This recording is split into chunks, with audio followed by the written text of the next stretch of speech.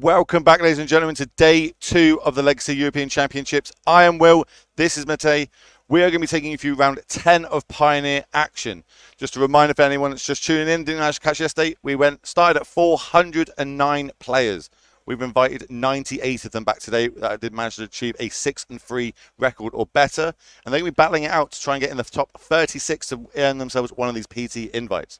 And I've said it numerous times yesterday, what's better than a PT invite today? The World's Invite. World's Invite. There are 2 of them on the line for that. We reckon to get a PT invite, we need to be working around the 11-4 record. So we've got 1 undefeated player, and they are going to be our main feature match. And it is a spicy one. It is not mono green. It is not grease sang. It is not red black.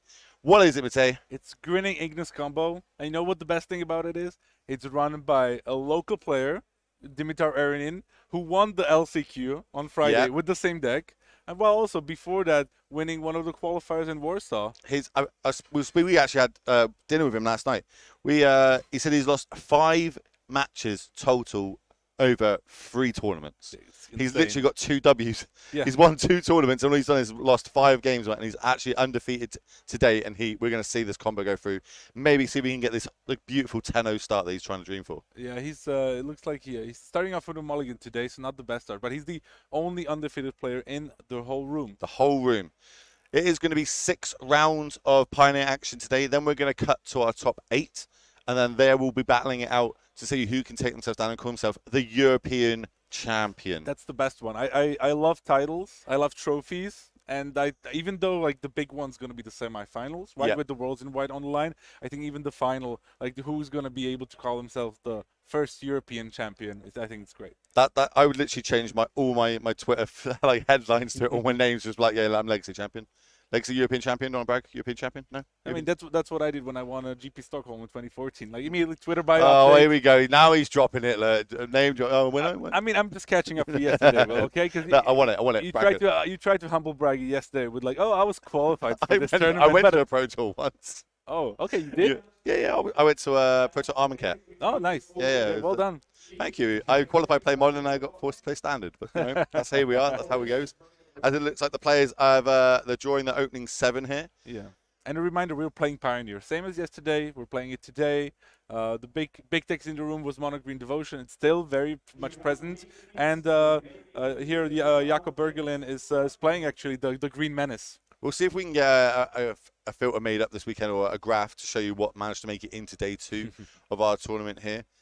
Looks like both players keep their own 7. We're going to lead off on just a land and right.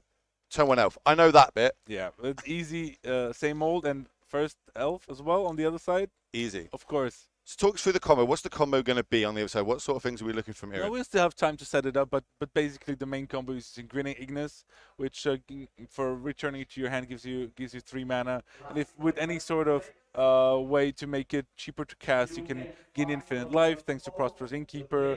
Hazardous Monument is going to be able to churn you through a whole deck. Look for the kill with something like Devilish Valet, which doubles in power every time you play a creature. So there's once you get the setup, it can be fairly easy to do. But I do want to touch on one of the comments in Twitch chat. Too early for a tournament? No, actually we're in Sofia, so a bit of a time difference compared to the rest of Europe. And it's actually live. We are live from Sofia. This is actually happening. You're watching live Paper Magic in the final where there are PT invites. I've missed this. Yes. So much. As we see down there, another elf, and that is going to be one of the key combo tools. Talk to us about that one. Look, Will, this is, you said you missed this. I missed Fauna Shaman. It's back. It was reprinted. Yes. I used to play it back in the day when it was legal instead. For the first time it was printed, and now it's back. It's only a one-off in Dimitar Erinin's deck, but it can really enable him to find Grinning Ignis, the key combo piece, or look for something like Prosperous Innkeeper, which then would allow him to try to go for the infinite life with somewhat of he still needs a way to make the Ignis 1 cheaper with like Hazardous Monument, or even Birgi, God of Storytelling. She's also very important in the deck, and there's many ways to do, but the Ignis is very important. You're getting some love there in the chat saying people have missed you in the booth. Oh, that's so sweet, guys. Can we get some emotes or some hype in the chat? Now we've managed to get Matej back in the booth. I mean, like, I'm enjoying this. Sitting next to you, casting this game of Magic. It is a beautiful day for me to be able to do this. Lovely to hear. Lovely to hear. I'm glad to be back. I've missed casting and but I miss seeing paper magic. I think that's the most important. But, like, Oh yeah, you've been casting a few tournaments I've done, already yeah. with Legacy. I'm new to this. I'm trying to I'm trying to learn as we go along. No, As we do see that on the mono green side, doing what they're trying to do. They're trying to ramp out for basically a big explosive turn next turn, right? But we're just passing the turn here. What can this mean? I think it's just leaving mana up for the Fauna Shaman activation, like having mana open. I think he does play collected companies. If he has that in his hand, that would be really good for him. That's what I'd be spelling here. I'd be like, there's an activation with a collective company chaser. Yeah.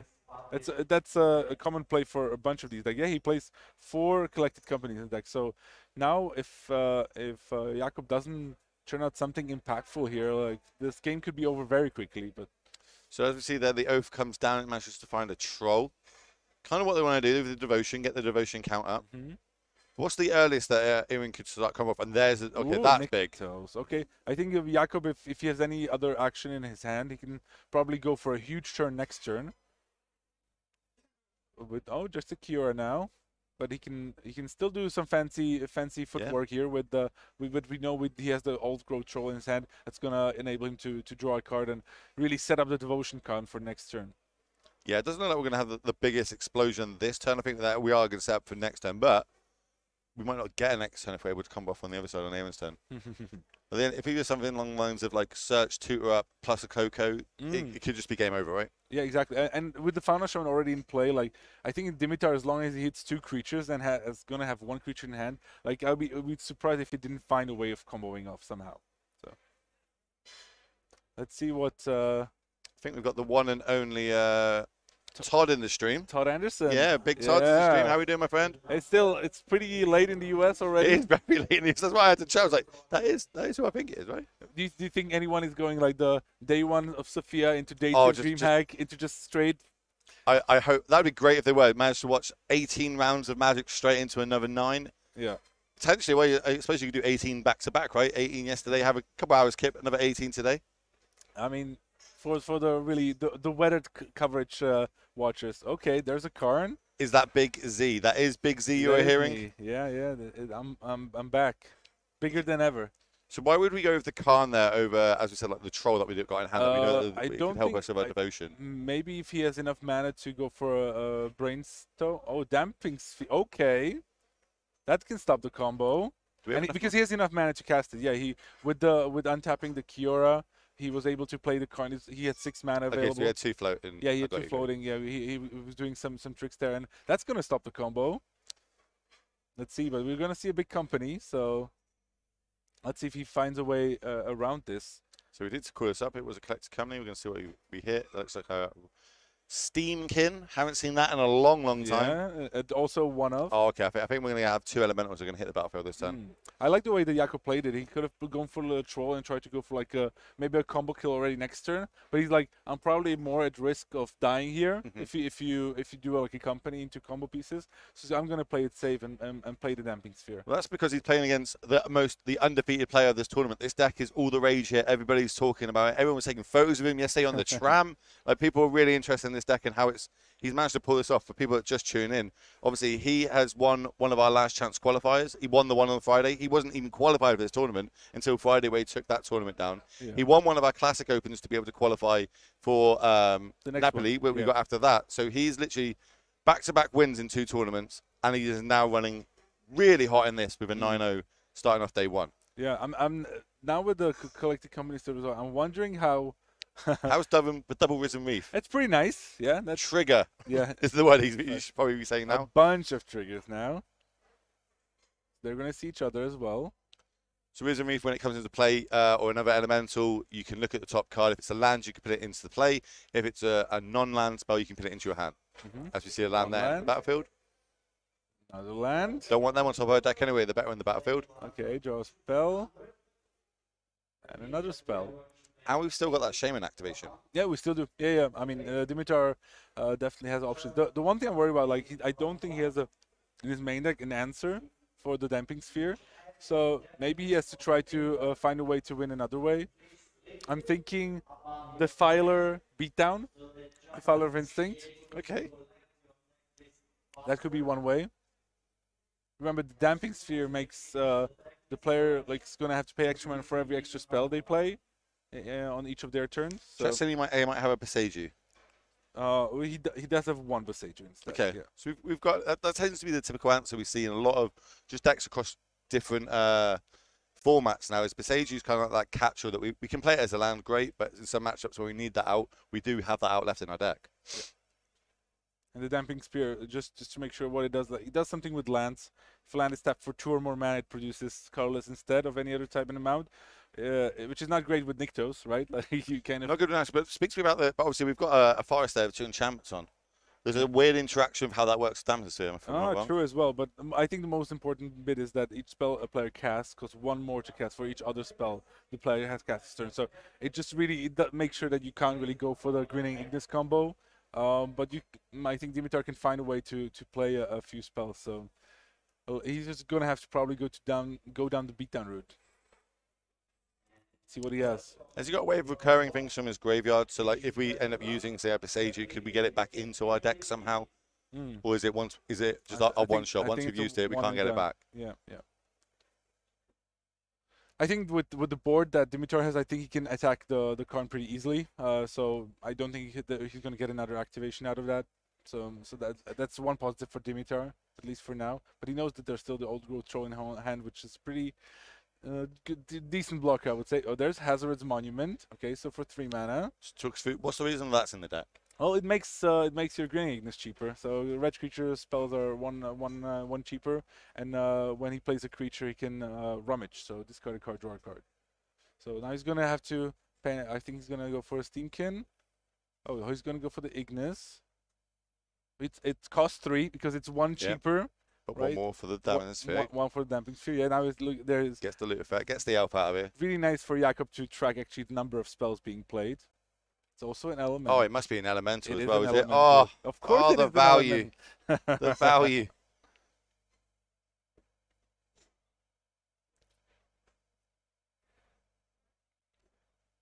Yep. So Ignis comes into play, and what else are we? This is already a nice draw engine. Like you're slowed down by the Damping Sphere, but with Monument, Ignis, like you're still and double Recent Reef, like you can still do some nice stuff. But I think we're gonna see an attack on the. So we've got 1 blocker. Yeah, we have to swing with everything. Yep. Otherwise, that elf will be able to get in the way, and the Karn will live. So it looks like it's all going. Which one of these? Do you like a trade here? Do you want to get one of these reefs off the battlefield? Are they just too much value? I think you might want to keep the elf around, but it depends also what he has in his hand. Speaking to Aaron yesterday, he said, "How many misplays did I make?" I don't know. like, not many people know what your deck does, let alone how it should be played and what misplays there are going to be. And he's part of a Discord group, and they all like talk about this deck, and apparently his Discord was going crazy. You should have done this, you should have done that, you missed this, and it's very hard to miss triggers. Now we're back to paper Magic. Obviously, we've had years of online Magic, all our triggers being done for us. Now we've got to remember them ourselves, make sure we don't miss them, make sure my opponent doesn't miss them. There's a lot going on when it comes to paper Magic, and then adds that pressure the fact that we are playing for Pro Tour invites, World invites, and more importantly, we have Matej commentating on you. That's the big one. That's the one that would make me nervous. Yeah, no, it's good fun. Now they're kind of talking about like how does this work with the Damping Sphere? So I know how it works. Okay, tell me. It's basically you can still, because when the land's tapped, it doesn't produce an extra 2 mana. It actually produces an extra mana on top of it. So it's like when it's tapped. So you will still get the 3 mana from this. It's like the pseudo effect. But for the Nykthos on the other side of it, the Nykthos will only still just tap for a colorless mana. So he now should have 7 mana in his pool, if I'm counting right, because he untapped the 1, 2, 3, 4, 5, 6, 7, correct? Yes. Yeah, he's now they're kind of he's now I think Jakob's saying like, oh, this is colorless mana now. He's just like tapping it like, oh, that's just number 7. So we're gonna have 1 green floating. Okay, yeah. Into a storm. Yeah, so very powerful card in this deck. Yeah, he's floating 1 green mana, I think now. Yeah. So he just wants some beefy like Cavaliers. There's one. There's one, yeah. He probably has some options, so.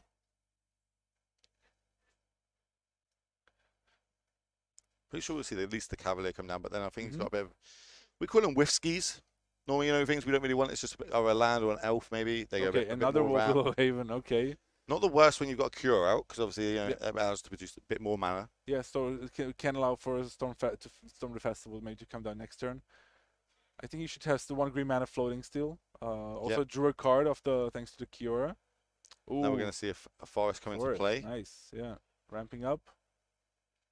I think the Storm of the Festival is guaranteed if the Kiora survives. And remember the Damping Sphere in play really just stops the combo from Dimitar.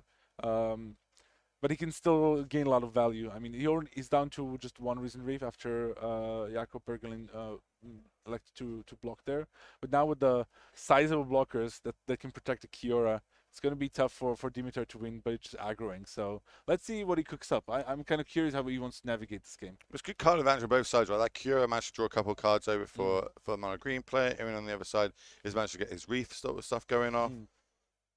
I still think with if Dimitar is able to play enough like cost reducers, he can still get quite a bit of value. I mean, eventually with something like an Innkeeper in play and the Defiler of Instinct, you can pay 2 life, ping something, and with the Ignis, if it's cheap enough, at least you can do maybe 2 or 3 iterations of the combo, so to speak, maybe even 4 to 5, even with the under the Damping Sphere effect. So.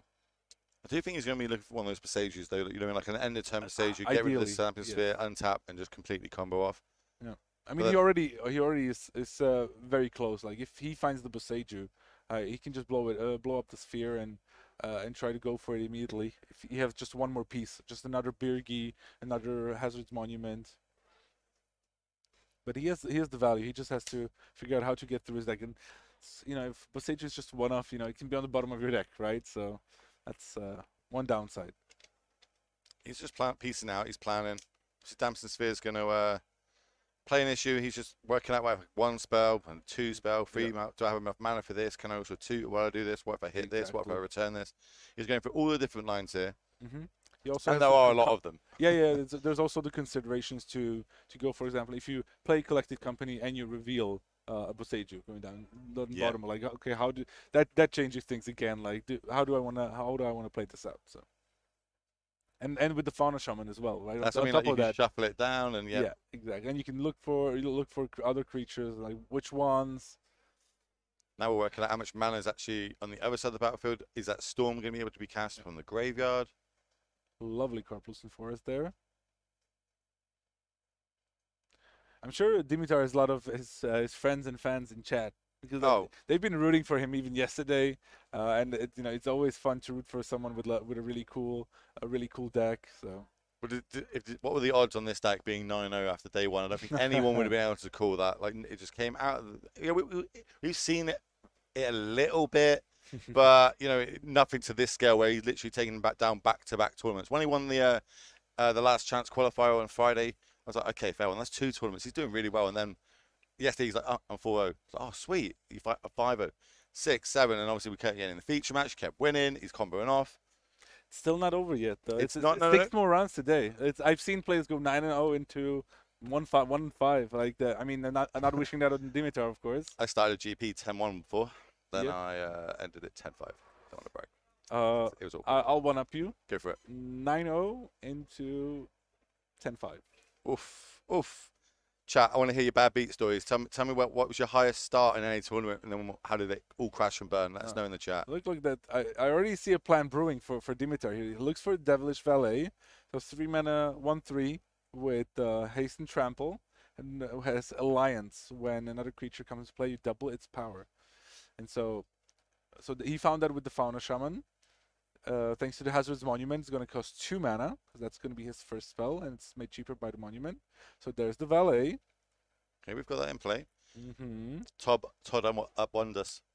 Started 7-1, and it went 1-7 after. Very nice. Rough. Yeah. Okay, so we're looting. We're going to loot here. Yeah, one of the Ignises goes to the graveyard. Okay, now, so he's probably. How many can he do here? So he's gonna return the Ignis for 1 red. He has 2 and a red floating. Now he can play it. Triggers the Monument. Yeah, gets another. But now it's gonna get exponentially cheaper, like more expensive for every time he tries to replay it. So every spell, obviously that's 2. Damage Sphere is on 2 at the minute. It means there are 2 colors will have to be paid for every spell that is cast for the rest of this turn. Yeah, so now the valet's power is 4. Because it was, 1, 3, 2, 3, now 4, 3. He's going to need a lot more than that. And it's not going to get through just the troll, let alone the Cavalier on the other side. yeah, but I think he's going for kind of like value here. It's kind of like he's representing the Devilish Valet, but I don't think that's he's going to win with it this turn.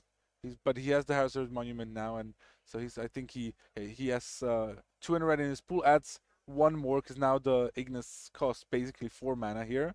Gets the trigger from the Risen Reef. Okay, and the 4 value. triggers on the Valet. Getting closer and closer. Yeah. Should that Damping Sphere be at 3 here? Yeah. Now it's he would. I think he'll need to tap out fully. Yeah. For the last activation of the Ignis, and you see why is he doing that? But I think he's setting up for next turn. Is what I'm thinking he's doing. Like the Valets now has a 5th activation, so it was 2 powers on the first one, 4 powers on the second one, 8 on the third one. And so 16. I think it's a 16-3 now, which too small. We're 1 behind, aren't we? Okay, no, it's he's noting power now. Okay. So I might have miscounted. Yeah, not 4 triggers, it's just about Valet's power. Yeah, my bad. And can we do this all again next turn to keep growing it? That's what I'm thinking. What Dimitar is going to try to do next turn. Yeah, next turn he's going to get a lot more mana available because this turn he already cast the Valet. Right, so he's had to spend some mana on it already, and it's like one of the spells for Damping Sphere.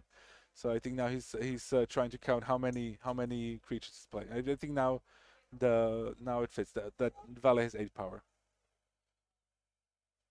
There's nothing crazy on the mono green side here that we could end up just. Well, I suppose we can just straight up lose from next turn. But then the Damping Spheres could obviously stop that a little bit. Yeah. I'm thinking that one of the things, like Damping Sphere has slowed him down already, but I think Dimitar can probably try to win next turn, try to find a way next turn. I was hoping he would play another. Okay, swing. Oof. Jeez. So that is should be an 8-3 then. I think the dice are noting the power. So what's the reason for attacking now? Because obviously we could just chump.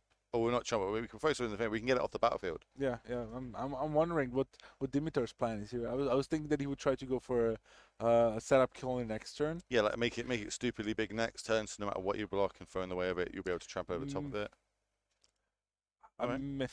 Maybe he's trying to kill the Kiora, forcing the double block, so that well, he can only kill 1 creature. On the other side, if you do kill the troll turns into the champion on the forest. That doesn't tap for 2 green. Yeah, and if the Cavalier dies, then he can return a Karn. And to be fair, like I think Dimitar already has like the combo piece in hand. But if the Valet dies, that's this is the part where playing a rogue deck really comes into play. Dimitar surely has some sort of plan. I don't know what the plan is, but it's some sort of plan. So. We do see this trade. I imagine we're going to see the Cavalier exiled. And Karn on top. Yeah, that's not surprising. The Cavalier should definitely be exiled. It exiles itself, I believe, to do that. Yeah, it does.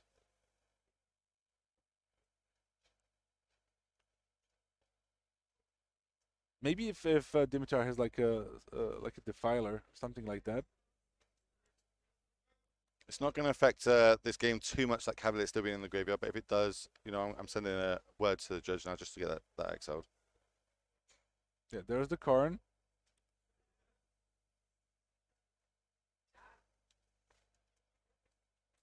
Now he's gonna get. I wonder, like so many options. Like Godfarer's statue is pretty good at trying to lock up the game. He could also maybe go for a Sky Sovereign just to kill the Grinning Ignis. There's already 2 other ones were already discarded by Dimitar. Let's see. Maybe not sure if he can go for the combo kill with the Chain Veil. With the Damping Sphere in play, I think that would be tough. Yeah, there's the Cavalier that gets exiled. Thank you, judges. Thank you, Will, for. We must be saying how good the judges hitting on this tournament and making it run so smoothly and efficiently this weekend. It's been a really good tournament as a player to be able to cast on, and they're helping us bring on this paper magic for everybody here. Yeah. Still going through the options and. Okay. Ooh, Stonebrain. That's new. That's good when it's open deck lists. Yes. So one mana floating. Not sure. Okay. Oh, he already used the cure. That's why. Okay. So. Oh, he has the Boseiju He's got in the hand. Boseiju in hand. So he was setting up, but he's gonna get the Defiler now. But he's gonna see the Boseiju in hand. Is there a way for Dimitar? I imagine there is. Yeah, Like surely. He can get infinite life with the Innkeeper. but that doesn't matter against the mono green deck because they've got the mill combo, right? True, exactly. So with the Defiler's gone, does he have a way to actually win the game? Let me have a quick pop and look at the deck list because the Valet's gone now, right? He I'm not saying threw it that away last round because yeah, he surely had a plan, but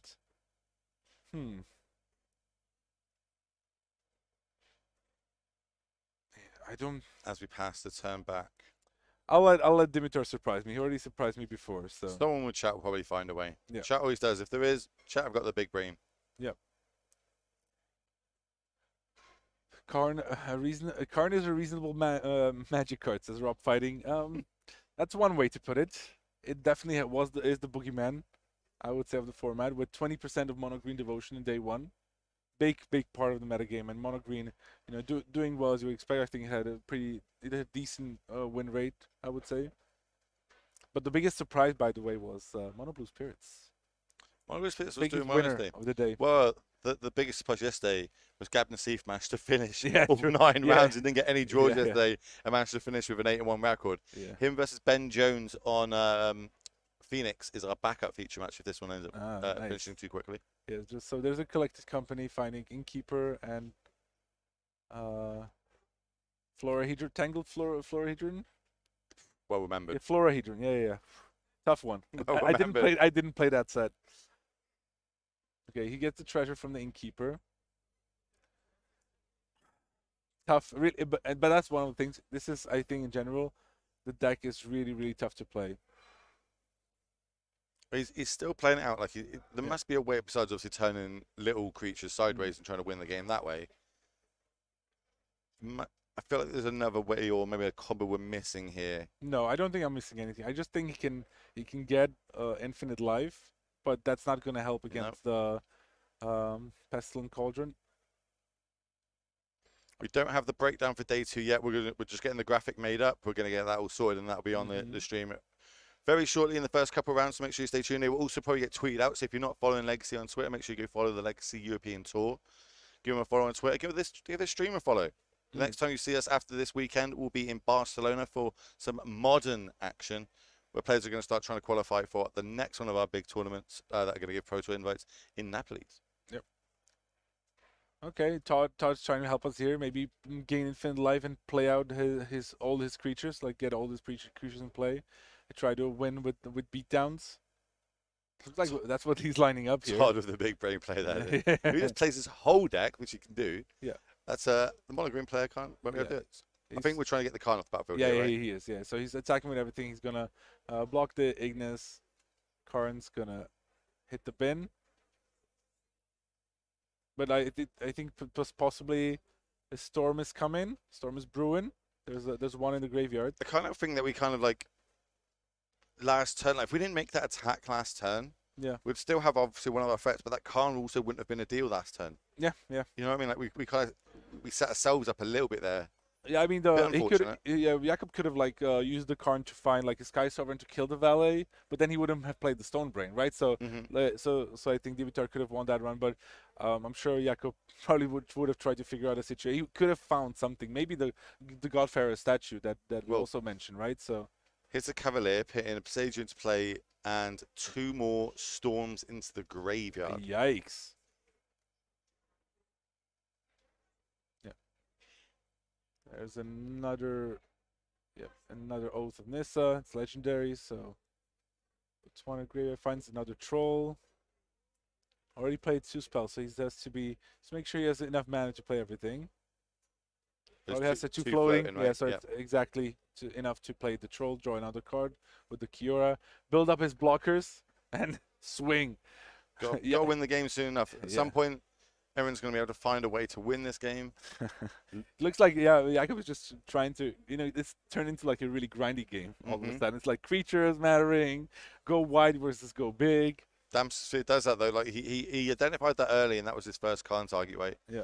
Go Damsphere. He's survived to now. He's managed to utilize his cards a bit more than he would have been if it, realistically, he could have been dead by now if that Damsphere wasn't on the battlefield. So he knows how to play. It's open deck list tournament for people just tuning in. All weekend for this tournament, it's open deck list, so you get 3 minutes before the round starts to look at your opponent's deck, see what's up on that side of the battlefield, and then you can only ever do that in between sideboarding. You can't just look at it during the game. As we see another Innkeeper come down there. Yep, Innkeeper. So he has 2 Innkeepers now. If he blows up the Damping Sphere, he can gain infinite life if he has the 4th Green Ignis. You cannot make mana through Nykthos while there's a Damping Sphere on battlefield. No. I mean, you can make it one colorless mana, well, yeah, right? that is like, you can make one colorless. Yeah. You just cannot use it for its devotion. Yeah, so it's just weird, the interaction with how Wolf Willow works and how Nykthos works and how the Troll works when it's an enchantment on a forest. 2 of them get stopped, 1 of them doesn't. It's a big interaction. I'm sure there's going to be a Reddit post. It's like, if you think about it, it makes sense because the Damping Sphere influences the land, and the Wolf Willow Haven like creates the mana when the land gets tapped. It's not an ability of that land, so from that perspective, it does make sense. So. Let's just see another collective company here. Yeah. Looking at our top 6, we're going to pick 2 creatures into the battlefield. There's a Steamkin, there's an Elf, there's 2 land, and a Monument. 1 more card, and is that another Elf? Yeah, just another Elf. So Elf Steamkin. It's going wide. I love Runaway Steamkin. That is one of my favourite cards to play with when it was in Standard. Oh yeah, back in the day, I used to love playing that mono red deck. You can still play mono red with Steamkin. Some players actually try to play it in these red aggro decks. You can do some crazy things with it.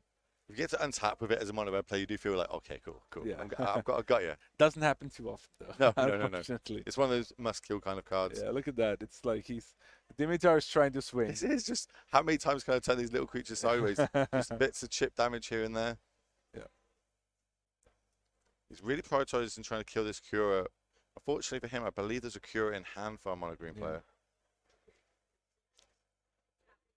But I think there's going to be enough mana. 5. Yeah, if he plays the line, he has enough to storm the festival even without the Cura. So he's got enough on the battlefield, right? 4, 5, plus the other 5. Yeah, we're already up there. Yeah. So Cura down. I mean, like, you might think, like, why is Dimitar playing this out? And like, there's a way. Maybe you can win by attacking enough, right? There's definitely, it's an option. It's unlikely, but he has to try. Okay, he's gonna just play another Bergie. He's trying to count how much it's gonna cost. Made 1 cheaper by the Monument, but 2 more expensive with the Damping Sphere. But I think he had an Elf. I think has the treasure. So. Yeah. In theory, maybe Jakob can deck himself. I don't know. He goes too crazy with Storm of the Festival and doesn't find a way to win. I can't say I've done that yet. I play mono green. I've come close, but I've never actually managed to achieve it. So we're going to start with 4 mana, play a Cura, so we're going to have 1 floating here. Cura's going to untap that. Forest, it's got all the Wolf Willows on it. Tap it again. We're going to go up to 5 mana, 10 mana. And then the 11, I think that's going to be a Storm from the graveyard. Yep. I mean, the mono green deck has so many big creatures. Like, even the Lair is a great blocker and attacker. He has. Well, there's a Clan and a Cavalier. Ooh. Yeah, trigger. It draws from Cura, then gets the Cavalier trigger. Yeah, it finds a forest. Yeah, Damping Sphere. How many cards have we seen now? Is it 2, I think. Well, we've seen the same one twice, right? That's what true. Yeah, yeah. So he should have plenty of. Again, his sideboard, he has a Cityscape Leveler, another big dude, 8/8 Trampler, and there's also he has 2 Sky Sovereigns. I'm just gonna need 1, and also a Woodcaller Automaton create a very, very big land as well. So just trying to think, like, if there's a way that Aaron can get rid of all the Khans, like maybe they come into play and they get something, the Khan gets something impactful on the board, but doesn't go for the infinite mill combo, then if we can get these Khans off the battlefield, the infinite life would be enough. Yes, in theory, yes. I mean, the fact that the mono green player can also has the combo of its own, right? And if the damping sphere not in play, that allows it to do the restorative burst to loop as well. So we've got to play it out. We've got to make sure we kill all the Khans, and there we go. We see the card. Yeah, the namesake the card. Pestilent Cauldron, which has which can be used to mill out the opponent. Also has another side which returns some nice permanents. There are 2 Khans we believe left in the deck. One's in the graveyard, one's in play. I've never seen a game where the player kind of goes through like his whole sideboard, like with cards, like, oh, I'm running out of options here. And funnily enough, actually, yeah, there is Godfarer's statue in the sideboard as well, as the Chain Veil, a couple of others. I'm thinking if he has a way to make black mana, but it doesn't look that way. I think we're lining up our creatures to see if we attack with everything, can I get this Khan off the battlefield? I'm now thinking, how does Jakob make black mana to actually use the Cauldron? I don't think he has. I don't think he has black. He doesn't run Bankbuster. So I think maybe that could be, you know, the Gigabrain move from Dimitar to try to maybe force a situation where he gains it. Sylvan Carroted. No.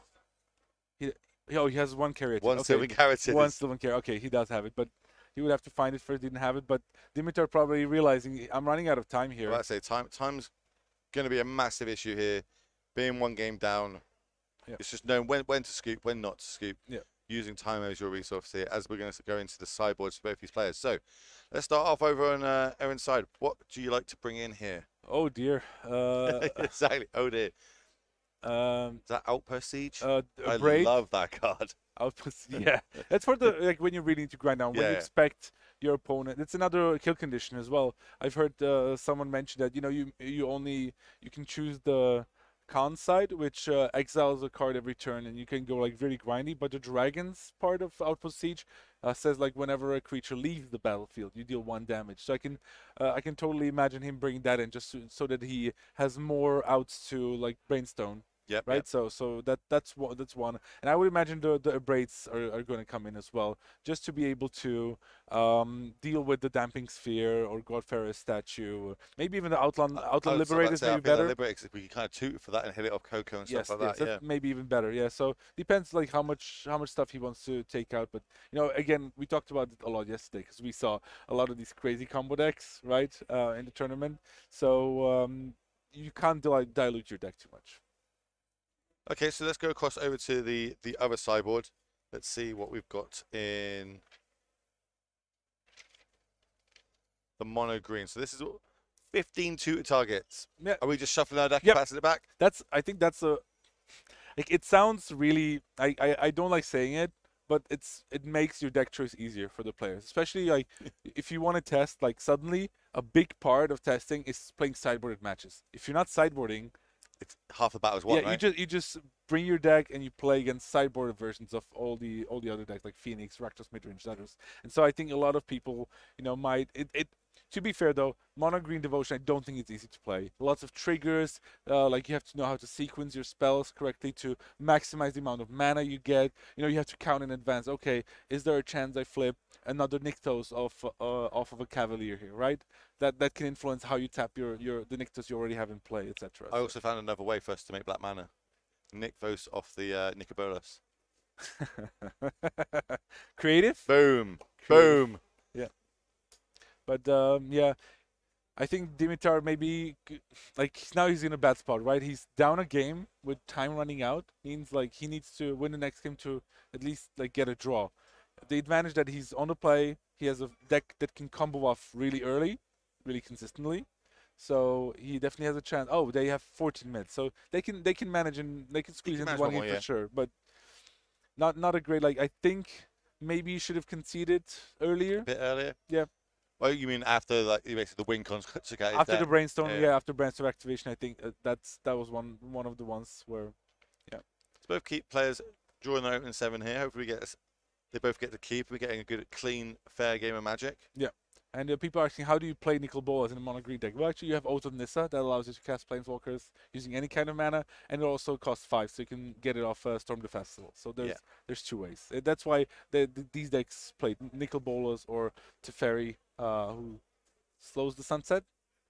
So it looks like both players are going to take a mulligan here. They're not happy with what they got. Interesting. But yeah, there's multiple ways. We sometimes see Teferi in these mono green decks.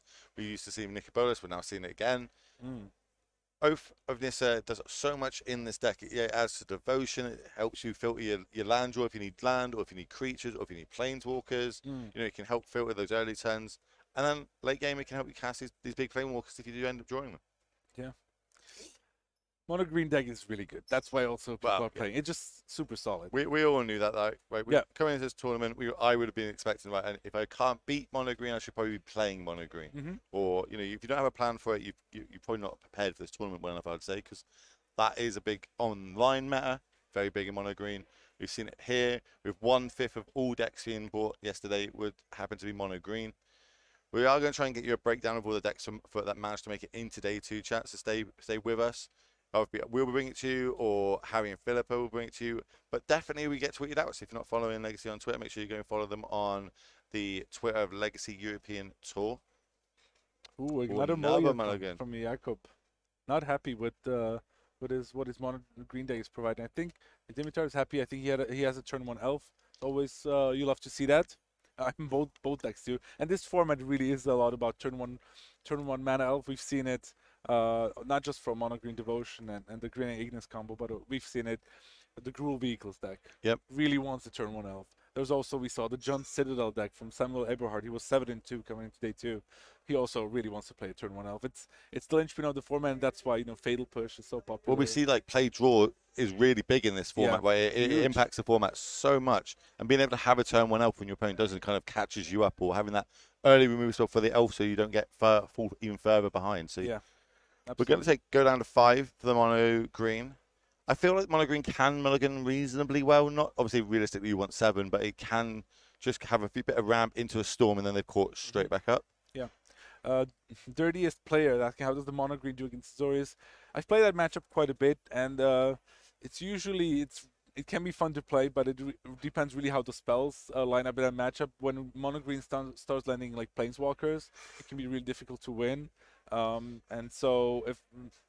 you have some answers to some of the creatures. You have lots of counter spells in the blue-white deck, so it really depends also on the amount of sideboard cards you can bring into the matchup. And it's even then, it's like sometimes they just go turn to Kiora, you don't have the counter spell, and the game's almost over. As you see the stomping ground leading off the game into elf. I think that's the lower elf, is it?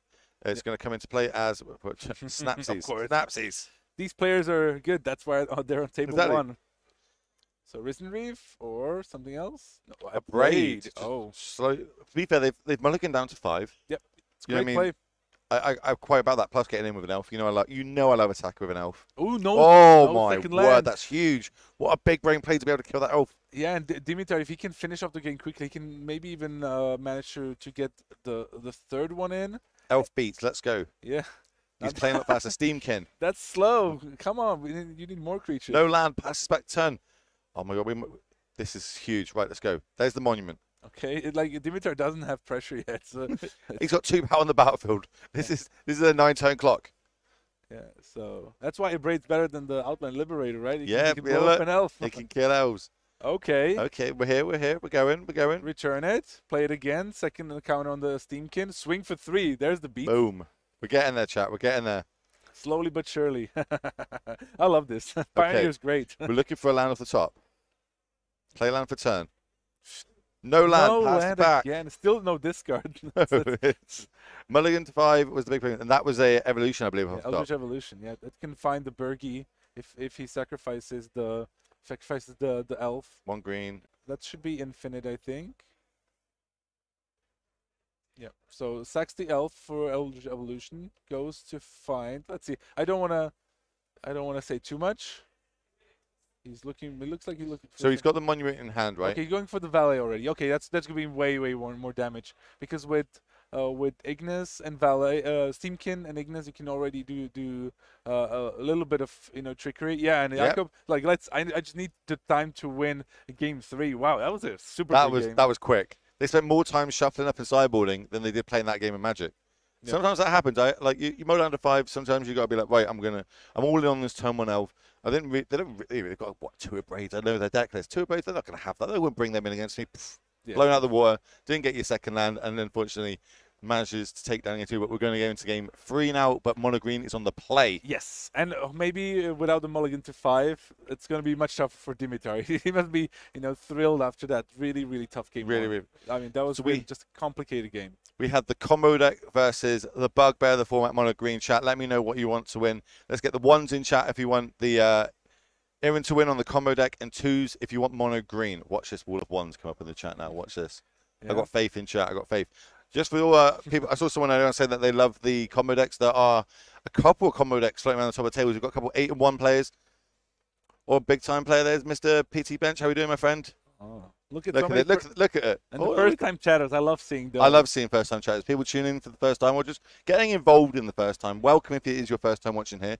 Just a reminder of what's happened this weekend while these players are sideboarding up. We started yesterday with 409 players for the Legacy European Championships. They all bowed it out yesterday. Anyone with a 6-3 record got invited back today. That was 98 players. Only one of them is undefeated, and you're seeing him right now. That is Aaron on the left of your screen. They are going to be battling it out today they basically want to get in the top 36 because then they'll earn themselves a PT invite. But what's better than a PT invite? World invite. The top 2 players from this tournament will get an instant invitation to the World tournament that we just saw it happen in Vegas only a few months ago. I happened to be there. It was a beautiful little holiday for myself. We do reckon it's round about an 11 wins should get you a PT spot, and then the top 8 we're looking at maybe like a 12 and 13, kind of the old GP style. As we go back to the game, it looks like we've kept it open in 7s, and it's turn 1 into an elf. Yeah, elf into an elf. These elf. guys are pros. They know how to do it. They know every how to time. play, yeah. Work 60% into a troll. Okay, that's a big hitter.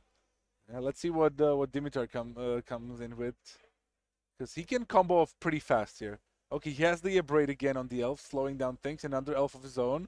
Maybe if he has something like a collected company, he can already try to set things up. And now with mono green not going to have like more than 3 mana, it's very good for Dimitar for now. I think we drew a Nykthos off the top that turn as well. If he gets another good play here. No, just the pass. Okay, interesting. Let's see what... There's a chance. Let's go. And both players are playing fast. Like, they want to finish. Yeah. A draw is not the end of the world. It's going to be slightly better than a loss for these players, but realistically, we want to be winning, right? So the reef. Trigger. Card goes to a hand. That was the monument. Yeah. 2 mana. Okay, okay. So we're threatening. Good. We're threatening already. Yeah. Off the top. It looks like another land. So I think there's a Sky Sovereign in hand. I think we're trying to get to that 5 mana. He sideboarded. The mono green player brought in 1 Sky Sovereign. He has 2 in his sideboard. I don't hate that. I honestly think that's really neither. Monument off the top again. Okay. Do we have Ignis?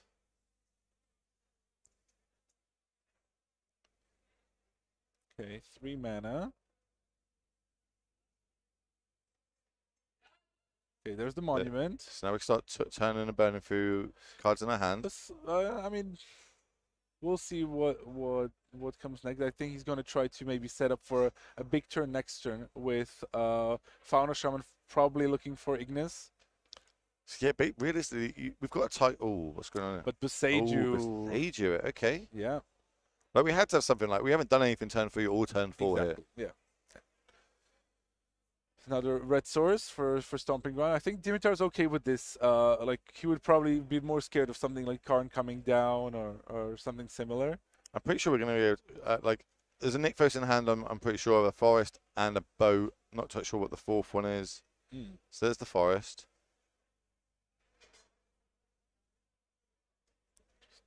Like, we can't take 2 more hits of this. We're going to drop ourselves down to 8 life here. Yeah, if he maybe Jakob can play like a Cavalier.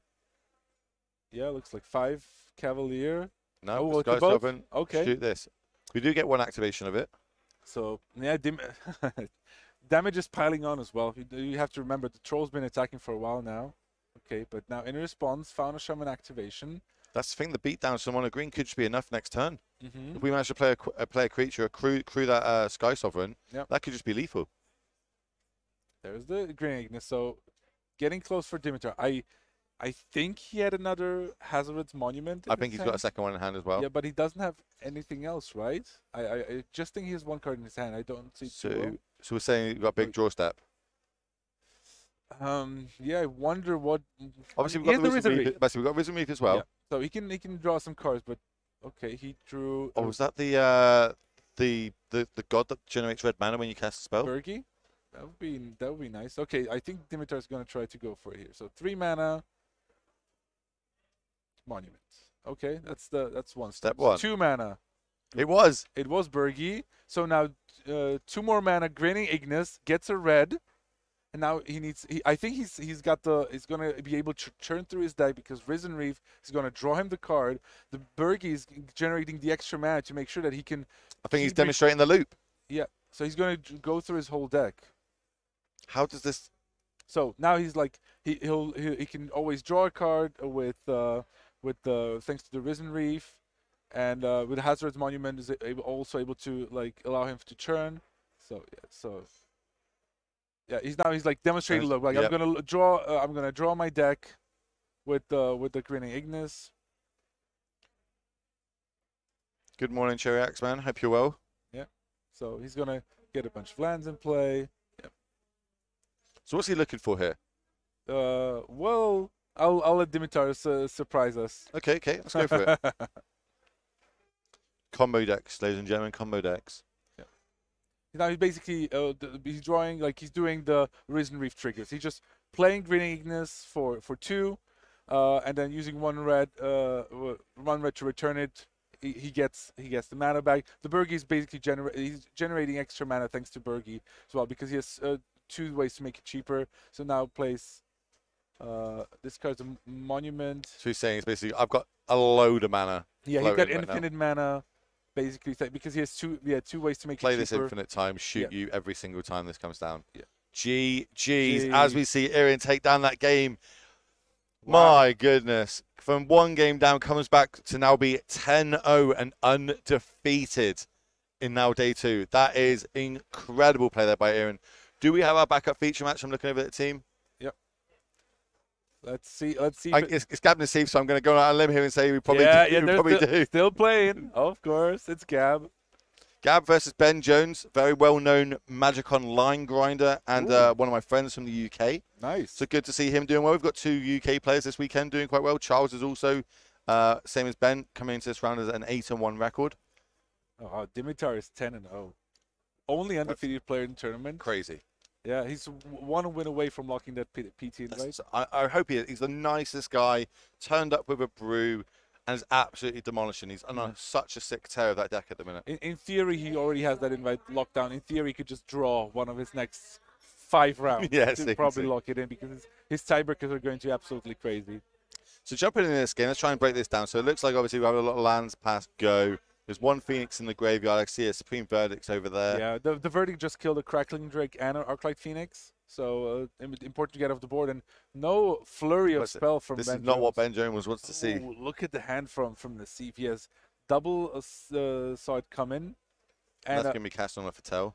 Yeah, and I think it's the Tension Sphere, Dovin's Veto, another Supreme Verdict. So I think at this point, the Thief is just looking for a win condition. Okay. How many is he playing? I don't even know how he plays in this deck. Yeah, let's see. Another consider. Couple of Yellow Hat fans in chat. Oh, I'm sure there's many. Very popular online streamer. One of the OG Magic streamers, I would say. And there's the Treasure Cruise. Yeah, I mean, Gab the Thief, 2-time Pro Tour winner, at least, and Pro Hall of Famer, and just like what a proper MTG stud. I think we started this weekend with 4 Hall of Famers, and I believe he's managed to outlast the other 3. It was Frank Carlston, Martin User. Oh, Martin User made day 2, didn't he? No, he did. Did he not make the 2? Okay, so yeah, he managed to outgrind them or outlast the other 3. He's the sole Hall of Famer left in this tournament.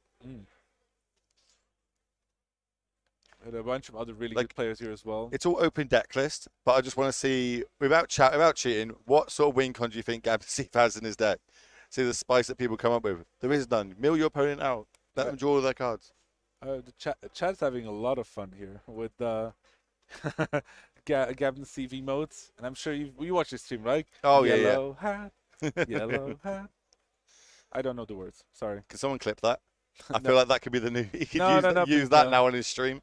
No, partly. No, as we see like Arclight Phoenix coming down and Gap thinking, it's one of my kind of fears when I look at like Piotr Glogowski canister stream, right? He has the sound where it's like a subscriber has like, oh, he's one of the best control players in the room, right? It's like Simon Gertzen being clipped there. I mean, it's always, you can always find something. So Patel again, I believe that was the counter spell one. Yep. As he passes the turn back to Ben Jones. Draws a land for turn and passes. And Ben Jones has like a disdainful stroke in hand as well, so it's cycle. Ether Ghost as well. Wow. Now, is this, to me, Ben Jones doesn't want to be doing this. He doesn't want to be going up against a control deck with also playing as a control kind of deck. Yeah, I think then Steve just drew Behold the Multiverse, and that's actually a good card. Exactly what he needs in this matchup, because and now Ben doesn't have any pressure. He does have a bunch of counterspell like the Stroke. I think I saw Spell Pierce as well. So it's more on Ben Jones to try to force something.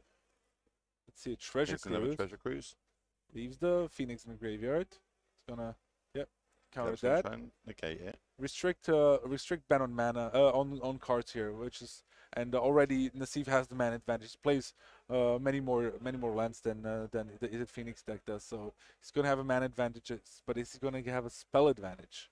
Thinking about playing the Behold the Multiverse, he's kind of thinking, okay, I'm worried about Mystical Disputes, I'm worried about Spell Pierces, maybe Disdainful Strokes as well, and yeah. There's a stroke. Gab draws the counter spell. He probably would have wanted that situation, but here we are. It's fine. I think Nassif can just wait it out, try to draw his Wandering Emperor, maybe draw his Teferi. There's a Storm Giants. There's a threat. Yeah, hold the that Gab's going to have a real hard time interacting with. But then there's a Teferi off the top. Yeah, are we going to see a counter battle? Another stroke. Veto that. Veto that, yeah. We just get confirmation that there is now 3 minutes left of this round, chat, for these two players. 3 minutes plus extra turns. That was a really good sequence of plays. Like the double stroke really countered Teferi and tapped Nassif out. So now there's just this is Giant. Giant's getting turned sideways. Yeah, whole of the Storm Giants attack. Put Nassif down to 4, and just, he plays Field of Ruin, but he doesn't have one now. And this just could be it. If I say big draw.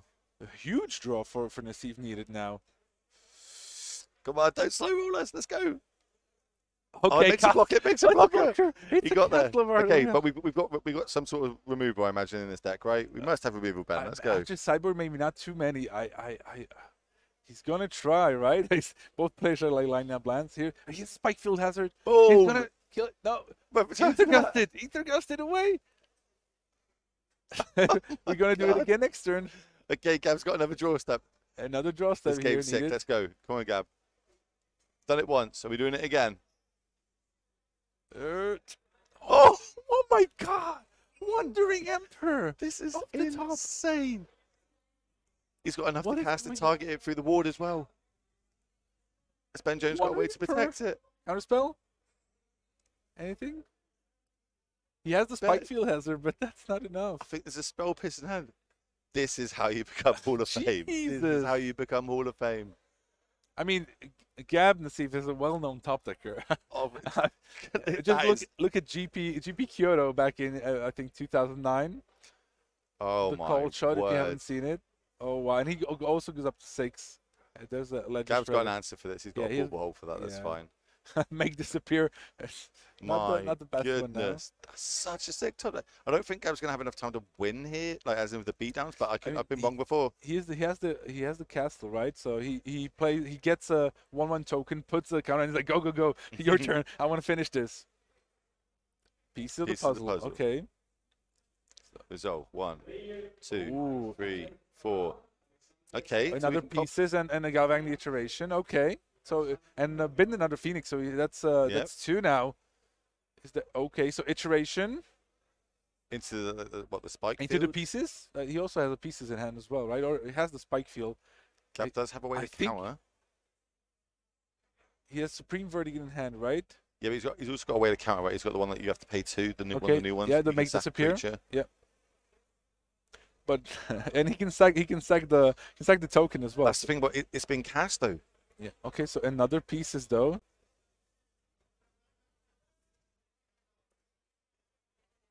I think. Oh, now he wants to. Yeah, so this is double. Yeah, he could sacrifice a token and target each, making him pay 2 for each. Yeah, but I think that's going to trigger it's going to trigger the Arclight Phoenixes. Yeah, he's got no way out of it. There's 2 Phoenixes in the graveyard. But I don't think he had any out of it anyway, despite all these top decking, because Ben Jones still has the Spike Field Hazard. He could have paid. He didn't even have to play. He could have just played the Spike Field Hazard. Oh my God, Ben Jones! Ben Jones is gonna win it. He's gonna just get back the Phoenixes and swing in the air for lethal. And there's the oh my word! From Gabnasi were not enough, as Ben Jones draws the pieces of the puzzles of his own and is able to mill the second Phoenix and string together 3 spells in his turn to attack for exactly 6 that was life. 4. What a game! 4 top decks back to back by everybody. Jeez, that is great game. That was great. Great to see both games there in the feature match we saw. Come and jump in on that game 3 there. Amazing to see how Gab just before he got back into it. Before he was there, and then Ben Jones like, your top decks, cheers then. Mine come down and he goes get there. That we had the common decks. We've now still got an undefeated player in this tournament. We still have got Gab to see to just drop down to 8-2, but Ben Jones advances to 9-1. Obviously, we work out the record we want for the Pro Tour slot is around about 11 wins. Top 8 is around about 12 wins. So, going back to that, fingers crossed that players can start dragging it out. This is day 2. Those are 98 players going into it. That's going to be us for the end of the round. The round is finished. We're going to hand over to Harry and Filipa. They're going to take you through round 11. We'll be back super shortly. I'm Will. This is Matej. Speak to you soon.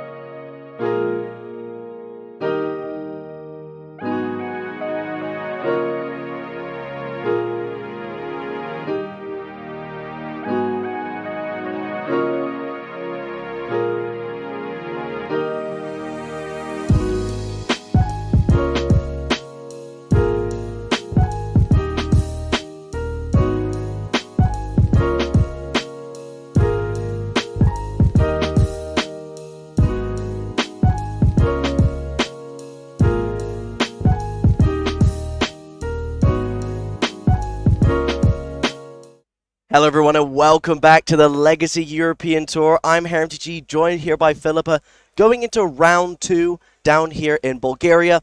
Filipa's wearing red, I'm wearing black. It's going to be red-black here down in the feature match area. We did see Ben Jones steal out a quick win against Gabriel Nassif there in the last round. It was actually really tense. I was there watching from the sidelines and yeah, it was intense watching that match. It was insane. Did you get to catch the end of it? Yeah, I was suffering from Nassif, just so many lands in a row, and then your opponent had exact lethal. And if Nassif untapped, I don't think he could lose anymore that game, so pretty rough there. Yeah, definitely.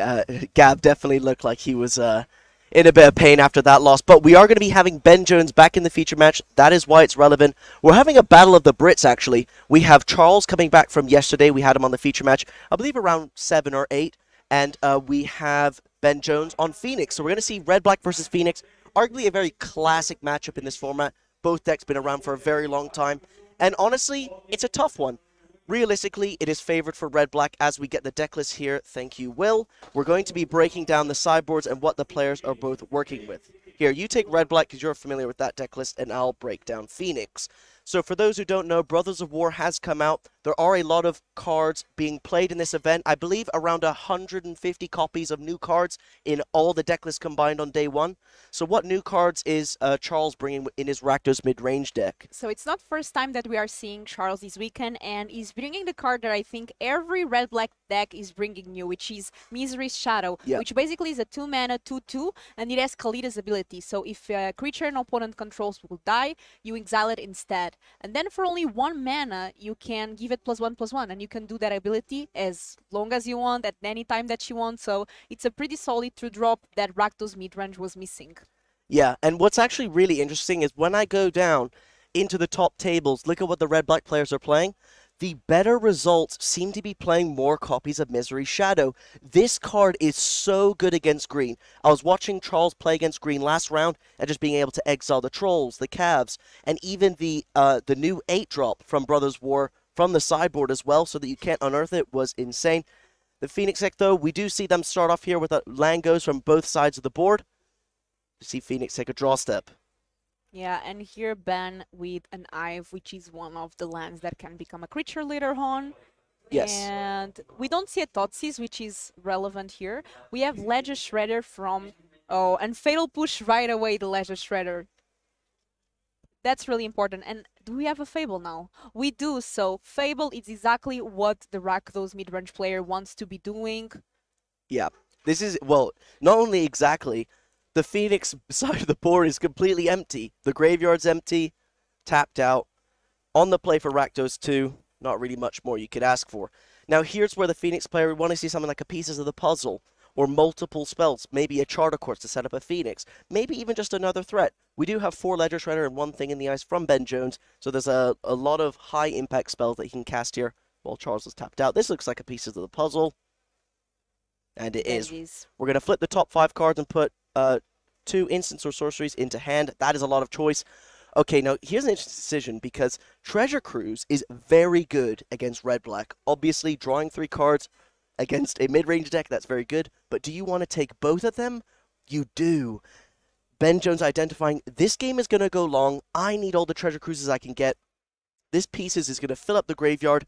And while it may seem risky to take both, don't forget, Charles can still have a Thoughtseize, top deck a Thoughtseize, or find a Thoughtseize to get rid of one of those Treasure Cruises, so taking both seems fair. And not only that, but these are open deck lists, and you can see that Charles' pre-sideboard doesn't have a lot of ways to remove the graveyard, so it seems like a solid choice already with a lot of cards in the graveyard to be able to get that Treasure Cruise for cheap.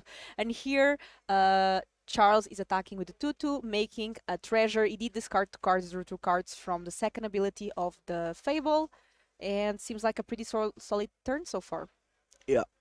And how many Shieldreds does Charles play? Does Charles play any Shieldred in the main? It does. He does play 3 Shieldreds. Okay, so that is a card that is very good against Phoenix. You'd be surprised that the card that causes your opponents to lose damage if they draw cards would be good against Phoenix, but it is.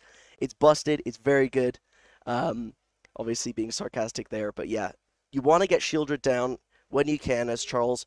But then the problem is it dies to Lava Axe. So it's like, you got to navigate around the removal and when is the best time to cast it, as well as also just straight up having it in hand. Yeah, and here a Croxa was played and a Galvanic iteration into the graveyard, which is not too bad since he can come back from the grave, right? So yeah.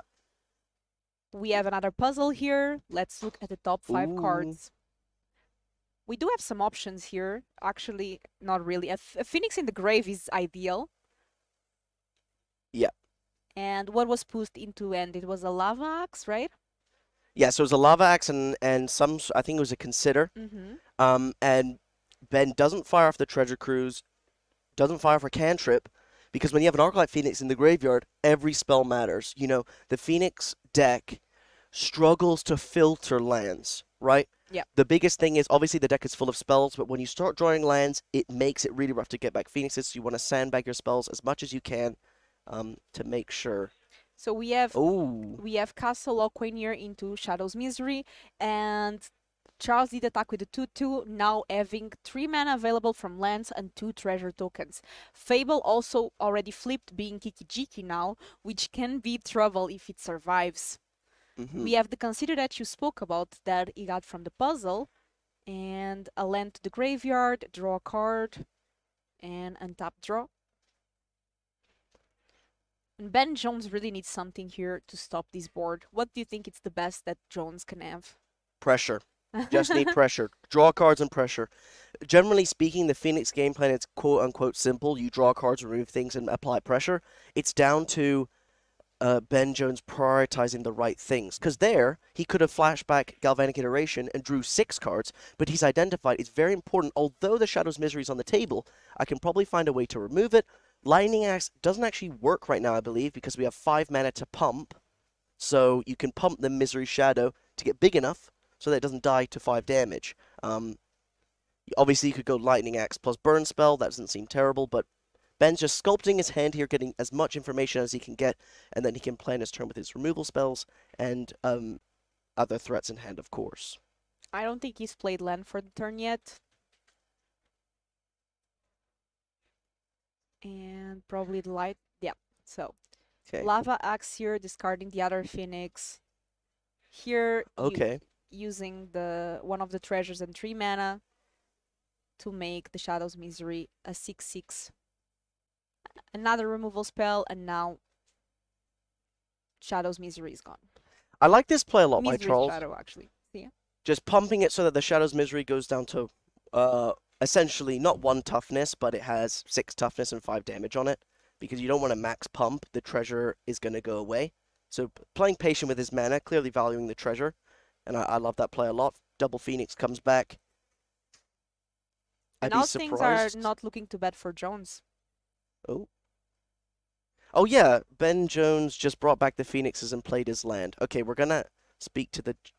Okay, well, these 2 players are very good friends. So I assume that Charles just said there, look, you played the land after the triggers, but I will let you... Yeah. Or no, the Phoenix didn't attack. No, he said you didn't go to combat, I believe. Yeah. Okay, so playing like you should, Ben accidentally playing that land, meaning it is post-combat. Do not forget, this is professional rules enforcement, not competitive. Yeah. So the rules are very strict and more almost train track-like, because you've made day 2 of this event. It's a Pro Tour level, so that is why the Phoenix is not tapped. Okay, so we're attacking with goblins and making treasures here, because the Fable of the Mirrorbreaker copied the goblin. Yeah, and things looking really, I would say, like, I'm not sure who's favored here. I think maybe at this point the Phoenix deck, right? Yep. Charles only has 1 card in hand left, and with access to the Phoenixes in the grave, Galvanic Iteration, let's... Temporal Trespass. Temporal Trespass, that's taking extra turn after this one. And so then another one because of Iteration, yes, right? Yes. Okay, but you need a land and a spell, because I believe only... Oh no, you cast the 3rd Temporal... Oh, okay, it was cast post-combat? Okay, so the Phoenix doesn't come back. Sure. So we're gonna... This is the extra turn, and we have another extra turn after this one. Exactly. So we've got to keep track of that. So this is the first extra turn. That's from Chart, of course. Yeah, Charter Course. Draw 2 cards, discard 1. Let's see if there's another Phoenix in hand. Probably not if Jones is thinking so much. Evaluating this board state, I actually put it quite heavily favored against Ben. Yeah. Because he's got the Phoenixes, he's got a load of cards, and look at Charles' hand. I think he only has 1 card in hand. The Flip Fable is good, but with how many cards Ben is drawing, his deck has a lot of 2 damage instant spells to get rid of the Fable to make it not a problem anymore. So I'd be very surprised if Charles even has a board to untap with after this turn, or after these 2 turns, I should say. Because don't forget, there's an additional turn after this one because of Temporal Trespass. Completely agree there. It's definitely looking better and better for Jones. And Leather Shredder here, and now we are going for the second turn, so the last extra turn. Don't forget, one of the extra turns is from Galvanic Alteration that copied the spell that gives the extra turn, so...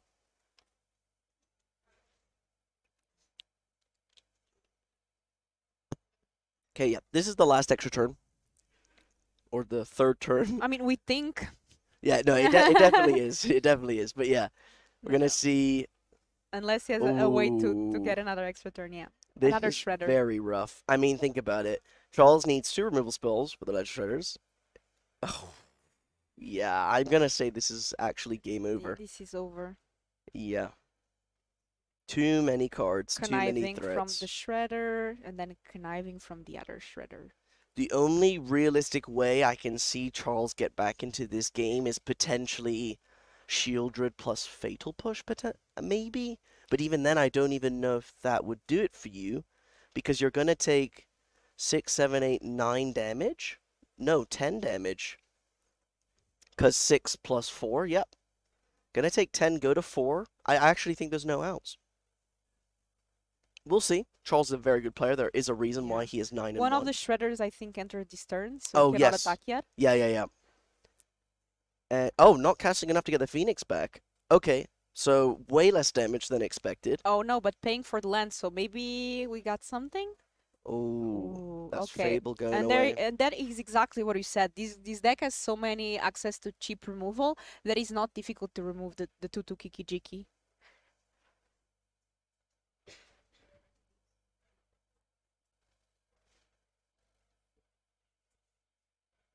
And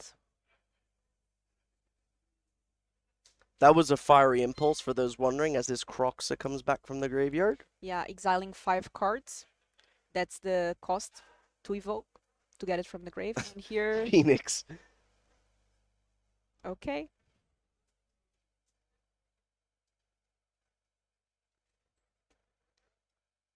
The problem with Croxa is that it doesn't fly. So, this is game 1, right? And yeah, we know that it's open deckless. So, these players know exactly what the... Yeah, okay. Game over. Oh, with Temporal Trespass, yeah. This is just too much. But now I think the game is going to change a bit because I'm looking at Charles' list here, and he does have quite a lot of access to graveyard 8, so a lot of ways to exile the graveyard. I am seeing 3 extinction events, 3 go blanks, 2 bankbusters, 2 Earths, which is a card that is going to be really good in this matchup, 1 Abrade, 1 Duress, 1 Colgan's Command, 1 Rendering Volley, and 1 Flagship. What do you think enters here in this matchup, Barry? So I actually have watched Charles play a lot over this weekend, and generally speaking, you're going to be expecting the 3 Crackling Drake to come in from Ben's side of sideboarding. And you do want the go blanks because the exiles the graveyard. You want to stop things like Treasure Cruises coming down, Temporal Trespass is annoying like we saw in that game. So you have to bomb the graveyard, but then you also have to be aware of Crackling Drake. But Crackling Drake and Arclight Phoenix, same mana value, or the same total mana value. Extinction Event, they're both even. That gets rid of them all. Definitely going to see, I'm not sure all 3 copies, but we're going to see a lot of them boarded in. Yeah. Duress as well. You want to disrupt the pieces of the puzzle, the Treasure Cruise, the Temporal Trespass. It's down to I would assume potentially Charles is going to bring the Reckoner Bankbusters in. And that's actually because typical games with Rakdos versus Phoenix go very long. Because what does the Rakdos player want to do? Trade, trade, trade, trade, trade. The problem is the Phoenix player, after trading, typically has 1, 2 Phoenixes in the yard. And if the Phoenix player can go spell, spell, spell, all the Phoenixes come back. So you want to try and have an outlet to draw cards as a pseudo quote-unquote planeswalker, so that on the late game you can draw cards, obviously on the early game not being too great. For the Phoenix's side of the board, you are aware that there are going to be hearses, potentially Bankbusters coming in, so you need a way to sweep away artifacts, even including the treasures. Well, new card, Brotherhood End. You either deal 3 damage to each creature, or you can destroy each artifact, convert a mana cost 3 or less. So that's very useful. You also want something like Saheeli, Sublight Artificer, just more threats. Against Rakdos again, they're going to be discarding your hand, they're going to be removing everything. Ben wants all of his threats and all of the ways to mass remove things and try to get 2-for-1s against Charles. Ultimately, these players looking to get 2-for-1s against each other. Ben most likely having more 2-for-1s in his deck. Who do you think is favored here post sideboard? I would say maybe the Rakdos player because of all the access to graveyard removal, exiling thing that they have. What about you? I'm gonna say I'm gonna agree. It's a slight favor to Rakdos. The Thought Seizes, the Graveyard Hate is going to help a ton, but it's ultimately down to how many Treasure Cruises is Ben going to be able to cast, whilst also suppressing the aggressive side of Charles's deck. The Misery Shadow, very fast. People didn't really have the Rakdos deck as a quick deck, but with the Misery Shadow now, you can easily attack for 5, 6, 7 on early turns, which makes the deck a lot quicker. Why don't we leave this opinion down to Twitch chat, though? Who do you think will win this game 2? Can we have a 1 for Rakdos and a 2 for Is It Phoenix? And here it's going to be really important, I think, if Charles can find a key piece like an Earth, early and Disruption. Because Charles did have a great hand last time. We saw the Fabled coming in, although no Shieldred, which is a key card here, as you said, to win against Phoenix, but... Okay, both players drawing their opening 7, Charles obviously being on the play.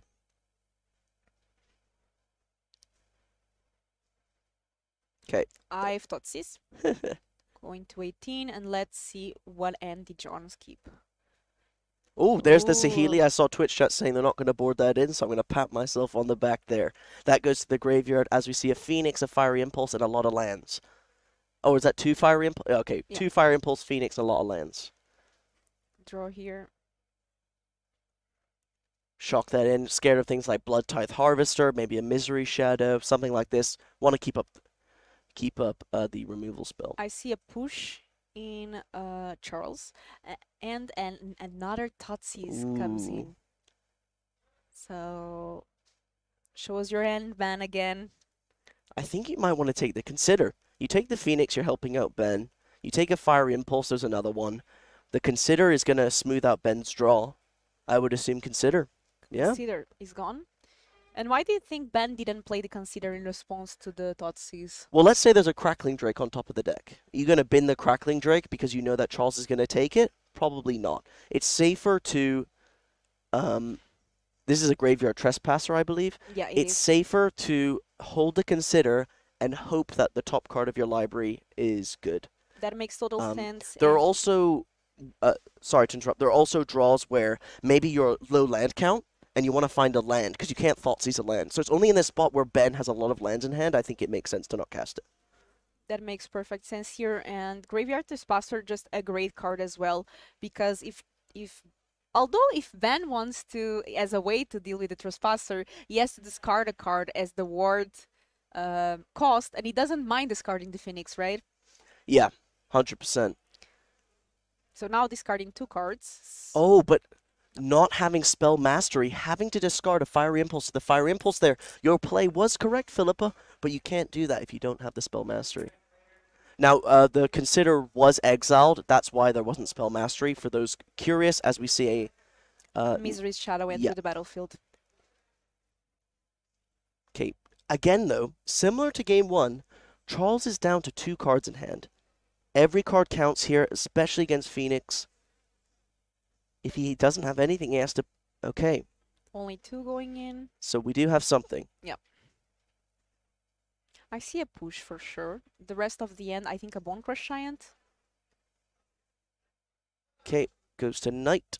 Yeah, I definitely think I see a Bone Crush Giant and a Fatal Push. I'm not sure what the third card is. Okay, only have one choice. That's pretty good. Okay. Phoenix going to the graveyard. Now, we don't really know Ben's hand, but we know he has a lot of lands, or did have a lot of lands. So going like... because he played his land, he has to wait till next... Okay, we're going to Bone Crusher face. Yeah, but I assume... What I was going to say is I assume that... Oh, Thoughtseize off the top, though, is going to be awkward for Ben. But I was going to say I assume that he has enough spells to get the Phoenix back, but now potentially not. Ooh. Okay, Lightning X, Fiery Impulse, Opt, Galvanic Iteration, and the Phoenix. So if you don't want the Phoenix discarded, you could take the Lightning X. You could take the Iteration, but that'll be flashback. If I was in... I think you take the Lava Axe, because you don't want your Misery Shadow dying too easily. It also depends if maybe Charles has a Go Blank in hand, or something like this, and was trying to get Spell Pierce out of Ben's hand. Exactly, because there's a third card that we cannot see. Yeah. So... It's down to what else is in Charles's hand specifically, because there's so many spells, but yeah, Lava Axe to me makes the most sense. You stop the Phoenix going to the yard, you keep your Misery Shadow around, potentially if you have something like Fatal Push. Yeah. And here we are going to attack for 3. Cool. And pass. So we know there's Bone Crush Giant, so that those 2 mana open makes sense to cast the Stomp, if, for example, there's a Phoenix entering the battlefield. Okay.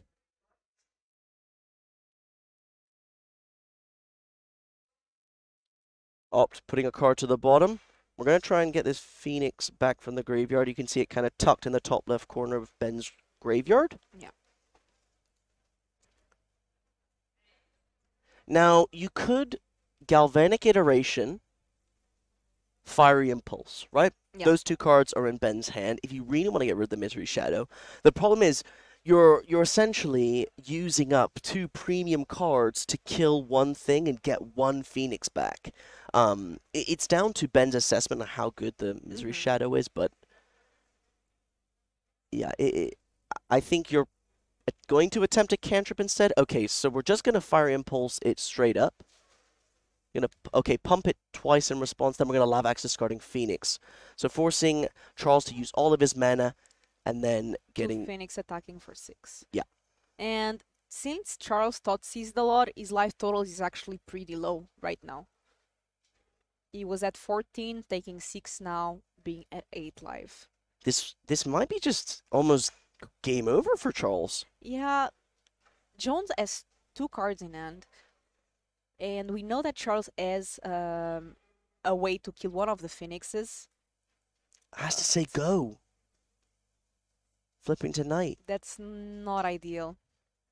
What's this? Oh, that's Power World Kill, I believe? Yeah, it's Power World Kill. Power So, Word Kill. Yeah. One of the Phoenixes is gone.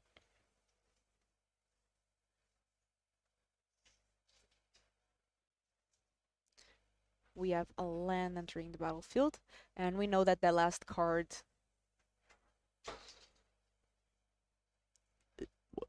Attacking with Den of the Bugbear? Oh, is this? Oh, this Hive? Oh, it's Hive. Okay, I was gonna say. Sorry, I am actually colorblind, so that's why I can't identify the color of that there. But that's Hive going to the graveyard using Revolt for Fatal Push.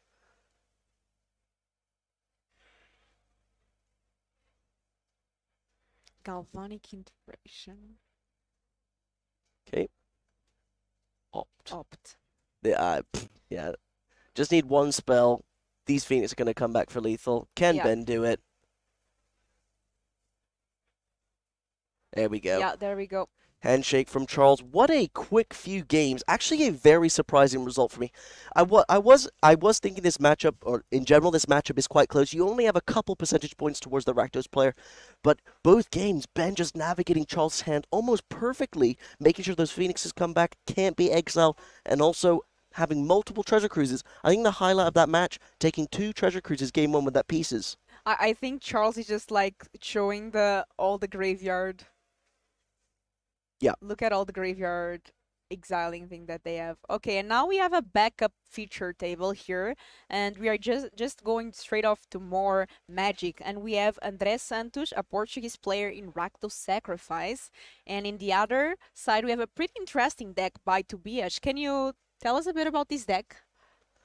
Okay, so Mark Tobias' deck is all about self-mill, and then we're going to be casting, let me get the exact wording for everyone, because I know it's going to be Storm Herald. Yep. And that returns all enchantments from the graveyard and attaches to the Storm Herald.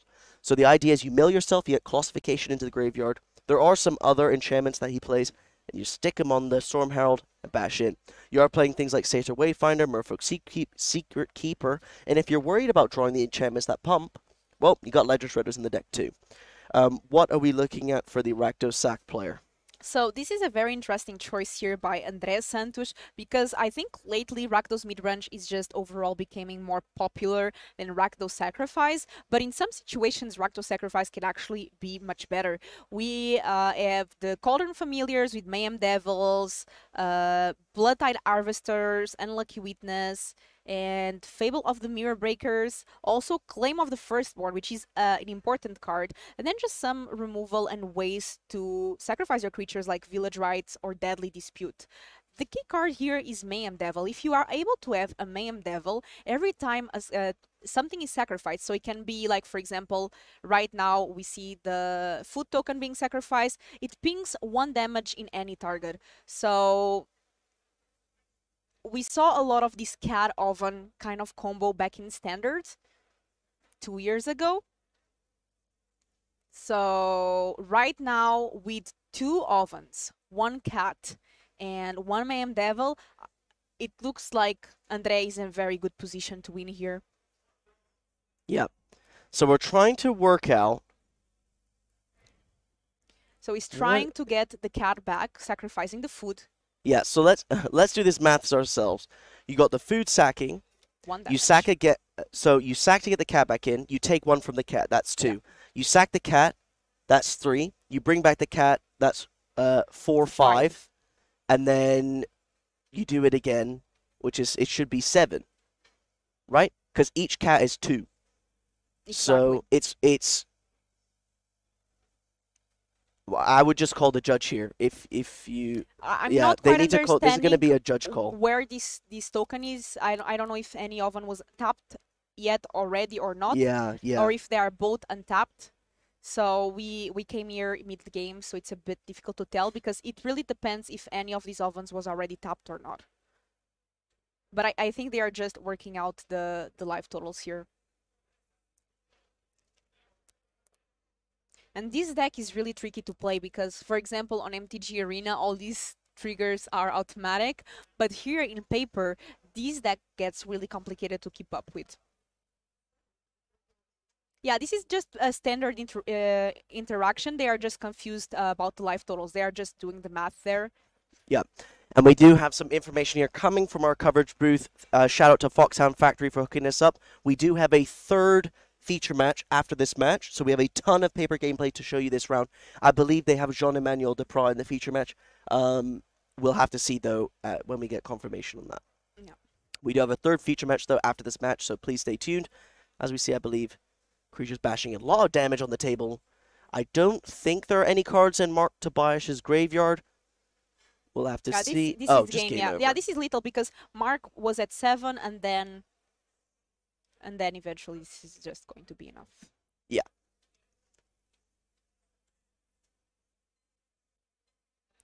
And this is game 2, right? So we still can see now game 3. Yeah, and this is where the classic Mark Tobias will just go boom, boom, boom, kill you. After long games, my favorite part of Magic is when you play against a combo deck, grindy game 1, grindy game 2, and then they just combo you game 3. Let's see. I'm open so. But in general, you have some experience with Rakdos Sack, not just in Pioneer, but across a lot of formats. How do you think it would line up against a deck like Mark's deck? Do you think it's favored, behind? What do you think? It really depends if you are able to get the Mayhem Devil. I'm not really familiar with the other deck, what kind of removal they are bringing. I think they are just trying to do their own thing. So in this case, that the deck doesn't have much interaction with what you are doing, Andrea here really needs to have some sacrifice engine going, and the devil pinging opponent's creatures is key here. So every time that Tobias, I hope I'm saying his name wrong, so Mark here tries to put a creature, the Rakdos Sacrifice deck just needs to have some answer with Devil to be able to kill it immediately and not let him develop the board and do the combo. If he does that, I think he'll be fine. The tricky part here is that Devil does cost 3, and it needs a lot of cards to start working out, and being on the draw, I'm not sure it's going to be favorable for the Rakdos Sacrifice. Yeah. I'm just looking here at Mark's deck. I'm trying to work out how he attempts to play around removal and pings from the opponent, because all of these cards I have not seen a lot in Magic. Okay. So I would assume that in Mark's board there isn't a lot for Rakdos Sack. I mean, you do have Pithy Needle for Witch's Oven, I guess. Is that something you're looking to do against Rakdos Sack? I'm not too sure. Maybe Mark's game plan post-board is to not really have a post-board. Yeah, I think he's just trying to do his own thing, his own combo. You know what would be fun? Because Andre has 4 claim of the firstborn to steal a creature with a qualification, and that would be hilarious. Yeah, I think that see. doesn't particularly work because of Burning Anger. Yeah. It's a 5-mana enchantment that has enchanted creature has tap. This creature deals damage equal to its power to target creature or player. So you put the classification on the creature, and then you just Burning Anger the face, which is pretty cool through a big board. But exactly how much damage is that? Because one thing about the Rakdos Sacrifice deck is that he's able to win life because of the cat. So let's get the exact wording of classification. So you don't... 7 mana, +20, +20. That's But pretty fair. when it enters the battlefield, you tap the enchanted creature. So it makes sense. You have to have the Burning Anger. Yep. I mean, it's 2-card combo. Well, I say 2-card combo. So 1 card with 2 cards in the graveyard, and there are so many self-mill strategies in the in Mark's deck that I'm not surprised that this is very consistent. Yeah, I've heard a bit about this deck, and I'm curious to see it play here, because at least me and you, Ari, haven't really watched this game live this weekend, so we didn't coverage this combo, and I'm really interested to see it work here live. So I hope at least we can see the classification enter the battlefield. Yeah, most definitely, most definitely. I would assume that being on the play for Mark is insanely good for him, because you're a combo deck. Every mana matters, especially with this curve. Quite a few 1-drops. You have things like Gather the Pack as well to fill up your graveyard. Just having an extra turn almost to fill up the graveyard before your opponent is going to be casting things that are annoying really will help Mark.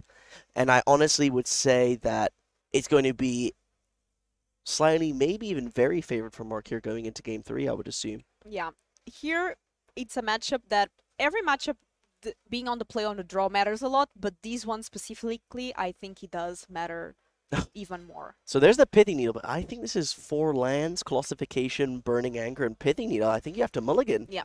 No card filtering, no mill. Gotta ship it back. Maybe if that hand had a Ledger Shredder, you could somewhat consider it, but even then, that seems a bit risky. Are there any fatal pushes in our Rakdos Sack player's sideboard or main deck? Yeah, it's 4 pushes in the main. Okay, right. So I wonder how many pushes you actually want on the side of Rakdos Sack. Because I assume you want them all, because you want to kill the 3-2, and it's more like, do you want things like Dreadbore from the board, Korizev's Expertise, because I feel like the Storm Herald is going to be killing you in one go. I just want to say something. Andres Santos is running Giganta as the companion, and we are not seeing the companion here. So it means that probably after sideboard, he put Leyline of the Void, because Giganta says that you can only have one of the same mana symbols, so you can have, for example, 2 black, and Leyline of the Void does have 2 black. So I feel like this Leyline of the Voids entered, and we see one right there. Mm-hmm. Mm-hmm. So we do have one Beseiju in the sideboard for Mark as a way to destroy that, and two Besejus in the main. Anything else that can destroy it that I can find? Not really. Not that I can see. Is it Charm doesn't do anything to enchantments? Yeah, so we're going to have to see maybe an alternate win if Mark cannot find a way to get rid of a Leyline.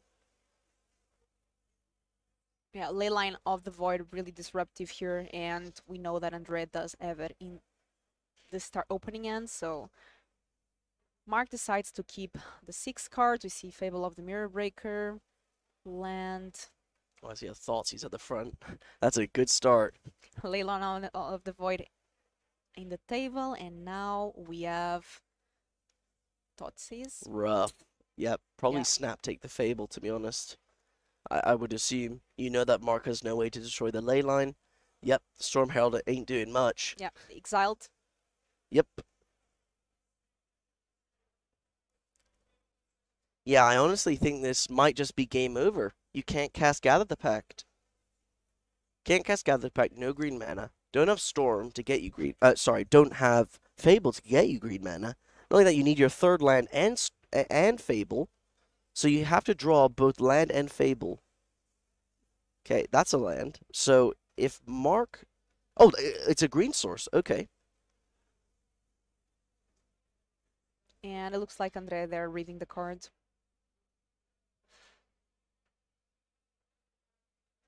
It takes Satan, yeah. Not the best find.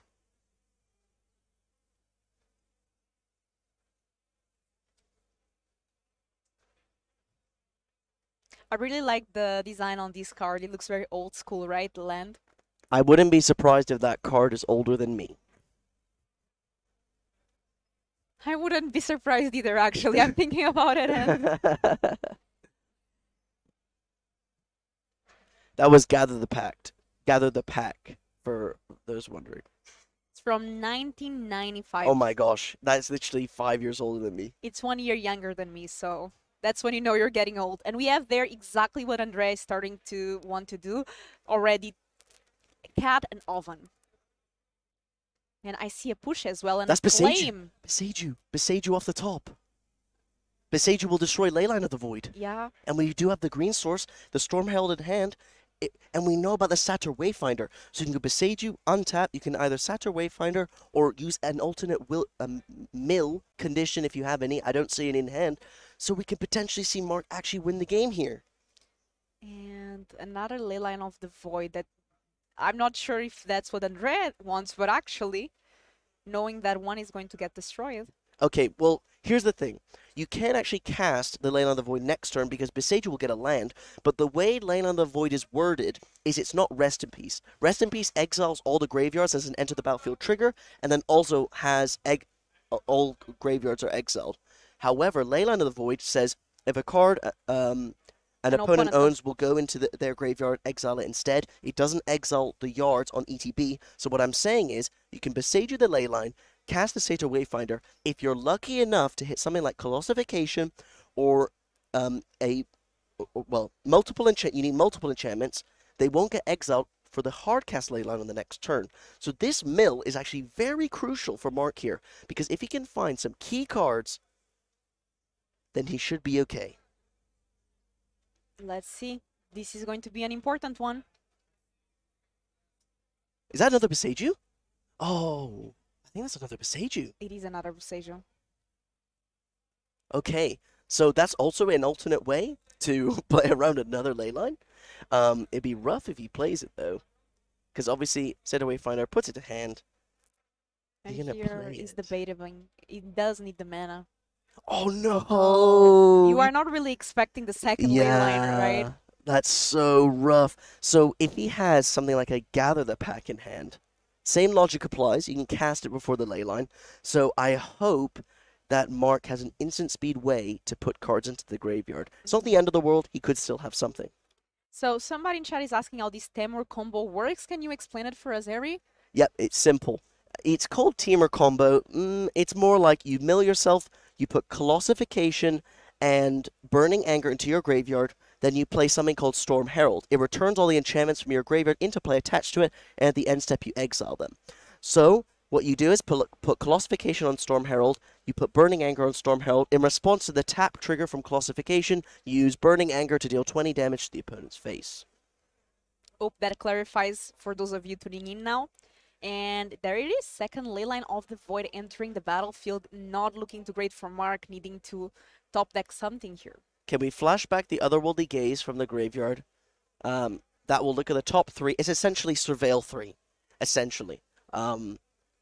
And yeah, that's not looking great. I don't see any enchantments in there from the quick glance that I got. Yeah, the combo is even better because you don't need to specifically attach it to the Herald. You can attach to other creature, which makes it even more resilient. Very nice combo that is featuring here. Combos decks doing pretty well, right? We have Limiter at 10-0 with Ignos combo, and we have the Mark here at 8-2 with this Storm Herald combo. Pretty nice.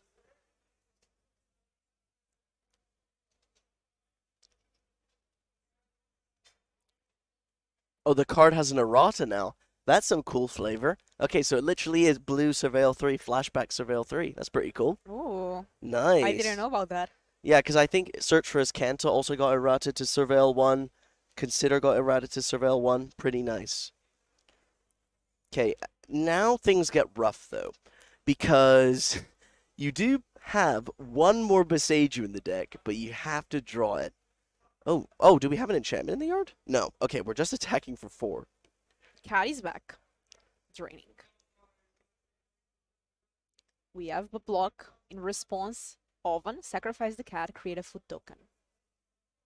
Stock plays here from our sack player. Andrea does take 1 damage from the other creature. Now, something interesting. Obviously, cat can block and sack. But Mark has a Burning Anger in hand. So, if our sack player doesn't have a removal spell, in theory, you could Burning Anger the Storm Herald and just use it as a bolt every turn by tapping it. Oh, but now, is that a devil? Because if it is, I see a claim, which is a very good card here. Being able to steal one of your opponent's creatures, give it haste, and then you can sacrifice it to the Witch's Oven. And I think it looks like a devil. I think I also see a claim. So you could like claim. Yep, I you see can a claim, and a devil. fatal push, and I see a devil, I think so. Yeah. Things are about to get ugly. Is it?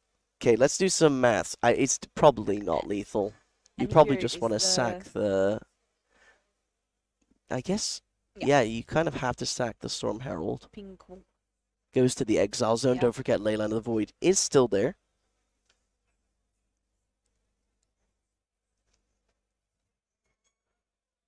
You still get the trigger from the devil, because it's sacrificed trigger. And Mark is at 7. And Andre has push in hand. And 1 mana available to do it. Mm-hmm. Things looking pretty good. And there's Yeah. a shake on the hands, and Andrea's like the victory. So that's not going to be the end of Yeah. our feature match, though. We do have John Emmanuel Duprat on our 3rd backup feature match. Yep, we have a 3rd backup feature match. So we're going to be going there now, seeing what John is playing. I believe he's on... This is going to be a Phoenix Mirror from what it looks like. We're going to get that on screen for you now if we go over to table 1. Here we are. So... Oh, okay. As we tune in, Jean-Emmanuel Duprat, I believe, winning this game with 2 Phoenixes on the board. Filipa, what do you think about that round? I think this one or the sacrifice one. Just the round in general. What was your highlight of the round? I really like the decks that we feature. Phoenix deck, obviously really strong. We saw it in the first game that we displayed. And second game, I just like seeing Rakdos Sacrifice doing well. It's something that I haven't seen in a while. Rakdos mid-range just becoming more popular than Rakdos Sacrifice in general. But I think Andre is showcasing here in this tournament how good this deck is. And especially with Devil, Cat going on all the triggers, it was really fun to watch. And yeah, from these last one, we just saw a handshake, and that's it. What about you, Ari? What was your highlight here? Honestly, my highlight, seeing 2 Brits there at the top tables. Ben Jones versus Charles. What an insane match. That was a really good match, honestly. Rakdos versus Phoenix. Lots of Phoenix this round. Great round. But that's going to be it here for round 2. down here in Bulgaria, Legacy European Tour Championship Finals. We're going to be showing you matches of Magic as soon as we have players down in the feature match shuffling up cards. But for now, stay tuned. Thank you for watching.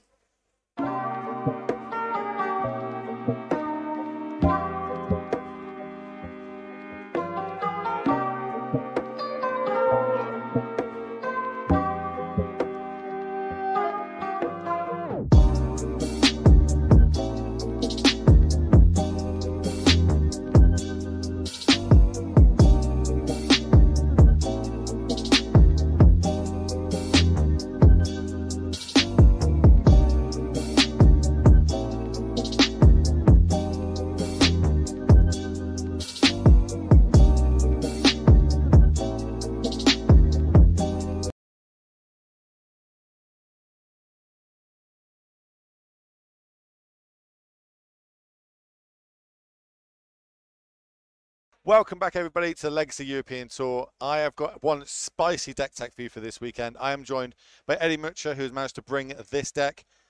What are we calling this deck? I would call it Sam Rolf Pile. Sam Rolf Pile, the guy who built it. But it's I mean, the easier name is just Black Green Citadel. Black Green Citadel. That's probably what it's going to be known as. I'm not going to say, unfortunately for Sam. So we're going to talk through this deck. Mainly, why did you bring this weekend?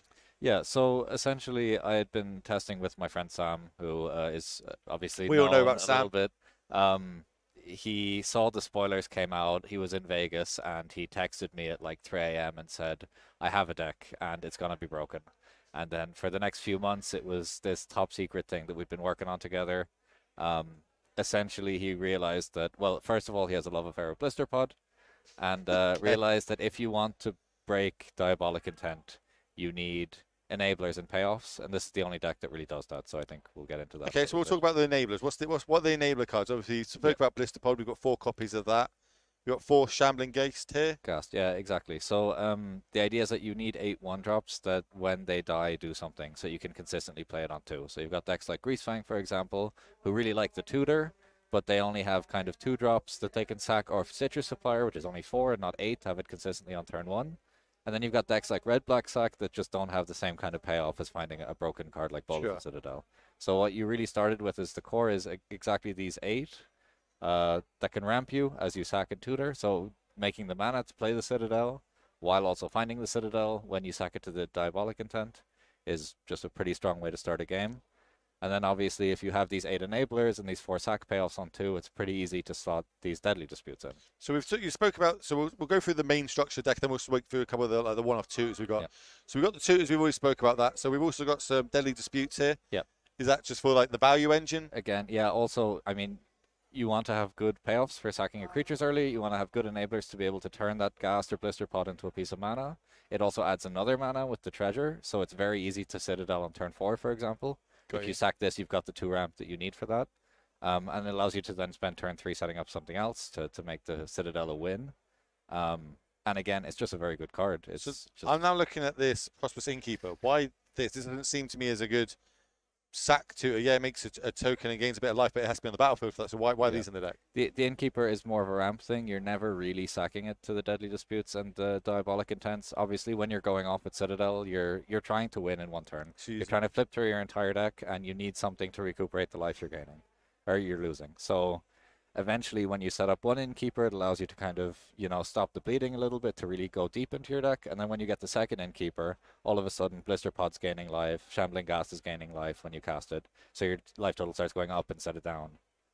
And then, so that's our 1s, our 2-drops. So going on to our 3-drops, you've got some Woe Striders and some Catacomb Sifters. Yeah. Haven't seen that in a long time since the days of Standard, realistically, but I guess this just gives you more creatures entering the battlefield, more triggers, more things to sack, more ways to scry for your deck, etc. Exactly. It's really important to have these scry outlets out when you're using Bolus of Citadel, because obviously you can't play 2 lands in a row, right? So you need to be able to get these excess lands away. So you're constantly putting lands to the bottom, casting spells, keeping the chain going, and kind of finishing out. Woe Strider, also just a very strong card against decks like Rakdos midrange that don't really have if they're trying to grind you out to have this recursive threat. Catacomb Sifters early on scrying to find those Citadels when you have a draw that's kind of clunky with too many of these creatures, right? It can really dig through your deck very quickly. So our removal suite is just 4 Fatal Push. One black mana, get rid of a creature, basically, especially in Pioneer. It does the job nice and early, what you need to do. Yeah. So we're going to go on to the tutor targets. I don't want to talk push. We all know what Fatal Push does, but it's these tutor targets. So we've got 5 different. I say everything's a tutor target, really, but there's 5 one-ofs. Technically 7 one-ofs if we come into these, but we'll talk about these in a second. I suppose we can move them over, actually. Technically 13 one-offs if you think about the 6 one-offs that the Karn can get. We're going to come on to that one in a second. Yeah. So we've got a Meat Hook Massacre. Yeah, this is the really crucial thing with Meat Hook Massacre. It's nice to have access to a sweeper, but this is more so replacing a Zulaport Cutthroat. In that when you go off and you're casting your whole deck, you want to be able to kill, obviously. So especially with a deck like Green, if they get one more turn, they can go infinite and beat you no matter how much you put on the board. So when you tap Citadel, it does 10, and your Meat Hook Massacre will do the other 10 for you. So we've got a Blood Mage. Yeah, exiling graveyards is pretty good when Blue-Red Phoenix is a real deck. Which I think there's going to be quite a lot of this weekend. It's the graveyard hate that has the worst fail case, so to say, because it just fits well in the deck. It's a Phyrexian Rager, or it creates 2 creatures, but then when you do need to have that graveyard exile, it's there, you've crucial. got it. Exactly, yeah. 1 Thoughtseize. Yeah, I never thought I would register a deck with 1 Thoughtseize. It does it's seem a 4 weird or to nothing. me, but... Yeah, you never really want to draw multiples. But having access to 1, I mean, when you have 1, it's always great when you draw it, which is kind of like a cheat code, right? Yeah. And then especially against decks that are like counter light, so control decks, or even Phoenix, which only has 2 Spell Pierces main, you can find the Thoughtseize more often than you think to set up for that Bolus of Citadel turn. Because people have only very few interactions. Yeah. Speaking of Phoenix, Eaten Alive. A card we don't particularly see in Pioneer, but you're playing as a one-of. Is this for literally the exile effect? It's, but not really Phoenix as much as mono green. Being able to get rid of an old growth troll is really important. Being able to take out a Karn, for example, which can turn off your Citadel and all your treasures. Notably, it does say exile creature or planeswalker. Exactly, So, okay, so you've got that for the mono green.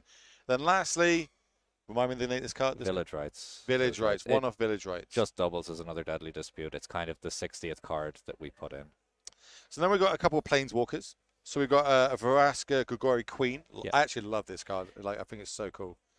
Why are we playing a one-off for this? Because when you build a deck that plays tutors in it, sometimes you get to just allow yourself to enjoy a game of Magic where you play some of your favorite cards. It's just a sweet card. Fair one. I love that. I love that. Like, you know, the deck does its thing. I've got a 59, 60th slot. I'm putting in a good fun card. And now we're going to go with this one. This is how you sold the deck to me earlier. You said you're playing 1 Karn. Yeah. So we've got 1 Karn in the deck. Talk to me about it. The 1 Karn kind of feels like the best card in the deck. It's the static effect on Karn being really powerful against so many decks makes it so good to tutor for. Your sideboard wants to have a bunch of one-off bullets anyway, so it's really not that much opportunity cost to put these one-off cards in your sideboard. I like because you're doing that anyway. You know, you're not trying to go 4/4/3/3/3 in a deck with Diabolic Intents. No, that makes sense. Then again, you know, because you have the 4 Intents, the Karn is really polarized. There's matchups where it's amazing. There's matchups where it's just not very good. There's matchups where sometimes they're going to hit you something from the sideboard that you need just to win the game or lock it out. Exactly. Or there's matchups where they go 1 drop, 1 drop, 2 drop, 2 drop, kill you. And the great thing is, again, we're going to get to the Bolus of Citadel. Bolus of Citadel is an artifact. Yep. So despite Karn being the silver bullet style card, its failsafe is always just, I mean, my proxy when I was doing it was just Karn. I wrote a 4, I wrote Karn, I wrote a 5 at the bottom, and I wrote -2, get Citadel. Yeah. That was... Well, that's the namesake of the deck, right? This is what we want to do. We're going to cast the big 6-drop artifact, which is obviously going to be your main win con. So that's pretty much the main deck round out. On that, we've got like 4 of each land that produce green and black. And then we've got a couple of like, you know, one-offs, a couple of the creature lands. We've got a couple of the spell lands. Just to finish the ones that are important. The Agadeem's Awakenings are obviously really, really good in this deck. Much better in this deck than in most other decks because you really do want to get 1, 2, 3 back. Getting back, you've got things all across the curve. So you're utilizing that as early game, it's a land. Late game, it's actually a spell that's going to bring back all your stuff. You also want to have a low land density, obviously, with Citadel, so you don't hit land and are done. And the manlands are really important because this deck does often play the kind of side game of I play some creatures and I start attacking, right? And it's really important to have manlands to close out there. And just to note, that's 22 land we've got in the main. Yeah, 22. 22 land. So it is quite a low land count, especially when you've got 6 drops in your deck. Yeah. But we spoke about that. So we spoke about the Karn. Let's go through what can this tutor from your deck once you played it. So I got these 6 here. We've got some of the usual suspects, right? Pithing Needle, Tormod's Crypt, Damping Sphere. These will be in a lot of Karn packages. Yeah, we'll see these quite a lot. I don't think we need to talk too much about these. We've got some new hits to Stonebrain. So before this was a Necromantia, was in the sideboard anyway, right? Because there are decks that very heavily rely on single cards. This being tutorable just makes it that bit better. I think we're going to see a lot of this card this weekend. I think so I think too. enough that there's a chance that that people will start throwing the ban talks out there. It seems like it could be ridiculously powerful, especially in decks that have the ability to untap their own artifacts and keep going off. But anyway, that's not what we're talking about. What else can we find? We've got just a very nice card, the Haywire Might, I'm pretty sure it's called. Because yours is definitely in a foreign language. Yeah, durchgedrehte Milbe. It's just you know, I want to have some artifact enchantment removal in my sideboard anyway. For you never know with the new set, especially coming out, if someone has some broken artifact stack. I expect we're going to see a lot of kind of the new set. Especially some people will turn up with their brews that they tried and they're like, this deck's great. We'll see. And then there's going to be ones that are just going to turn up with mono green. They're going to have an extra few more cards now on the sideboard. Exactly, and it's nice against mono green to have access to this. And then obviously the last one is this Bolus of Citadel, so that acts as the third one in the main, but the card has extra use. Exactly, yeah. Love it. So what else have we got on the sideboard? So that's only taken up 6 of our slots. We've got 9 more slots on our sideboard. We've got a second Thoughtseize, just because there's a lot of matchups where Thoughtseize is really good, and 2 is nice to have, especially against the blue decks. We've got some of our MVPs versus Phoenix, which is Thought Distortion and Arasta. I love that card. I want to know about them, because this one's miserable. This one's lovely. This one's very great, miserable. but this is 6 mana, and I'm looking at your deck of 22 land, and I'm thinking, this is going to be really rough to cast, right? Well, the thing about the 22 mana is that, yes, we have some 6-drops, but we have a lot of single-shot mana. Because if you think about it, these 4 Ghasts make mana, these Blister Pods make mana, these Innkeepers make mana, these Disputes make mana, these Sifters make mana, right? Okay, I get you. So if you're doing a one-shot win-the-game effect, like Bolus of Citadel or Thought Distortion, it's easy for us to get 6 mana for 1 turn. We can't produce it over and over again, and we can't play a bunch of janky stuff. That one bullet. But we can get that one hit. I like it. Okay. And Thought Distortion is just, it's a nightmare. It means they have to counter the Intense. It just wins games all on its own. Arasta is, I really like Arasta on this deck because removal is really bad against our deck. There's no creatures you really want to kill with target removal. So having that one Arasta puts them in that situation of, do I keep in my axes? Do I not keep in my axes when you're playing against Phoenix? You're making the actual sideboarding plan worse. Yeah, exactly. Especially with open deck lists. They're like, I need an answer for this, but I can't keep them in my deck. Which is very key this weekend. How did that kind of affect you deciding on this deck this weekend being open deck lists? I mean, the most important thing is that I can't wait to hand someone my deck list and have them go, what is going on? Face and yeah, exactly. But I mean, it just made, I think this was the really important one. I think a toolbox deck really benefits from it as well, right? Having a deck that has a lot of tutor targets, knowing what you need to play around, especially what counters you have. I think this deck really benefits from the deck list. I'm all for it. Finishing up our sideboard. Extinction Event, typical against green. Culling Ritual, again. Don't see this one too often. Yeah, it's just one of these really, really high payoff cards where it's useless against so many decks, and it's usually not worth the sideboard slots because you wouldn't put 3 in to beat mono white. Yep. When you have 4 tutors in your deck, it's much easier to make 1 slot for Culling Rituals, and it takes those 2 matchups to like a much higher level, right? And we spoke about all our creatures. We kind of want them to die because they get secondary effects. Yeah. So and it's very easy to make 6 mana, play Citadel straight off of it. Back to Nature is specifically for Karuga Fires. This card is disgusting against Karuga Fires, killing Temporary Lockdown, which is usually very good against us, killing a Fable, killing a Fires, killing a Leyline Binding. This is really brutal. This has single-handedly almost switched that matchup from tricky to very easy for me. Sweet. The last part is something cool I've kind of bunched together, which is these 2 Cavalier of Knights and Evolutionary Leap. Yep. This is specifically a sideboard plan for Rakdos. Rakdos has a really hard time dealing with an Evolutionary Leap because they're trying to use spot removal. You're sacking your creatures. You're getting more creatures. I don't know if everyone knows what this card does. You sack a creature, reveal cards from the top till you get a new creature. So they're also kind of attacking on the ground. So what you can do is you can end up getting in this loop of like just chomp, sack my guys, get more guys. A lot of my creatures generate more value, make a treasure token. Blister Pod makes another creature, gets more creatures, Woe Striders. So it enables you to do, like basically to outgrind the grindy deck. Yeah, but the only issue we had with the outgrinding was that when we would be setting up these boards where they can't really push through, but you keep evolutionary leaping from creatures into creatures, but you're not really hitting anything that stops them from attacking or really takes over the game. And that's why we decided Cavalier Knight was the most important one. Because you start shooting down those stuff. Yeah, previously Kalidas, now the Shadow, which exiles on death triggers was an issue. Or even a Sholdred could start, getting them life and damaging our life total. Yeah. We wanted a creature that generates a lot of value, doesn't cost too much mana, can kill a creature on ETB, and it's just a little bit of a nightmare for Rakdos because it shuts down their attacks, kills are problematic permanent. If they use a removal on it, you're getting back a Catacomb Sifter. If you have the leap out, you can find the second one pretty easily. I love So. it. This whole deck looks absolutely next level great. I don't think you're probably going to be the only player in the room with it, but you might not. This deck does look like a lot of fun. So on that one, I'm going to wish you good luck in this tournament. Hopefully you manage to take it away through me and to see you take down in the final. Thanks, Will. Have a Appreciate good one. it, bud. Bye-bye.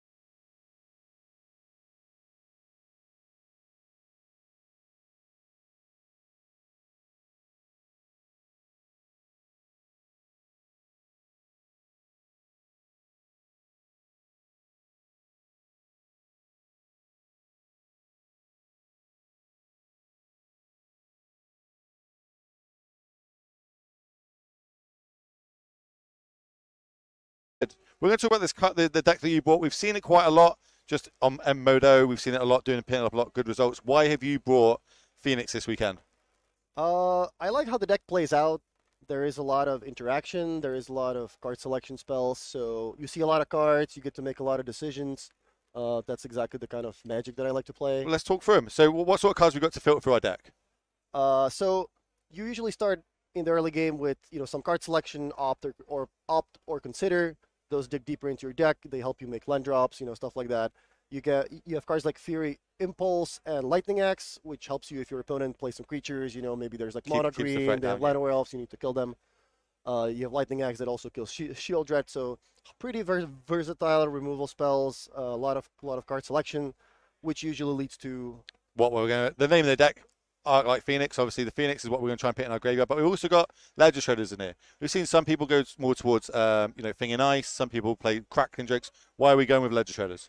Yeah, Ledger Shredder it just goes really well with like the idea of the deck. It is a threat that also lets you filter cards, and it lets you put Phoenix in your graveyard. If you only played the Thing in the Ice, then it would be pretty hard to actually get Phoenixes in the graveyard because you would only have Lightning Axe and maybe pieces of the puzzle. Sometimes it would go there. Which is a good segment that into way, it. but with Ledger Shredder, not only do you get to grow it, but you also get to put the Phoenixes in the graveyard where they belong, and then you get to start drawing more cards and bring them back. So the more cards we get to draw, we're going to draw into it. It's a puzzle, pieces of the puzzle and Treasure Cruise, kind of almost the best cards in this deck. Some of the people I've been speaking to have been saying. Piece of the puzzle is how you stay ahead. You're gonna play a lot of cards, but a lot of the time it's gonna be 1-for-1s. Opt draws one, Consider draws one. Fury Impulse kills one creature. Lightning Axe is basically card disadvantage. So you need to make the cards back in some way. Pieces of the puzzle is look at top 5, take 2 instants or sorceries, and Treasure Cruise is pretty much almost always 1 blue mana, draw 3 cards. The cards. We've learned that is a pretty good deal in Magic. Yeah. Couple of value cards we've got here. So we've got the Galvanic and we've got the Trespass. How many of these are we playing in the deck? Yeah, there's 2 Galvanic iterations and 2 Temporal Trespasses. It's just like a little bit of a combo finish. You don't always get to use it that way, but you can also just use iteration in combination with, Treasure Cruise, draw 6 cards. Sometimes you copy a burn spells. It depends on what you're playing against. But there's a lot of decks that are like relatively slow, something like Mono Green. They're always setting up with cards and all that stuff. So you have a lot of time. And in those kinds of matchups, you usually use iteration to copy the Time Walk. Then you have 2 extra turns, and you bring back the Phoenixes. And so in your sideboard, which we forgot to lay out here, what sort of the key cards in there? Have you got anything spicy, or is it just pretty stock? It's a little bit of counter magic. Cards like Mystica Dispute, obviously. Cards like Ether Gust that help you against Mono Green. Not only does it stop, Storm the Festival or like the expensive cards, but when they resolve the 5/6 Cavalier, you can put it back on the top. You can attack through it. There are cards like Abrade and the Brotherhood's End from the new set, which is basically a sweeper for low to the ground creature deck, something like mono white aggro. Yeah. But they also help you destroy artifacts, which is important against the Unlicensers, which is one of the best cards that people bring in against you. Yeah, because it exiles your Phoenixes and stuff like that. So that is in the graveyard. It's a lot of 2-offs and 1-offs because you see a lot of cards. Like this deck digs really deep into the deck. So playing a lot of 1-offs and 2-offs is better than in a normal deck because you have a higher chance of seeing those cards. So it's a lot of 1-offs, 2-offs. The other cards there's 2 Crackling Drakes. I'm playing two Young Pyromancers because there are decks like a white-blue control deck. If they resolve Rest in Peace on turn 2, then you're never really going to have a graveyard. But that's exactly where Young Pyromancer comes in. Crackling Drake doesn't care about that. It's still going to be huge no matter what. Yeah, exactly. So yeah, edging towards those sort of decks. I love it. Love to see it. So good luck this weekend. Thank you very much for that deck tag, and hopefully that's been insightful for everybody watching at home. See you soon.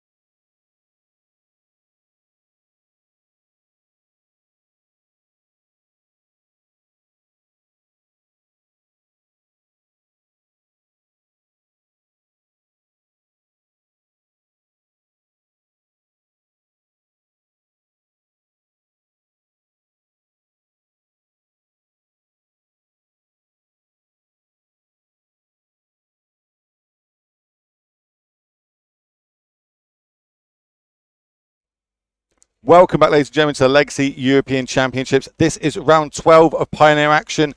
I am Will, better known online as TheWillHallExp, and I am joined by the one and only Big Z, Matej, Zatlkaj. How are you doing, my friend? How are you enjoying this weekend so far? Having fun. Bunch of good decks, bunch of good players. Yeah, it's been a blast. And you set me up perfectly for good players. So we're going to go back to our players to watch and who we've been following for this tournament. Obviously, yesterday we had 10 of them. A couple of people dropped, so we filled them back in with these slots, and this is how people are doing going into this round here. So we'll start over on the left-hand side. The prize 6-2, 9-2. That's a good record. Still in top 8 contention here. Jean Emmanuel the prize is playing. Is it Phoenix? He already, I think, 2-0 today, and he's playing like pretty high up in the standings already. He's been on a run. Good old canister there. People are going to start recognizing that name. Yeah, I actually watched Piotr Glogowski canister play at the end of the previous round. It was a super tight match, mirror match of Is it Phoenixes, and it's like attack with my Phoenixes, block with my Phoenixes, and the other guy brings them back. The other guy brings like, it was really, really tense, but in the end he managed to lose in extra turns. Rizzy there, 3 draws. Yikes! Do we know what deck he's on? He's playing an Is it variant. He's playing I think it's Phoenix, but there's a couple of like unusual card choices. And yeah, he's a pretty fast player, but the clock has not been his friend this weekend. Then up top there we've got Ben Jones, big popular Magic Online player. One of my friends managed to go 10-1, taking down Charles in the feature match the round before. Now, Mr. Larson, Joel Larson there at 8-3, fighting to stay in the top 8 contention. Actually going to be our feature match this round. Finishing off there, obviously we've got like Strasky and Nasif. We know these names. Looks like this. I feel like Starsky. Are we thinking 3-1 doesn't get you? No, but it's going to be close. It's kind of like top 16 range, I would say. We're in the sweating range. We're still viable for the PT slots, but maybe the top 8's out. Yeah, but not a great day for neither Nasif or Strasky. Nasif is 0-2 so far, and Strasky is 0-1-1. He got the draw today as well on top of the loss, so they're not really firing on all cylinders. And if you only tune in now, like make sure to watch the video from round 1 where we watched Nasif against Ben Jones. Like the end of that game was absolutely incredible. Top deck into top deck into top deck. But Nasif still managed to lose that one to Ben Jones. It was a very good match to discuss. So let's go down to the tables where the players are now just looking at their sideboards. But people wondering why they're looking at bits of paper, why they're doing this. This is an open deck list tournament that all players, before they start playing against your opponent, you get 3 minutes to review their deck list. You do this every round. You're not allowed to look at it during the games, but you are allowed to look at it during sideboard. We did invite back for day 2, though. 98 players. We started yesterday at 409. We've whittled that down to 98. All the X and 3s got invited back to play in day 2. And they're battling it out to try and be one of the top 36 players after today finishes, so they get that PT invite for Philadelphia. But what's better than a PT invite? It's the world. Please clip that chat. Please clip that chat. Exactly. The top 2 players this weekend are going to win themselves invites directly to Worlds. The huge event, we just had it in Magic 30 over in Vegas. I imagine they're going to put something on the same one for Wizards, but 2 slots to Worlds. There's never been a better opportunity to qualify for the Pro Tour or qualify for Worlds. So, let's go down to the players. Just going to look at the team to go down. We're going to go down there. Yeah, man. As they're starting to shuffle up. I might have done something to not put us in a great position because I wanted to see the Celestial Angels deck in the Beach Match era. That's in the hands of Charles Wickham, who's doing pretty well with it, but it's not easy to cast. There's so many triggers and static abilities of all those Celestial Angels, so that can get very complicated very quickly. On the other side, though, a very good reason to watch Joel Larson. He's playing a really cool Humans deck that we already saw yesterday with Prime Speaker Vanifar. I literally I told Joel that I wouldn't get him in the feature match if he didn't wear that ring, and now if you look at that hand, he's got his signature ring on. If anyone old school members, all Joel playing, he always used to play that huge ring on his finger. He's now still playing with it. Joel's known for multiple things. The massive hair, the massive head of hair that a lot of people are jealous best hairline in MTG. Yeah, definitely. Yeah, I'm one of those, and also he won a Pro Tour before, right? He actually won the last big Pioneer event before COVID. Yes, he did. In Europe. The Players Tour in Brussels. Yeah, I was there casting as well. You was there. You get around a bit. And that's why everyone in the chat loves you so much. Thank you for saying that. Let's show some love, chat. Come on. Big Z's back in the booth. I need to see some emotes flying up, some love going in there. Yeah, but Joel's just a very talented player and really well known. I like I've spoke to him off camera. I speak to him when he comes to speak to me. Like there's someone before I started casting, I used to look up to. Oh my god, it's Joel Huston. Oh my god, you know what I mean? Look at that hair. It's so dreamy. But now like I can happily walk up to him and have a good conversation. He is a really nice gentleman if you ever get a chance. And that's one good thing about Paper Magic being back, right? You've watched all these streamers, all these pros for years. If you go to these big events, you can meet them. None of them will probably turn you away. They'll all be able to take a selfie with you. They'll all tell you that your deck's probably terrible and you shouldn't be playing it. You know what I mean? They're all good to advice. They're with a friendly bit of banter. Yeah. Everyone this weekend's been extremely nice, and speaking of extremely nice, the judges have helped us put this event on so smoothly, getting so much magic to you all. The way we've been running it is we've got the two main feature matches you'll see. We've got Table A that you're going to watch now, then we've got Table B as our backup. But then we've also, when one of these matchups finishes, we're going to drag, literally kicking and screaming if we have to, other players from the top tables across for you all so we get the most amount of magic gameplay as possible. I know you want to see our beautiful faces all the time, but we can't. I'm going to deny you that. I'm going to give you more and more Paper Magic, the most I can possibly give you. Until the end of the round, and then I basically can't give you any more. We're going to have to point you off onto Filipa and Harry. Yeah. So Will, you seem like you know Charles, right? Like I've seen this deck the weekend. I've seen this. Chat spamming Wicked Fridge. Wicked Fridge. I guess it sounds like it might be some Charles nickname or something. I imagine that's probably like a Twitter handle or his stream alias. Someone describe to us what is the. Well, it could be a derogatory term that we've now just said on there. Yeah, well, let's. The game has already kicked off pretty fast there, so let's see what they're cooking up. And Thraben Inspector for Yol. We're reading cards already. Yeah, Giada. I'm not sure how that's pronounced, but I guess it's in a foreign language. So 2 mana, 2/2 angel, flying. I think Vigilance. All angels tend to have flying. I think so, yeah, unless they're fallen angels have. Is it the one that when you play it, you can tap it and it gets a +1/+1 counter? Yes, exactly. That's the one. So the Font of Hope. It's where you want to be, right? It's kind of each other angel you control enters the battlefield with an additional +1/+1 counter for each angel you already control, and you can tap it to add a white mana, but you can only spend on angel spells. Okay, so it's a little bit of a ramp for us here. Yeah, and it's super important if you get it down on turn 2 and it's not killed immediately. And Yol Larson's deck is more like a humans deck with a combo finish. Yep. Hopefully we'll get to see it just like yesterday we did. But Charles can really start pumping out those angels really fast and get on the board very quickly. I mean, let's see Joe Larson get the Favourite Inspector turn 1, turn 2 values a tenant. And Charles responds with a Skyclave apparition. Thank you, Skyclave. That's what I was thinking. Skyclave. We found out why he's called the Fridge. Okay, go ahead. He has a popular podcast. Oh, okay. And it's called.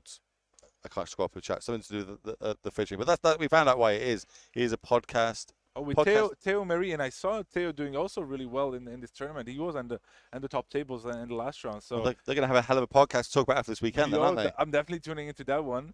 Yo, French podcast? No problemo. I'd need a translator. Yeah. Famously, at these events, I'm the only English speaker, and I speak far too quickly. Hopefully not too quick for you, chat, but we've got you. As we go back to Joel's going to play his Fern land drop for the turn. I imagine that's going to name humans. That's probably a safe bet. Funnily enough, last round when I saw Joel play, one of them was on Wizard. Okay. Is that just for the lulz, or is there? No. I think he had I guess Glasspool Mimic. Oh, okay. And needed the blue man to cast it. And I think he had the Reflector Mage. I think he's also Wizard. So we see Reflector Mage come down there. Yeah, bouncing the Giera Font of Hope there, slowing things down a little bit. Okay, Rogue and Wizard. Oh, look at that. Hello. No human here. Hello. I would have lost that bet. I would have bet a lot of money on that as well, chat. It's good. It's a good thing you're not a betting man. These can be unpredictable. So. Yeah, Reflector Mage is the Wizard. Extraction Specialist is the Rogue. So see what Charles can do. He's got 3 mana. He could play land drop, something like Collective Company. I believe he plays them in this deck. Yep. The Glasspool Mimic is also a Rogue. And he says another Skyclave that's going to take out the Reflector Mage. Yeah, keeping Yol down on creatures. But yeah, he's keeping him in check. Let's see if Yol can get a maybe Prime Speaker Vanderfall on the battlefield. With Charles already having used 2 Sky Clef Apparition, that makes it less likely there's another one. And the Prime Speaker is basically the must answer threat, because it can threaten the combo kill. What you might have seen yesterday with Extraction Specialist and Corridor Monitor. Skyclave is good at answering threats, right? But it does do, like, this happens. This sort of play here. It's more of a tempo card. Yeah, you slow them down tempo, but if it's more like a domino effect, right? Now we've basically got, we paid 3 mana, but now we've got 2 creatures on the battlefield. And now he uses the Glasspool Mimic's going to get turned into a land there. Looks like. He's thinking. Oh, he passes. Because we could copy, like, you know, Reflector Mage with it if it, because we know that Skyclave's not coming down next turn, right? Exactly. No Skyclave Apparition going to come down. It's going to be probably some other Angel, or there's stuff like Bishop of Wings, all these kind of annoying high toughness creatures from Celestial Angels deck. The problem for Joe Larson is if he can't get in early and down, this Angel deck can generate life like no tomorrow. They're going to have the 2-drop whenever an Angel enters the battlefield, they gain 4 life. Yep, like that sort of sketch. Just trying to keep up with that every turn. It's going to be way too much moving forward, I think, for them. Okay, another Giada Font of Hope. Yeah, we knew that was in hand. I got bounced back with the first Reflector. Oh, and a Youthful Valkyrie. Okay, so going to get a counter. Thanks to the Giada. Remind me what Youthful Valkyrie does. It's a 2-mana 1/3. I think whenever you gain life, you can put a counter on it. But it's an Angel, so it's a cheap Angel. And it's just a good way to start off your curve, and really good blocker. And it's going to get bigger. Got you. You're going to get very big, very fast. But you know, we can just bounce that back to hand. We've got the glass pool in hand. We still have our Reflector Mage in the battlefield. Oh, my bad. Whenever another Angel enters the battlefield. My bad. Oh, you said don't say the wrong thing. Chat will hammer you for it. That's what. Yeah, I'm done. Yeah, so my bad. Never do it. Okay, as we see the glass pool come down. Yeah, so Mimic bounces so a copy of Reflector Mage gets that Angel out of the way, and again a swing. Yo's trying. He's really pushing. This is the game planning has to do, right? This tempo, I like it. We're on the play. We are turning things sideways. All our attacks seem to be pretty good here. Like blocks are pretty rough. We're gonna have to take double block. If we double block with that Skyclave, we're gonna get a 2/2 from it, because I imagine that's where we'd sign the damage. And that's what I mean about it's more of a tempo card than a long-term card. And if you give me Joel more creatures, he's like, sure, that's more things I can turn sideways. Yeah, and it's kind of like I saw you'll play. Oh, Temple Garden's really nice. Another Thraben Spectre is nice as well. I'll explain why. I've seen you'll play a little bit where he had only 3 lands and he had like a Collected Company in hand, but he didn't play the Glasspool Mimic because like it only gives you green mana. You can't really cast Collected Company of it. So you don't have that many green sources in your deck because when you're running Secluded Courtyard and whatnot, which can't help you cast that. But well, speaking of Collected Company, there's Kyla's Reconstruction. Remind everybody at home what that one does. So it's one of the new cards. So it's X white for sorcery. You look at the top 7 cards of your deck, and you may put X creatures with converted mana cost or mana value 3 or less onto the battlefield. And that, I'm going to go out on a limb, is most of the deck. Yes, all the creatures can get hit by it, and X for 2 helps that as well. So there's Bishop of Wings. Yep. Oh, there we go. Yeah, I was wondering. Yeah, so the 4 life gain. That's the key bit. This is what I mean. This is why we start turning for our deck now. Yeah, and they're gumming up the board as well. Like the 1/4 is a really good blocker. Then now the Valkyrie grow to 2/4. That's another big blocker. And we know that another Skyclave Apparition might come down. Here's the Collected Company looking maybe for like a Thalia's Lieutenant. Ooh, double Prime Speaker. Oof. Oh, double Extraction Specialist. Not great on this board. There's nothing to return yet. We're going to put him in. It's still 3/2 life linkers. Yeah, but not the Company you're kind of hoping for. I think he was hoping for like maybe double Thalia's Lieutenant just so that he could really grow his board very quickly. Yeah, valid. So, or maybe Mimic into it, copy that, or maybe other Reflector Mages. Something like that. Yeah. Have all the hits he could have had. That's probably one of the worst ones he could have got. But still, at the end of the day, that's still £6 on the battlefield. He could have looked at 6 lands, right? That is we've true. Been there before. We've all been there. We've all done the old whiskies there. Yeah, everything swings. So why would he play main phase? Because looking for Thalia's Lieutenant. I think that would be the main kind of difference maker here, because it would put a +1/+1 counter on all of the humans. Even the Glasspool Mimic is human because it's copying Reflector Mage now. So, but now the blocks are lining up really nicely for Charles here, especially once he untaps with the Bishop of Wings in play, right? That can allow him to start gaining life back. Yeah. So if he blocks like this, I believe he's only going to be taking 4 points of damage. no creatures would die. It's kind of like a really bad attack unlimited. You attack, they Yeah. block, and nothing happens. But at least there's 4 damage coming through. And just a land at the end of turn before the pass Mhm. back. Okay, so we are untapping. Big grip for the cards. I think one of them that pulls to the front there is a collector company. But now we can, there's so many things that can come down. So many cards for Charles still. We know about the Skyclave, right? Yeah. We know about that. We bounced that back with the Reflector. Yeah, but now he can play it actually. Yep, that's. I mean, it's now viable this turn. 2 mana. Okay, useful Valkyrie. So he's gonna gain 4. He's gonna put a counter on the one that just came into play. Should just get just 1. The one that was in play should get 2, but that doesn't really matter. Yeah, And you should stop it. here comes a collected company. If he finds 2 more angels, this game can be Jeez. over very fast. I think he's found Resplendent Angel and Oh Righteous my Valkyrie. word! Righteous Okay. Valkyrie. So he's gonna get Talk me 8 through the triggers. Go for it. so 8 life from the Bishop of Wings. He's gonna get a bunch of life from the Valkyrie, seeing the Resplendent Angel. I'm gonna let him do the math of how much life that's gonna be, but a bunch of counters. I don't think Yo can get back from this point. So Then we also get a token end of turn because we've gained more than 3 life this turn, right? token from From the one there that's got the 3 counters on the bottom. the Resplendent Angel. Yeah. So we're going to gain another token from that, which is a 4/4 angel. Yeah.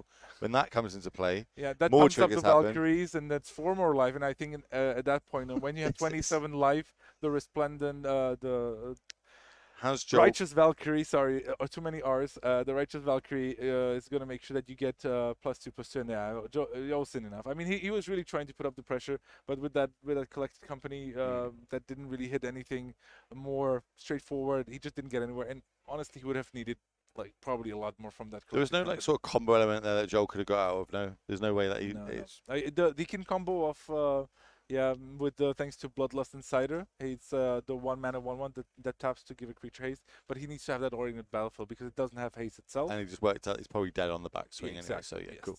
As we look at Joel's deck on here, what are the cards that you think he should be bringing in this matchup?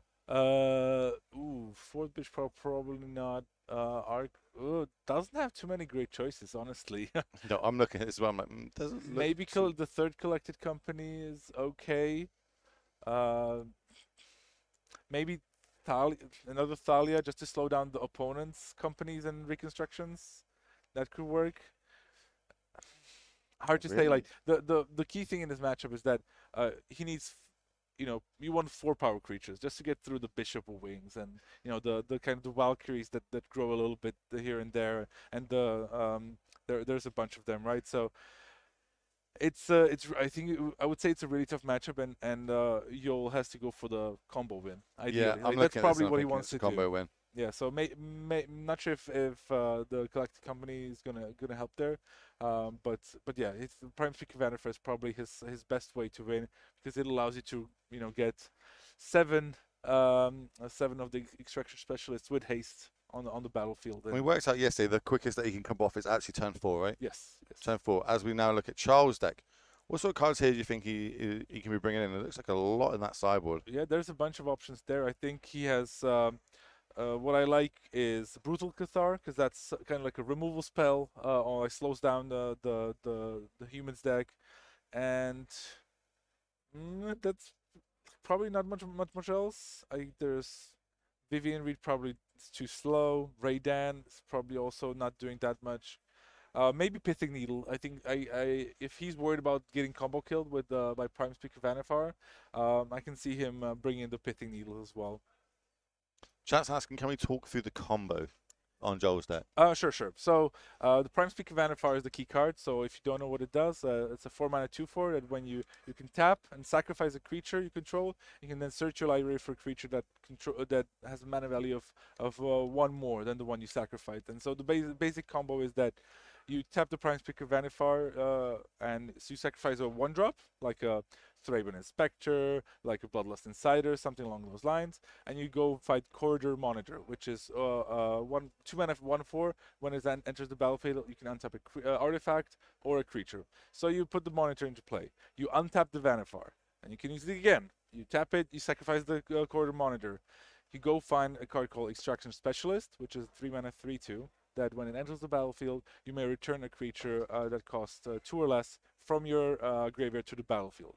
You return the corridor monitor that you just sacrificed, and you untap the Prime Speaker again. Then you can sacrifice the monitor again, and so you keep doing this until you get 4 extraction specialists, and then you keep doing, because you can also find Glasspool Mimics, which costs 3 mana and copy anything you have in play, so you can make more of the extraction specialists. And you can keep going until you have, usually it's like 7 3/2 creatures, and then you sacrifice the corridor monitor for one last time. You find the Keldon Strike Team, which is a 3 mana 3/1 that gives all your whole team haste. Suddenly you have 8 3-power creatures with haste that can swing sideways. Yeah, on top of maybe other creatures you might have had. Yeah, happy days. Phew. Yeah, that was a good ref. So I'll take over for that for a little bit. Then, as both players look like they're shuffle up. Joel's going for the classic power. Are you a power shuffler? Do you love a power shuffle? I like one pile shuffle, just to make sure, like, that just to count if I have all the right amount of cards.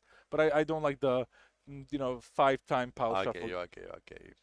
This is obviously they've got the deck list of your opponent. This is an open deck list tournament. 98 players managed to make it to day 2, all battling out to try and get one of those coveted PT slots. There will be 36 of them available today. But more importantly, I say more importantly, like a PT slot's not important. On top of all that, they're going to get 2 players in this room are going to win themselves Worlds invites, plus all the cash, etc. But then only one person is walking away this weekend, being able to call themselves the European champion. Yes, and that's a great title to have. Imagine turning up to the Pro Tour and just be like, yeah, I'm the European champion, ladies and gentlemen. Yeah, ladies and gentlemen. Who wants to? No. Yeah, thank you. I mean, one of the things that people like to remind me of, because we talked about it. I finished second at the Pro Tour. Yep. But the history only cares about the winners. Well, I don't. Realistically. And you know who won that Pro Tour? Who? Luis Scott Vargas. Oh. That was his first PT win. If you could lose to anybody, you know what I mean. But he wasn't. That was his breakout tournament, and since then it was the LSV that we know now. And it's like it's hard to lose. If I tell people this, like they always talk about the who is the best Magic player of all time, right? The Kai Buddha discussion, John Finkel. I always keep telling people if the Hall of Fame didn't exist, started from scratch, my number 1 player would be Luis Scott Vargas, because he has the results, but he also done so much for the game as well. Yeah. His videos, all the content. He did coverage for. I'd say he plays and he's daily jumps in the booth. He was involved in Channel Fireball, which became one of the premier websites for Magic content. So he has really done it all. So. As we see, both players are starting off here. Joel's going to play the Temple Garden tapped, and then it passes back. Now on 2, what are we going to play? Talia's Lieutenant turn 2. That's not ideal. Not as powerful as it can be. No, that's a very slow draw from Yol. Maybe if he has something like Reflector Mage into Collect Company, he can still pressure the opponent. But it's not something that you want to see on turn 2. There's especially now. That's a big brick wall. Yeah, Bishop of Wings. Yeah, with 2 mana 1/4. When an angel comes into play, you gain 4 life, and when an angel dies, you make a 1/1 flying token. I do see Reflector Mage there for Joel, and I also see Balafar in his hand with the land that he might need. So there's the Reflector Mage, gonna slow you down. Getting for 2 points. So we have options. Yeah, that's a key that's off the battlefield, because now any angel coming down after is not gaining 4 life this time. Yeah, and the good thing for Yol, even though he has the mana confluence in play, that's gonna dig in for some damage. He has all the colors of mana that he needs to. That can be a problem, because the deck is basically a 5-color deck. He really does play cards from every color. And here comes a Portable Hole. So, yep. Again, another Dungeons and Dragons card. I've got to get it in on the stream. Portable Hole. What it does is not this again. Oh, come on, chat. Back me up here. Where's my D&D fans in chat? Come on. Let me talk about D&D for a little bit. Don't encourage him, guys. We're getting in for 2 points there. Oh, look, cheeky. He's attacking with the Reflector Mage into the Valkyrie, because he's now representing Collective. He was representing Collective Company. That's not working on me. Yeah, but there's the Prime Speaker Vanifar. So now it's up to Charles. Like, do you have an answer? Do you have a Skyclave Apparition? Do you have a Pithing Needle? Or actually, Yoel's not really threatening lethal at this point yet, because when he would sacrifice the Reflector Mage, there's no 4-drops to look for. So he needs like a one mana creature to really get the combo going. So how are we going to go about moving forward here? Got a few D&D fans in chat. Not that many, it looks like. Not as many for me to be able to talk about what a portable hole does in Dungeons and Dragons, Yeah, you know, yeah. and how it's Lovely. such a good flavor text to what the card actually does. Yeah. Let's see what Charles comes up with here. Say 3 mana apparition. He does have an apparition. He's gonna get rid of the Prime Speaker Vanifar. Time he does take a point of damage from it. Obviously, there's a mana confluence on both sides of the battlefield now. Oh, I think that was a collected company off the I top. think that's a nick those on Charles' side actually. No, that's the promo, right? I don't think that's. No, it's a nick though. It's anything. It is a Nick Foes? Yes, it's a green-white deck. Why would you play Mana Confluence? Why would you play Nick Foes? Because it's a mainly white deck, and suppose you can go really big on the Kala's Reconstruction. Yeah, I right? suppose You need a lot of white mana for it. There's a lot of double white cards in this deck. Yeah, so Glasspool Mimic, copying the Reflection Mage, bouncing the apparition, getting a 4/4 in exchange. So at least you're trying to get something going here.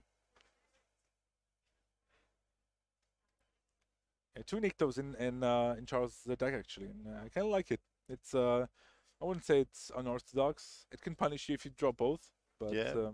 it's mainly a white deck with splashing for collected company, so and some sideboard cards. What we got here? We've got 2 mana. Bishop Wings again. Yeah, 1 bishop. No, so And again, another angel. So yeah, Yeah, so we can font start to the- get some triggers going. Giada, Font of Hope. Just gaining these 4 chunks of life every turn. so It's annoying. so hard for Joel to be able to keep up with this. Even if he does manage to combo off, Exactly. it might not even be enough damage. That's one of the issues. It's at some point the Celestial Angels that can not just gain a bunch of life but also present like relevant blockers. So I think I saw a collected company in his hand, so he has good cards. But this board is already tough to deal with. Thales Lieutenant would help because it could pump up both of the Reflection Mages. That includes the Glasspool Mimic, which turns into which has to already turn into Reflection Mage. So let's see what it does. Just so people are aware, yeah, I know there's a bit of confusion going on at the minute. This is a 15-round tournament with then a cut to top 8.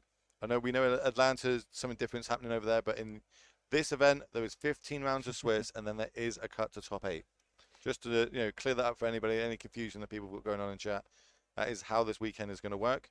We are in round 12.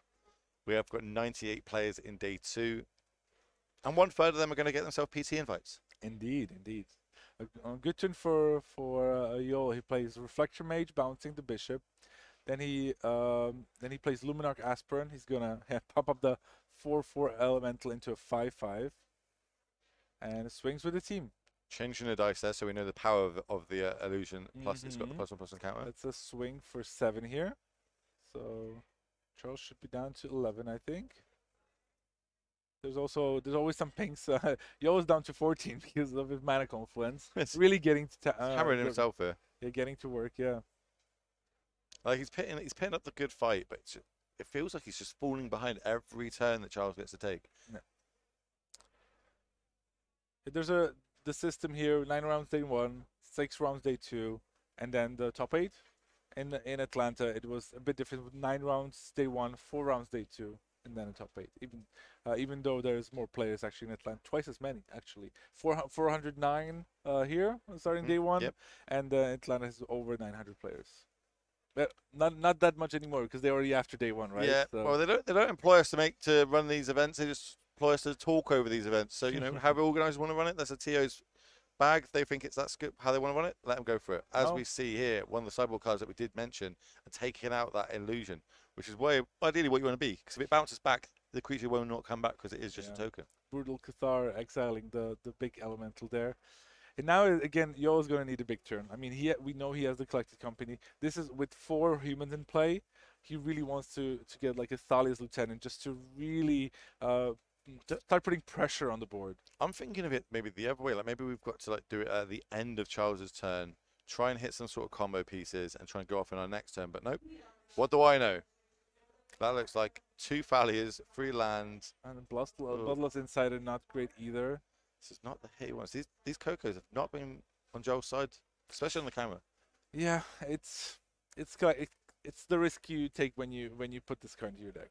Unfortunately, that's how we like to put it. I actually know of players who specifically decline to play cards like Galactic Company Storm the Festival because they believe they're like, oh, I don't think I don't want to rely on hitting the right cards at the right time.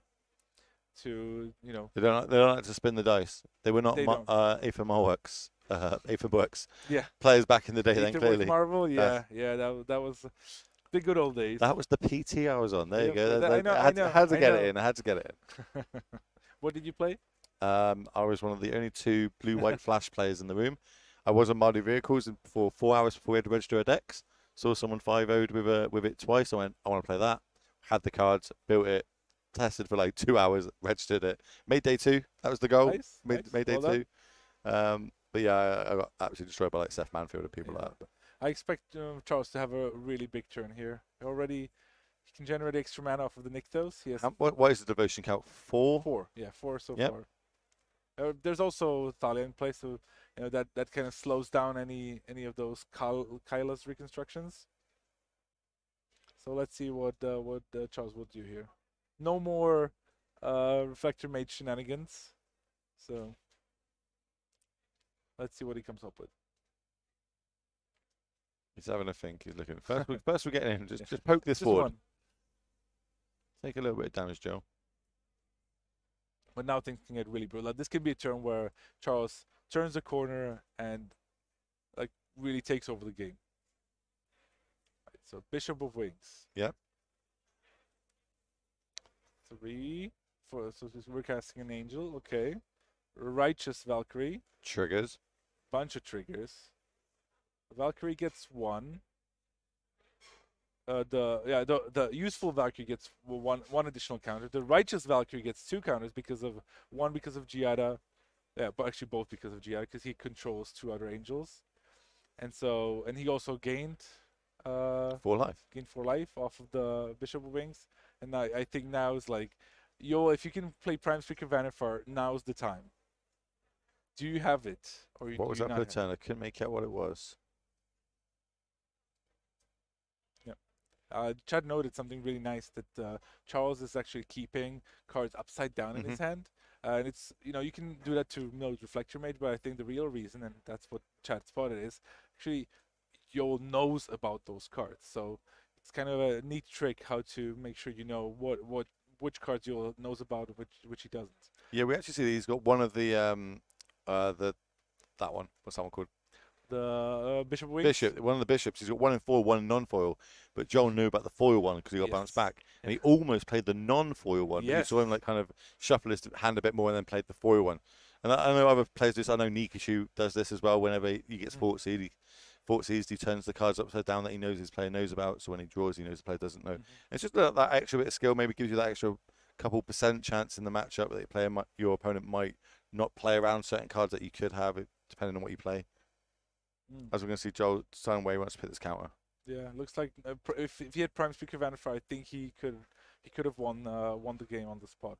I guess because he already has a pretty sizable board. Charles is only on 11, with presenting 4 blockers. So if he got out 7 or 8 3-power creatures with haste, he could have gone for it. But he would have slammed it, and he would have demonstrated combo, and they would have moved on to game 3. So I'm pretty sure he doesn't have the Prime Speaker Vanifar. Would that even be lethal if he did have it? Yes, it would have been. It would be lethal, yeah. Because he already has a pretty sizable board, and Charles is only down to 11. So. Okay. Well, swing with everything. Maybe he has another collected company. I'm about to say this spells to me either like desperation or Coco. Yep. But I think Charles is gonna block to prevent as much damage as possible. He has 4 blockers. Yeah. So, let's see. I don't think we've seen that much blocking before on camera, right? Like no, not really feel like aggro versus like mid-range kind of style of play. Every time I go with Charles to watch him play, though, he always has a huge board and there's some sort of complicated state like what's happening right now. Yeah, so everything gets blocked. Yep. With this, that means what? 4's coming across? 4's coming across, unless I just based on body language, Like we know Yol is in trouble. So all the Charles Fridge fans. There's a few of them in chat. We're seeing them pop up. Look. Are we cheering? Yeah, they're giving him some encouragement. Joel's deep in the tank here. Mm-hmm. Like the only thing you can have here, right? It's got to be a Coco. It's the only sort of. Yeah, and remember he only plays 2 main deck, 1 in the sideboard, and he already played 1. The chances are not that high. And even if he has the collected company, you're really priced in to play it before you're attacking. I was about to say just because of like the reflector mages and other things. So maybe trying to be tricky. But okay, Otawara. Oh, okay, that's a good neat play. So Otawara on the. Ooh. No, he was thinking about portable hole just to That's get the portable hole. Give back. your team +1/+1. No, but he's thinking about the Valkyrie, just to save his Luminarch Aspirant. Do we value that high? He could have done that also before attacking as well, but he was probably thinking that he wants to do it on the portable hole to give his team. Yeah, so it's cost 3 because he has a Thalia, so it's 1 cheaper to play.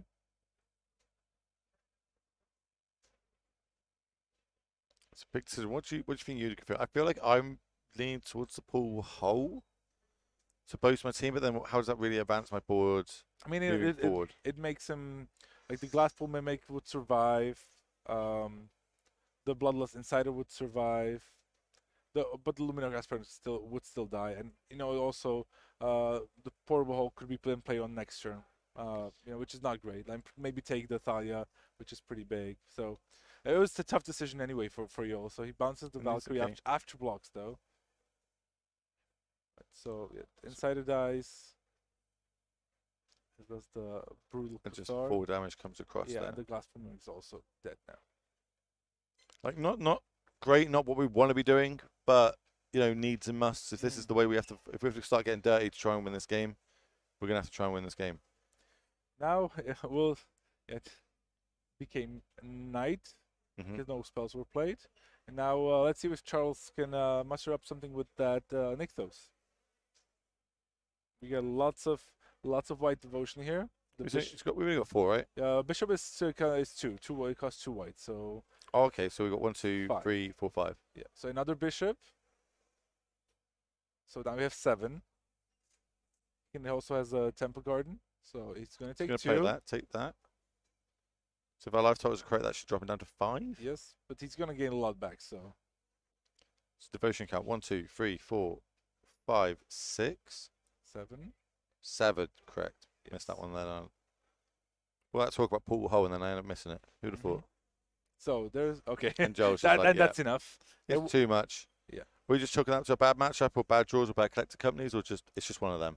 Yeah, I think it's just a bad matchup for Yol, and I think Charles even showing like Rest in Peace that kind of stops the combo. So unfortunately, that's just not something could be done. And Charles has a bunch of answers for the Prime Speaker Vanifar. We saw the Brutal Stars, we saw the Skyclave Apparition. So if he's not doing it at instant speed, thanks to the Bloodlust Inside, it's really difficult. And trying to win with regular beatdown against the Celestial Angels is just not a recipe for not a winning recipe. Some people would say that Charles hit him with the kitchen fridge. Instead of signal. Okay, yes, I'll work on my pun jokes. So we do have a backup feature in this chat. We're just moving players across because actually table A and table B have finished. Okay. But we're moving players from one of the top tables across. So give us a couple of minutes just for us to be able to sort that out. Looks like we're going to come back to the booth. Sure. Let's do it. We got to get our screen time, get our faces in best we can, just so everyone gets a little chance to look at us. Yeah, but hopefully we'll find some matches to feature because there's still a bunch of really good players too. Oh yeah, there's loads of top players still playing. Obviously, there's a couple. They're not doing too well on day 2, but they're still in contention for the top 8. Yeah. As a reminder for people just tuning in, welcome. This is the Legacy European Championships. We are live. We are just into round 12 of 15 rounds of Pioneer action. We will be having a cut to top 8 after that. We did start the day with 98 players and only 1 undefeated. For all the fans out there, they did take an L last round. They have dropped to take 1. We don't know what the result is this round, but they have dropped down 1. So they do currently X and 1. There is no undefeated players. Going into this round, we had, 3 10-1s and about 9 9-2s. Yep. So a lot of people still battling it out, trying to get that top 8 slot. That is going to be 36 players getting PT slots this weekend. But what's better than a PT slot? World invite. A World's invite. 2 players are going to manage to get World's invites this weekend, which is obviously the biggest prize you can get besides being able to walk away with the title of European champion. Yep. Imagine walking up to Philadelphia and just walking around going, yeah, by the way, I'm Filipa. Why not? I'm the European champion. Yeah, and just I already have a couple of results coming in. So one of the decks that is really pulling its weight in day 2 today is Alessandro Parisi on Is It Creativity. He's already won in this round. He should be up to 10 wins and 2 losses. So really close to not just the top 8, but probably nearly blocking in that Pro Tour invite with a deck that we haven't seen. And that's what we like to say. Like, we're trying to get the non-linear. We're not trying to get mono green on camera. We're not trying to get Rakdos on camera. Is it Phoenix? We've seen these. A lot of the good players in the room are playing it. We're trying to give you some of the spicier decks, some of the more right-wing type decks that are sneaking in around the back and being able to put up these good results, coming to try and beat these decks. Unfortunately, at some point, we're going to get to a point where they are just going to win, because we did have day 1, 20% of the field was mono green devotion. We are getting a graphic made up. We are trying to get the slide made so we can show you all what the day 2 meta look like. Once we did that, that will be tweeted out. Oh, it looks like we're not able to bring anyone else across. Okay, so it looks like we're going to have to end the round there. So that's from me. I'm Will. This is Matej. That is the end of round 12. We'll be right back with Filipa and Harry. She's looking at me bad now. Filipa and Harry for round 13 of Final Action. Speak to you soon.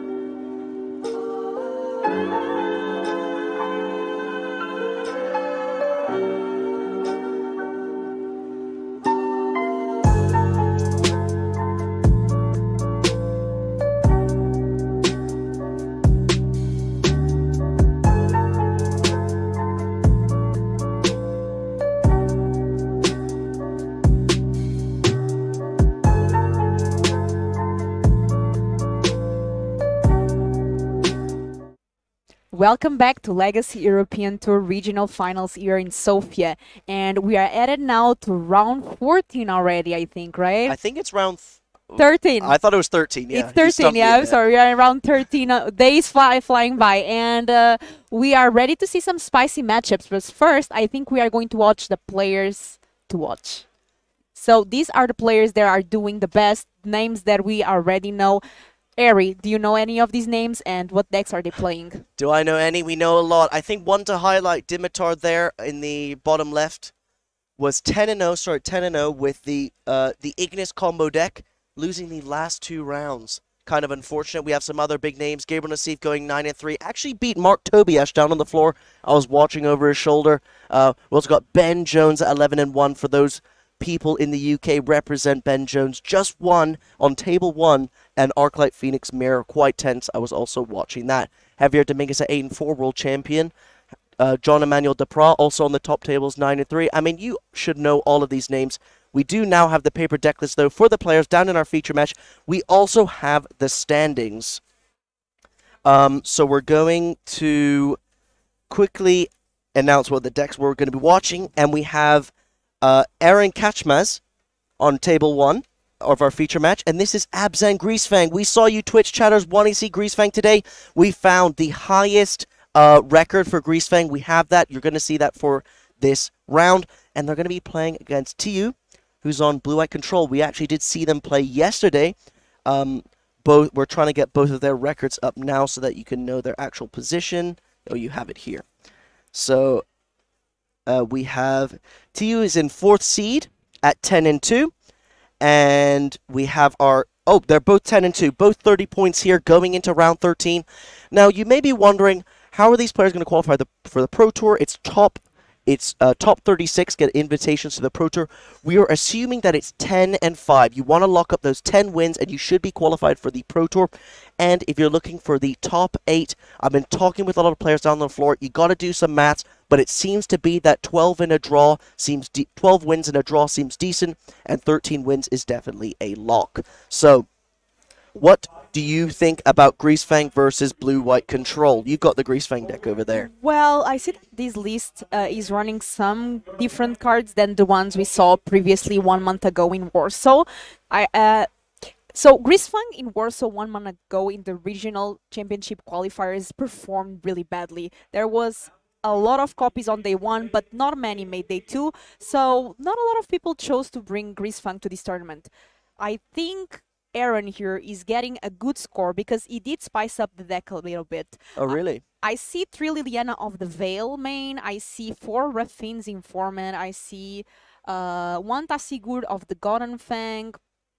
And I see some fine cards here. Anything that you didn't see before, or? So this is actually a stock build, I would say, of Abzan Greasefang. It just hasn't been popular because it hasn't lined up great against the metagame.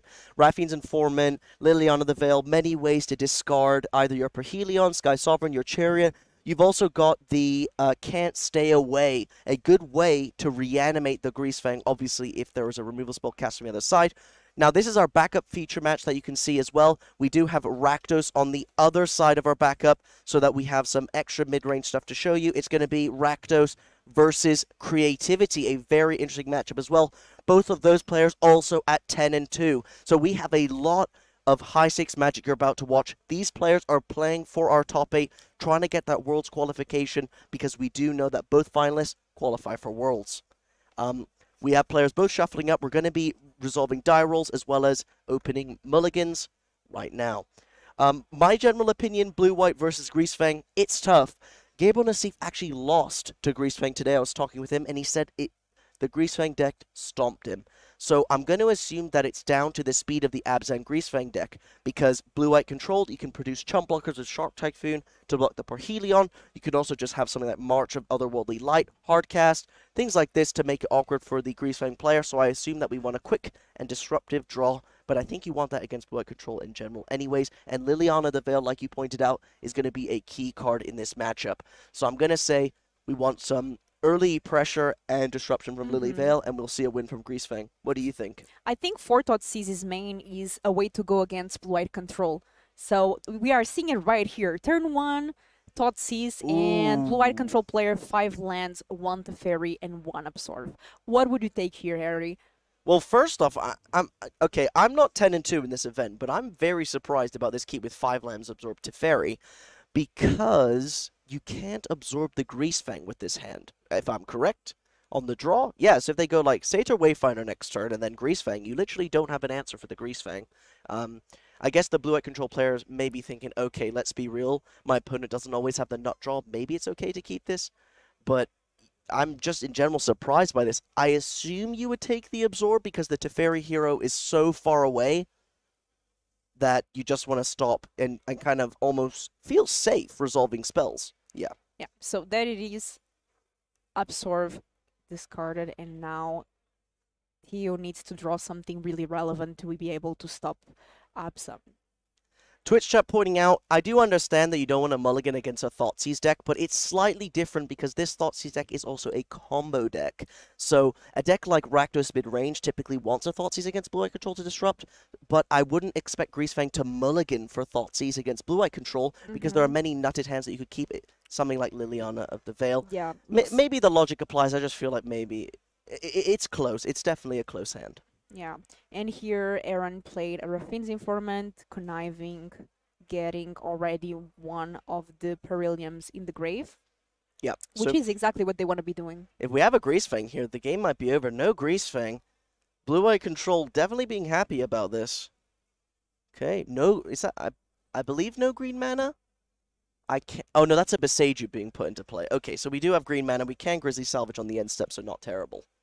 Yeah, sometimes the issue with the Abzan deck, the mana is a bit difficult to have the 3 sources. Oh but no, it here, isn't no green. problem. It isn't green. Oh, it's Takanuma. Okay, thank you, Twitch. Yes, I am actually I am actually colorblind, so I do apologize with that. I can't quite read the card. It's not really that you're just colorblind. It's just that these alternative arts sometimes are a bit difficult to tell. Yeah. So, do they have a basic forest? I don't think I see a basic forest. Okay, so Teo clearly knowing, because it's open deck list, I see that you don't have green mana, sorry, but because he knows that he is safe to Field of Ruin. We are going to get the scores updated. Thank you for pointing out, Twitch chat. It's not 10-0-2, it's 10-2-0. They don't have draws, they have losses. Oh, this is Strip Mine. There's no more basics left, right? Yeah. You said they had 1 swamp. They have 1 swamp. Not only that, taking them off white, so now they can't even cast Greasefang, even though they have Parhelion in the graveyard. And we have to understand that Theo, these are open deck lists, so we knew that this was going to happen. So very well played there. And yeah, making the mana base really difficult here for Heron. Yeah. I think the risk paid off because the blue-white control player would instantly lose if there was a Greasefang on the other side of the table, right? And the risk paid off. So another Thoughtseize here, and Veto. And now we have mana for Teferi. Yep. Teferi of Dominaria. Go up, draw, and tap. And this almost became like a Ponza deck.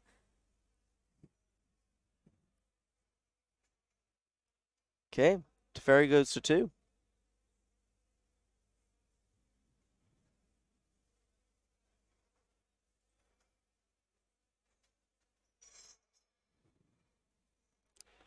Drawing a card here. I mean, this is almost game over, right? With multiple counters and removal spells in hand. Not really much else. Twitch chat, who are you rooting for? Let's get a 1 in the chat if you're rooting for Greasefang. Oh. 2 in the chat if you're rooting for blue-white control. That's a temporary lockdown coming down just to kill the Raffine's Informant. And that's game. And when we saw the opening hands, Thoughtseize turn 1, we were like, okay, blue-white control player is going to lose fast. But things turn, and here, blue-white control won because of land destruction. Would have thought, what a game. No, yeah, very well identified, being open deck list, knowing there's only 1 swamp. How many Field of Ruin? 3 Field of Ruins in our blue-white list, so very well played. Going into boarding, what we gonna bring in for Greasefang? What are they playing with? So Greasefang is playing with 4 Fatal Pushes side, 3 Abrupt Gaze, 3 Duress, which I think Duress automatically enters, 2 Graveyard Trespassers, 2 Earths, and 1 Flagship. What would you bring in? I already see the 3 Duress, but do you want to bring something else? So, Abrupt Decay does kill Temporary Lockdown. Doesn't really kill anything else. I don't think you want that in this matchup. Something like Fatal Push, again, we know about the 3 Shark Typhoon, but I don't know if that's good enough to board it in, because you do have something like Liliana Edict in the main if you do need that. Obviously, Fatal Push being in combat, but again, it's just a bit rough. Looking at the cards in the board, though, Kahira is a companion. You do have things like Baneslayer Angel, Dream Trawler, Wandering Emperor tokens. I still don't think you want Fatal Push, because not only does it not hit the big angels, I just don't think it's relevant enough. We do have 2 Rest in Peace, though, so that would justify the Abrupt Decay. You can either discard the Rest in Peace, or you can try and destroy it. So I think there's enough Abrupt Decay targets where it's not terrible if it's not targeting Rest in Peace, and you do also have the Beseiju in the main to also destroy that Rest in Peace. And here, if you were like the Greasefang player, who would you take off? Because I'm looking at these cards and I'm not sure what would go out to bring the 3 Duresses in. So I would say instantly you're looking to cut cards that are ultimately weak against blue-white, and I question the power of Sky Sovereign.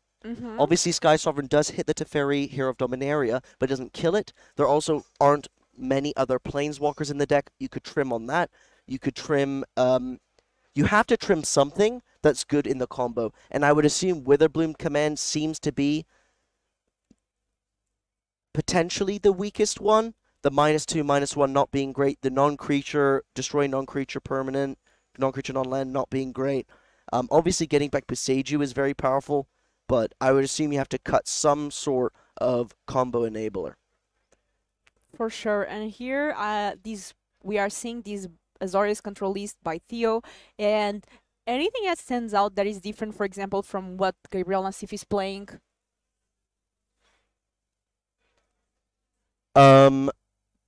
I think that this Blue-White control list is very similar to Gab's. Gab's list is way more one-ups. Like, I don't think Gab is playing Fateful Absence, and Gab is also not playing Temporary Lockdown because he's playing 4 Portable Hole in the main. So, and also I don't think Gab plays 3 Shark Typhoon. So, yeah, you got Portable Holes instead of Fateful Absence and Temporary Lockdown in Gab's list, because Temporary Lockdown does not combo well with Portable Hole. I see a lot of Twitch chat talking about the mulligan decision from Blue-White Control. Like I started off my talk about it. I'm not 10-2. I did say that. And I thought that keep was risky. Don't forget that turn 3, there was no Greasefang. If the Greasefang player had a Greasefang turn 3 there, the Blue-White Control player would have lost because of that keep. So it's a coin flip, like we said. It's a risky keep to keep that style of hand against a combo deck, and if it pays off, you're rewarded. So fair play. That's how you get 10-2. You take risks when you need to take risks, and you get rewarded for them if they pay off. Yeah, and that's why they are here, and they're with a very good chance to go on the Pro Tour, right? Yep. We see the players shuffling. And post sideboard, who do you think is favored here? I would say Greasefang on the play, to be honest. Especially if they are able to get the Duress, Thoughtseize turn 1. But again, that happened last time and it was not enough. Thoughtseize turn 1. You took the only counter magic that your opponent had. You only had the Teferi left, but those Field of Ruins, they cannot be Thoughtseized. Definitely.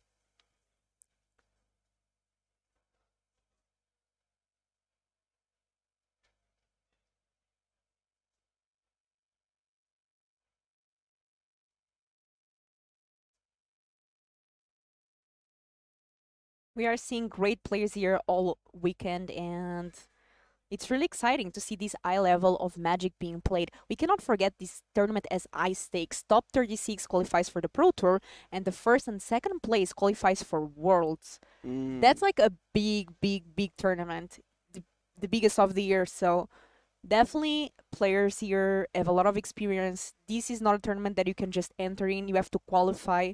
So they qualified for this event, so they're already playing with the best players, and 10-2. Okay, Greasefang be on the plate. Snap mulligan. Not too bad. Gab did tell me that his Greasefinger put a mulligan to 5 game 2 and just ran him over. Because this deck doesn't need that many cards to just be very explosive. Especially on the play. Turn 3, it's very difficult to counter the Greasefang. There are a couple ways to counter the Greasefang for 2 mana. In the blue-white list, we've got 3 Censor, and we've got 2 Make Disappear. Any in the board? Nope. But we do have Rest in Peace, of course, you can cast that turn 2. Exactly as you said. Aaron knows that he needs an explosive hand. Like an average hand, even with 7 cards, is not enough, because if blue-white can start countering, it's really important that he gets the combo on turn 3. Yeah. And even then, the chances that your opponent have a Censor, like you said, are high. So best is to have Thoughtseize and then combo on turn 3 when you know your opponent probably is not going to counter it. Yeah. And I see a lot of people in Twitch chat. I don't think the... earlier against Rakdos versus Blue-White, I believe Blue-White should not mulligan against Rakdos for lands and spells. We talked about that yesterday.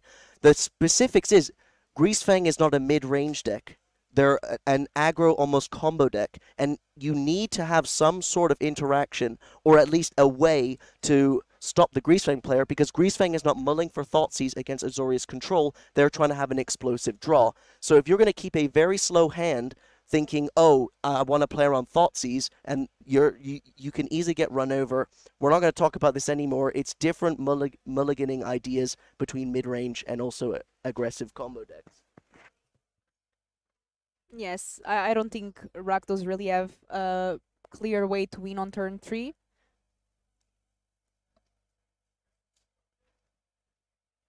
Okay, so we're going to bottom the Parhelion there. I see a Greasefang and a Parhelion in hand still? No, that's a Raffine's Informant. Okay. It's going to be an Irrigated Farmlands from Blue-White Control. We need to have a premium 2-drop here.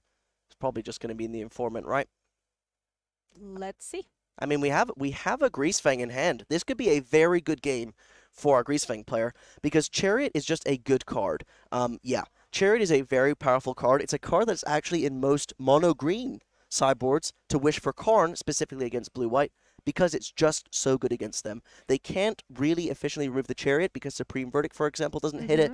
Obviously, the tokens can be verdicted, but yeah, just a good threat that sticks around. Yeah, but here we know that Theo does have a Make Disappear, so probably not resolving. So the question is Aaron going for it?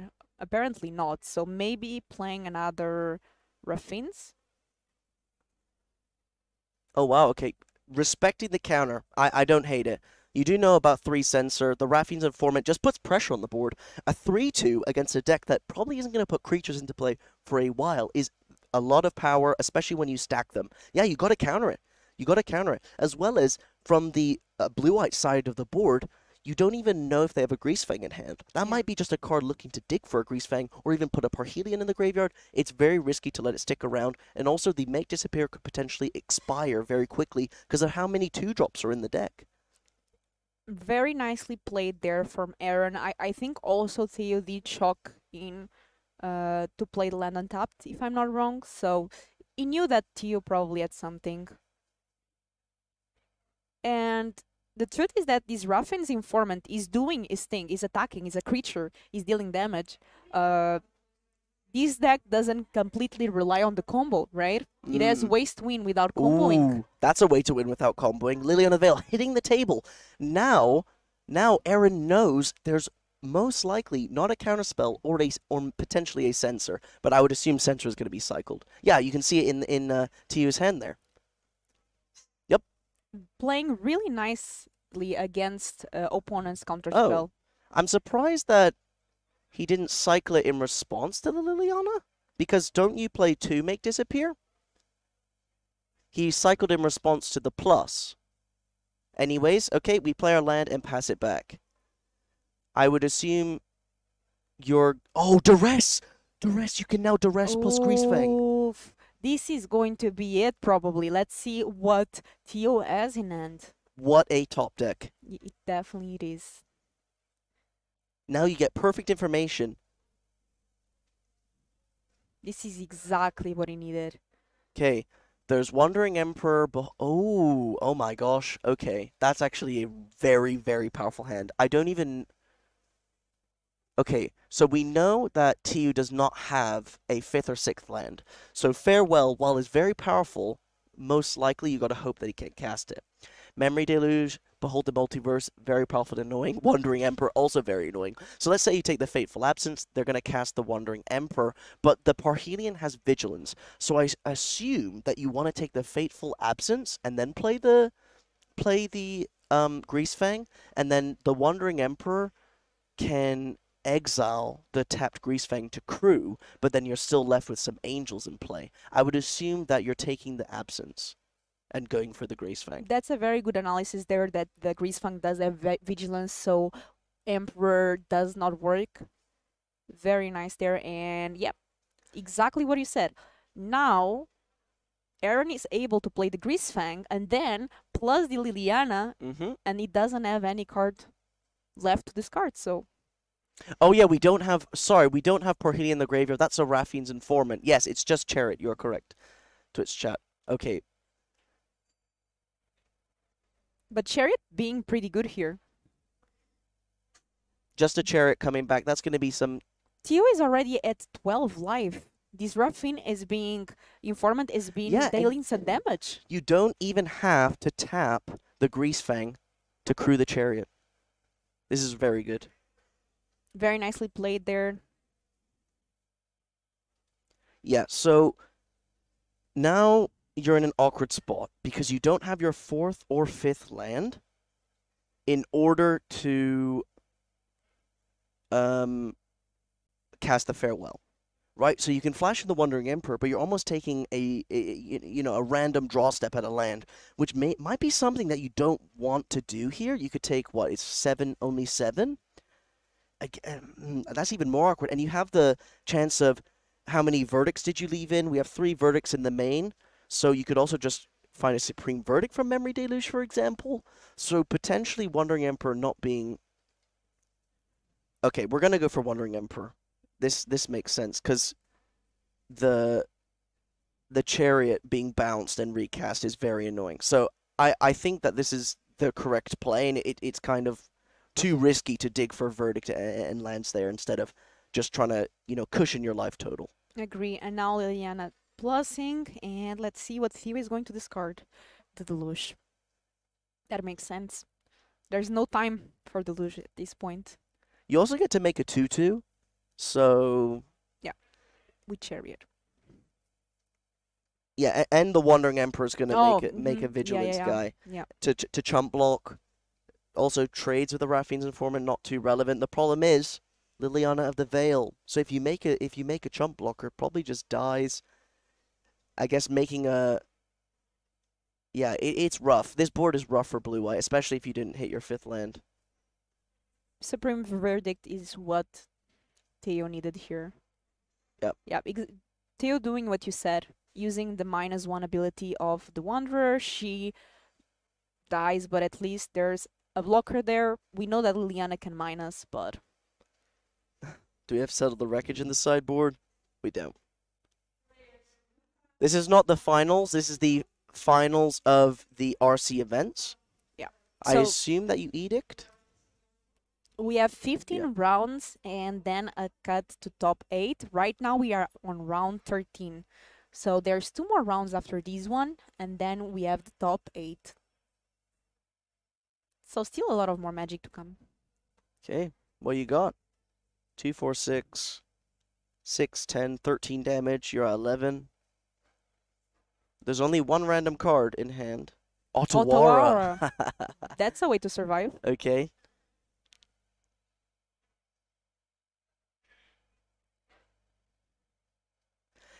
Yeah, the reason why the life total is high for the Azorius players because of the 2 life gain from the Wandering Emperor. Yeah, when it exiled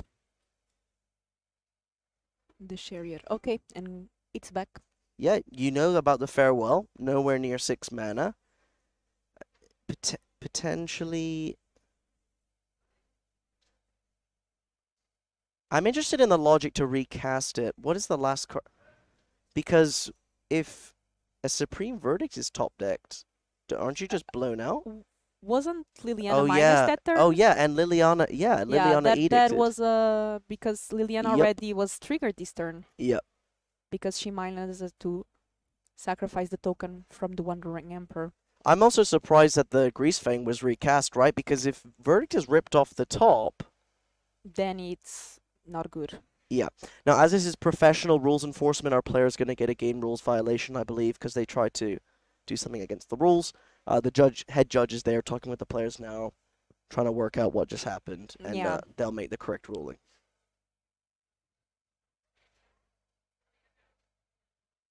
Oh, second Grease Fang in hand would make sense for this play, yes. Okay, I guess they just maybe got a warning. Well, actually, no. The second Grease Fang in hand wouldn't make sense because they were going to discard it to the Liliana, right? This is game. Okay. Anyways, yeah, that's going to be going to game 3 here. Grease Fang versus Blue-White Control. However, Blue-White's going to be on the play. A big game changer for this matchup because you have access to more counter spells and disruption for that Grease Fang when you're on the play instead of on the draw.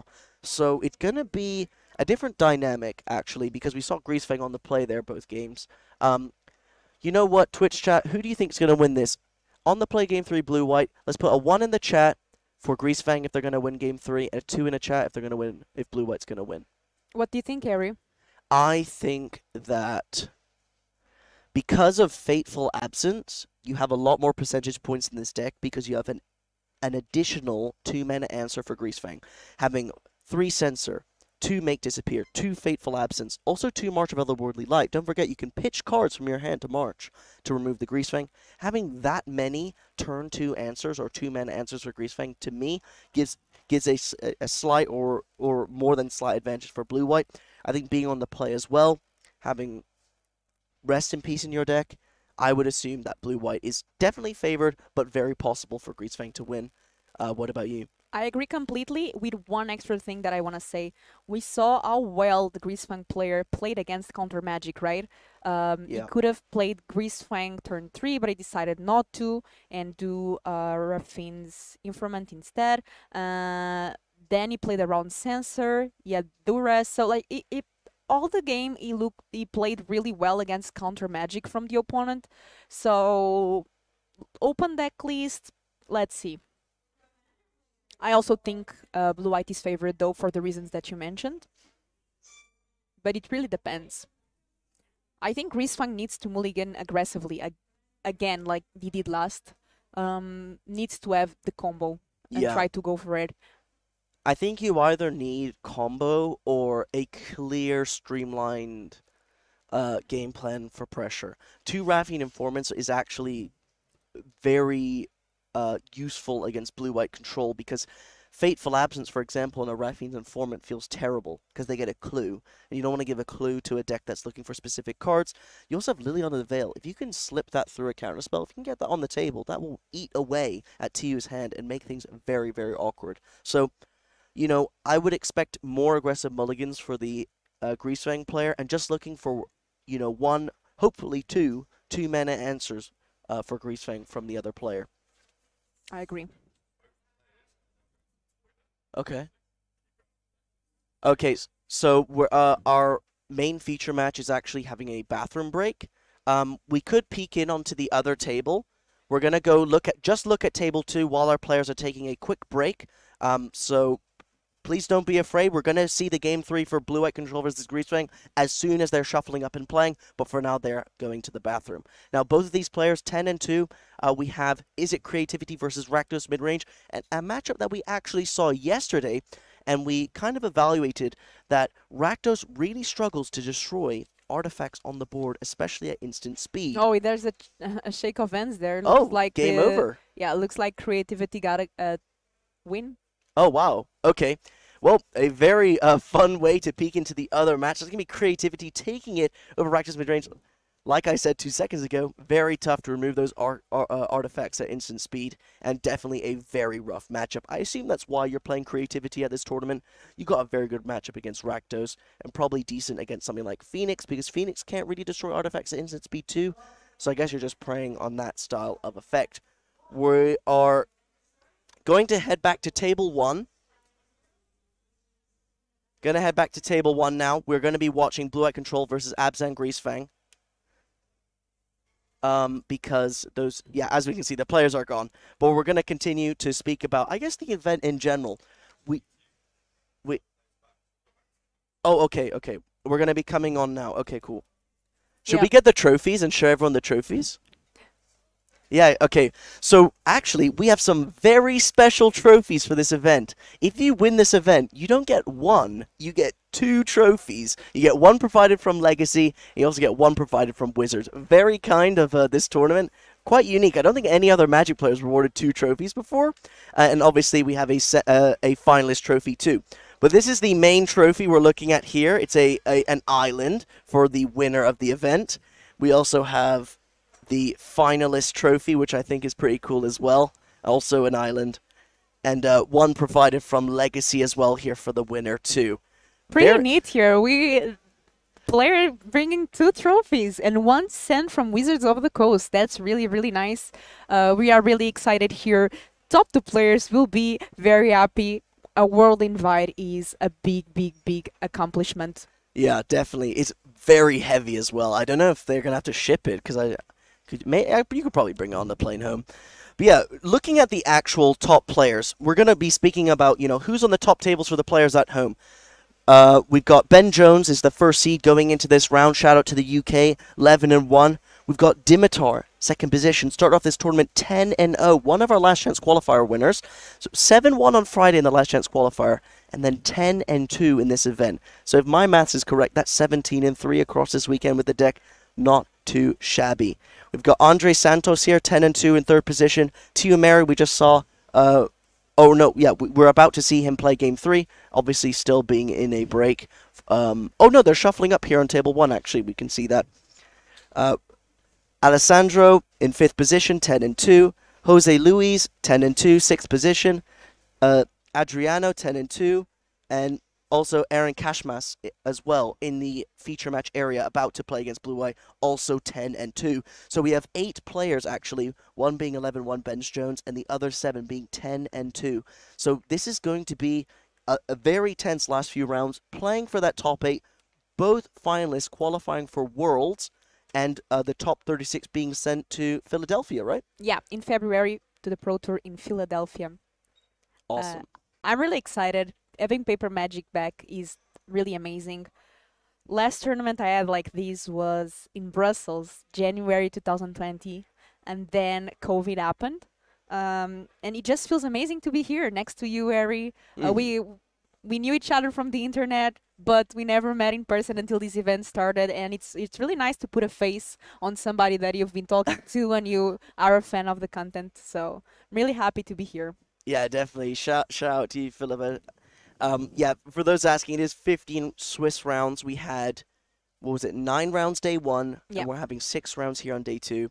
We're making sure to keep track of all the relevant players you want to know about as we see a duress being cast. That's 2 Supreme Verdicts, Fateful Absence. Oh, wow. This is exactly what I was talking about. You want multiple 2-mana ways to disrupt the Greasefang. Now, you're not going to take a Supreme Verdict, because you have 2 of those.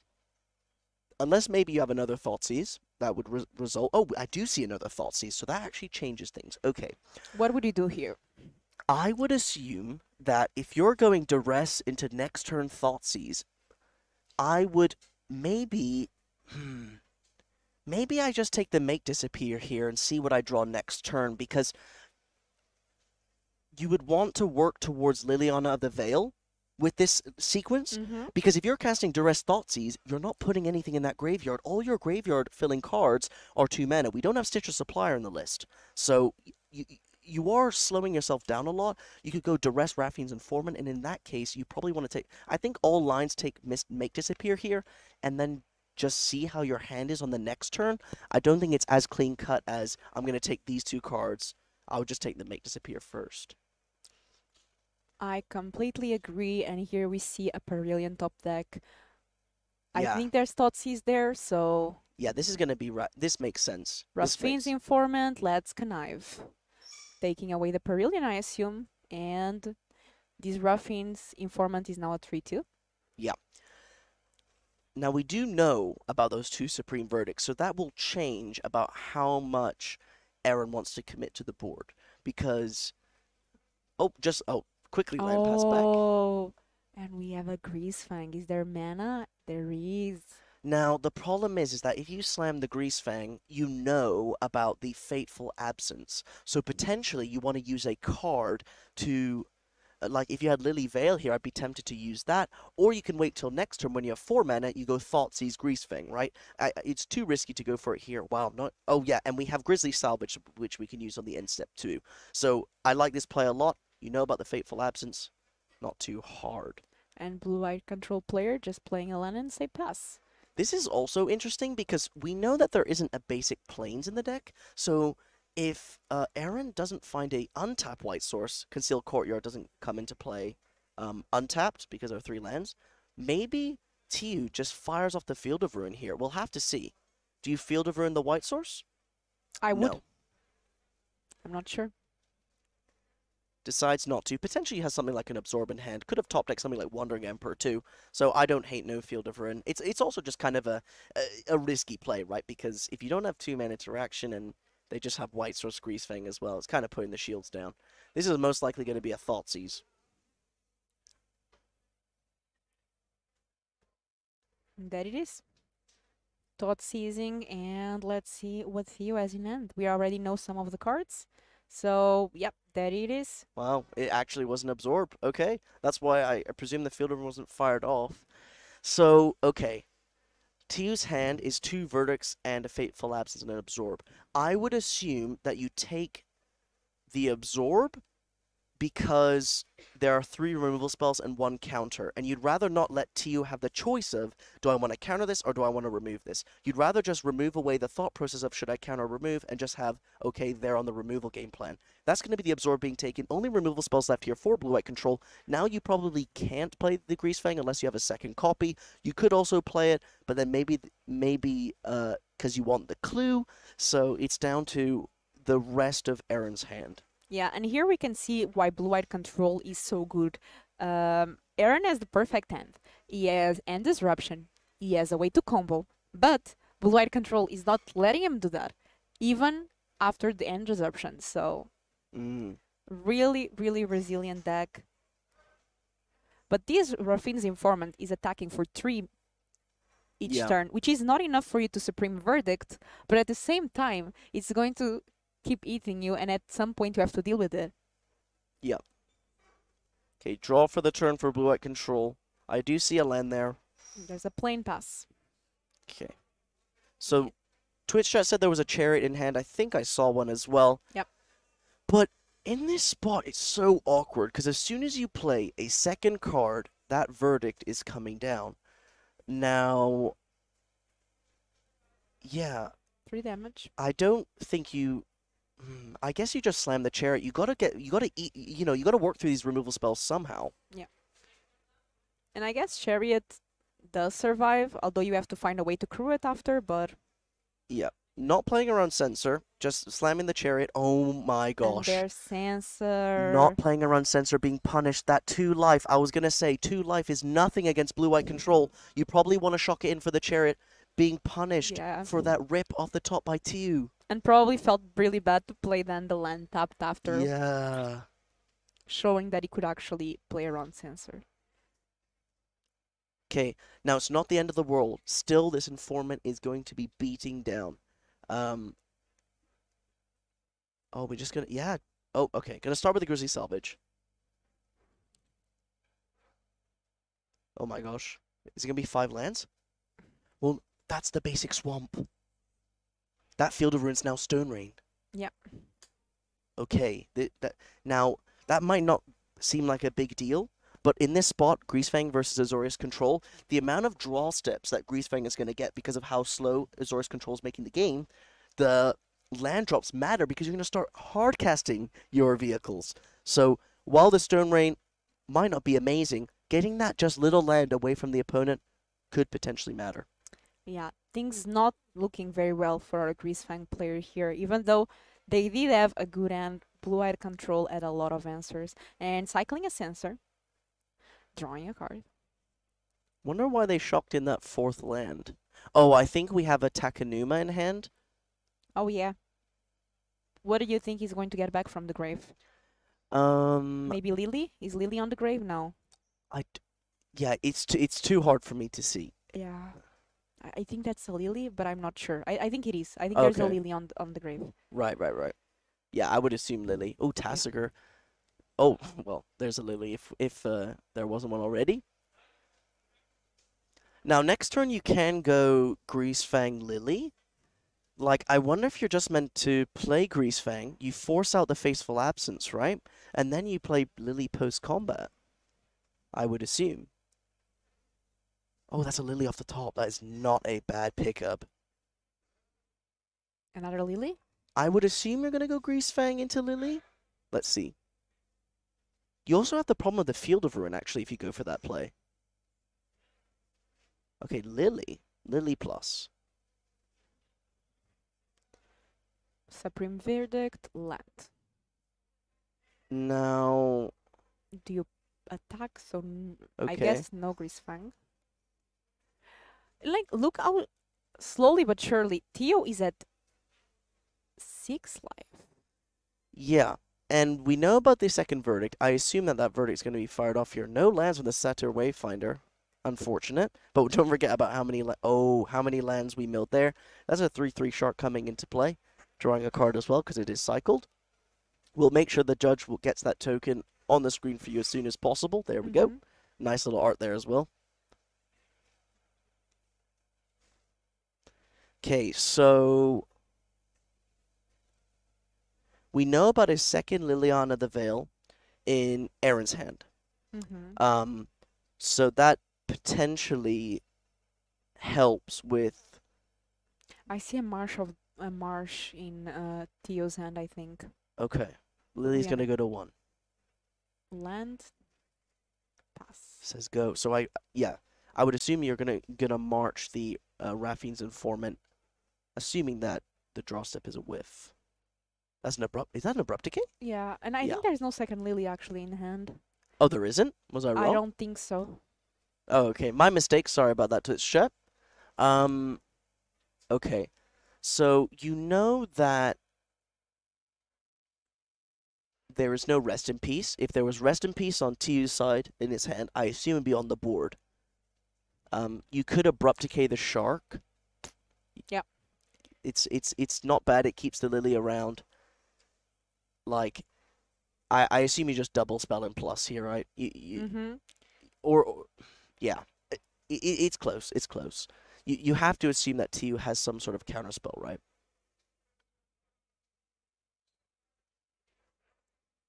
Greasefang first. So this is going to be marched. I would assume it's going to be marched in Aaron's main phase. Because you can have a stop in your opponent's main phase. Greasefang triggers at the beginning of combat. So, hits the table. Before, yep, in your main phase. March of Otherworldly Light, X is 3. That's going to exile the Greasefang before its trigger But goes on the stack. How many cards does Theo have left in hand? We know about one Supreme Verdict. You have to decay. Well, it depends. Yeah, I would assume decay. It's potentially tighter to plus the Lily and then decay in response to the plus, but probably not many punishes for that in the format. Yeah. That's Fateful Absence going away. And here, top deck is important.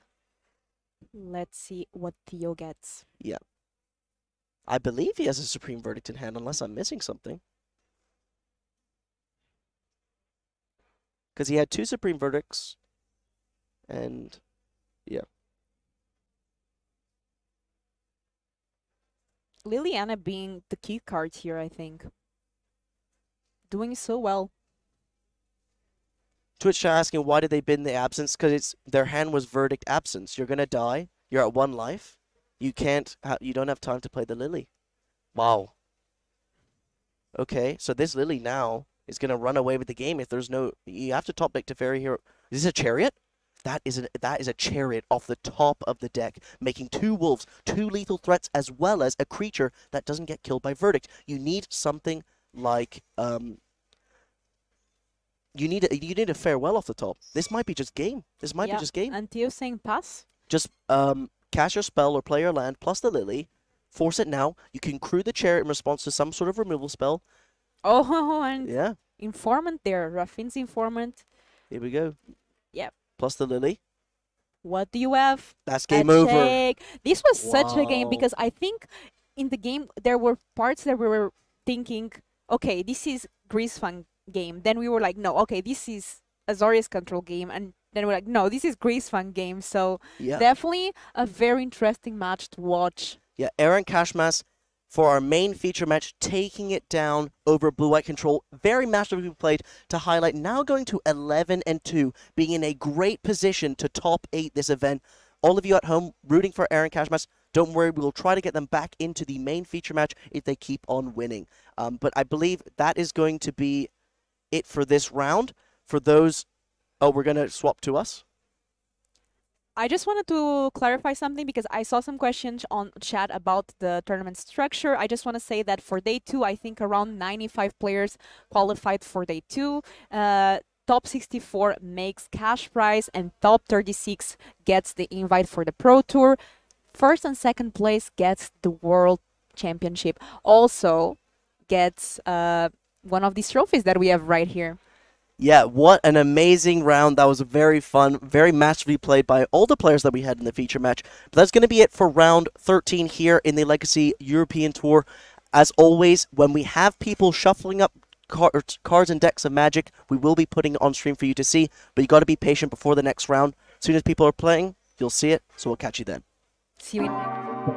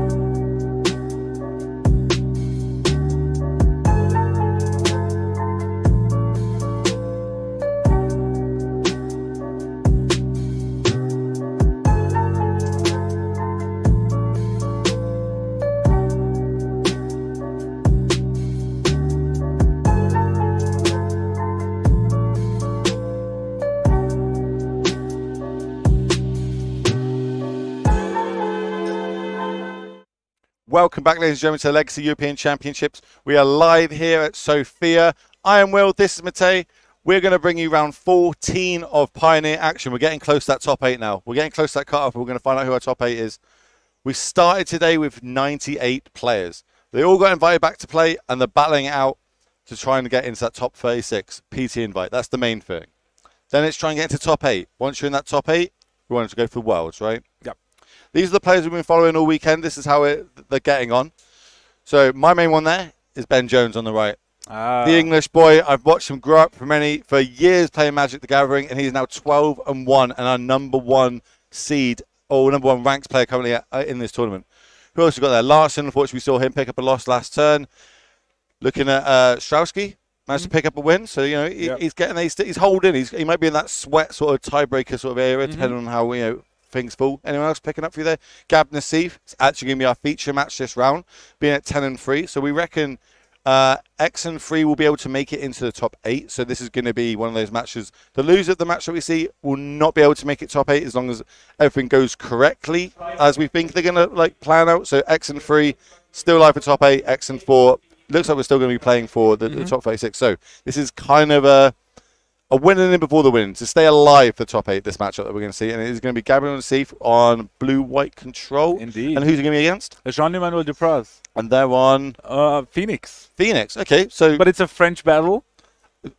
yes, it is. I didn't even pick up on that. Yeah, I mean, like Jean-Emmanuel Dupraz is probably one of the best French players, or even the players overall in the last couple of years. I mean, he was, I think, finalist at Worlds. Yeah. He picked up a bunch of results on those arena championships, and he's just an incredibly strong player. Piloting Phoenix, something that he really prepared with. He mentioned that a lot of the Frenchies decided to play the green-white Angels deck, but he was their player to test Phoenix against because he was just so good at the deck. And so I'm not surprised he's doing well. 10-3 is a great result so far. Great result, and we're going to Still alive.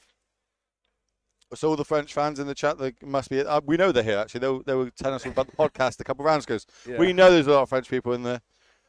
Yeah, I mean, we knew because we featured Charles Wickham, right? A couple of rounds. Yeah, he picked up a loss last round. He's 9-4, but his friend Theo Mery is 10-3 as well. I think he also lost the previous round, but still in it with a shout. So now more Frenchies, and I'm sure you know, our chat is all like "Allez la France, allez les Bleus." Well, I don't speak French. I mean, I hope you can pick up a little bit of that. I can do that for but you. don't underestimate how much of an epic matchup this is between two giants of the game. Yeah, absolutely. Almost and God help Gab, he's still on top of the ball, but you could say the future versus the past, right? We've got the new French player, I say new in quotes, but the very good current French player kicking butt against Gabriel Nassif, who's been doing it for years and years on coverage, popular Twitch streamer, as we see him play a land tap for the turn. Yeah, starts off with the Hello Fun, and we'll see if Jean-Emmanuel Dupraz can really pressure the blue-white control. You don't really want to give time for the Azorius control deck of Gab Nassif. Give him time to set up. There's a lot of interesting plays. You know, counter spells are going to be flying from Gab's side of the board, and I think especially the post-sideboard games are really interesting. So I was going to say, what are going to be the key cards here for Gab? Like, what's he going to need to try and slow down this Phoenix deck? One of them is going to come down right now. It's Portable Hole on the Ledger Shredder. Please let me talk my D&D chat. Come on, one time. No.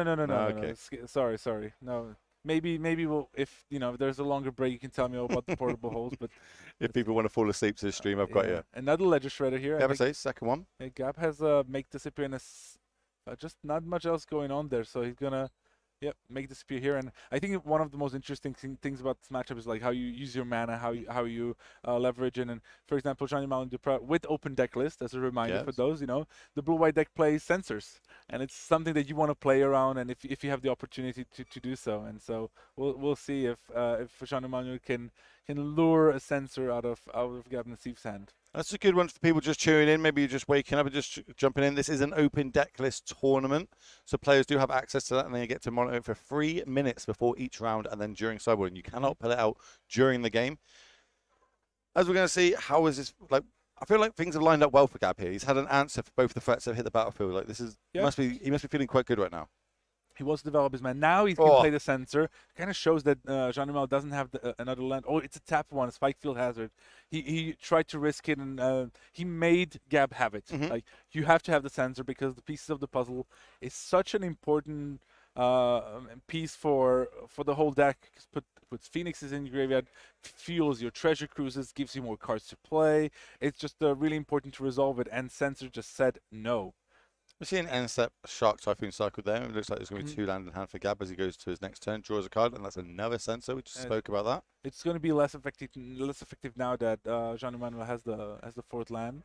So, but Gab just wants to try to draw into some, like, this was a perfect turn to just slam a Teferi. Oh yeah, right? So one of the big planes was a way to win the game. Get your card advantage, because at the minute we're just doing 1-for-1 trading, right? Eventually, the mono blue deck or one of the blue deck of the Phoenix, they'll be able to pull away with things like pieces of the puzzle. Yeah, now you can see that, like, now Gab's cycling. You know, he was really waiting on the Sensor until there was something to counter, and now he doesn't need it, doesn't think he needs it anymore, and he has to decide if he wants to play a tapped land in the irrigated farmland, or if he wants to play the Otawara.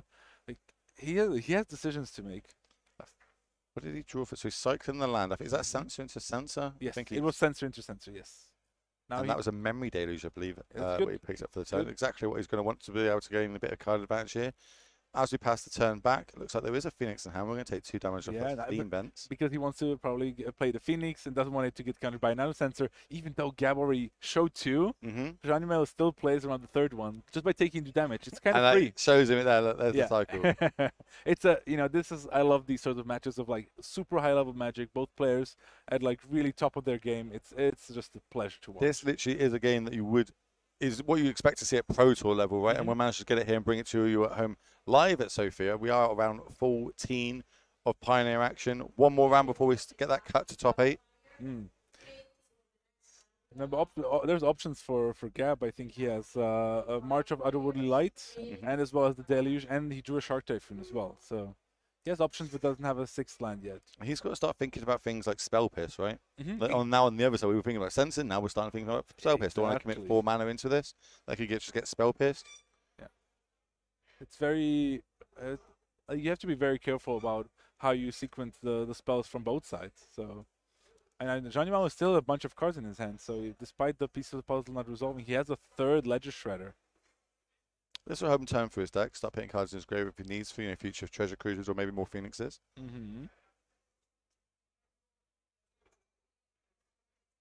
A lot of love for Gab Nassif in the chat. One of the things that was said in chat in French, though, that I think really kind of sums it up is, like, the currently 2 best French players playing their signature decks for the top 8 of, probably the most important tournament we've had in Europe. This year. I'm glad we managed to get this on the feature match for you, and glad that we were able here to cast it and bring it to you.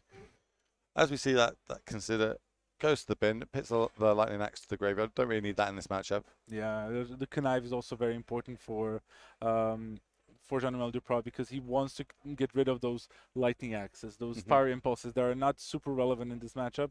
So he wants to just bin them and draw more fuel for things like Treasure Cruiser pieces of the puzzle.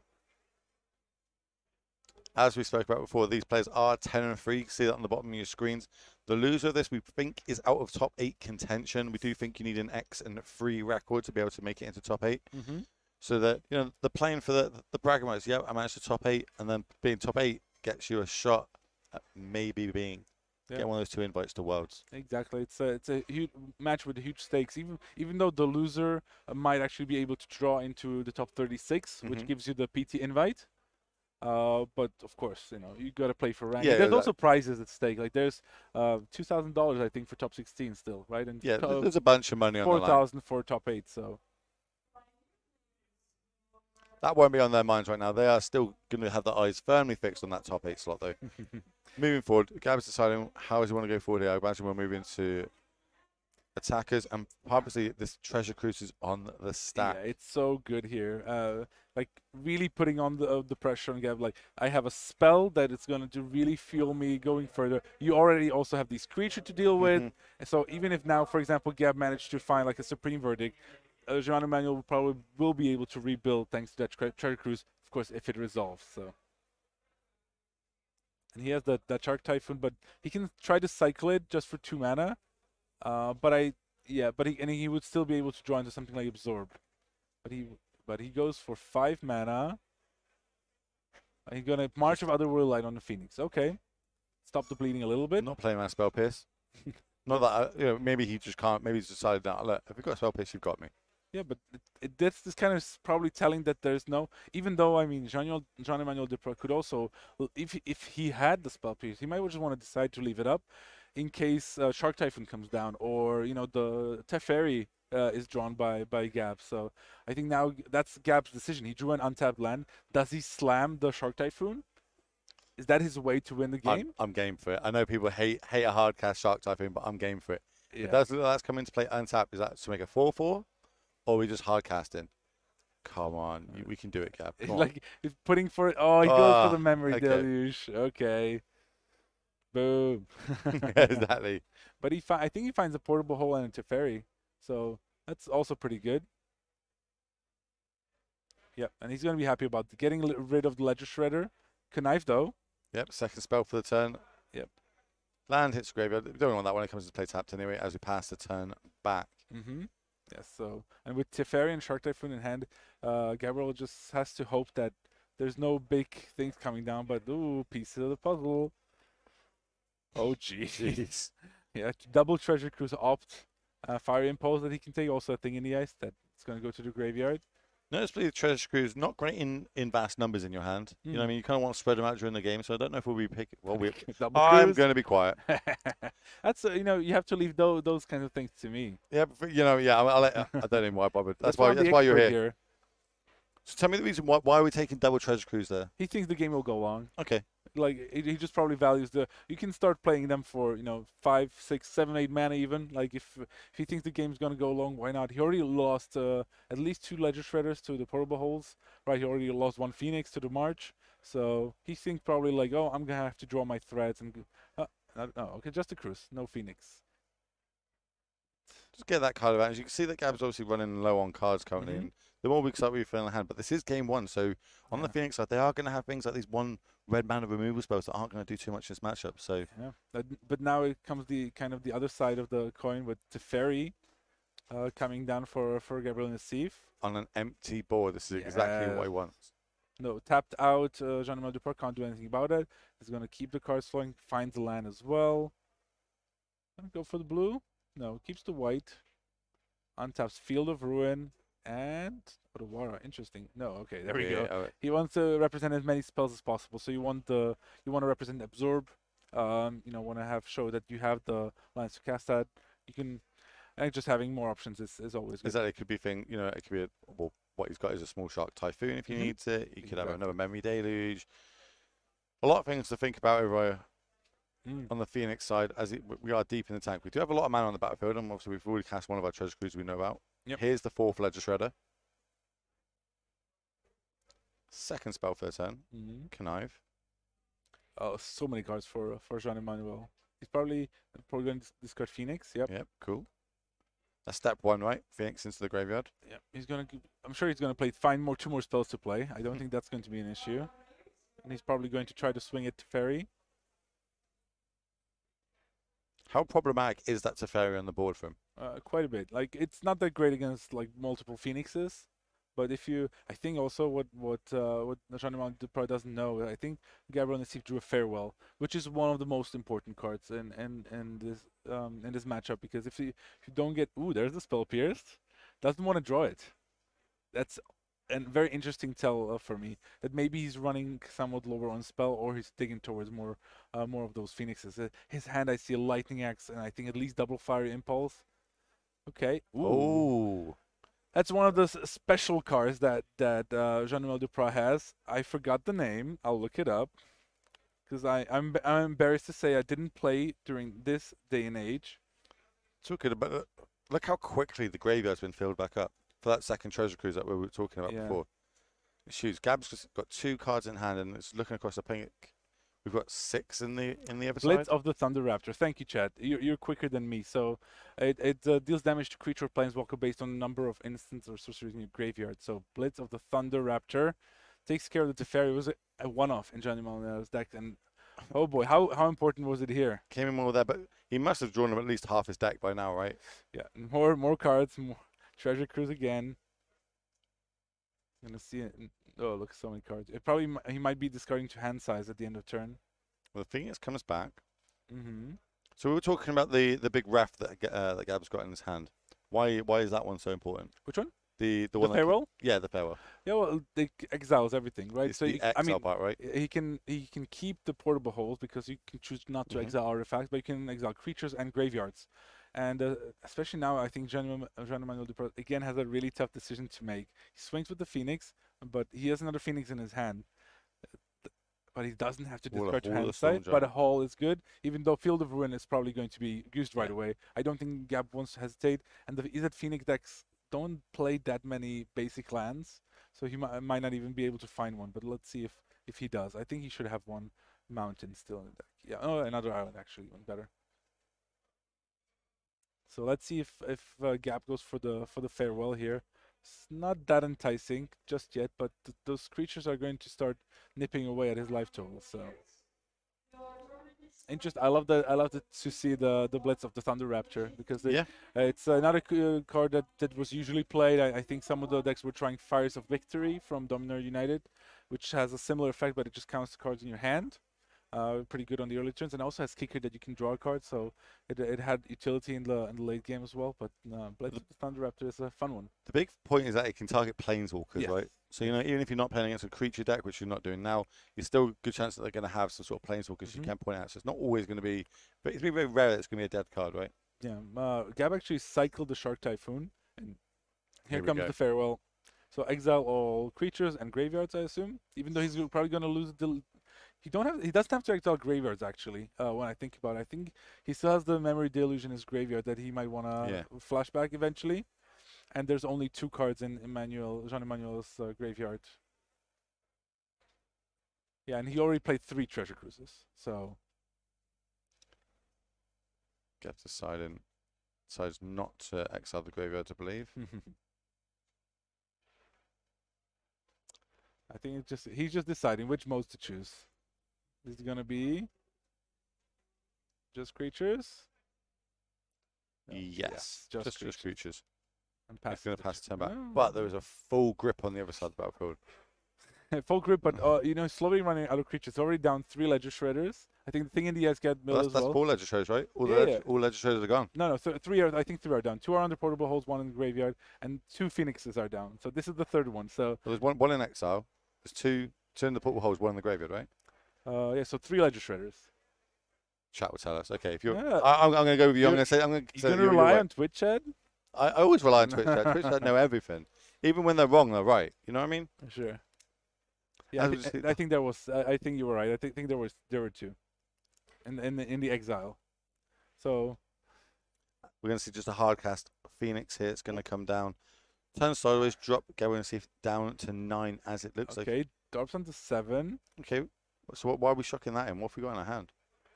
Let's see. Are we on whole beatdowns? I think it's memory. I mean, he can represent something here, like another Typhoon, but he can also represent flashback the Memory Deluge. I'm going to go down to 4 here. So many cards in Jean-Emmanuel Duprat's hand. So put a 7 mana to one side. Yeah. It's already clear what he wants to do. You can find like a 2 mana spell like a Dovin's Veto. I think he plays a few of those. So let's see. This is the sort of game that would be good to be able to have a mic on the table, see what the players are talking to each other at this high caliber. Bear in mind, I wouldn't be able to understand a word they're saying. Yeah, of course. But it'd be good to just get the insight of what they're thinking, how they're going through it. Ooh, maybe we shocked it in to play around Spell Pierce. Yeah, that as well. Yeah. Because we've seen one got exiled earlier or got ditched earlier, so there could only be 1 left in the deck, I believe. Detention Sphere, that can take Detention Sphere and Dovin's Veto, so that would put Jean-Emmanuel Duprat like 1 Phoenix left to kill Gabriel Nassif. Is that have we got access to his deck? Can we have a look? Yeah, sure. Is there anything else in that deck that could win? Because I suppose that's one way to win, is just get rid of all the threats. Yeah. In the whole deck. Run them out of threats, yeah. Because the Hall of the Storm Giants as well is in the graveyard. So he has 4 Phoenix, 4 Shredder, 1 thing in the ice, and he has 1 Hall of the Storm Giants. Well, so the Hall's gone. We're pretty sure the Ledger Shredders are gone. Phoenix is running out very shortly. Ooh. Are we going to kill it? Our own Phoenix. He's going to kill his own Phoenix in response. Yeah. You gotta get creative. I don't hate that. I love that. It's again, it's not, like we were talking about running the Phoenix deck out of just things to do, and Johnny was like, I gotta kill my own stuff if I want it to survive. What else are we going to do with that? We're not fiery impulsing something on the other side of the battlefield. So I like that. You were using our cards up to keep that, I say alive, but obviously we're killing it, but keep it in our graveyard, which means we've got more chance of bringing it back. It's not just exiled and that's it for the rest of the game, because we are running super short on ways to win this game. Yeah, exactly. And so there's the full grip for Jean-Emmanuel Duprave, but you'll probably figure out this time it's not all action. So, and other pieces of the puzzle. That's going to get Dovin's vetoed. No more cards for you, buddy, says Gabriel Nassif, who's down to 1 card. Doesn't have that much action going on. He would really love it to Fairy.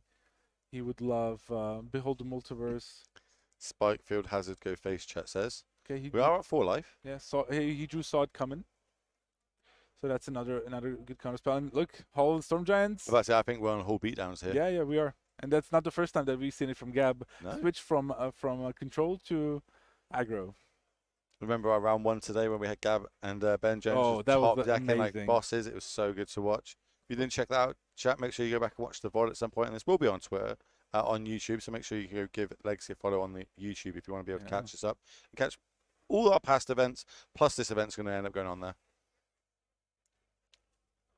Right, how can we start getting this back out the graveyard? I wonder if Shiny can find a way to kill the Hall of the Storm Giants. But like he has to pay the ward as well on that, right? So Lightning Axe would pay for ward, Fire Impulse would pay for ward, something like that.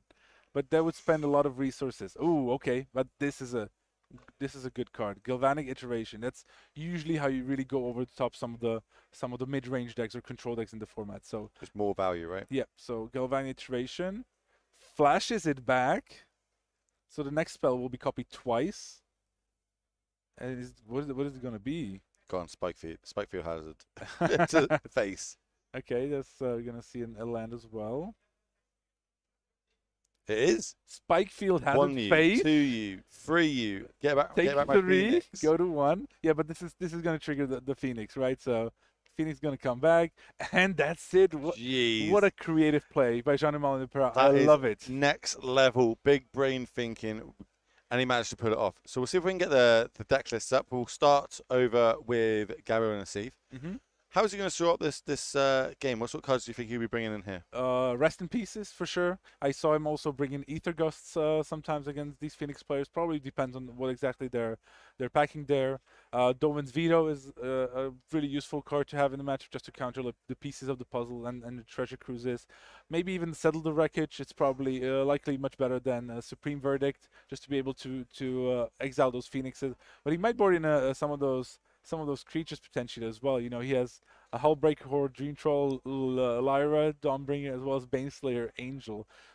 Not too great against Lightning Axe, but this is where the open deck is really coming. It's kind of like mind games. Is he going to bring in those creatures? Do I keep my Lava Axes in? Do I not? Okay, I'll keep 1 or 2 in, but then that's 1 or 2 that could be dead cards if he doesn't bring them in. So yeah, the mind games are going to start playing with both these players here. We'll go see if we can go across to the Phoenix deck and see what we've got in that. Yeah, let's see. But a bunch of options for Gab. And I didn't ask him how he's sideboarding, but for the Phoenix deck, usually just want to get rid of a lot of the removal spells, especially the Fire Impulses are not that great. But and Obliterating Bolt also not at its best here. He's going to bring in for sure the Third Path Iconoclast, the Mystical Disputes. He now saw a bunch of portable holes, so he could also think about bringing in a Braid. But Disdainful Stroke is also going to come in for sure. So a bunch of options. And the Phoenix deck is just so versatile that after sideboard, they can really adjust the game plan to what they need it to be. So I'm curious how Jean-Emmanuel Duprave is going to approach this. I assume he's going to bring out the Trespass. Like, he's going to expect the Rest in Peace. So one is like, okay, how do I beat a Rest in Peace? And that's exactly Crackling Drake and the Third Path Iconoclast. What do you think about things like Fry? That can target planeswalkers as well, can it? Or is that just creatures? I don't think he would want to have the planeswalkers enter the battlefield anyway. Okay, he just wants to avoid that happening altogether. So that's the plan. Don't let them hit the battlefield. Once it's on the battlefield, we'll try and beat it down with some Phoenixes. Exactly. Like you can beat thanks to Phoenix and the Iconoclast is probably going to be able to pressure the Planeswalkers regardless. So and they're really expensive, right? Especially in face of like the disdainful strokes and the spell pierces that. That's the thing. If you look at the CMC of this deck, it's all super cheap. Yeah, we've got some like. What's that? That's like a 10, 11 drop. We've got an 8 drop, but we don't pay that mana for them, right? Yeah, exactly. All these cards are going to be reduced heavily. We're going to burn through our deck until we can eventually, start turning things sideways and winning the game. So we'll see how our players are getting on. If they're shuffling up, it looks like they're still. Let's take a bit of time to walk you guys through the standings. Oh yeah, go for it. Where we have the situation of the tournament. Let's start of this round, though, right? Start this round moving forward. Who is our top player currently? You tell me. Who is it? Mr. Ben Jones, local down my way. English lad is taking up a 12-1 record. He is currently the only X-1 in the field going into this round. Who have we got at number 2? We have 3 players with 11 wins and 2 losses. One is Adriano Moscato, a very good Italian player who's on Rakdos midrange. Okay. In 3rd place so far, Andre Santos on Rakdos Sacrifice. He's been crushing as well. And then Eren Kaçmaz from Turkey. He's playing Greasefang. It kind of flew under the radar, but he's been like making a really good run for it in day 2, and he's 11-2 as well. I think these 3 players plus Ben Jones, I think they're already at 11 or 12 wins. I think they're already qualified for the PT with that 11th win, and there might be some possibilities that they could like draw into the top 8 already. I'll have a quick look if we have any draws reported. No, it looks like everyone's playing, so no intentional draws yet. We'll see those next round. We'll have them up, and we'll obviously update our players to watch for you all at home. Just as a reminder, this is the Legacy European Championships. We did invite 98 players back for day 2 to be able to play this out and try and qualify for the Pro Tour, where the top 36 players will get invites. Then we're going to have the top 8. The top 8 are all going to be battling out not only for money, but for 2 slots at Worlds. 2 slots at Worlds and some glorious trophies which we've got. We'll try and get an interview with them as well. The way we're going to try and plan it out, and the way we've been doing it all weekend so far, is we have table match feature A, feature match B. But if one of them ends a bit too early, because this format is very, very quick at times, stand fast, Gabriel and Steve. We managed to pull other players from other tables across when they're during sideboarding. So the sideboarding call, we pick them up, we move them across. We try and give you the maximum amount of paper coverage that we can. As long as the players are okay with it, in the semi-finals, I'm trying to give you both games back to back. They will not play simultaneously unless anyone's got to go catch flights or got to get home, etc. It's all on the players. But if they're happy, we will play one semi-final, and then we'll play the whole semi-final in their from start to finish to see who gets those world spots. Then we'll have the finals after that and see who wins all the money and the big title, saying, I am the European champion when you rock up at Philadelphia. Yeah. Gabriel and Steve is mulligan here, and he's actually doing pretty well in this tournament. Like, he has 10 wins and 3 losses. He actually has the best tiebreakers out of the lot. He's in 5th place so far. And a bunch of, I think if there's one winner of the tournament, like a narrative, I would say it's the French. There's so many French players. Like we see already 2 of the best French players in the room. But also we saw Thierry Théo Méry actually there. Thierry Ramboa is there as well as Adrien Roussard. So a bunch of French players all still in contention for top 8. That is true. We've seen them numerous times on coverage this weekend as well. How is our hero doing? Which hero? Which one? Our undefeated going into day 2. Dimitar Erinin is actually 1-3 today. He's still in 7th place though, so still 10 wins. So we're still alive. We're still alive. Still alive. Yeah. Everyone that's got hope for all these combo decks turn up today. Bullying on all the big formats. Big hitters in the format. Mono Green, Rakdos, Spirits made a very good day 2 conversion rate. I think if you look over it, if you haven't gone and followed Legacy on Twitter, feel free to go through them. We've got the day 2 meta game in there. Also, there might be a command in chat of ! day 2 meta. Might send you to that link. Yeah, it's the meta didn't change significantly from day 1 to day 2, but the main thing that did change was bigger proportion of these at Phoenix, and we see a lot of them at the top tables, as you can see now. Of course, Jean-Emmanuel Duprat, but also Ben Jones is playing it, Thierry Ramboa is playing it. So a bunch of those are still in contention. Yeah, they're feeling their way to the top. As we see, we're starting the game now. Both players are just starting with the tap land and Gab past the turn with a Halifan. For a second, I thought Gab kept a one-land hand, which would have been, I think he kept a two-lander, Field of Ruin, and drew that Halifan for the turn. Possible, yeah. Ooh, early ledger shred is important for Jean-Emmanuel Duprat. Yeah, there's a mystical dispute already up. Probably has to think, like, do I want to spend the dispute to counter this one? He also has Attention Sphere, Wandering Emperor, and March of Otherworldly Light. So that's probably why he's thinking if this resolves. It kind of gives away the dispute already. I mean, even if he didn't have it, he would want to represent it here, right? He would want to think about it. Oh, do I want to counter it? He does go for the counter spell there. Keeping the board clear so he gets to untap. There's another Field of Ruin off the top. And it's not too bad. Sometimes you can use it if you have double field. You can use it proactively to fix your mana. I try to find a second white, for example. I wouldn't be surprised if Gabriel and Steve actually did use a Field of Ruin here just to get the second white going. But how many basics are we playing over on the Phoenix side? Because like Phoenix usually runs 2 to 4, I think, anywhere from 2 to 4. So we saw in last round with Harry and Filipa that they were when they were commentating, the blue-white player actually, from reading the deck list, knew there was only one basic swamp over on the Greasefang side. Yeah. And game one just started using the Field of Ruins and ticked them off their mana because they saw them struggling. Jean-Emmanuel Duprat actually plays 2 islands. So, but with pieces of the puzzle, it's very easy to mill them over. And yeah, but here Gab just goes for it proactively. Wants to get that second white because he has a Wandering Emperor in hand, right? So he wants to try to assert his presence in the game and put a bit of pressure on Jean-Emmanuel Duprat to deal with the board as well. And there he goes, draws another coloured source mana. It's going to come into play untapped if he chooses to go that way instead of the Field of Ruins. Doesn't, passes the Field of Ruins down. Yeah, and he doesn't need to keep up Field of Ruin the whole game if he has to, because Jean-Emmanuel Duprat only plays one Hall of the Storm Giants.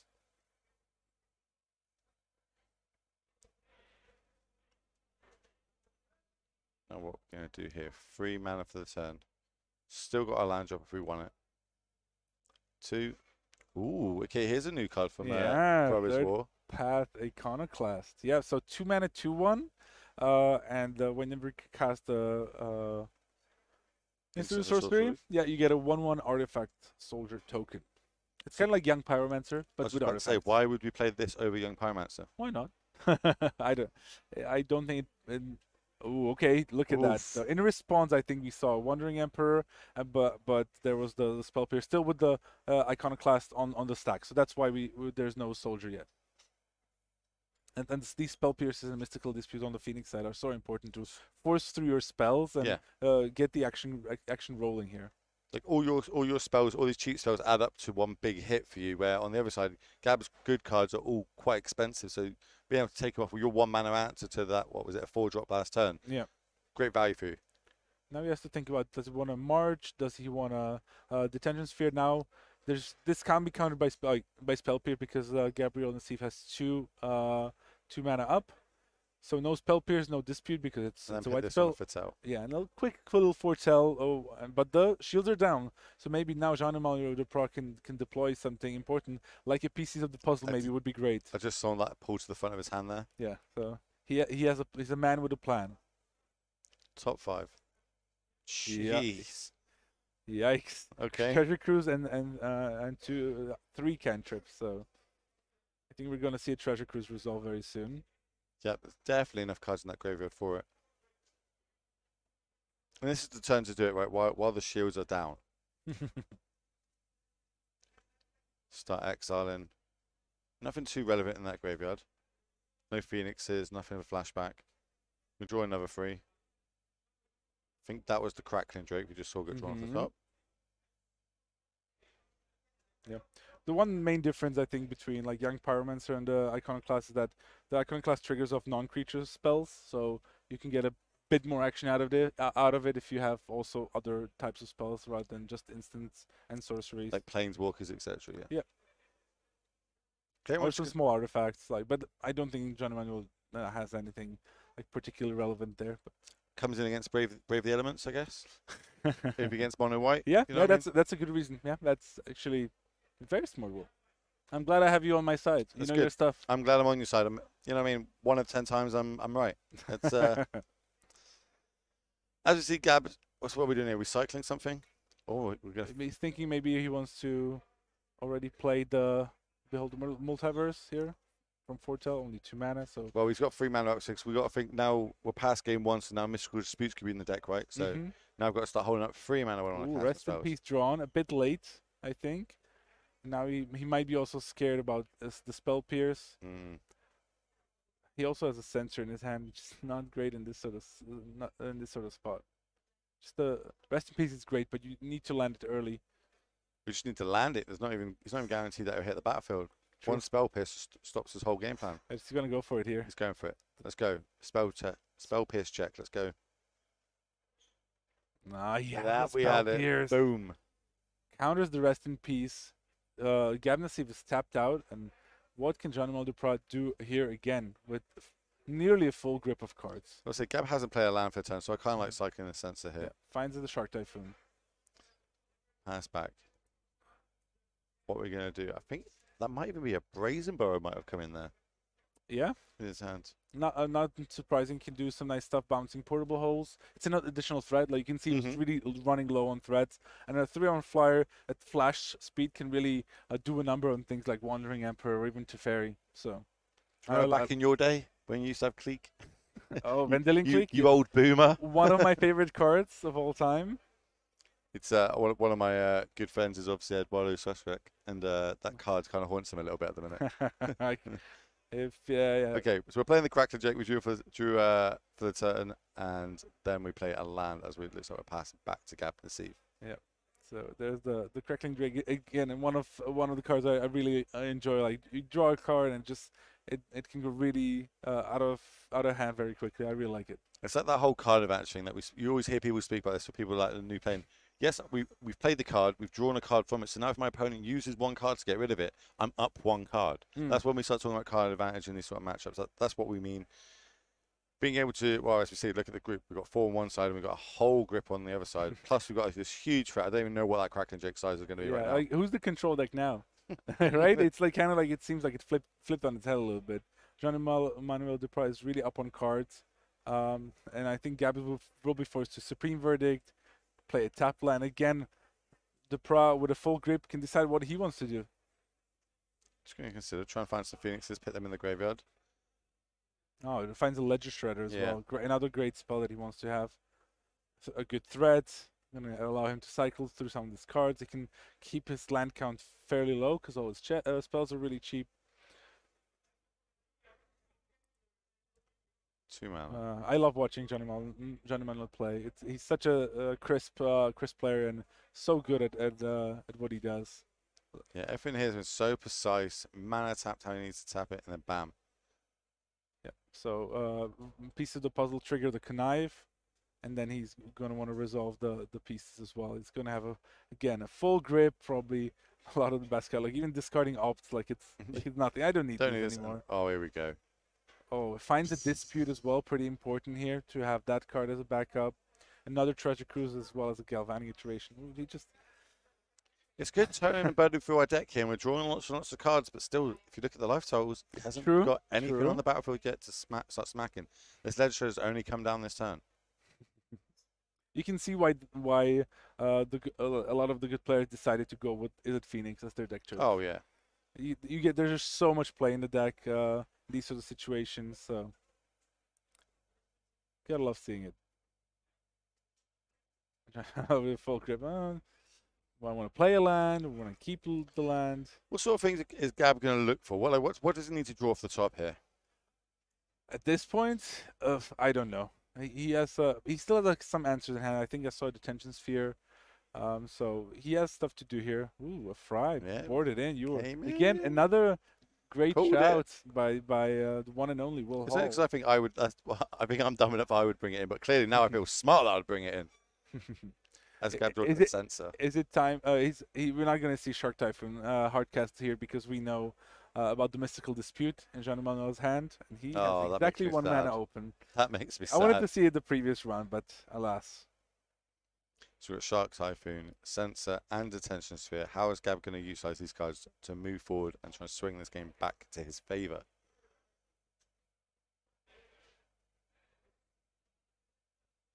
One of the things I'm checking on is if any results are coming in, because Mhm. I'm really curious about like who's How the top eliminated. eight shape? Who not allowed Yeah, to see but it. now everyone's still playing. Everyone. All the tables. Draw for a turn. That might have been a haul for the Storm Giants. I think he already had the haul before. Okay. But it's not that great on this board with the Field of Ruin ready to go. Second Ledger Shredder. Okay. That Detention Sphere is looking a little bit more tasty in Gab's hand. Yeah. You always want to get the value, right? Is that boy? He needs to. It's not like, you know, we like it. We have to. We have to start trying to get some 2-for-1s in here. Otherwise, we're going to start falling even further behind all this card advantage that's getting drawn on the opposite side. First, the bigger Ledger Shredder connives. I'm gonna go through most of his deck here. Second one.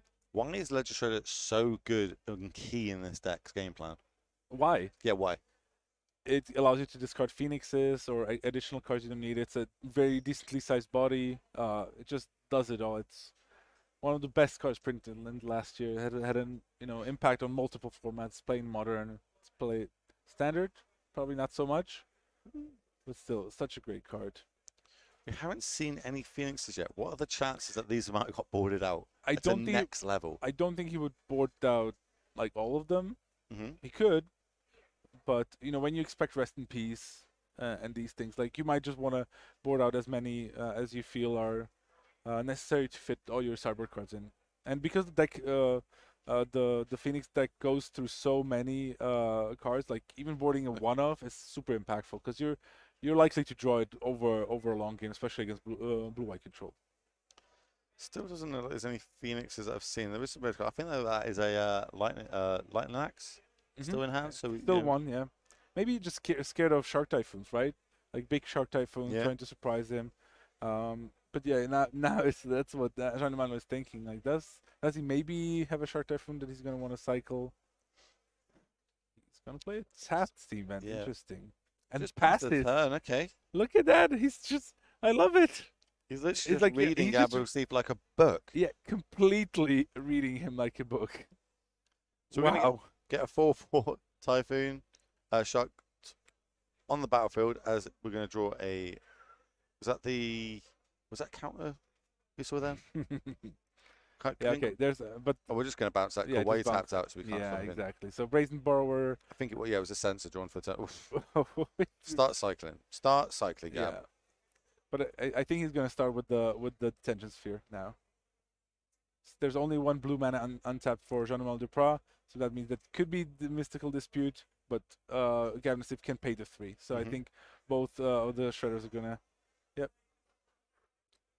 get into the Sphere, and it's nice cycle. There's Ooh, another okay. shark. Sure. I think it looks like the control deck on the left side and Gab's hand is like trying to keep up pace with the game. Yeah. And he has to draw a very impactful card on top of the deck. Jean-Emmanuel Duprat with like 7 cards in his grip the whole game. It's like, I guess I'll try this card now. He's What do you keeping think? up though. Like all these threats that are coming and hitting the battlefield. Yeah.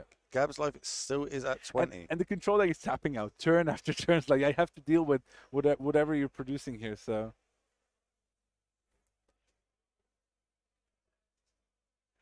We're getting some updates in the chat. I don't know if you want to try and look them I'm up. trying to see if those have been reported. So I don't see anything yet. So I think like there's a possibility that table 1 has been drawn because Ben Jones is locked into the top 8, and with a draw he's kind of cementing his place among like on top of the standings. So he can afford to draw twice without any issues.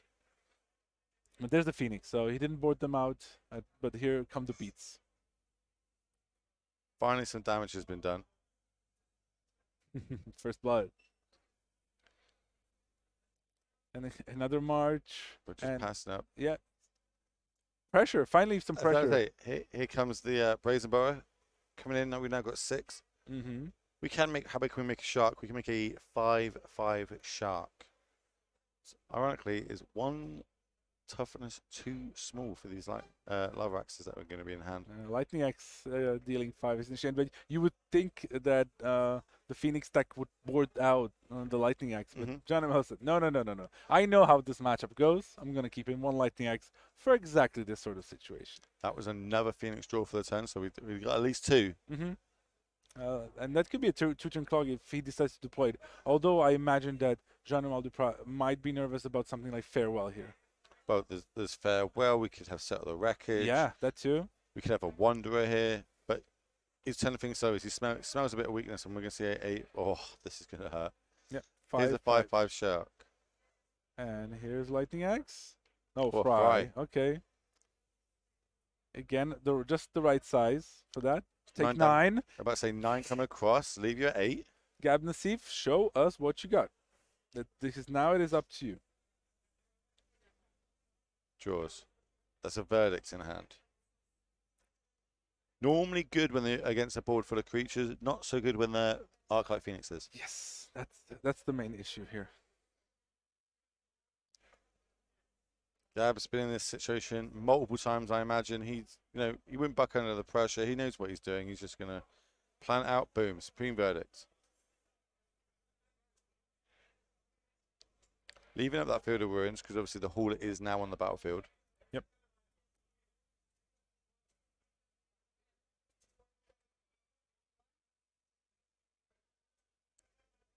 And just pass the turn back. So, you have 3 spells on Maldupra.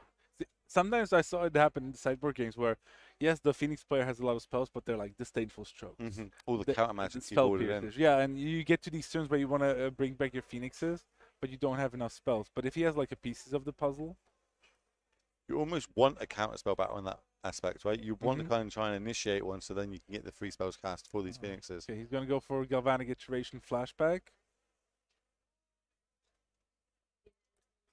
Double consider. Sure, so that's... He's really, really low on cards, by the way. Ooh, there's another Phoenix. Okay, so both considers are resolve the copy and the main spell. I don't think Gab's got an answer to this, right? I don't think so. He doesn't make this appear, but like doesn't help. That's yeah, the handshake. The the 3 Phoenixes would have finished off Gabriel Nassif there, and Jean-Emmanuel Duprat goes up to 11 wins and 3 losses, 1 win away from the top 8. That is brutal for Gab Nassif. Obviously, a lot of fans here in chat. That rest in peace, not being able to hit the battlefield that turn, I think, might have swung the game a bit too far away from him, but he picked up such a good fight. Now we're going to see if we've got a backup feature match for you. Yeah, it looks like it's just finished. So are we going to try and get another table across? We're trying. How long's left on the round? We're going to find out how long's left on the round for you. Yeah. Again, these matches taking so long, it's really hard for us to pull in any of the matches. 1 minute left of the round. Yeah. Okay, so we'll come back to the booth. I have some score updates to give you. So only 3 minutes left in the round, so that means that we can't really bring you any more matches. Even though we would like to, it's much more difficult with 3 minutes left. Yeah, we can't really move players when they've got 3 minutes left on. And we have many fewer matches as well, right? We're only down to 98 players on day 2. Some of them have already dropped or are out of contention. So not to play anymore, but there's a load still playing for the top 36 and get these PT invites. We've got some results coming in. Yes. Talk us through it. Yeah, so on table 1, we had Ben Jones, who was at the sole player on top of the standings with 12 wins and 1 losses. He decided to draw with Andre Santos, who was on Rectal Sacrifice. Smart. Locks him in that top 8, as we said. He was probably locked in before, but now it's he's going to lock in, I think, the top 4, meaning that he'll have the advantage of being on play in the top 8, so that's very good for him. Good. And Andre Santos on Rectal Sacrifice probably puts him in a good spot where he can draw maybe next round again. Okay. So that result came in. They drew intentionally. So we reckon we've got 2 players so far. Yeah, 2 players. On table 2, Eren Kaçmaz of Turkey on Abzan Greasefang defeated Adriano Moscato of Italy. Okay, so that's our Greasefang player that we saw last round on coverage. Managed to take down again. Good. Yeah, so he's up to 12 wins and 2 losses. He will be able to draw, I assume, with Ben Jones or Andre Santos in the next round. Okay. Yeah, because he's locked as well. So that's good. And then on table 3, we have Miguel Castro on Is It Phoenix defeating Jakob Bergelin on Mono Green Devotion. And then one for the Italians, Marco Del Pivo defeated Dimitar Erinin on table 4. Okay. Meaning the Grinning Ignis combo deck is 1-4 today after going 9-0 yesterday. So we got one more hopeful game. Get him in there. Hopefully, we can get him in that top 8. He needs to. Yeah, exactly. So he's maybe he can draw into the top 36, get on the Pro Tour as well. But we'll just see how that one turns out. But Marco Del Pivo is now going to 11-3. He has to win the last round to make it into the top 8. His tiebreakers are pretty bad. He's more on the lower side of the what we call X and 3. So the players with 3 losses. So and that's what we're going to end up probably bringing you now for the last round of round 15. It will be the X and 3 players for the winning ins. Winners of those games are going to be able to lock themselves in the top 8. The other person, unfortunately for them, will probably get the PT spot. Yeah. I say unfortunately, like that's a bad thing. You get a PT spot, you get to go to Philadelphia and play more Magic at the highest level possible. But we want to get that top 8. We want to see who is going to be battling out, who is going to get the 2 invites to. And I can tell you 3 more players who probably have locked in the invite already. Oh, okay, go for it. They're going to be playing for top 8 next round. So one is then French guys in the chat. They're going to love it. They're going to love it. Here we go. Thierry Rambouillet hit this round with his EZ Phoenix deck. So he's still in contention for top 8. Another player, I assume French, Adrien Hussard on Mono Green Devotion also won 2-0. And one player who can still potentially make it in because he's 9 wins, 3 losses, 1 draw coming to round was Lino Torretta also in EZ Phoenix. So we have a bunch of EZ Phoenix at the top tables. It's going to be fighting for the top 8.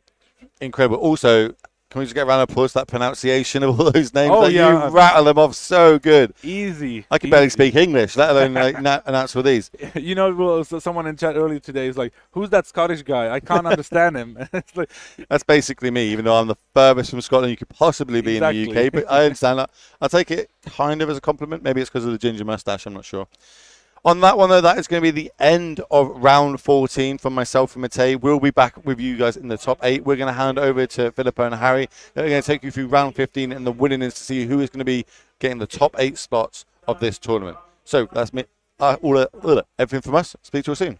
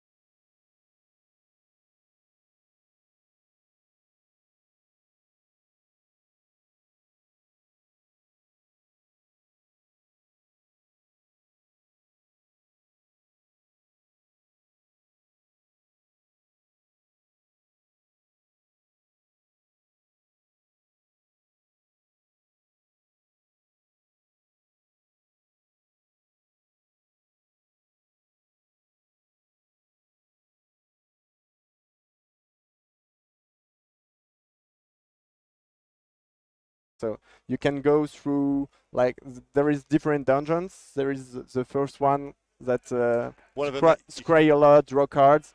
It's very useful to find the other combo pieces. And you put a lot of counters on Gwena, so it grows very fast, and you can attack with it also. And once you get this piece out, you still have to find one combo piece that reduces the cost of Accelerac. Is that the Nylea? Yeah. Okay, so we've got a Nylea Keen-Eyed. So if we have all those 3 cards in play, that enables us to be able to infinitely go through a dungeon, which one of the dungeons lets us drain our opponent for 1 life, etc. So that's it. That's the infinite combo that we're using with these 3 beautiful cards. Love to see it. So, but how are we finding these 3 cards? Because we can't rely on the whole deck. So what sort of tutor target or tutor cards have we got? So you also get Cemetery Prowler, which does the same thing that Nylea, but it can also disrupt the graveyard of your opponent. There's a lot of that going around in Pioneer currently. Yeah, and because there is a lot, I choose to play like a playset of Prowler. So that's disrupt Prowler, yep, so to disrupt Phoenix deck and Grease Fang deck. Also a good rate, 3 mana for a 3/4 with Vigilance. Itself is a good rate. Exactly, it's very good, and you can find your creature with. So you have the new Fauna Shaman ability. You can discard your elf in the late game to find creature you need. So first if you don't have Gwena on the board, you look for Gwena. That's the first one. We always find that one. Once you get to untap with Gwena, you can find Accelerac and start the combo, and after you go seek for your last piece. And you also have Collected Company. I was about to say, and lastly we've got Collected Company. All these tend to be 3 drops, I know, besides Nylea being a 4 drop. Yeah. But we can hit the others all off Collected Company, so we're going a full suite of 4 Collected Company in here as well. Yeah, that's it. I know this is not the best rate for company deck because I'm playing 26 creatures. Usually people want 28, but the ability to get Gwena end of turn is very good. To untap with it, and even if you find like Gwena and an elf, it's still relevant because 1 elf allow you to do 1 step in a dungeon more. So the mana is actually very relevant.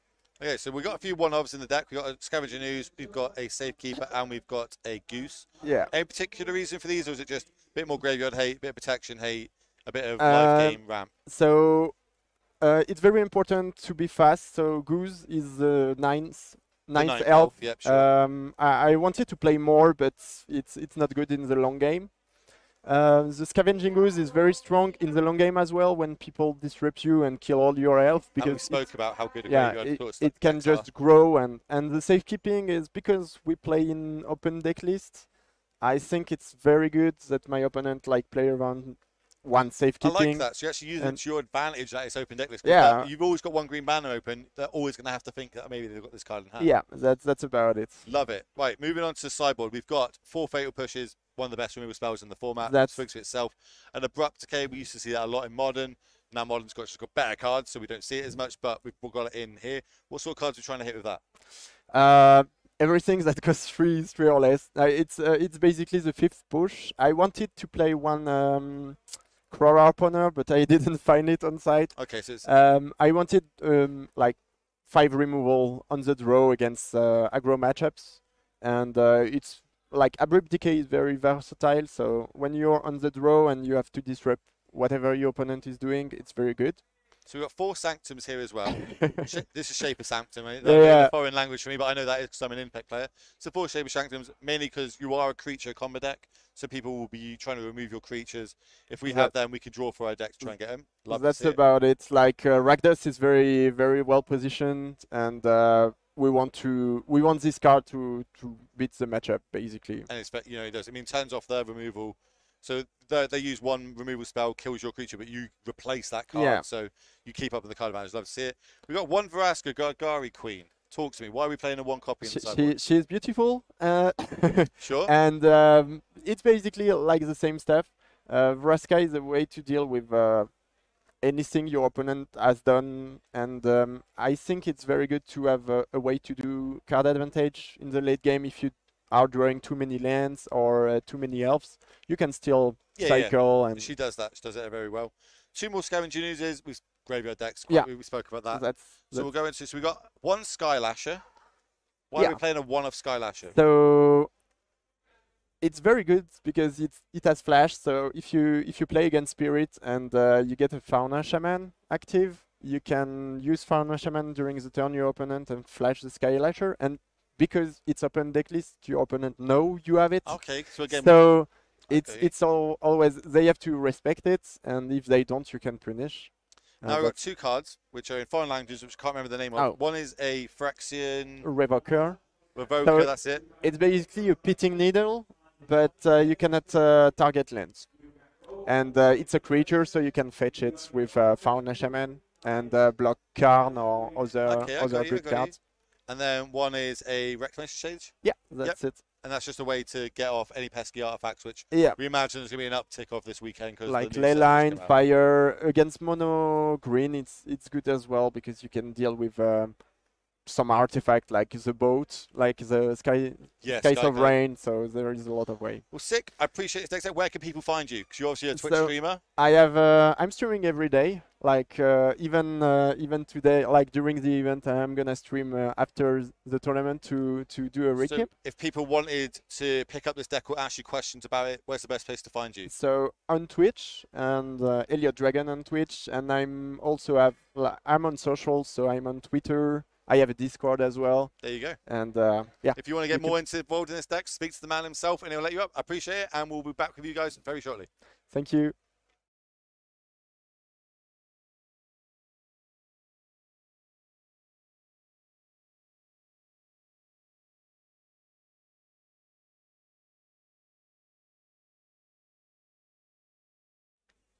Hello everyone and welcome back to the Legacy European Tour Championship Finals. I'm HairMTG, this is Filipa, and we are going into the last round of Swiss. Now we're going to be talking about top 8s this round because we've had to do a load of top 8 math, and we have a guaranteed winning in here in our feature match for you all. We have had draws on table 2 and 3 of the event. Ben Jones, I believe, drew last round, drew this round, getting into the locking himself up into that top 8. Also, table 3, we don't have information on which players are on that table, but also apparently there's some deliberation on table 1 as well on do they think they can make top 8? Can they not? But what we do know is that in our feature match, we do have a guaranteed win and in. Who are our players on the feature match? We have 2 rounds. We have in the round 2 matches prepared. So let's see who we have on our feature match area here. So we have Jean-Emmanuel Deprat versus Ramboa Thierry. So that's going to be Is It Phoenix versus Is It Phoenix. This is going to be a Phoenix mirror. Oh, this is our main feature? Oh, sorry, that is the side feature, and our main feature is going to be Rakdos mid-range versus Is It Phoenix. There was a very fast turnover for the rounds, so we apologize for being disorganized, but it was a big scramble, loads of ID talks, and we had little time to get information from the players and who we should actually get on the tables, because we had to try and work out who's IDing and who isn't. So we have a backup feature match of an Is It Phoenix mirror, and we're going to see Rakdos mid-range versus Is It Phoenix for the top 8. The winner of this match will be guaranteed a slot in the top 8. Now, this is actually a match we've covered a couple times over the past weekend. Filipa, what do you think about Rakdos versus Phoenix? Has your opinion changed from what we've seen? Well, I keep the same opinion that the deck is not so good before sideboard, Rakdos mid-range, but after sideboard it does have so much graveyard aid. Although I see that this list that Marco is running, it has 1 Earth main. Sometimes these decks only run the Earth in sideboard, so it's going to be very good to have 1 main here. There's also 3 graveyard trespassers, another way to exile the grave for the Phoenix player against the Phoenix player, and after sideboard, then we have the go blanks, excision events that we've talked about, and some ways here to disrupt your opponent's graveyard. What about you? What do you think of this matchup here, Ari? Well, specifically looking at the Phoenix list, a very important card in this matchup is Treasure Cruise. Drawing 3 cards from 1 card, exiling the graveyard, of course, alongside that, 2 temporal trespass, 3 crews, 4 pieces of the puzzle. These are the cards that you need against Rakdos mid-range in order to win. You have to drown them out in card advantage whilst interacting with their creatures. So as our players shuffle up here, we are looking for a load of card advantage and disruption from our Phoenix player, worrying about Phoenixes in the mid to late game, and our Rakdos player looking to stop these treasure cruises, stop these pieces of the puzzles with their Thoughtseize and getting rid of the graveyard. Of course, with that main deck Hearse, as well as the Graveyard Trespasser. And here it's going to be really important, this decision. Players considering, like, this is a win and in for a top 8. And although I think both of these players are already qualified for the Pro Tour, because top 36 qualifies for the Pro Tour, if you get to manage get into top 8, and first and second place qualifies for Worlds, which is the biggest Magic event right now. So high stakes here. Yeah. And we do see a mulligan for our Rakdos mid-range player, clearly wanting something like a Thoughtseize or a Graveyard Trespasser, looking to disrupt that Phoenix player, as well as this is an open decklist event. So you actually have a lot of value when you have one Unlicensed Hearse in the deck against Phoenix, because you're saying to yourself, okay, look, every mulligan I take, it's annoying that I go down on a card, but it gives me that extra shot at another Unlicensed Hearse, which I don't hate at all here. We don't have information on who is the player draw, as we did miss that, but we will know shortly. And obviously the Phoenix player keeping 7 where you want to be. Don't particularly want to mulligan against a Thoughtseize. Have you seen any, this is, I believe, the first open decklist tournament that Legacy has covered, and you've been to a lot of Legacy events. Do you feel like the level of mulligans and gameplay has changed because people knew what their opponents were on? Definitely, I think it did. And one thing that I've noticed is kind of surprising to me, but combo decks actually did pretty well, right? Decks that nobody is expecting. Sideboard was really tailored for decks like Mono Green, Izzet Phoenix, and nobody was expecting these sort of different decks. And I thought less people would bring this because they lose a bit of the surprise element with open deck lists, but they did pretty well, so that did surprise me. What about you? Did you see any difference with the open deck lists? Well, one thing that I saw is every round I was chatting to, all of my friends that are playing in the event. Every time that pairings went up, they'd look at the pairings and they'd start talking to me about, what the general game plan is on the early game. For example, Mark Tobias bringing the Teamer Storm Herald combo deck. You would have not seen that coming if this was a closed decklist event. Being open decklist, if you're playing a unique deck, it actually hurts you a little bit because your opponents will know, somewhat what you're doing. But looking at the game, we have our Phoenix player hitting their third land drop, really looking to get a pieces of the puzzle down. Not having a pieces, though, and I assume that there's going to be a Graveyard Trespasser here, because why else would you keep this hand? Or a Fable of the Mare Breaker would obviously be good enough, too. And I cannot really see what... Okay, so that looks like a Misery's Shadow to me. Yeah, okay. That's a Misery's Shadow, new card from Brothers War. We've seen a lot of this. It's been auto-inclusion in Rakdos mid-range. For those of you that don't know the card, it's a 2-mana, 2/2, and whenever a creature an opponent controls dies, exile it instead. And for 1 mana, you can give it +1/+1. You can do this anytime, how many times as you want, as long as you have mana available. Yeah. And for those wondering about how Gabriel Nassif has done in the tournament, going into this round, he was 10-4. And I was actually with Gab when the pairings went up. And him and his opponent were talking about drawing. Now, that might sound a bit crazy because Gab and his opponent were in the 13th and 14th seed, potentially being able to get top 8. So I think they were working out if they were going to be drawn out of the top 8. Sometimes you just can't get into the top 8 with a win because all of the people that you're going up against are going to draw in front of you. Maybe trying to lock top 16 with a draw.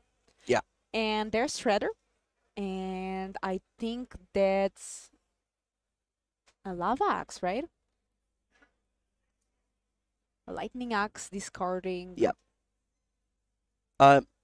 Trying to kill Shadow's Misery.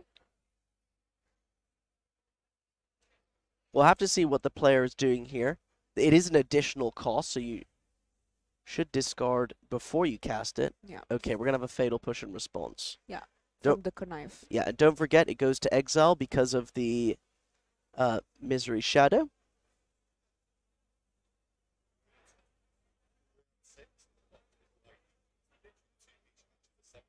Really? Okay, we just have had information from our floor specialist, Will Hall. We have just found out that 6 players have ID'd into top 8. The only 2 slots available, mathematically speaking, from the information we have, is the winner from this match and the winner from the Jean-Emmanuel Deprat Izzet Phoenix Mirror. So, you're going to be seeing both of the win and ins for top 8 here in this round of coverage. This is some high-stakes Magic the Gathering. That's a Graveyard Trespasser. Exiling another card, and this is a key card here. Okay, that's pieces of the puzzle. We're going to mill the top 5, put an instant and sorcery. 2 instant and sorceries from there. Well, you have no choice. That's pretty good. And a Phoenix is discarded this way. Yep. Okay. Now, it is the 5th turn, so we can have our land drop, I believe. And what's not... Oh, wow, that's a Treasure Cruise.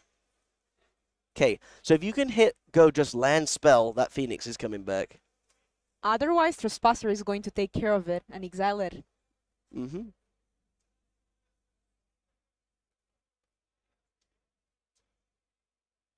So really need to find an answer here.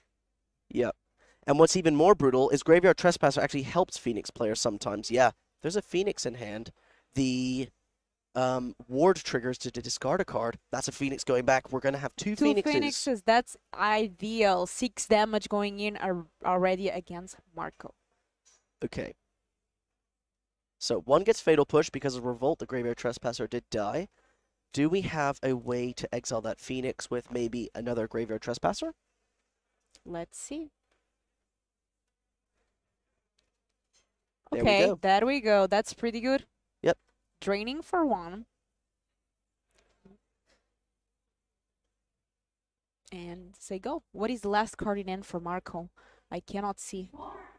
Yep. For those wondering about the Dark Land, that's because it's a double-sided sleeve with a blacked out on the back, because to stop the card coming through the other side of the sleeve when it's face down.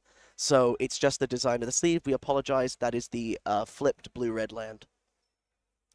As we have our Phoenix player here looking again, just to get more Phoenix into play, more threats, potentially some Ledger Shredders. There are 2 Thing in the Ice in the main. You just want to develop the board. So this is clearly going for Phoenixes or Treasure Cruise. Galvanic Iteration being a very good card in the matchup. There's another Phoenix too. Phoenix is what you want to see. Yeah. What's good about Galvanic Iteration is you double a Treasure Cruise. That's typically why you want to use it. I've also seen it double pieces of the puzzle, but that's much later in the game, like turn 7, 8, 9, when you have a lot of mana. Yeah. And because you can flash it back, there's no real rush to put it into your hand, especially if you don't think you have the mana to use it. And consider here. A card goes to the graveyard or it's drawn. Okay, drawn. It looks like another consider. No way. You have another Phoenix in hand? Come on. No. But still pretty good. Yeah. Attacking for 6, and Marco goes down to 12. And I don't know what is the last card in Marco's end, but it definitely does need something. These Phoenixes are a real clock. Yeah. And we can see this game. Look at how many cards in hand. Oh, especially playing a land there. That's rough. Look at how many cards in hand there are for both players. I mean, you're dread boring a Phoenix when you saw them pieces of the puzzle, and look how many cards our Phoenix player has in hand. This is insanely rough. Not where you want to be. And honestly, I wouldn't be surprised that Phoenix comes back this turn with this land count and that many cards in hand. Is that another pieces? Yuck. That is a lot of value. Let's see. Oh, that might be game over. Temporal Trespass. If we can cast a Temporal Trespass and a 1-mana spell, then you just attack for 12. So, because you attack for 6 and attack for 6. So if we can cast a 1-drop in the Temporal Trespass, if you have a land, that will be lethal.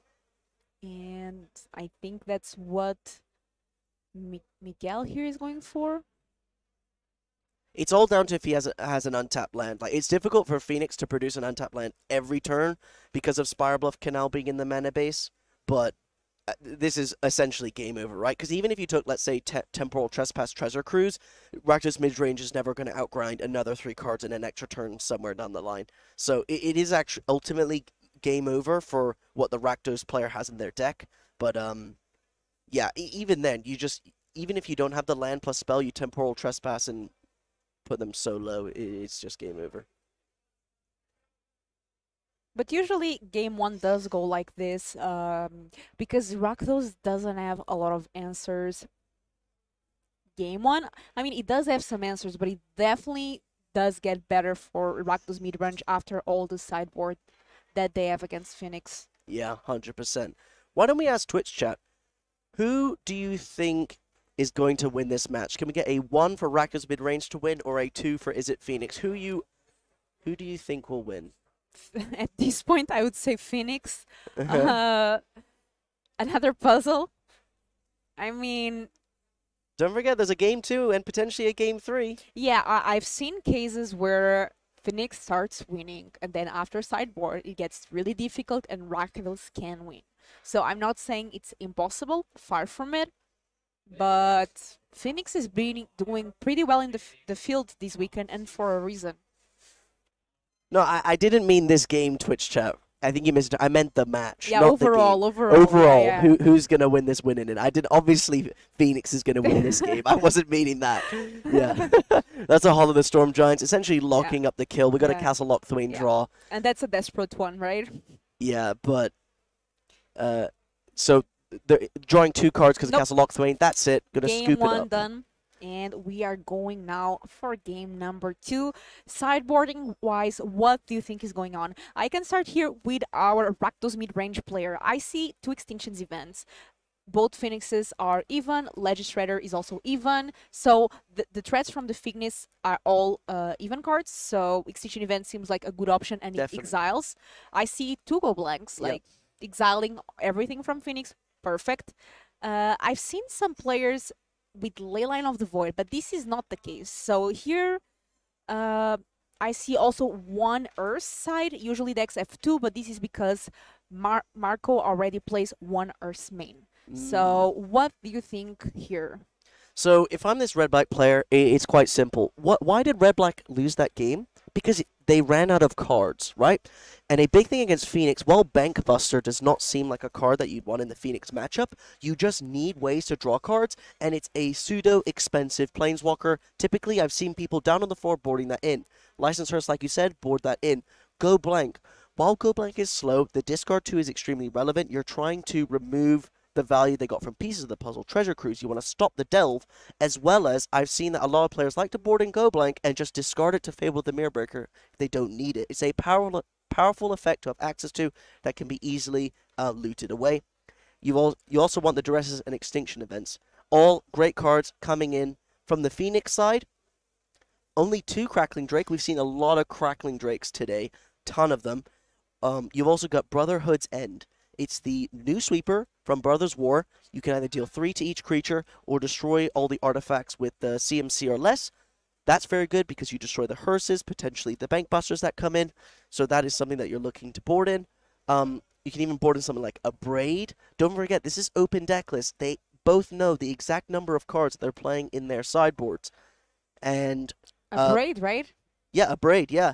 And potentially Narset Parter of Veils. Like I was saying, this matchup is all about who draws more cards and who gets, you know, the 2-for-1s, the 3-for-1s more than the opponent. That's what it's all about. These players want to load their deck up with premium top decks, because typically I think that this matchup goes into a top deck war if it isn't a fast game on the early turns.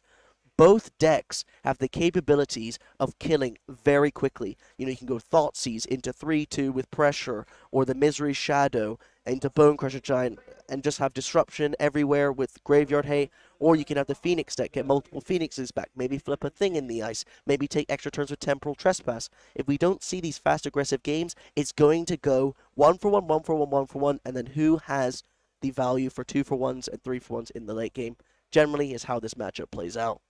Very nicely, and we are going to see here what ends our players keep. Yeah. And looking, I believe that you guys can see our backup feature match, the Is It Phoenix Mirror. Don't forget, these are the only 2 win-in-ins in the room. All other 6 players locked up in the top 8 have ID'd. So you can see here on the right, Jean-Emmanuel Deprat playing the mirror against our other player. Sorry, let me get that. Thierry Ramboa. So we're just peeking in there as both of our players sideboard. If we can get back up both of the tables. Like, both tables, the one with both tables. Either way, I think we are going to see a lot of Phoenix in top 8. Knowing that Ben, for example, that Ben Jones that have been playing a lot of Phoenix and already ID'd into top 8. We have now the mirror, so one of them will go for sure. And here it depends on the match that we are watching between Marco and Miguel. So if Miguel does manage to win, we are going to see a lot of Phoenix in top 8. Yeah. You know what I'm interested in? This is the event that essentially brings together all of the European players. Twitch chat, which country are you from? Just let us know. I'm interested. Where are you watching from? Who are you supporting? Is there someone from your LGS, your country that you're rooting for that is potentially in the top 8, or maybe even just qualified for the Pro Tour in the top 36? What were the prizes given for our players on day 2?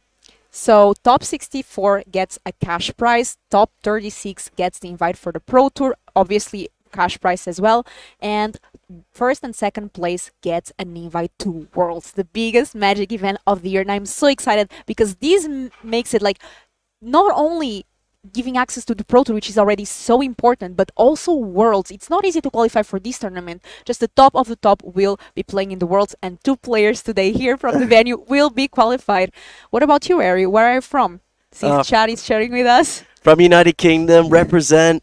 I lived in Canada for quite a while, so it's like 50-50. Some people don't work out sometimes. British Canadian, but no, rooting for anyone from the UK. I was rooting for Charles, rooting for Ben Jones in the top 8. Lots of great British players out here today. A lot of them in day 2 as well, which is pretty sick. So shout out to all of them.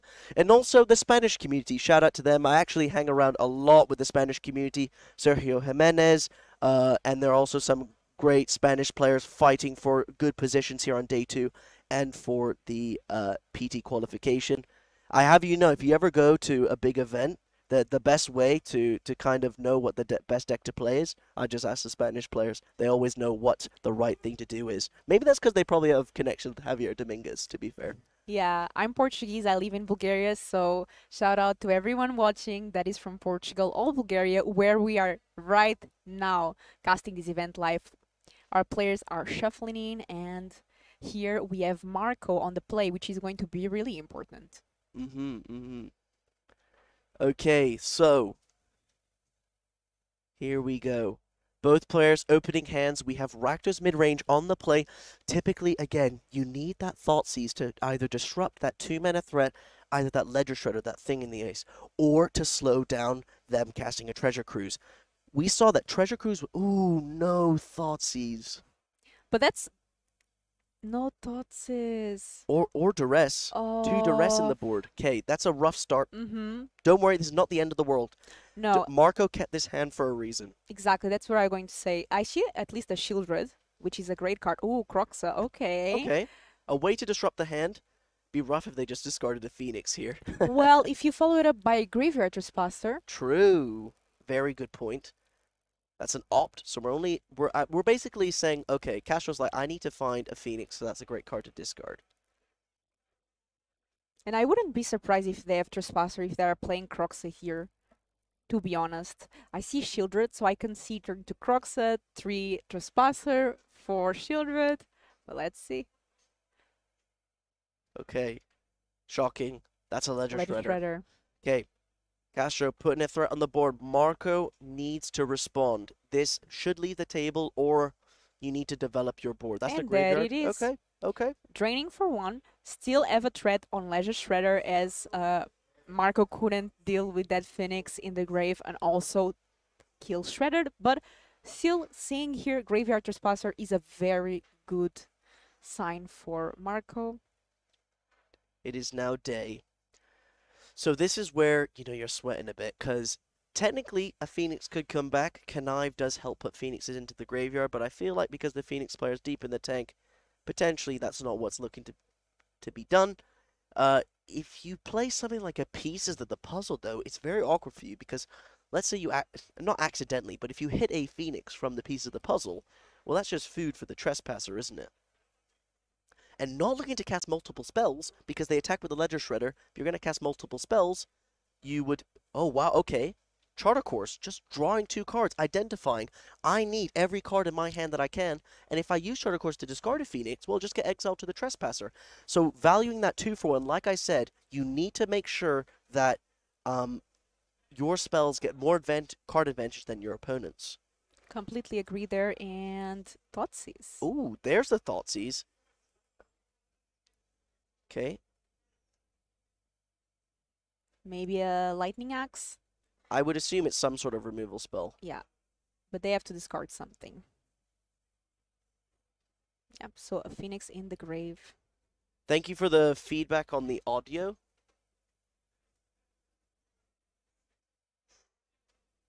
Our team will look into that. Okay, the piece of the puzzle goes to the graveyard, Hall, Spell Pierce, and Phoenix. Not the best hand now. See what I said? You Thoughtseize, you take that one card advantage spell, and it makes their life a lot Second spell rougher. of the turn, so Connive. And here, Miguel, experienced Phoenix player, not missing any conniving trigger. Because what we saw in the past in some regional championship qualifiers is that some players do sometimes forget this trigger since so many things are happening. So very well played. And yeah, think about how much pressure that's under these players right now. A lot of money, a lot of value to have that sweet, sweet top 8 spot, as well as they have what? More than 2,000 people watching them right now play this match. Lots of pressure on them. Big props to them for this play. This is going to be a draw step and a Fable of the Mirror Breaker ticking up. We're going to discard potential 1, maybe 2. Only one Castle Lock Thwain getting a fresh new card. That's a Bone Crusher Giant. attacking here, creating a treasure token. And now Marco does have access to a lot of mana. Shieldred is exactly what you want to do. And a Thoughtseize, there's a Connive trigger. Okay, so Shieldred is insanely good here because what have I said about Phoenix? You are a deck that's looking to try and draw as many cards as you can against red-black. Well, Shieldred makes you lose 2 life for every card that you draw. Yeah, and now Miguel only has a Spikefield Hazard. Okay. Miguel was trying to run away this game, so going very aggressive, playing the Phoenix, casting the Phoenix, but I don't know if they can race now with the Shieldred on board. Yeah, you need to have some sort of Lightning Axe removal spell here. And Fable's going to be annoying. That just flipping into a 2-2. A 2-2's annoying when you're on 9 life. You have to deal with that at some point. Miguel here has 5 damage in the board. We know that he has a Spikefield Hazard, so that's 6 damage. Opponent is at 12. But opponent gains 2 life from Shieldred every time he draws a card, and Miguel is at 9 as well, losing 2 life each time he draws a card. So not a good spot to be in if you're Miguel. So the question I make you, Ari, is if you were the EZ player, what would you want to draw? See, Treasure Cruise is awkward because you lose 2 life from it. I would potentially be looking for a Temporal Trespass here. Imagine taking an extra turn, getting an extra combat step with that Legend Strider and Arclight Phoenix. You could potentially steal a win that way. Ooh, what's this? Crackling Drake, maybe? Another Phoenix, so that's 6, 7, 8 damage. Okay. And there's a problem now that every draw step that Marco gets, he gains 2 life from that Shieldred. Don't forget. So...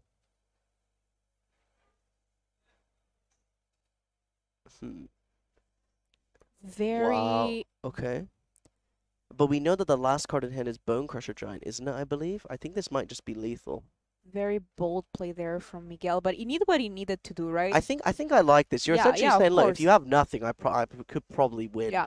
I think that's probably the logic behind this. I think there's Bone Crusher Giant in hand, though. Just Bone Crusher face and an attack for 6. But if there is not, Marco does not have anything that blocks flyers, so... Yeah. I mean... Well, no, you're not going to Bone Crusher Giant and Arclight Phoenix. Yeah, they forgot to flip Fable. the Fable into Kiki-Jiki. Yeah. So I don't know how that's going to So rule out now. the way sagas work is they have to be done. So the Fable will flip, I believe. They may attempt to rewind it, because sagas cannot be missed. This is a different style of trigger. It's a mandatory trigger. Yeah. It's not something that you can miss. Now I think there's I believe that the ruling also may be, let's say the Fable's flipping from 1 to 2, I believe that you can miss the actual trigger, that going on to the second chapter, you can miss the draw trigger, but it has to be on 2. And here, exactly, Marco just showing Bone Crusher and being like, this is lethal. And yeah, they are shuffling the cards. And this is a 1-1. And actually, Marco didn't even need that much graveyard exiling. He did have the Graveyard Trespasser, which is good, but those play main decks. So Yeah. do you think anything will change here after sideboard, or? No, I don't think many changes. We're going to quickly peek into our other feature match, as they are in the third game, and we want to at least cover that some bit. So we're going to go over to our other table. We're going to go over to our other table for a very short amount of time, because they do seem to be in Game 3 in the Phoenix Mirror, just peeking in here while our other players are just looking at their board, looking at the opponent's deck list, because you're allowed to do that in the sideboarding of this event. This is Jean-Emmanuel Deprat versus Thierry Ramboa, and they're playing in Is It Phoenix Mirror. The winner of this match is guaranteed a slot into the top 8, the other 6 spaces taken by IDs. Yeah, and I'm not sure if the life totals are updated, because it seems like the game has been going for a bit. Yeah, so the life totals must be incorrect. We're sorry about that. The head judge manages the life total, but they obviously manage the life total of the other game. And we can see a very close game, with both players having a grip of cards. Well, there's a lot of cards. I believe that there have been extra turns by Temporal Trespass on the left, I assume? But we're just gonna have to check.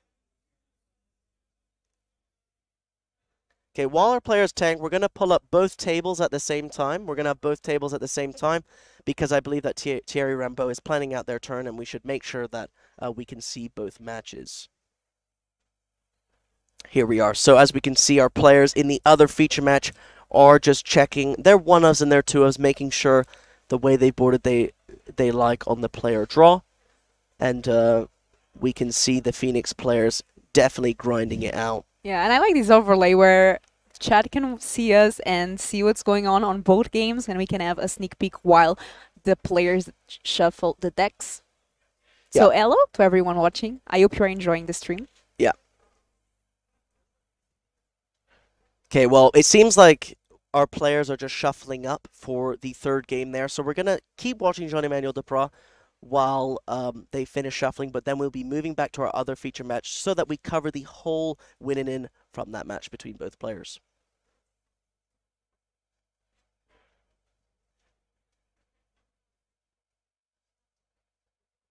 Okay, so that's a Temporal Trespass and a Galvanic Iteration. Don't forget, this is 2 turns, not 1, it's 2, because there was a Galvanic Iteration flashback. That's very powerful. You can follow up with a threat, but I don't think I see one in hand. That might just be a Charter Course. I guess if you have Phoenixes in the graveyard, that will be relevant. Sadly, we cannot see the graveyard on the screen because their deck is off-screen. We apologize for that. Yeah, we are going back to Table 1 now because their players are now playing. So let's make sure we cover this whole match. They're shuffling up for Game 3. Rakdos mid-range versus Is It Phoenix. Arguably one of the most popular matchups I've seen this weekend. Obviously, there was a lot of green in the room, but we've been following a ton of other decks. I think Phoenix being the deck that performed the best. If I'm not mistaken, yesterday, day 1, Phoenix was the 3rd most played deck. First was Mono Green. Second was Rakdos midrange. 3rd, Phoenix. Phoenix, I think, is the one that performed the best. And no Mono Green. I think I've barely casted any Mono Green this weekend, which is so surprising. Yeah, it's funny because the metagame share of Mono Green on day 2 was 20%. But looking at the top tables, there was hardly any green. At one point, there was only 1 green player on the whole strip of the top tables. So while, yes, green is the most consistent deck in Pioneer, it doesn't seem to be doing the best out of everything. Yeah, I think everyone was prepared for green. Okay, here we go. That's a consider from our Phoenix player with the Hall of Storm Giants. Ooh, there goes a new card from Brothers War. That is the Brotherhood's End, of course. Yeah. Not wanting it, though. Not scared of an unlicensed Terse. Brotherhood's End is good because although it doesn't exile the grave, which obviously in Phoenix cases you don't want, it also deals damage to planeswalkers. Not only creatures, which can be relevant in the format. Not here because these Rakdos mid-range list is not running Liliana. That's a Bank Buster, like we were talking about. Bank Buster drawing you those key extra cards that you need. That's a Narset, wow. You called out these two. You said exactly the Bank Buster and Narset for card draw, so exactly for the same reasons. Okay. Narset reveal Narset. That is a lot of value. Narset Inception. Don't forget, now your Fable of the Mirror Breakers don't actually draw you cards if you loot with it. So, Marco having to remember the static ability of Narset, like we said, Fable of the Mirror Breaker does not actually loot you cards because of the static ability. So, we need to be very careful next turn. You cannot discard any cards to that trigger. Unless, I guess, you can Bone Crusher Giant the Narset on the upkeep. That's definitely an option. Or even in the draw step, because don't forget the Saga triggers in your main phase. So if they draw a Bone Crusher Giant, you can either you can just stomp it in response to the trigger. Basically. I wonder if Miguel plays another Narset because of that thing you said of the Bone Crusher, but probably not.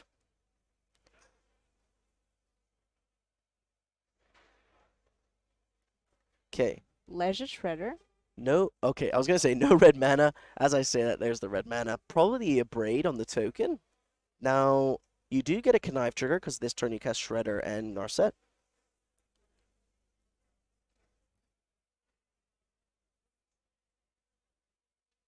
I miss this card. I've played a lot with Narset Party of Veils in the past, and War of the Spark just brought us so many cool planeswalkers, and this is one of them. Discarding a Ledger Shredder to the Ledger Shredder. Don't forget, you cannot discard cards to that. You will... I don't believe they're going to discard any, right? Come on, Marco. Yeah, Marco not discarding any good. Another Fable. Now, okay, this may seem bad, right? Oh, you can't discard any cards to that Fable, makes a token, okay. Well, Fable actually combos with Fable. Because the way Fable is worded, it says copy target non-legendary creature, sacrifice it at the beginning of the next end step.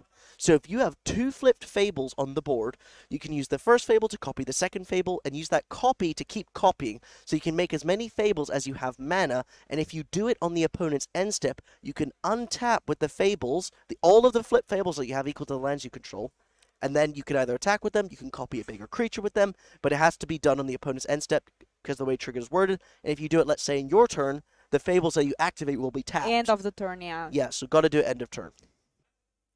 I had somebody do that against me in Standard, doesn't feel good. Second Narset here. And let's look at the top. You know what I was thinking? If Miguel manages to win this, Narset is probably really good against Phoenix, right? In the mirror. Yes. Stopping your opponent to drawing so many cards. And Ledger Shredder is not a May. So if your Phoenix opponent has a Ledger Shredder in play, you have a Narset, and they trigger their Ledger Shredder, they have to just discard a card. As long as it's in their turn, of course. If it's in your turn, they can draw one. But yes, Ledger Shredder is forced to discard if there's a Narset in play and it's on their turn, which is also really brutal. Cool interaction to keep in mind, and here removing the token. Okay, so a lot of damage being presented on the board. Treasure Cruise, oh my gosh, this is so brutal for Rakdos midrange. You can't draw any cards from this Fable, you can't filter your draw step. 3 cards are being put into hand by Castro's hand now. This is rough, and that's adding to the already 2 cards in hand, so it's 5 cards in hand versus 5. It's 5 versus 5, but the Phoenix player has a massive board with 2 more lands and a Planeswalker that can be activated. Big draw step here, no removal spell. But I feel like that this is what we've been seeing lately with this matchup, specifically Red-Black versus Phoenix. Game 1, Phoenix's wins because Red-Black doesn't have a lot of answers. Game 2, Rakdos as answers is on the play, as End Disruption, it manages to win. But then, on Game 3, it gets much more difficult for Rakdos player on the Wait. Sorry to interrupt you, Philip, but the whole game has changed. They have no spells in hand. 3 lands, a Crackling Drake, and a Lava Axe. You take the Crackling Drake. The Lava Axe is obviously annoying, but they only have a draw step and a Narset activation to actually find something to do to continue to outvalue Marco, because lands here are almost completely useless. While it does activate the Hall of the Storm Giants, that's not really what you want to be doing in this side of the board. So now it's actually, the advantage bar has kind of swung more central. This could go either way. And Narset does get a consider.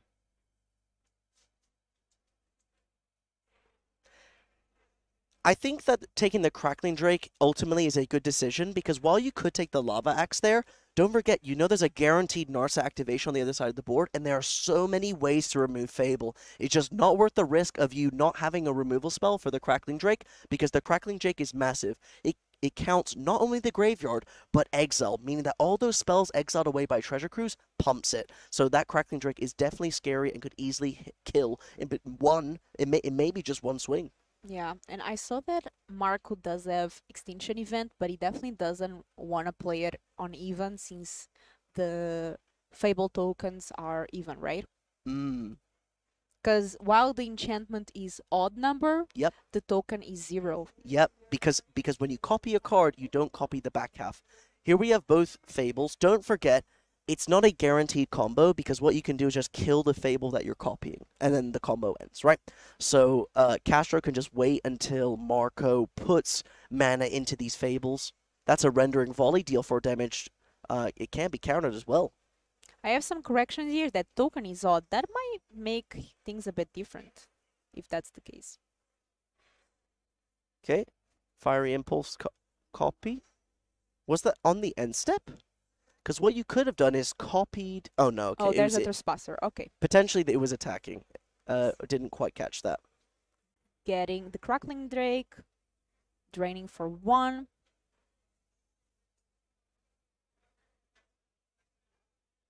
Okay. For those asking about our backup feature match, it's not Gabriel Nassif playing against John. It's John Emmanuel Depra versus Thierry Ramboa. We'll be getting you information on that after this match. Both players taking their time. This is a very decision match. One of these players might make top, is going to make top 8. We know that it's guaranteed. Yep. And might get an invite to Worlds if they manage to finish 1st or 2nd place. Yeah. Now, a mode that you don't see from Lava Axe, when Phoenix players flood, did you know that you can actually pay 5 mana instead of discarding a card? We could potentially see that as the Arclight Phoenix comes into play tapped and attacking, putting Marco down to 13. Discarding a card is an alternative cost. Yeah.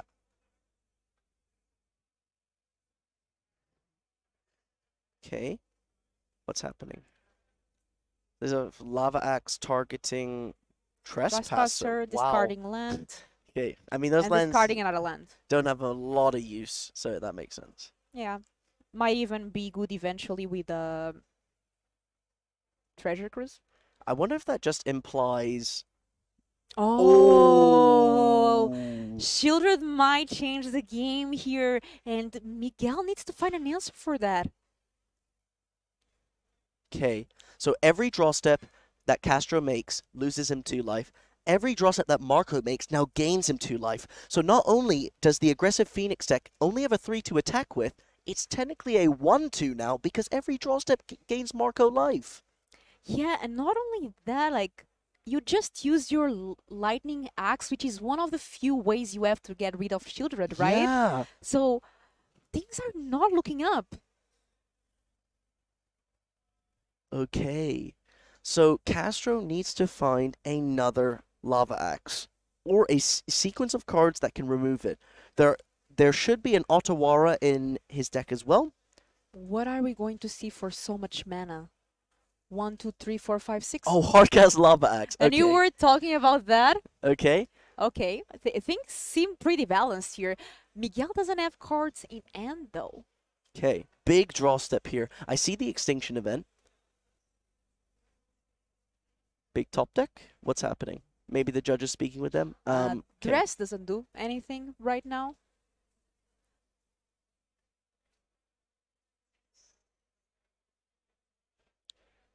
Two mana Croxa. Croxa. Wow. Taking 3 damage since Miguel doesn't have cards. And Passing. Not attacking for 2. So you know why? It's because of Hall of Storm Giants. Yep. There it is. 7 power creature. Got a Trumpet. Yep. And actually now, Hall of Storm Giants is just a lethal threat. If you don't have a way to keep blocking the Hall, yeah, and you have to block it every single turn unless you can. You can't Fatal Push it because of Ward 3, unless obviously you just use all 4 mana that you have. it's night now. Okay. That land is Oh. just a land now. Croxa. Croxa. Okay. Croxa's nice. It's doesn't cost Marco a card to chump block with, but that Phoenix is still hitting for 3. What a swing! I genuinely thought that Marco was going to win after that Shieldred, but with that Lava Axe and the Hall of Storm Giants, I think that Phoenix might be able to get this. Here we go. Got a block. Don't forget there's that Ward 3 and Hall of Storm Giants making it extra hard to remove. Ooh, that's a land of that's it! The extension of hands from Marco. We're going to see Castro here in the top 8. Miguel Castro, congratulations with such a Phoenix. close game, and I think they are friends, or I think maybe in the other matchup. We are now going into table 2. We saw loads of you wanted to see it. Jean-Emmanuel Depras versus Thierry Ramboa. We're going to be watching this Phoenix Mirror. And everyone was asking for it, so The score is not 2-1. We are going to get the actual result. Yeah. So okay, it's 1-0. like We are here in game 2, actually. And we're going to try and work out what happened in this game before we saw it. And I just want to say, very well played from both players on our last match, and congratulations on our player Miguel moving on to top 8. And that Narset sideboard, we might hear more about it in the top 8. He's going to definitely be very good against the mirrors. Yeah. Our head judge being very kind, actually. I believe that this match was paused at the start so that we have extra time for our first match to finish, for this one to start. So again, thank you as always to the judges of any event, trying very hard to make coverage work for us, just being great helps in general. Okay, so let's analyze this board state, see what is going on, since we are arriving kind of mid-match. Nothing on the board. Both players have lands. And I see Galvanic Iteration being played now by Thierry. I wonder what the graveyard is, because yes, that is important information. We are sending someone down right now to fix the graveyard. We apologize that you can't see it. We're working on our best we can. Please be patient. We'll make sure to have it fixed so you guys can see. And we have opt.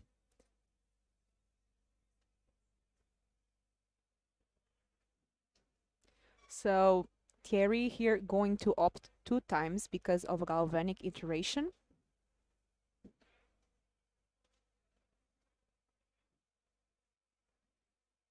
Okay. Great art on that. Yeah, that is a pretty nice artwork. I think it's the Japanese foil archive from Strixhaven, maybe, or a secret lair. As we resolve... Oh, we're not going to be resolving these pieces of the puzzle.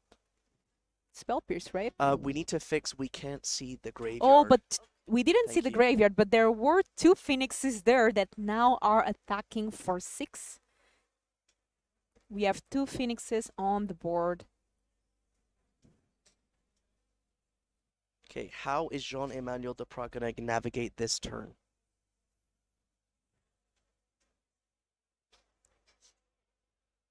Really interesting mirror here. There we go. I see a mystical dispute, I think, on the Pro side. Apologies for that Twitch chat. Now we have everything aligned for you. Thank you very much to our workers at FoxHound Factory for organizing this live stream. They just got that fixed for all of you, while Jean thinks about what we're going to do about these Arclight Phoenixes. And for those of you just tuning in, this is round 15, the last round before top 8, and this is a win and in. The winner gets top 8.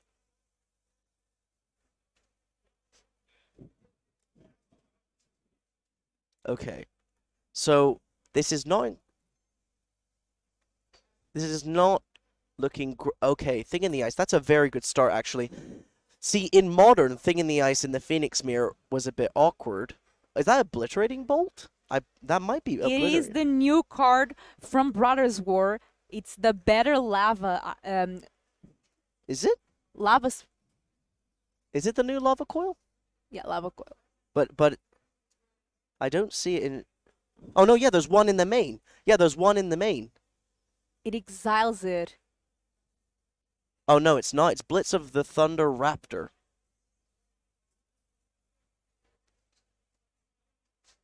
What? It's Blitz. Is there a Blitz in... Blitz of the Thunder Raptor. Okay, I haven't seen that cast before in Pioneer. For instance, deals damage to a target creature equal to the number of instant or sorceries in your graveyard. Oh, okay, cool. Wow. Very cool call by Jonathan Pro. Putting it in his deck. I didn't even know what it was.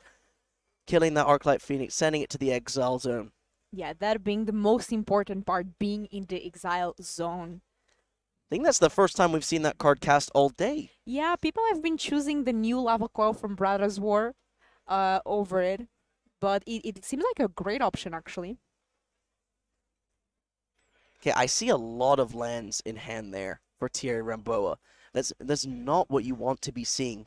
Like I said, the Rakdos versus Phoenix matchup is very similar to Phoenix versus Phoenix. You want to be the person casting all the draw spells. You want to be the person having all the removal spells. It's all about every card and how you utilize it. Even the land drops matter, because things like Lava Axe, discarding a card to Lava Axe, so relevant. If you play, let's say, a Spirebluff Canal, and you draw a Lava Axe and can't discard anything to it, it matters. Every decision, every little decision really matters in the matchup, and honestly, it's going to really reward the tight players, especially when you're playing the mirror.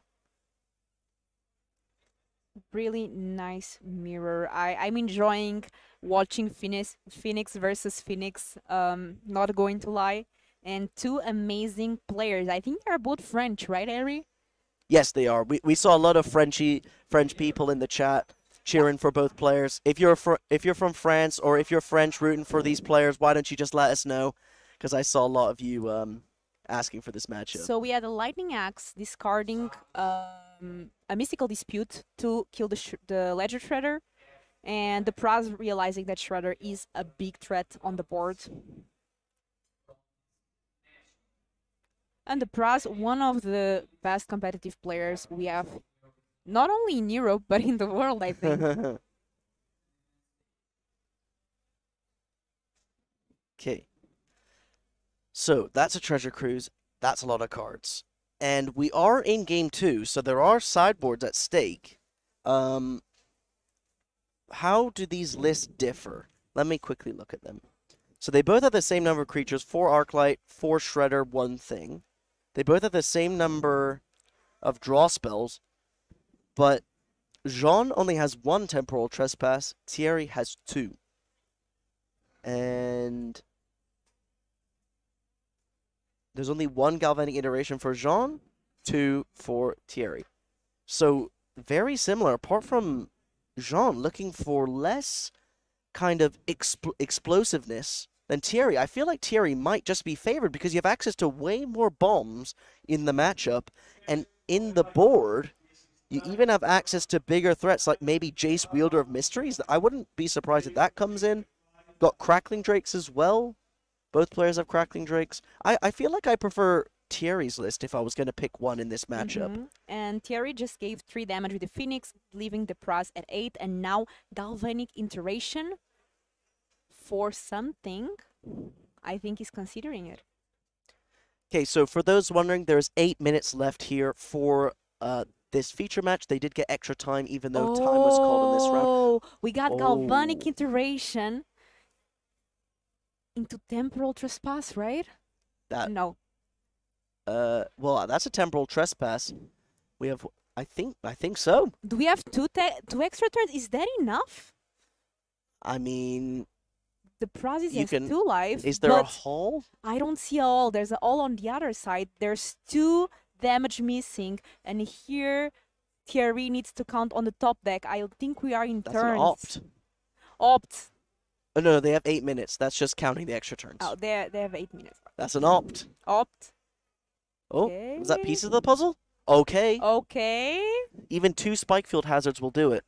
This Milling a is Phoenix as very well. interesting There's a here. Phoenix, that's There's it. a Phoenix, that's good Oh game. my gosh, Thierry Ramboa taking it from Jean-Emmanuel Duprat, locking himself up a top 8 slot. What a match. What a feature match overall. Coming back to the casters here, what did you think about those 2 matches? I thought both of them were really amazing. Congratulations to Phoenix decks advancing to the top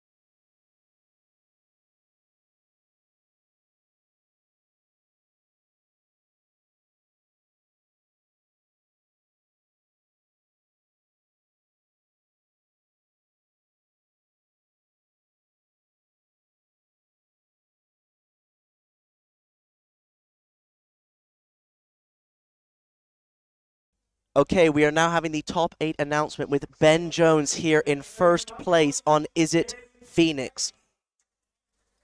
We are getting the full list of top 8 players as we don't have audio of this top 8 announcement, but we're getting that as soon as possible as obviously the top 8 is not public to the public yet.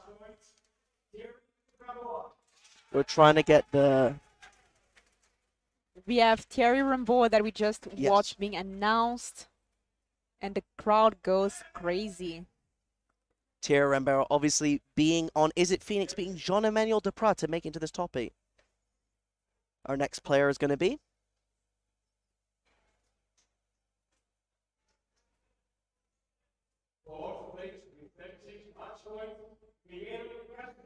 Miguel Castro coming in at 4th place with 36 match points. Their deck list being... Is It Phoenix that we just Phoenix watched? again? Yeah. Is It Phoenix again? Congratulations to them.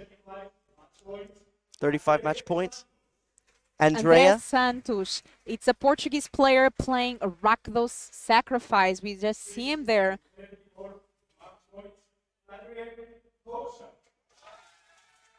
Another Andre being announced. Very nice. We will have the list just in 1 second.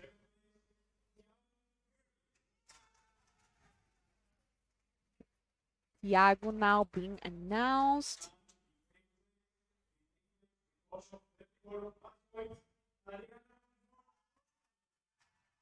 There's too much cheering for me to hear the names, I apologize, but these are going to be our top 8 players here battling out for that Worlds qualification. Don't forget the finalists of this top 8 will be qualified for Worlds. I just want to let everyone know, don't forget coverage is very hard to do right now with the way Magic is set up. So if you want to see more coverage, the best way to support and see more streams like this is all you got to do is click that follow button. The follower metrics is what these live streams look at. Just gaining more followers results in more live streams. Please take that few seconds, just click that follow button. It really does help us do more streams and get you some free competitive Magic content for you. We will be watching this top 8 very shortly, but while you're waiting, again, why not click that follow button?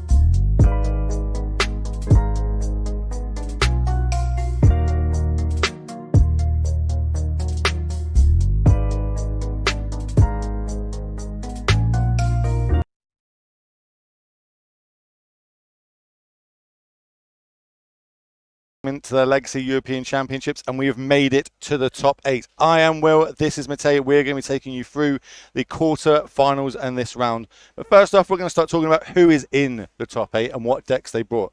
So we're going to try and get the graphic up on screen for you all, so we can start talking through that, and we start going down from 1 to 8 and who managed to make it. So, in spot 1, Ben Jones. I can't help but favour Ben Jones being, an Englishman coming over across, managed to take it down, be first seed, and he's got... Whoa. What's this slander? Ben Jones is Welsh.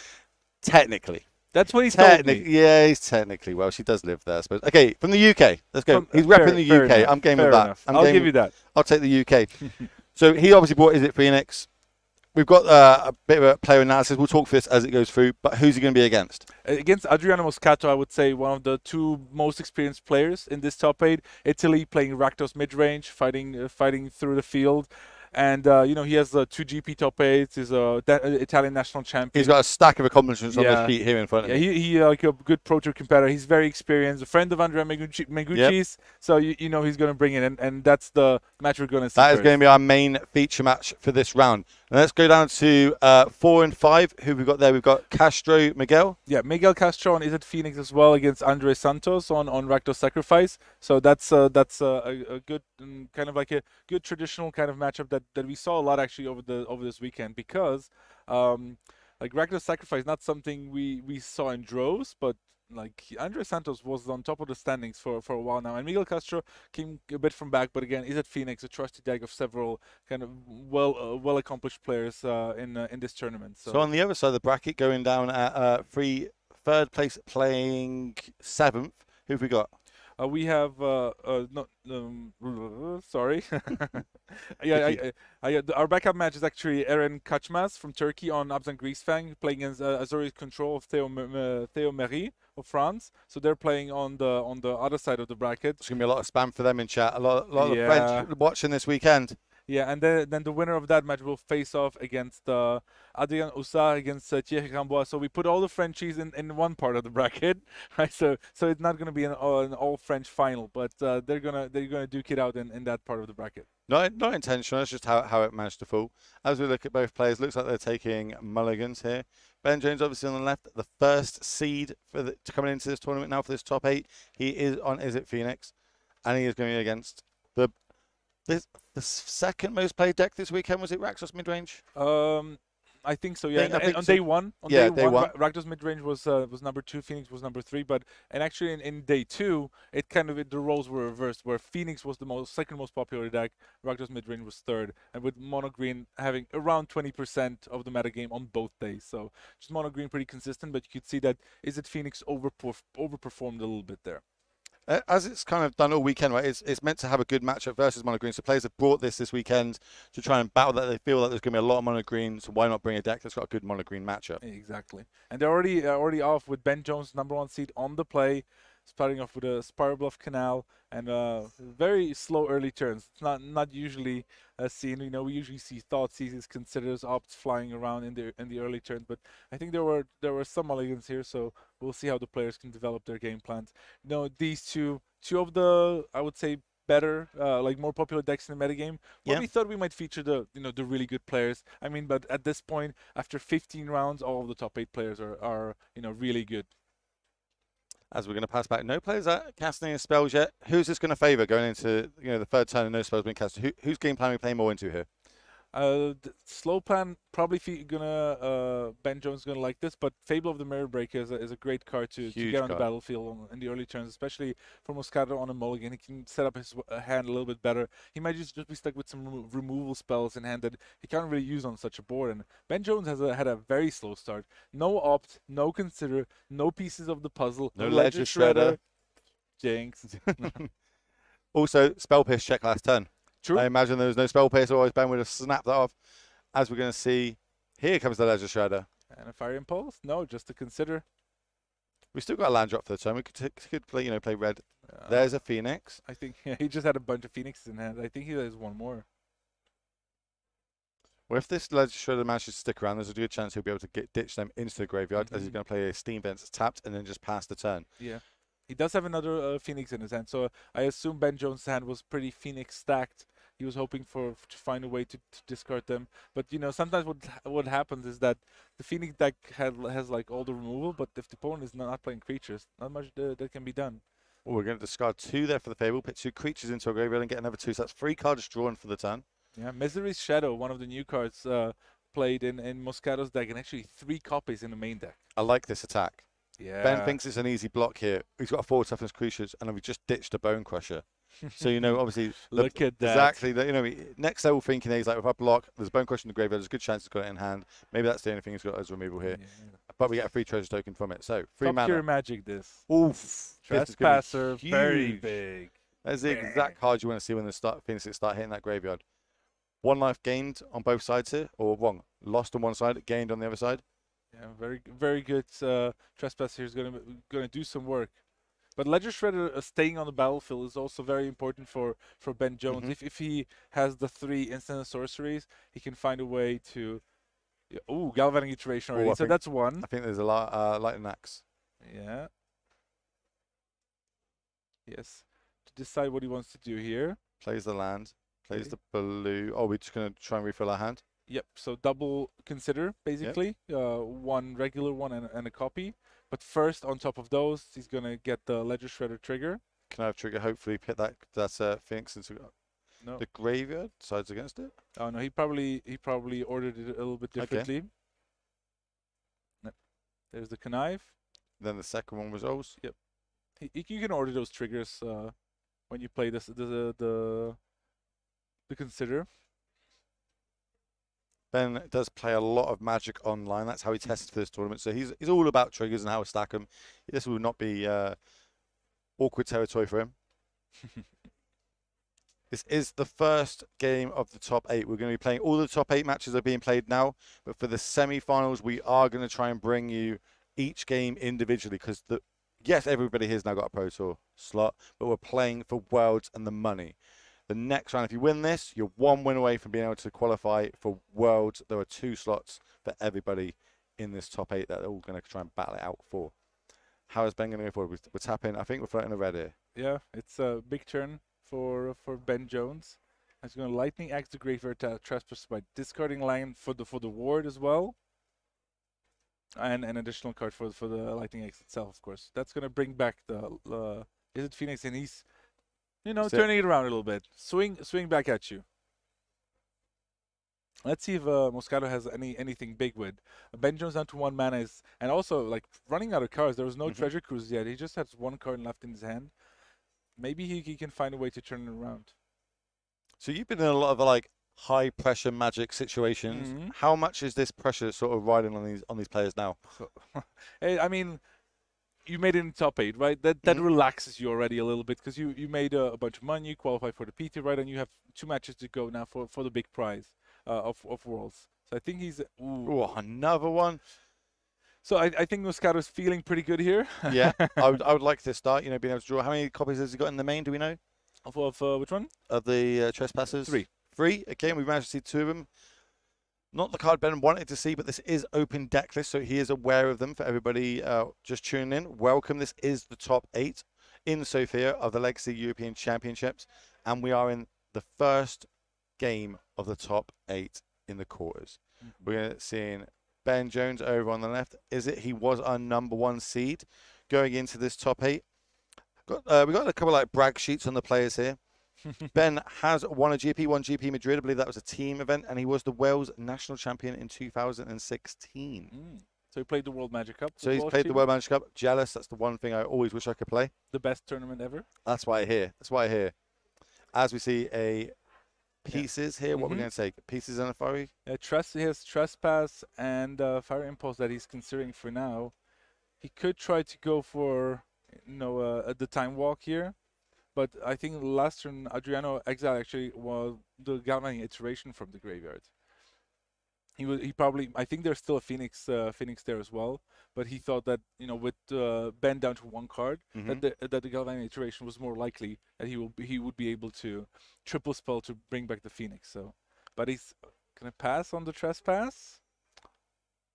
What does the Trespass do besides give us an extra draw step? We might as well just get a cantrip, right? I suppose we get a bit more damage in, but yeah. Yeah, we're going to take these two. So first, chart a course. Also connive. Discards the Phoenix. It's a big ledger shredder, and it's now chart a course. Draw 2. Was that a lightning axe in hand? There's a lightning axe, yeah. But does he have the land to play one more spell, though? That's the big question here. That's what he wanted to get. Has to be untapped red. We also got to discard 2 cards here as well, so he's having a big think. Yeah, just one. Oh, just one, just one. Yeah. Chart a course is being resolved. Yeah, he already drew the 2. He's just trying to discard 1. And a ledger shredder is going to hit the bin. No third spell.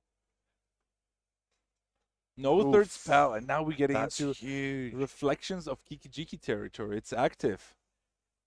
Not only that, we've also got the Trespasser active on the battlefield. Those cards in that graveyard are not going to stay in that, well, at least the key ones are not going to stay in that graveyard much longer. Indeed. Depends on General Moscato still has 2 or 3 cards in his hand. I can't imagine, like, it has to be some spells. Yeah, there's a Sulphur Springs, and has another Fable as well.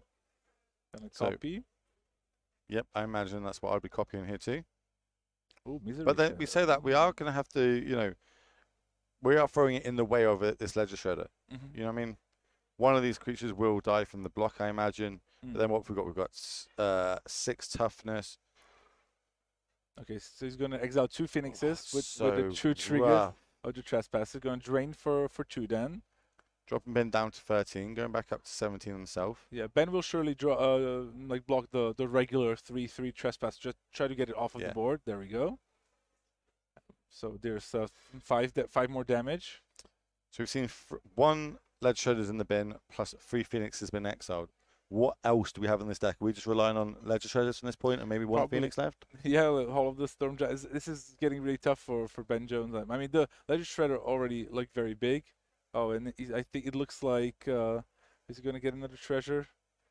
He's got a treasure on the battlefield, right? Yeah. Oh, another Fable. Yep. So, and yeah, I was exiled. Treasure tokens getting cashed in. Yeah, it's just being played a lot of things. Yeah, and the Misery Shadow, the second spell, now Knife enabled for Ben Jones. I think Ben, first of all, needs like a Treasure Cruise just to reload on cards. Yeah, we haven't seen any of them cashed yet. Land's going to hit the graveyard from the Connive. And now Moscato is basically threatening a lethal next turn. He has the Misery Shadow, right, and with the 2 goblins as well, and the active Reflections of Kiki-Jiki can really present a lot of damage. We know Ben's got at least 2 removal spells in hand, right? At least currently. Yeah. Oh, pieces. Okay. Good.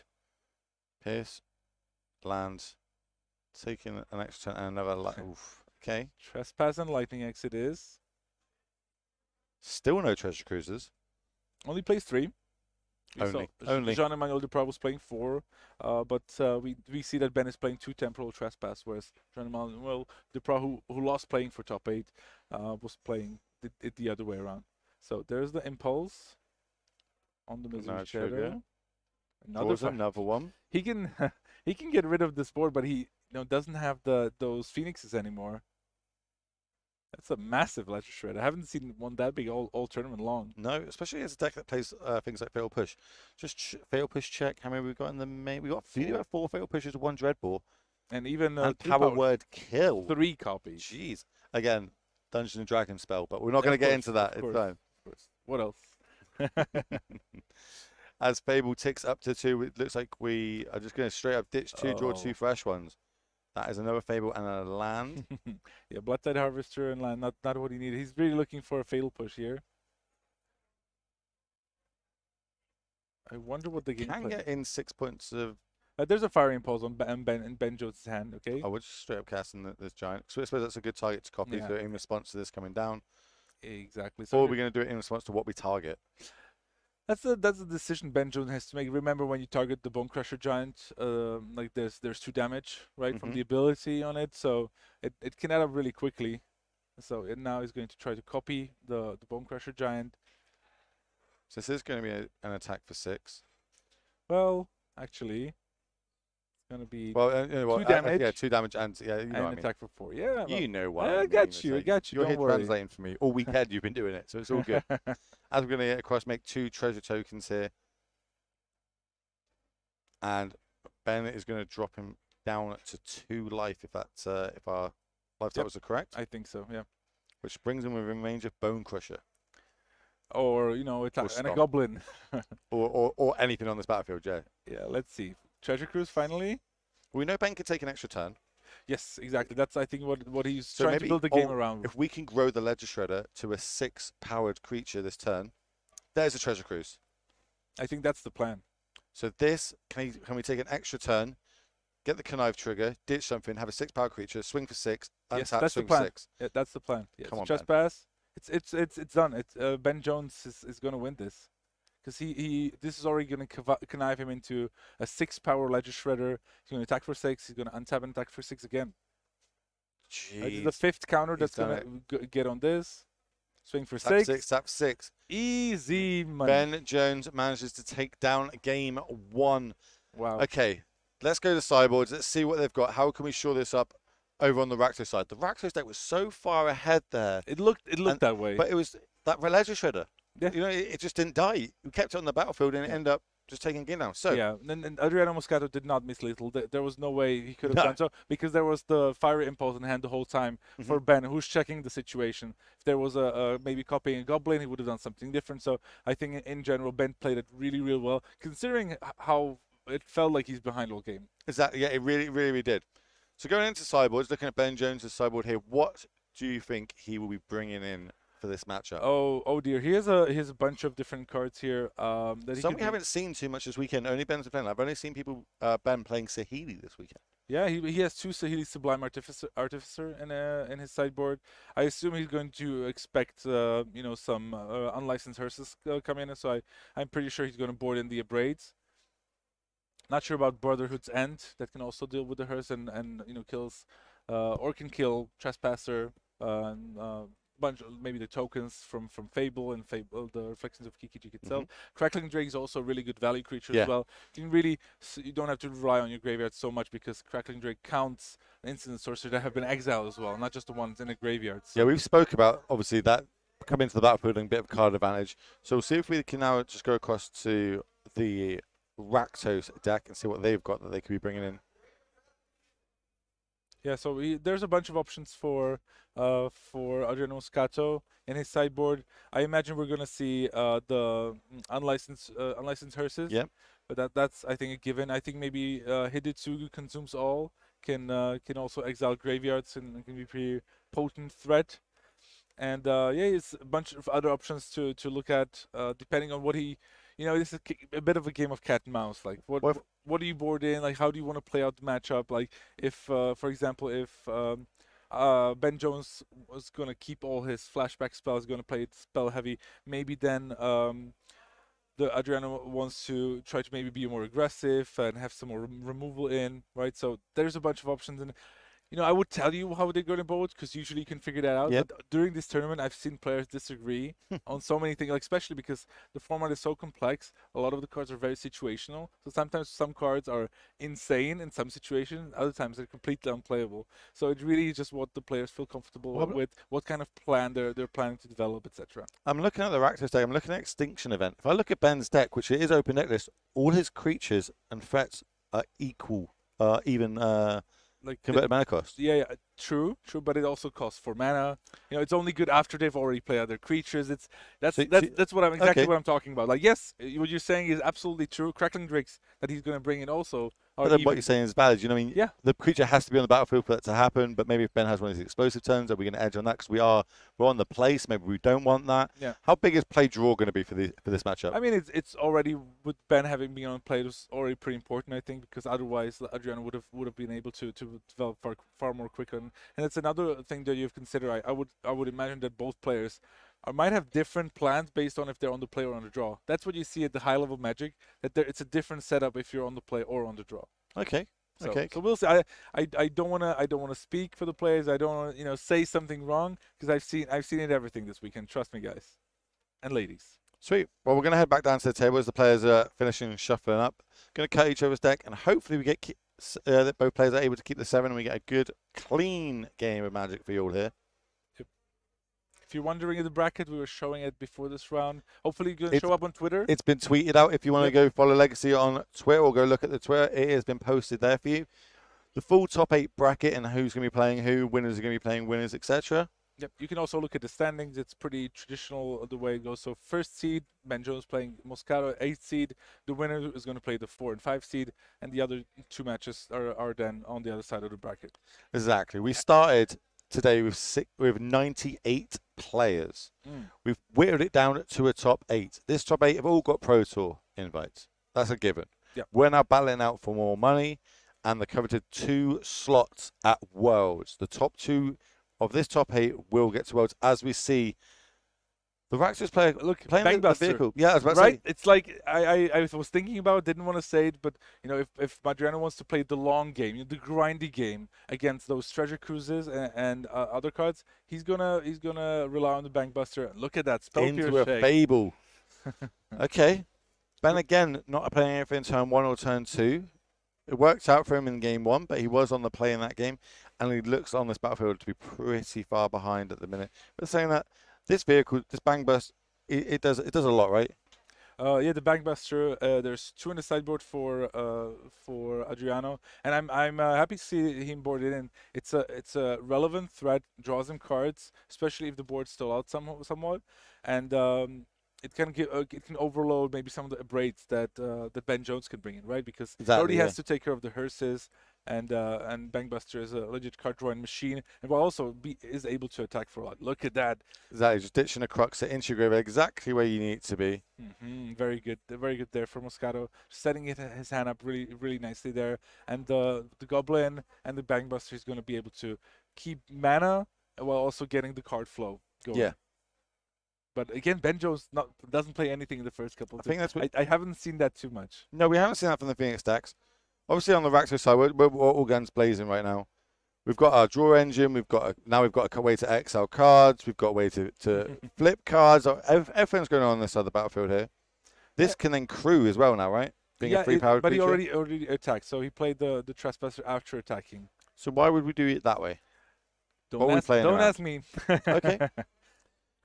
Maybe he wanted to see if the Goblin Shaman is gonna get removed by a removal spell, maybe something like that. So, but now we're gonna get Galvanic Iteration to like consider. Yep. We're just gonna refill the hand here, right? Keeps the first card. Likes the look of the second one as well, but keeps both. I mean, Ben Jones has a full grip here, right? So he has to have something going on. Could be a Brotherhood's End, for example. Taking 2 life here off the Steam events. So you know he's going to do something here. Okay, Sahili. Okay, Sahili did come in. His plan is playing Sahili. Actually, what did he write down about it? He said the best card of the weekend. He said Sahili Artificer. Yes. There's way more control than I expected. Yeah, he basically had these in for the control matchups, and apparently it's done justice for him in those matchups. Yeah, so now whenever he plays, I think a non-creature spell, he's able to create 1/1s or 1/1. I think they're servos. Yes. If I remember correctly, you should know. You seem to be like a Kaladesh expert. Yeah, I like this. Yeah, it does make the 1/1 servos. Yeah. So that's important. It's kind of like a young Pyromancer effect, or the third path Iconoclast, probably even closer to that. But in the package of a Planeswalker, can be attacked, of course. But I think Ben Jones is kind of relying on the fact that if Moscato attacks the Sahili with both his creatures, he's going to play like an Opt or Consider or a Fire Impulse, also get an additional blocker, and with the almost the full grip of cards, he's going to explode on the board. So Moscato is definitely going to want to try to find a way to get rid of that Sahili Sublime Artificer. So here we go. We're going to go to combat. We're going to attack it for 5. Treasure token is going to get generated. Yep. Now it's on to Ben Jones. Do we have some sort of interaction here? Maybe an axe. Managed to get rid of something, generate a token, block with that. Yeah. Bunch of options. Got to be wary of things like Bone Crusher. Stomp could be a thing. Or did that just go face? Are we not bothered about Sahili? Oh, geez, I thought okay. I thought he was. Oh, we've got a Dreadball. We don't need to. Yeah, I thought he was pointing at the Sahili, but he pointed at face. I like it. Yeah, I like it. I like this, the way that he's done this. Is I'm going to, because now Ben in response could kill one of these creatures. So we attacked in combat. No creatures died. Now we're safe for this Dreadball. So if a spell is cast, we're not going to have, we're going to get 3 damage in is what I'm trying to say. There'll be no blocker there. As this Dreadboard's coming in, and now we're going to cast the Considers to try and get the 1/1 token. Why? Offering up his Goblin. The servo is going to get created with the Saheeli trigger. Yeah, he's trying to explain. Okay, it's not a Goblin. It's a servo. But I'm not sure if we have a servo in our. I'm going to go on a limb here and say we do not have servos in our token box. The judges are probably making one, as we said, or maybe Ben's got one. Okay. We'll try to find something. There you go. Martin use Jusum Jin. We saw Martin use. Okay, there we go. That's better. Not pretty, 1/1. and not as pretty, but more functional. Consider. Land goes to the graveyard. Draw again. Dreadboard takes it down. Consider as well. And we're going to draw a card here.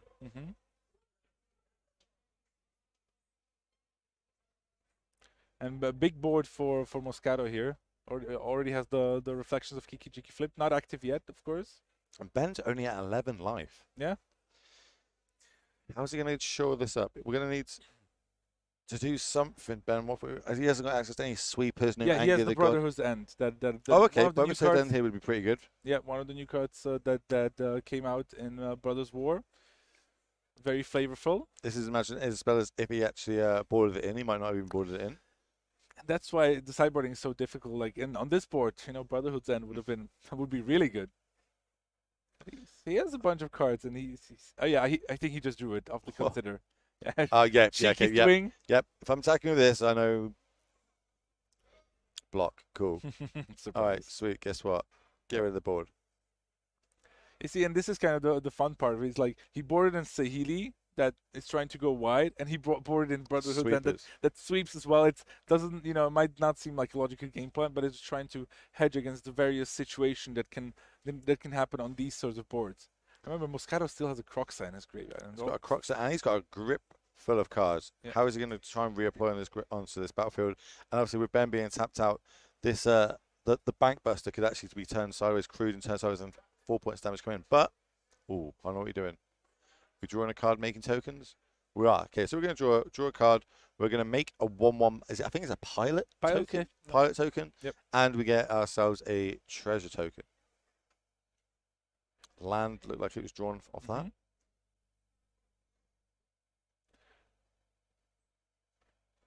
Yeah, they're probably looking for a pilot token and probably making one. We could have taken the servo and just cross it out and be like pilot. Our judge, that would be so good. The judges are all over it there next to the table making these tokens for us. I really do wish they just crossed out servo now and just put pilot. It would have been sick. Obviously, pilot is a 1/1, but it can crew vehicles as if it had 2 more power, so it can crew. Tapping 1 black. What we do? Okay, fatal push on his own pilot. Oh, so he's got the mana for Croxa. So he's got enough cards in the graveyard to cast his Croxa. He needed 1 additional card for Croxa, and he really wanted to get it on the board with Escape. Exiles all the other 5 cards in his graveyard. Plays the Croxa. Now that's going to deal 3 to Ben, I believe, and he's going to have to discard a card. And it's a big threat that can't be killed by a Lightning Axe, or, it's really difficult to deal with. Ben's going to have to double spell to take that off the battlefield. Discards an opt. Let's see. Takes no damage because it was a spell. As we're going to tap, float 1 blue into a treasure cruise. Of course. 1, 2, yep, that's it. That's enough. 7 cards. Exactly 7. We're keeping an advantage like this up. Being able to 2 for 1 yourself just to get a Crocs battle is not the worst, right? Yep. Ideally, you want something like an axe plus maybe a spike field hazard to make sure it's exiled so it doesn't come back again. Yep. So long as this game goes, the more cards start going in his graveyard, and then more options going to have a chance to cast this Croxa from the graveyard. It looks like Moscato is in a really good shape, but actually Ben Jones has the full grip of cards, and we saw it last time, right? Like how quickly the game can turn around with a Temporal Trespass, for example. Or but he doesn't have enough cards in his graveyard for that, of course, just yet. But I think I saw another piece of the puzzle, and he hit a bunch of other cards as well. So, but one thing I also wanted to point out that Moscato has a Hive of the Eye Tyrant among his lands that can not just attack for 3 with Menace, but in theory, it could also crew the Bank Buster for an additional point of damage. So lots of options on both sides, especially with Moscato spend his fatal push to kill his own creatures. Oh no, I not like assume. this, Ben. He has a bunch of stuff. All right. Crackling Jakes, but both go to the graveyard. Unfortunately for Ben, I Yeah. feel like you'd probably want to draw them, but here we go. As the pieces resolves, 2 cards go to the grip, 3 to the graveyard. Now he's gonna spike field Yep. the Croxa and finish it off with Lightning Axe. I This think. is what we spoke about, right? Yeah, what you spoke about, like Well, well spotted. I'm Will. trying. Yeah, you're really getting the hang of You're this. rubbing off on me. It's what it is. You know what I mean? This pro-level expert opinion on deck lists, names. First, next time we pronounce the names properly. That'll be the next one. Yeah. Well, yeah. Good luck. Good luck for me. And he was saying that, as I said, well, there, I got it wrong instantly. Ben wanted to have the Crackling Jakes, I said, and he ends up discarding one to that Lightning Axe. As the Croxa does get exiled from the Spike Field Hazard, 4 mana, what are we playing? Oof. Sheldred. Wow. We've baited the Lightning Axe out of Ben's hand, and now we play this absolute house of a card. Ooh, and a Misery Shadow as well. He can crew the Bankbuster Swing for 4. Dropping Ben down to 7. Trigger, Ben drops to Unless 5. Or unless in response, nope, he is drawing it. Yep. Phoenix. That's kind of what we'd won last turn instead of ditching Now it's getting really really good for for well, Moscato here. This is the problem, right? Like we need to draw cards to find an answer, but drawing cards is half the problem here. Okay, pieces. What we found? Ooh, okay. Great Fiery Impulse, Charter Course, Treasure Cruise. A lot of options. We can probably find a way to get rid of the Sheldred. I mean, he has a Braid and Fire Impulse. But then there's the Misery Shadow. And there's also still the Hive of the Eye Tyrant. There's so many threats now from Moscato's side. I really like the way he played out. He was layering his threats turn after turn, always presenting a big threat that Ben Jones had to answer. Ben thinking here. Go out on your own shield, Ben. Cast that Treasure Cruise. Cast that. Loses 6 life. Don't we go to game 3? Yeah, I don't think he's going to take the card drawing spells. Ben's going to take both of these removal spells here. That pieces is going to go to the graveyard shortly. Yep. It's just a lot going on the other side of the battlefield. We need to hold up removal for the creature land. We need to kill the Sheldred. We need to stop a threat from coming down next turn. There's a lot. I'm not sure Ben can do it. He's deep in the tank, having a think. I mean, one of the disadvantages of the Is It Phoenix deck, when it gets to these points where they're a little bit behind on the board, they have to spend a lot of mana to dig more cards to have those more answers. And like the last 2 or 3 turns, like play some card drawing spell and try to do. But he doesn't have a board of his own. There was no way for him to raise. Yeah, Charter Course, take 4. Oof. I think that's gonna be it. Not entirely sure what Ben's looking for. Phoenix, maybe like Lightning Axe and have a blocker. Like I think he just needed more Phoenixes earlier. Yeah. So Fire Impulse on the Shadow. Pump him. Lose Treasure. Okay, Phoenix. I mean, Ben's trying. He's doing his best. Trying. Yeah, Spike Field Hazard tapped. So. And yeah, I think we're going to be going to a game 3 here. Of course. Ben just playing it for the camera here, like showing that he has all these things. Yep. Swing. Turn it sideways, and we are going to go to a game 3. Able to level it up there. Obviously, we saw a couple of sideboard cards coming key. Obviously, that Dreadball was pretty huge. Being able to take hold of Salahili that could have stabilized the board. Then we saw the Sweeper, but then managed to get the Cruxa back, bait out 2 removals, and then we just managed to play the Sheldred, and the Sheldred was just happened to be the last nail in the coffin. One of the things I'm thinking when I look at like the cards that we've seen, Ben sideboarded a lot. Like we saw 3 Crackling Drakes. He also brought in a Braid that we saw. Right, he brought it in the Brotherhood's End as well. And the Sahelis. And it's Sahelis, so that's a lot of cards to bring in. Okay, we're going to come back to us, just while the players are sort of shuffling up, looking at sideboards. It is an open deck list tournament, just so everyone's aware, so the players do get access to your opponent's deck list before the game and during sideboards. So that's what the players are going to be doing now in the top 8. They're going to be looking, they're going to be analysing, okay, if they boarded in this, that means they've probably cut on these. Am I safe to bring these back in or not? How much does play draw? Yeah, play draw is going to be really good. And one of the things I will want to point out with how this game played out is that both game 1 and 2, Ben didn't do anything for the first couple of turns.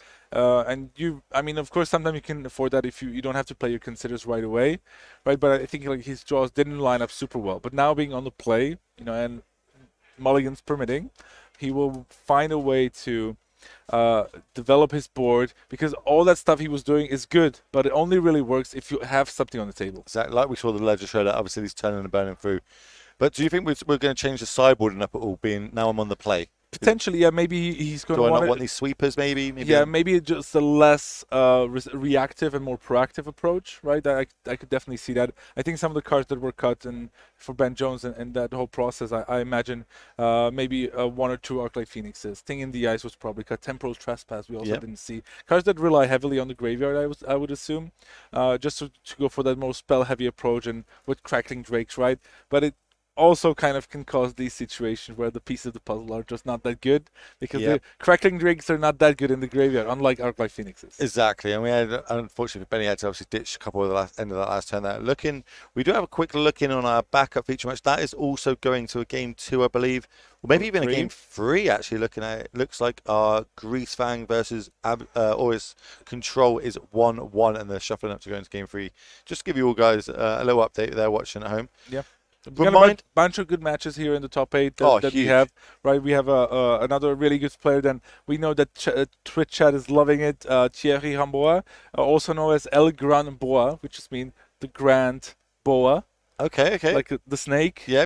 Also Ramboa, right? So it kind of works both ways. A regular Twitch streamer in French, of course. In French, has a big podcast as well in French to do MTG. So that's the other French guy. Well, that's who they do it together with, right? No. It's Charles Wickham. Yeah. No, not Charles, but Charles, one of the French. That was true Charles today. It was very confusing. Yeah, there's an English one. The French Charles and I don't know if there's 3 of them, but I know Thierry Ramboa is just a really, really good player. So and I know him for a really long time. Has played on the Pro Tour several times. GP results. I mean, we probably have. I have a list here of accomplishments of all the players.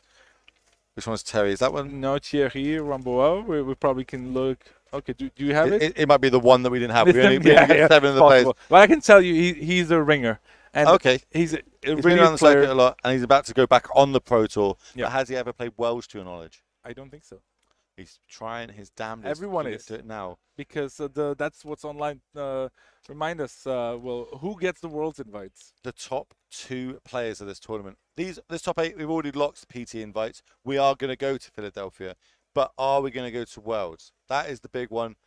It's the biggest prize in Magic, the biggest event in Magic. We just had it in Magic 30. We've seen how good that was. I was there. It was spectacular. The production, everything was great there. And these players are now going to try and battle it out. So 2 of them will be able to get invite to that invitation, as we see Ben Jones taking a mulligan here. It's not what he wants to see. I mean, at least he's on the play. And of course, with treasure cruises that you have, you can easily recover from mulligans. But I was about to say, what sort of cards in the deck can get him back from this mulligan? Early Ledger Shredder, maybe not turn 2, because then you kind of expose him to the bird to removal. So you want to maybe play turn 3 Ledger Shredder and a Consider or a Fiery Impulse to kill something on the other side of the board. That's the kind of thing you want to do. Or alternatively, turn 3 pieces of the puzzle. Right, that's another play. The one sometimes when you do these tap out plays, you can get really punished with Fatal Push into Unlicensed Hearse, for example. Yeah, like that'd be Thoughtseize into Unlicensed Hearse, right? So we'll see what kind of sideboard plan Moscato has brought and which one he actually will draw. But this match, I think, even though it's one of the bread and butter matchups, and that one we've seen a lot, it's so fun. Yeah, it's great. Obviously, Ben's just going to pass the turn, kept a 6, found a 6 that he liked. I do see a Phoenix in it. Turn 2, okay, we played a spell. We're playing a spell. We're going to get that Phoenix in the graveyard. I think he's going to cross his fingers that a Hearse doesn't come down on the other side. Phoenix goes to the graveyard.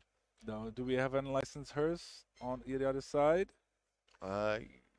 I think we do. Oh, Ben did not want to see that Unlicensed Hearse comes down. That is going to be big game here in this matchup as another Phoenix is drawn for the turn. It's so important, this matchup. Of course, there are answers for artifacts. He does have the braids, and he can play the different the game plan that we see, right, with the Crackling Drakes or with the Saheelis. But this is going to be just passing the turn. Pretty important, yeah. So also, this Hearse is going to start turning off future cards or early treasure cruises, things on these lines. Ben is Fable. Oh, yep, and a Fable comes out. Spell Pierce check. Ooh, check. Okay. Redraw. What we got? Having a good think about it. Could be something like an Abrade. all 3 games, turn 3, Fable of the Mirror Breaker from Adriano Moscato, and that's exactly where you want to be if you're on Rakdos Bitrate. It's one of your best cards, especially early in the game. Didn't get a good look at what that was that he kept on top. I think it was a blue card. Was that? It might have been a treasure cruise. Okay, interesting. I'm not sure why I would keep a treasure cruise, but I could be wrong. It might not be a treasure cruise. As we're going to play the red side of the pathway, and here's a Saheeli. We did see this last game. So that's the plan. Go wide. We're going to happy days. Keep up mana as well, so you have to assume that Ben Jones has a spell as well to protect Saheeli. It's going to go up to 2. Ditching 2 land. We don't need them. We've got plenty of these going on. I like Sock and Zen, and these sort of situation can be pretty good. But I assume Adriano Moscato has a lot of stuff to play. And I'm looking at Twitch chat, but it's all Italian or French. Yep. You can see the ley lines have been drawn because there's 3 French players in the top 8, and they're already like, okay, what are the French players doing? How are they doing? Who's winning? So don't worry, we'll try to show you as much magic as possible. I think there's a shield red in that hand. Ooh. Lightning Extract. Castle's going to come down here. Trespasser. Okay, just Trespasser. No targets for it to be able to exile, but having it on the battlefield with a Kiki flip it next turn. But he can now crew, use the Trespasser to crew the hearse. Yep. And swing for 6 at the Saheeli. There's consider opt. Oh yeah, so that's consider. We're going to make the servo token. Beautifully made by our judges. Land in the graveyard. Don't want that. Yeah. But there's a fatal push as well on the servo. That's going to kill the Saheeli. This is lining up great for the Rakdos player. And now's maybe a chance for Ben to play a treasure cruise if he has one. He has 3 cards in his graveyard. The hearse is tapped, so if he has a land, he could maybe play a treasure cruise and try to dig himself out of this. His next turn is like all the cards in his graveyard are going to be gone, thanks to the Trespasser and hearse. So we valued the hearse has done its job there, right? Because we crewed it. That could have died to something like a lightning axe. Yeah, for sure. Risky stuff happening, but it's paying off for them. Ben with 4 lands untapped this turn. He has got a land drop to play if he needs to, and we're going to play Pieces. Okay, cool. I mean, Pieces is great. Flips over Fire Impulse right away. A Braid too. So it's like a braid, yeah, I'll take in the Braid. Yeah, that's for sure. So we cast one spell so far. Yep. He also might want to play the Treasure Cruise here. He knows it's his last shot, but I think he would fall down so behind on the board, especially if he taps out and Adriano would land something like the Shieldred. Does have a land drop left for the turn. What's this going to be? This is going to be an opt. Digging for a land.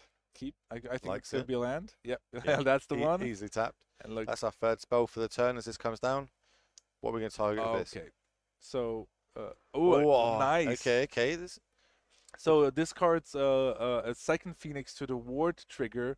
And we're going sideways. Let's go. Yeah, and a swing for 6. It's a race. And now, and Twitch I was saying like, oh, they made the crew with unlicensed, so it's risky. There were no cards in the graveyard. It felt yeah, exactly. It felt safe to do so. Yeah, but pieces of the puzzle can turn that around very quickly. Kiki flips over from the Fable. Still got quite a lot of cards in both players' hands here, right? Yep.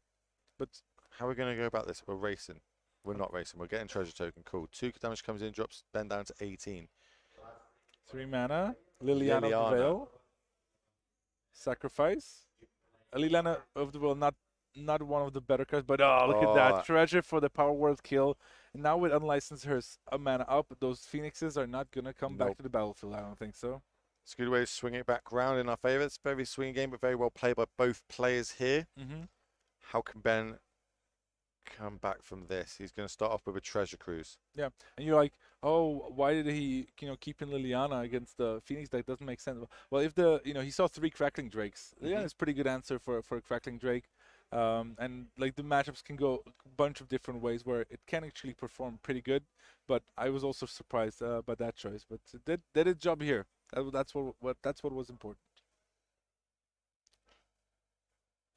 Ben deep in the tank. How are we going to navigate this forward? Crackling Drake is where we're going to start. Speak of the devil. Draw. We still have a land drop, and Hall looks like it's going to be our land drop here. Asking how big is it? 1, 2. 3, 4, 5, 6, 7, 8, 9. 9. It is a 9-powered Drake. Hurst is going to exile those 2 Phoenixes. Yeah, I like that he's not afraid to tap out here. Yeah. Well, there's a Cruxer in hand as well. I think we've got Cruxer and a Shield Red. Cruxer is nice for crewing. It might also be another. What's the name of it? Trespasser in hand as well. Okay. I feel like they're using all the alternate art ones, so it's easy to tell them apart. yeah. This Kiki is online now as well, right? Yep, the reflections of Kiki Jiki are available, so a bunch of options now. Ben's still quite a high life total. We're pretty hard to die from this spot, but he's still not in the best spot at these 2 board states, right? Like he's tapped out. He's just got a Drake in the battlefield. He's got a couple cards in hand, but 3 Phoenixes have been exiled so far from this Hurst. Yeah, but the Crackling Drake still presents a huge issue for Adriano. Oh yeah. If we can't get this off the battlefield, we're in trouble. And you know what it looks like in the previous turns. I could imagine that Ben Jones could manage to put together some sort of lethal combination. Yeah, exactly. That's what I mean, but it's not out of the questionability. We have 6 land and a grip for the grip for the cards. All he needs to do is be able to get 6 more spells in his graveyard. And that Liliana ticking up could also play into that. Yeah, but I think the best or the easiest way for that to happen would be another pieces of the puzzle. And he also has this Hall of the Storm Giants that Moscato has to respect. So he can't just leave himself fully exposed, because a land and a swing with the Drake and the manland there would be problematic. So we're copying the Hurst? Hurst is 2 to crew. We're crewing the Hurst straight up. Okay, so okay, just a crew. And again, we've got to start thinking about Bone Crusher. Like, ideally, you think, I'll just block the token with the Drake. But if I do, dice to a Bone Crusher. Don't want that. Okay. It's like, I'll take the 8, go down to 10. As now we should. Okay. Okay. So we've got an out. We've got an out, basically, right? We've got to get 6 instants or sorceries into the graveyard. Upkeep, Lightning Axe. Yep, on the shoulder. So before the draw trigger, discards a Braid. Like, I don't need that anymore. So 4 more in the graveyard. Let's see if he can. And here's 5 mana. So 4 cards, I think. Are we going to do it, Ben? He's doing the math. Looking at his graveyard, what chances? That's exile. That's his exile. Oh, yeah, in his exile pile. He's looking, I think, at how many pieces he's got. A piece of the puzzle would obviously be ideal here if he was able to cast it. It's not like he's got spells in hand. So we've got a Braid. That's spell number 3. Crackling Drake is 12 power, if we've counted correctly. He's doing it. Look. 12.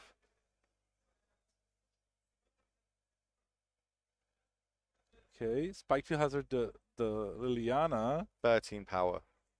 Treasure Cruise. 14 power. Is that lethal? If our life totals are correct, that is it. Ben will be able to get himself into the top 4 here. Oh, he still hasn't made the land drop. No, still got a land drop. Fire attack. Attack you. Life totals. One. Counting. So 1, 2. We don't see. No, we're not seeing. I'm pretty sure if my count's right, we were at 14 power. We've cast 5 spells, and it is a handshake of Ben Jones managed to take it down, going into the top 4. What a Congratulations play. to Ben Jones. He is going to have a winning in to be able to go to Worlds. Okay, our table 2 is still playing, so we'll go to that match. This is Greasefang versus Blue-White. Oh, and traditional battle of rest in peace against a swinging Greasefang. So. It looks like we managed to make the. Yes, this is a 1-1, so it looks like we are into game 3 here. Perfect. We will update the live totals, of course, as our feature match person. Yeah, there you see already the life total dropping down. Only 17. Lots of work to do for the Greasefang then. How about Shark a Typhoon? 4/4 Shark Typhoon? Let's trade. Almost no cards in hand for Aaron Kachmas on the left on the Abzan Greasefang deck. Tap it out there. That means we'll be able to resolve this Chariot. We see, Chariot comes down 2 tokens. It's a good way to rebuild our board, but over on the Blue-White side, there's so many cards in that hand. Yeah, it's like it looks like there was like an early rest in peace and potentially like some sort of sweeper, and it looks like Yeah. And there's the castle, be able to make 1/1 blockers. But if we haven't got a way to take this chariot off the battlefield, it could just go wide, super wide. Crew. We've got anything in hand that can deal with that? Yeah. We do. Fine. We've got a way of killing it. Yep. So we're gonna copy one of the cats, and now he's gonna put a Hall of Storm Giants in the way. It's like I would like to block with this. Here, kitty, kitty, kitty, kitty. Sure. And Giant's like boom. And we're gonna play in another chariot. Of course. More cats.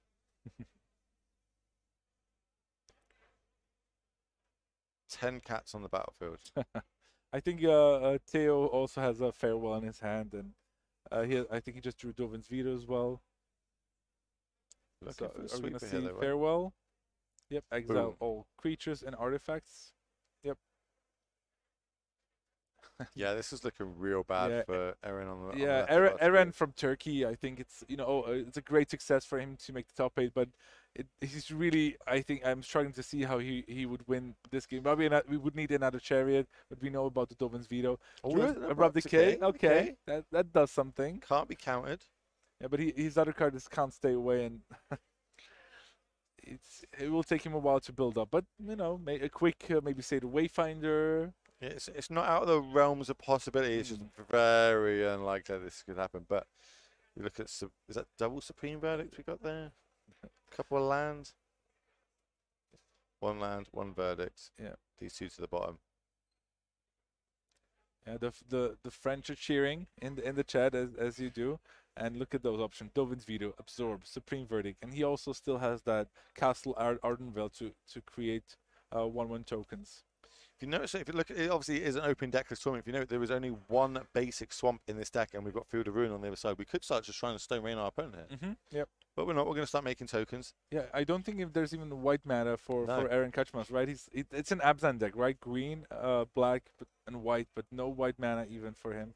He must have had a horrendous draw and probably got, just swept or just outfueled by the Azorius control deck of Theo. And this kind of favors the blue-white control player, right? The rounds are untimed. Yeah. We always go on about how the clock is kind of an enemy for these decks, but not this weekend. They've managed to battle their way up to the top 8, and they're looking in a very strong position to be able to get themselves a top 4 spot as we see that Liliana drawn for the turn. And I mean, the Liliana, if I was in Theo's shoes, like I would even consider not countering it, because he has the Hall of the Storm Giants to take care of it.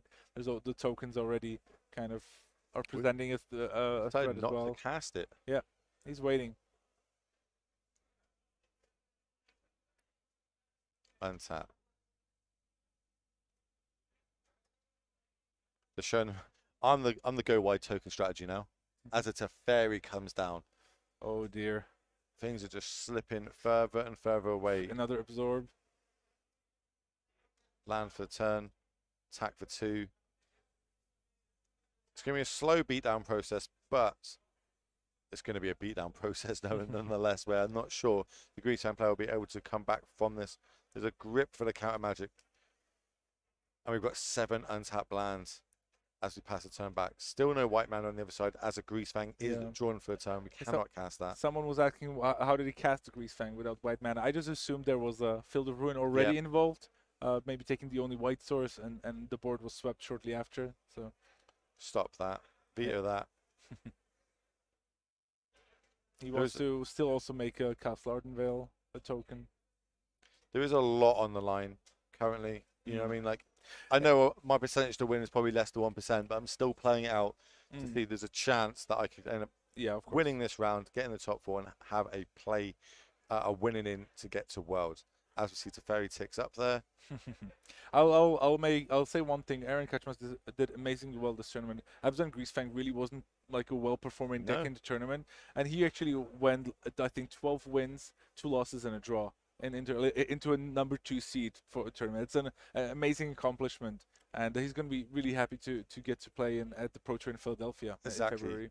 You got your Pro Tour invite, you've earned yourself a bunch of money, and you say you top 8'd the Legacy Championships in Sofia. Yeah. We're currently in the quarterfinal stage. It might be confusing that you see championship finals. It means European Championship finals, the finals tournament, but we're now playing the quarterfinals. We already saw Ben Jones make it into the top 4. Now I think we're just a few short minutes away from Theo also making it into the semifinals there. After this, once this round is over, I will be speaking with our top 4 players. And as long as none of them got to catch flights or anything on those lines, if they're able to stay, I will be asking them if they mind me streaming the both semi-finals one after another. Instead of being played simultaneously, the judge staff, Legacy, everybody's happy for us to be able to stream one at a time, but it's all decided on the players. It is a Sunday evening. After all, someone might have to go catch flights.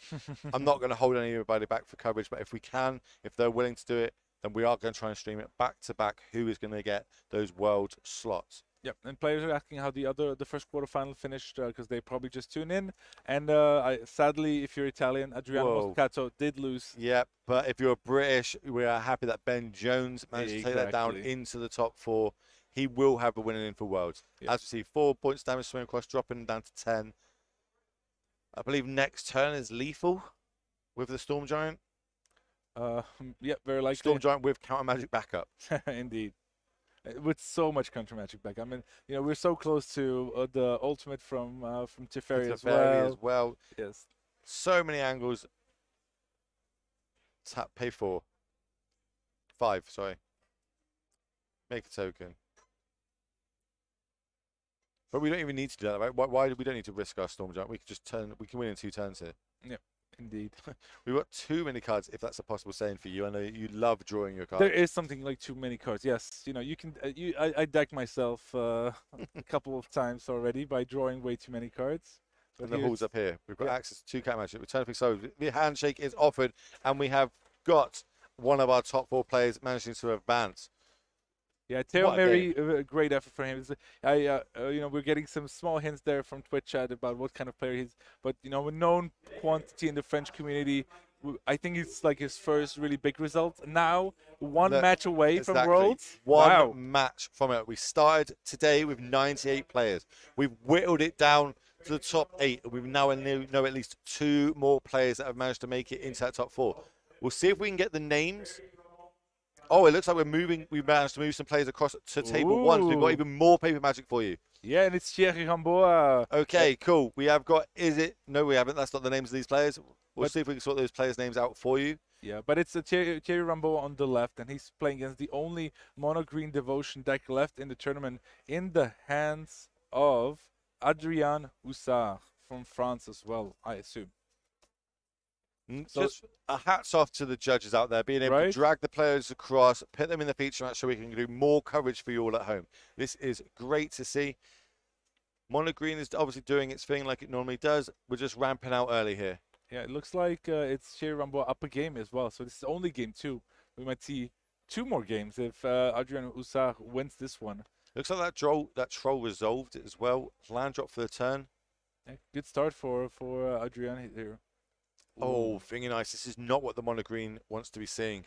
That's the thing is one of the key cards in this matchup, especially because you can threaten to flip it as early as turn 4, but you don't have to, right? It's in your control when you really want to flip it, as long as you have enough of those instant sorceries to do so. So the old world troll really trying to do the damage early, pressure, and what else are we gonna see? Another troll? Yep, another troll. Perfect. I think we had access to something like a Khan that turn, but obviously that would be leave it open to a Spell Pierce, so we chose against it. As we're drawing for the turn, how are we going to get on with this? People just tuning in, welcome. We are in the top 8. We are in the quarter-finals. We have got 2 people moving on to the top 4, which will be playing for Worlds. These 2 players here are still battling out. As you can tell, we've got a Finger Nice on the battlefield along with a Ledger Shredder comes down. Are we going to have a second spell for this Connive? See. I would be very surprised if there wasn't, but maybe if Thierry has something like a Fiery Impulse, it doesn't really have good targets for it. The Carrot, it has X-Proof. The Trolls are too big. But these Z Phoenix decks always have options, right? There's always something. Obviously, traditionally, a lot of players have bought the Phoenix deck this weekend because they think that it is a good matchup versus Mono Green. Being one up here, we have to say that's obvious, and a lot of Mono Green was the most played deck in day 1 and day 2, and yet only 1 copy managed to make it to the top 8 here. Yeah, but still a very powerful deck. Like don't don't be fooled. And Brent Voss actually did not make the top 8. He ended up in 9th place on tiebreakers, also playing Mono Green Devotion, and there was a couple more in the top 16. So still a very potent deck, and really warping the metagame, I would say. As you see it, a swing here for 2 trolls. It looks like we're just taking that, dropping down to 6. There's a so much damage, right? Oh, Karn. Here's the Karn. Spell Pierce check. No Spell Pierce with the 2 mana open. Now, what are we going to go get with this Karn? But we're gonna Spell Pierce still. So he's gonna play it now, because even now that the Karn resolves, Adrian won't be able to play anything from the cards that he finds. And I think Thierry Rambaud is going to try to flip the thing in the ice on his turn. So whatever Adrian is gonna find here, he's gonna have to use it next turn. Do we have their decks to see what they got here? We do, already in front of us. So what have we got? What can we go find here? What's on the board that we could do? We've got a Sky Sovereign, we've got a Brainstorm, we got the Hearst. Yeah, nothing really tickles my fancy for the moment. Standing out to me there. He is an interesting build with 2 Bankbusters and 2 Tormod Script inside, but it's not that usual. Usually we see like 15 different cards for the Karn sideboard. Looks like he's going to go for the Darksteel Citadel, so just to guarantee another land drop for the next turn. Or maybe the Sky Sovereign. He can cast that as well. No, I'm not sure if he's going to find any targets. Okay, goes for the Sky Sovereign. How would you feel about a Sky Sovereign? Because obviously, like I said, we don't really have any targets, but then they're only at 6 on the other side. So once if it resolves, it's on the battlefield, we are just 1 creature away from being able to crew it and potentially swing for lethal. Potentially, maybe I think that's what Adrian is thinking. Like maybe if I landed, and I don't think he'll be able to kill the Ledger Shredder, because remember it's also gonna bounce if Thingy is gonna start being flipped. But maybe it looks like Thierry's gonna try to play it slow here. So that little bit of glare we've got on the card there, that is a troll. We have 2 trolls on the battlefield along with the Silver Carotid. Obviously the Carotid and the Forest, so how we were able to pay for the Spell Pierce on the Karn, as we see a Ledger Shredder come down. Okay. Second spell for the turn. Fiery Impulse on one of the trolls. Trigger, double connive. Okay. Yep. Thierry, it probably looks like his cards are not lining up really well. He has another thing in the ice in the hand, so usually getting 2 can be good if you land them turn 2 and turn 3, but you also need those spells. Okay, look, conniving a Phoenix away. Second connive. I think that was an opt. Yep. Yep, also has a Trespass. Yeah, those cards just haven't lined up really well, but he's going to try to play this defensively here and work his way towards maybe a Thing in the Ice flip on the next turn. Right, but now with 2/2/4 birds, you can block those trampling trolls. But well, we might try and take out this Karn with a Phoenix, right? We've only cast 1, but we cast 2 spells, but only one of them's been a sorcery instant here, so we can't get back that Phoenix currently this turn. We've already connived, so we can't grow our birds to be free power to get that Karn off the battlefield. We'll need something like a Spike Field to target the Karn, I guess. Potentially. I mean, I also don't think he has played land for his turn, so he couldn't like play land and play 2 spells, but I don't think he has that. Looks like he could try. We know he has an opt as well, but the other thing in the S might be a problem. Yeah, so he's like, well, now explain. Also, how important is Karn here? Like, we're going to be able to knock it down to 2. Is Karn on 1 just good enough? Turning them off, being able to go 2 again? I'm wondering what could be the problem, because out of the sideboard cards, I don't see many ways of how to deal with the Thing in the Ice, for example, right? So sometimes, usually, there are situation with the mono green deck where you can find a Stone Brave, for example, and remove all the Phoenixes, right? And we need that sort of like early. We need our ramp aspect, get that down early, do it. Sometimes we have like the Stone Rain effects, or golems where we can destroy target opponents, but we're not seeing any of them in the sideboard here. Yeah, you could also go for something like the Soul Guide Lantern, which is you can play it, exile a Phoenix, draw a card if you need to, or he also has the Tormod script. So I think they're trying to figure out if Thierry has played a land or not. I don't think he has. No, I don't think we've played a land this turn. Yeah, especially when Adrian already has 5 and he hasn't played like a Cavalier or anything like that. But we'll have the judges check, confirm. That's why we have judges on the table. They're able to count back, reverse, see what was cast on what turns, work out the mana value of what it was, and they'll be able to see what happened. But no, we don't think there is. We think we cast a Shredder this turn. We've cast 1 Fiery Impulse, and we've got 1 mana up. Yep. Are we maybe considering about the opt here? Is it worth opting? See if maybe if we end up hitting a land, we can play it for this turn, or are we trying to represent some sort of? Maybe wants to keep that for the following turn, but we'll see. The Phoenix deck is really difficult to pilot. I'll be honest. I don't feel comfortable, predicting plays on the Phoenix side, especially when I don't see all the cards in hand. We've seen multiple lines from multiple people playing this deck. Everyone's got their way of playing here. As we see the Optcast card goes to hand, I think that's a piece of the puzzle. But now we're wondering, do we attack the Khan, or do we have to leave blockers back because there's 2 trolls on the battlefield? We haven't managed to get them off the battlefield. We haven't managed to bounce them back this turn. We are only at 6 life here. Yep. Untap, and so Sky Sovereign can't really kill anything. But if you played and put 3 damage on it, he's probably hoping that he wants to finish off one of the Ledger Shredders by attacking. So we're going to block once here, take 4. Yeah, but do. Interesting. It makes sense. Though we can use the Khan this turn. If he had played the Sky Sovereign before attacking, he would have forced a double block. Because if one of the Shredders had 3 damage on it, right, he would be forced to because of trample on both of the trolls. Yeah, sure. So, but the way this played out, he put the cherry down to 2. And while getting rid of 1 Ledger Shredder, and he still has that Karn activation, right? So he can still find something if he wants to. Has the Darksteel Citadel in hand as well, but he's lining up 6 mana here. Have we got a Festival in hand? Possibly.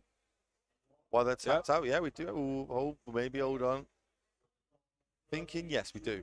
Okay, Storm the Festival. It's scary to cast in the face of maybe a flipped Thing in Ice next turn, right? Yeah, exactly.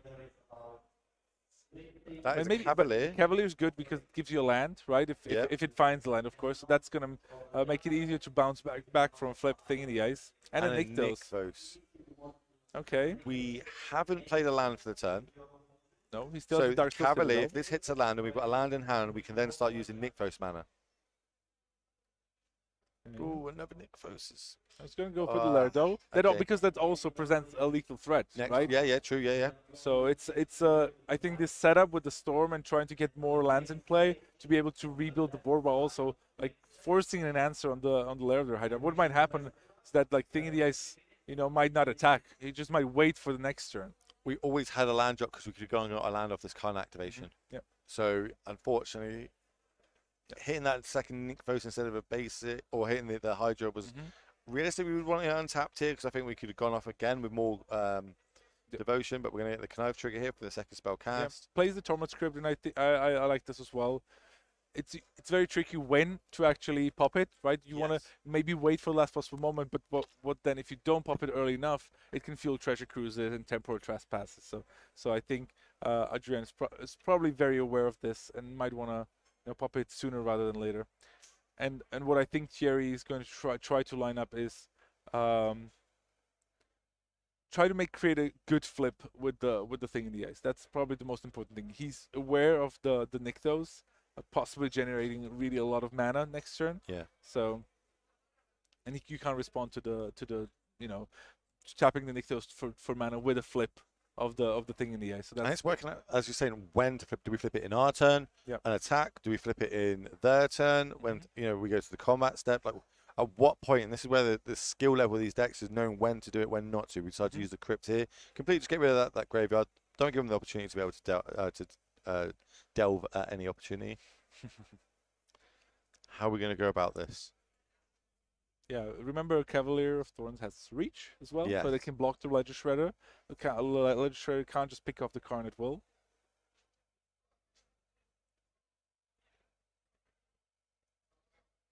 Taking out a grip, 4 cards. Another Thing in the Ice. That would stay around. Yeah. So it bounces everything that is not a horror, if I'm not wrong. So we're going to do consider here. Tick these down. Second spell, so Connive trigger first.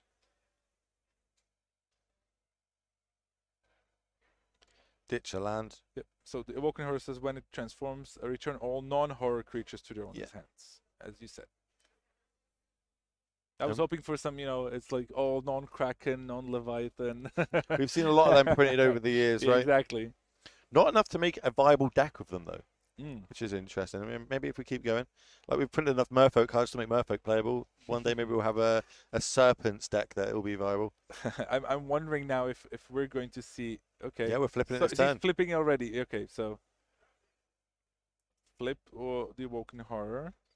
Okay, we could do this because now we can get the Khan off the battlefield. We've still got a Fingernails that can block the Hydra if that gets animated and gets turned sideways. That is really good for Cherry, right? Like now he has potential. He still can resolve the opt there, and he only has 2 other counters left on the other thing in the ice, right? So he can now attack for 7, has the blocker if needed, but if not, he can attack with the Awoken Horror for 7, and Adrian probably won't be able to develop his board too much because he needs to make the lair really big to actually kill the thing in the ice, right? And when it attacks, so we do have enough mana for that. Just maybe we can only really play an elf next turn. Yeah, exactly. On top would be of that. great. Yeah, but this is still a very interesting match. And Thierry could also maybe try to attack the Karn, but I don't think he'll want to. Even though, remember, there's also the Sky Sovereign, right in hand. He has to be very considerate. Okay, kept the card. So I assume it's some sort of cantrip or removal spell. Let's see what Thierry Rambo does here. We have played a land this turn as well, so there's no option of playing a land to be able to get 2 spells going to flip the other one. So the 7/8. It's do we attack or not? And we decided against attacking. Okay. Interesting. Draw for the turn. That might have been a basic. We'll see. So we've got access to 7 mana currently this turn. Oh, it looked like it was an Look at that hand. it might feel good that when you have 8 cards in hand or something like that with Mono Green Devotion, but not if your board is so small. So 1. This is probably going to be an elf, if I'm not mistaken. Could be something like a Oath of Nissa. Ooh, bit silent. Really tough situation for Adrian Hussar here. 3. Play a troll.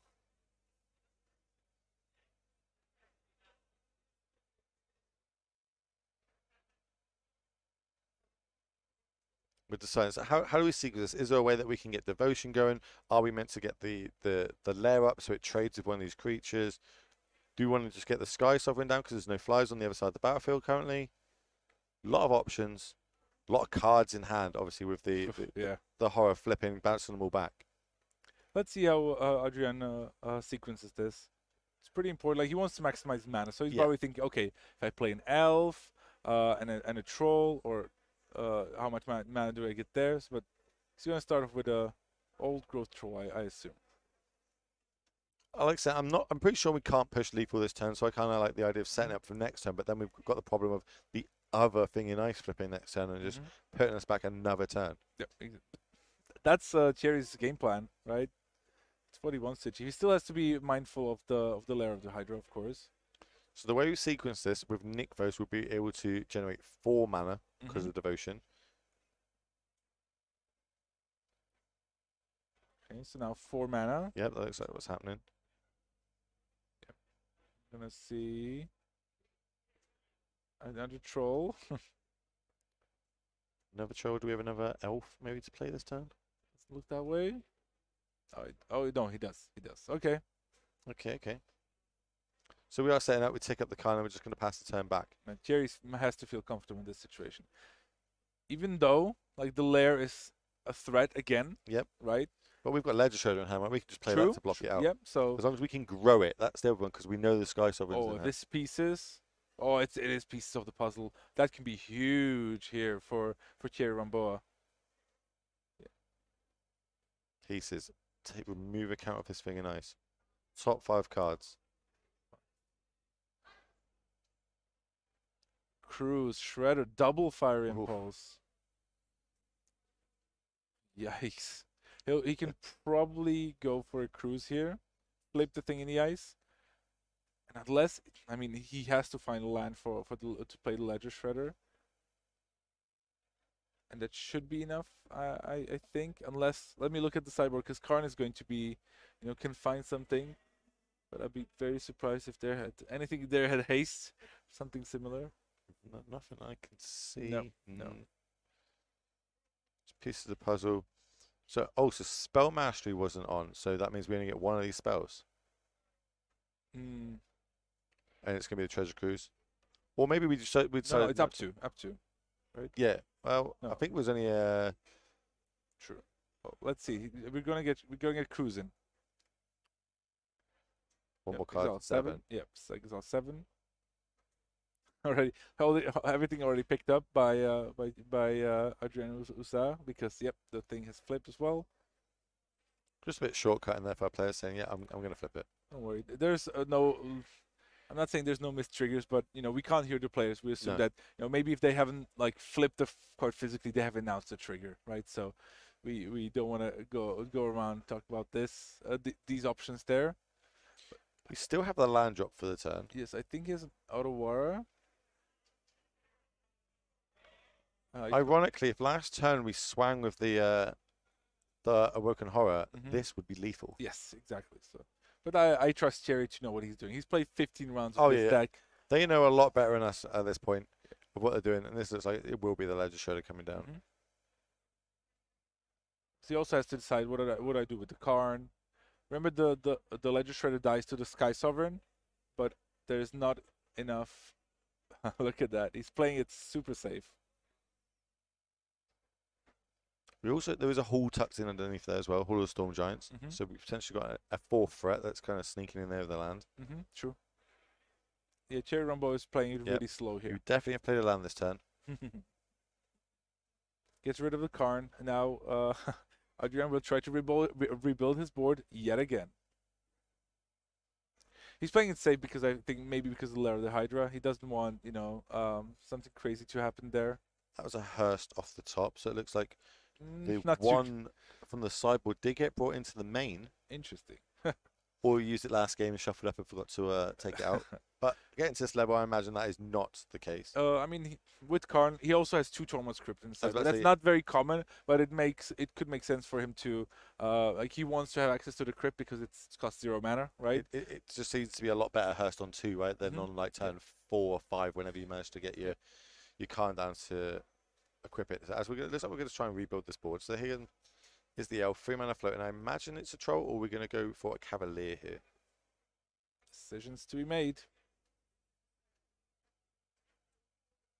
We can't recast that storm from the graveyard. The reason why he didn't attack with both is there's the Lair of the Hydra there on the battlefield, as well as we also saw the Sky Sovereign being put in hand thanks to the Karn. So maybe he figured that maybe there's some sort of play where he would dying to some combination of cards. So no Oath of Nissa for Adrian Hussard. Just trying to rebuild his board. Okay. We're gonna play the Karn here. No, looks like he's just still thinking. He's already tapped his mana, which is confusing. Troll. I think we're just going to see it kind of repeating last time, right? Yep. Now we generate 4 mana. Is this the time we go get a Karn? But looking at the sideboard, there's no targets I really want. Yeah, some are good in the long grind of your game here, but there's a Phoenix after that from that Knife trigger. That might help with the decision from Karn and what we go get. And okay. Sylvan carried it. And 2 mana left. Into a Hearst. Okay. Maybe the Knife chain things. Now he's decided to play the Hearst to prevent the Phoenix from coming down. Yeah. Very control-y board for Filipa. He's at 2 life, but he's managing to hold off with his finger nices flipping. Yeah. Also has that whole Storm Giants ready to go if he needs it. But next turn is going to be big again for Adrian Hussar, right? If the old growth troll, unless it gets exiled somehow, it can be put on land, generate a bunch of mana as well as help with devotion. So that's why it's so good in this deck. Yeah, no time limit on this one. I assume this is the last match in the quarterfinals, but you never know. We can check that. Yep. We'll see if we can get the results from the back tables. Yep. They're all finished. Who won the last one? You saw the 2 feature matches.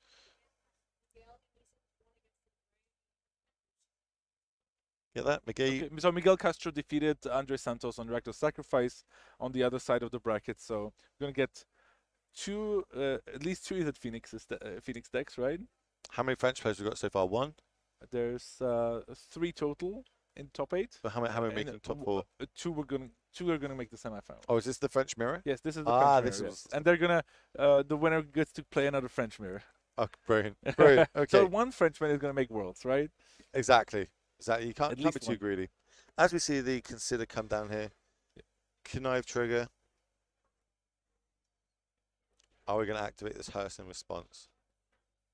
Yeah, so first gonna let him resolve the connive trigger. Then with consider still on the stack. Now he's thinking about using Hearst. Now, why would he be thinking of using Hearst here in this spot? What sort of cards can he like to stop? Are we going to try and hinder from our opponent here? Well, there's the Phoenix already in the graveyard, obviously potentially, we right? So and maybe he's thinking, oh, what if he has Trespass? What if he has Cruise, right? Like, can I prevent it by exiling 2 cards here? So there's a bunch of options there. Yeah, I was looking at obviously Treasure Cruise being able to do this. This fills the graveyard up more. Then we get priority. We can then cast Treasure Cruise. We missed opportunity our window. Yeah, we can get the Phoenix in response to that, but realistically, we want to try and stop like potential Treasure Cruise, or at least make them cost a bit more as we go down. We're in the tank. We're thinking about it. We're seeing what we want to do here. We're having a look. This looks like the exile pile already. Big. It's very big. And with the option, we'll get rid of the Phoenix and the consider in the graveyard. Okay, cool. So that Hearst will go up to 2. And then we'll let the consider resolve. All right, we're going to put it under this way. I like it this way more, but yeah, sometimes the dice helps make it visualize a little bit better. Cherry's in my camp. He's like, yeah, I prefer seeing the cards rather than putting dice. I'm on the dice territory. Oh, especially with coverage. You know what I mean? For coverage, yeah. I mean, I would give coverage a pass. Yeah. No, okay, we're going to keep going back and forth until we get this board state. So both players liking. Now the consider's going to start getting resolved. Do we like finally? Yeah, 3 minutes on the stack. Good thing these rounds are untimed. But after this game, we will have the top 4 players for you, and they will be playing for a slot in Worlds. I can't emphasize how big that is. We started today with 98 players. We've whittled it down to 5 players left in this tournament. You're watching 2 of them now battle it out to be one of the top 4 and have that chance to get to Worlds. We see the wire comes down as the land drop for the turn. Little bit of pressure has been lifted off the shoulders, though. Okay, finally an attack with one of the Evoking Horrors. I would just chop it with it now. Wow, very early chump block here. Another thing in the ice for Thierry Rambeau, and he also has a Ether Gust in hand, so maybe he's going to go for the full triple horror setup. How many has he got in the main or in the deck in 75? I think he has 1 in the main deck, 2 in the sideboard. Okay, so it does come down like you said. You see him there, 3 open mana. Maybe he's been setting this up the whole time, right? But he wants to kill the opponent with 1 big swing. Now with Ether Gust, are we more confident that Thierry Rambeau can actually untap into, a big turn with the triple thing in the ice flipped? But you say that, but never underestimate his mono green deck and how explosive it could be. Currently, we've got the Devotion counter at 5, and another Nykthos just got drawn for the turn. Okay, and we know he has another troll in hand as well. Yeah, we know we've got a troll. We know about the Cavalier. We don't know about the card. Obviously, we know about the card, but I don't believe that Terry knows about this card. Yeah, but we know about the Ether Gust. And look, if he's going to tapping out for Cavalier, that's going to get Ether Gusted right out of here. I imagine that's going to go to the top. Yeah. Thinking. Maybe Thierry's going to be like, yeah, that's not scary enough. But now he's counting the mana. There's also Caryatid giving mana, right? So he knows that this would, he's going to Ether Gust. We have to do this. If not, the Devotion count will just rise by another 3. So you can decide top or bottom. If Thierry has a card drawing spell, I think he'll be able to flip the thing in the ice and swing for 21. This is crazy. I love that we have this sort of game. And remember, this is only game 2. Exactly, only game 2. We could also still be going to game 3. devotion count is 5. 5 floating here. Yeah. Troll? We're going to see a troll come down. Yeah, so you can play troll, play the second Nykthos. This is scary. 2 floating. Play the second Nykthos. Yeah. Devotion counts up to 8. Yep, and so now 8 mana. Yeah, Knife. Now we're going to talk about did you miss this, too late, yada, yada, yada. No, it's still... probably Judge will want to get involved. But it's like, yeah, whatever. But it could end up being really important, right? Like he needs 3 spells to flip the thing in the ice. So, 8 devotion. We've got the Khan. We've got the Sky Sovereign. Yeah. But Sky Sovereign doesn't kill the Shredder or the thing in the ice. And with 8 mana, if he goes Karn minus... We need to stop the chance of us dying next turn if that thing flips. Yep.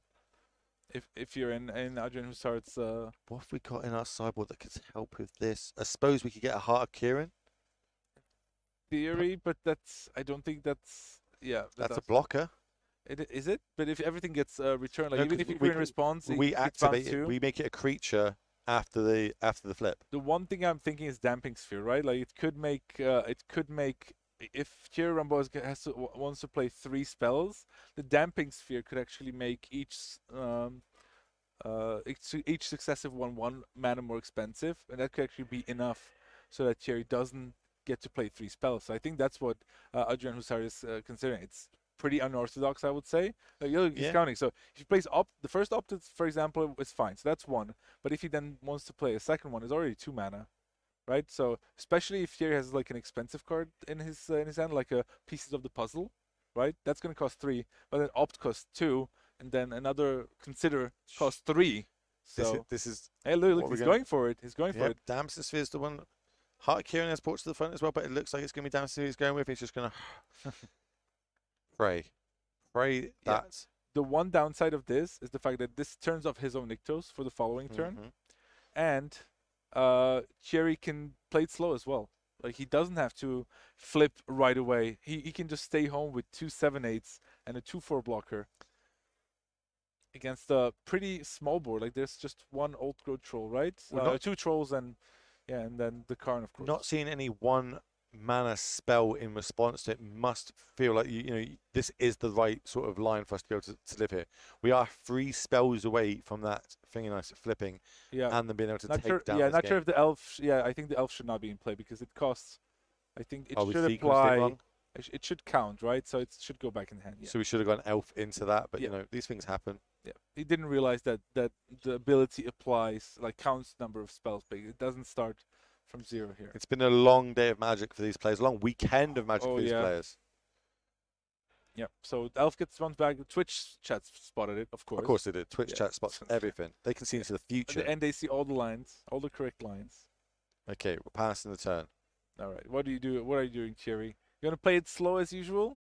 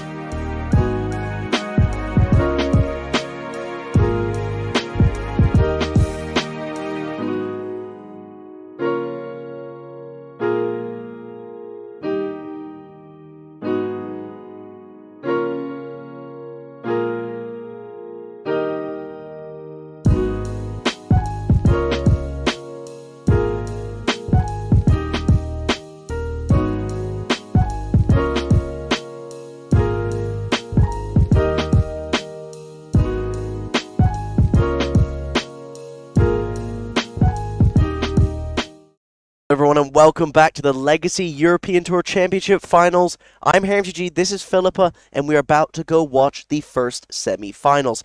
Now, it's important for you all to know that we're going to do the semi-finals one after the other, so we're going to be covering every turn of every game about the semis, and that's very important because both the matches of Magic the Gathering you're about to watch are for Worlds. Now, our first feature match is going to be two of the top players from this event. Filipa, who are we having down in the feature match for our first semi-finals? So we are going to have Izzet Phoenix, commanded by Ben Jones, and a mirror against also Izzet Phoenix, commanded by Miguel Castro. So Miguel Castro did win against Andre Santos that was on Rakdos Sacrifice, and he advanced to the semifinals, and that's going to be the first one we're going to watch. But after this, we have the other table with Matej versus Ramboa Thierry, and again we have Izzet Phoenix, but this time versus Azorius Control. So 3 Phoenixes, 1 Azorius Control. What do you think of this? So I actually knew or predicted that we'd be watching an Izzet Phoenix mirror here in the main feature match. So I actually found a pro, Makis Matsoukas. 3 years he was a Gold Pro Tour top 8 player. I said, look, I need to play a Phoenix mirror in preparation. I played a Phoenix mirror 3 long games. This matchup is insanely difficult, and every card matters, and every land off the top of the deck makes things even more difficult. As we go down here, both players have started off. We have both of them making their first land drops as a Spire Bluff Canal. And do we have any difference here between these two decks from Ben Jones and Miguel Castro? And how do you think these difference in the deck might play out? So it's all down to what are their card draw spells. We have 3 Treasure Cruises in both decks, but we only have 1 Charter Course in Miguel's deck and 2 Charter Course in Ben Jones, with both having 2 Temporal Trespass. And yeah, that's the only difference, the 1 Charter Course, which could make a huge difference actually, because attacking and casting that will definitely net a lot of cards. So Ben starting off with the Ledger Shredder, I found that this felt amazing when I was playing my mirror, but it's actually very easy to remove this card, especially if you can get a second spell in the graveyard for Fiery Impulse. But no, it's just going to be, okay. We have another Ledger Shredder, but this one shines.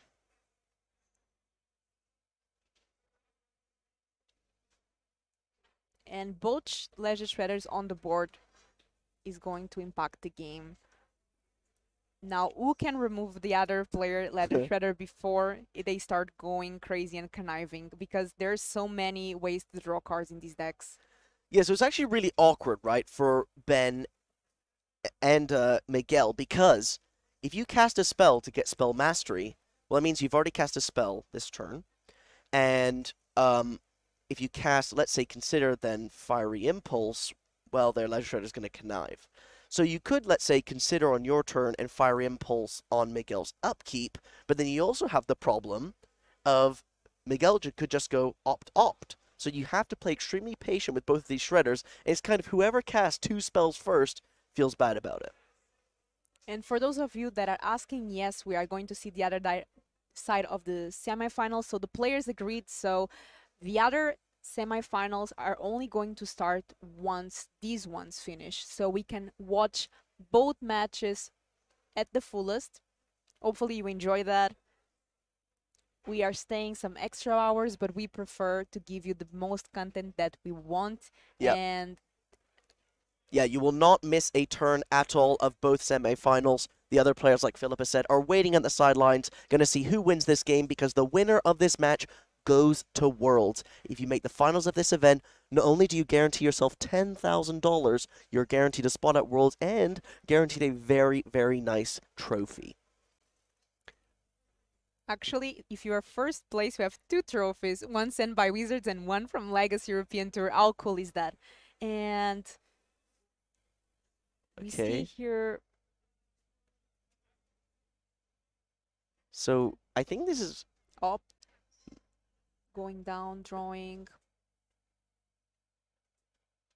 I think, yeah, I was surprised. I was thinking for a second there, yeah, Miguel cast an opt on their end step when Ben cast an opt on their end step. Okay. This is going to be a very complicated one because the mirror is not easy to play. Pieces of the puzzle. We're going to be seeing a lot of cards go into the graveyard if this resolves. Obviously, both players having access to 2 Spell Pierce in the main. So let's see if Miguel has an answer. Looks like nope. Okay, that's going to be an opt, a Galvanic Iteration, and a Fiery Impulse. Gonna take the... Yep, makes sense. You take the 2 spells you can cast. Don't worry about Galvanic Iteration. That does have flashback for 3. This matchup, again, all about every single card. You need to hit your land drops. You want to put some... you want to get more cards than the opponent. And what's hilarious is we've seen multiple turns players untap with Ledger Shredder, and they just don't want to trigger it. And that's because the first person who triggers Ledger Shredder, generally speaking, is not in a great position. You can play around it and work around it, like maybe you have Fiery Impulse here, which I think I see, which will put the first Ledger Shredder down.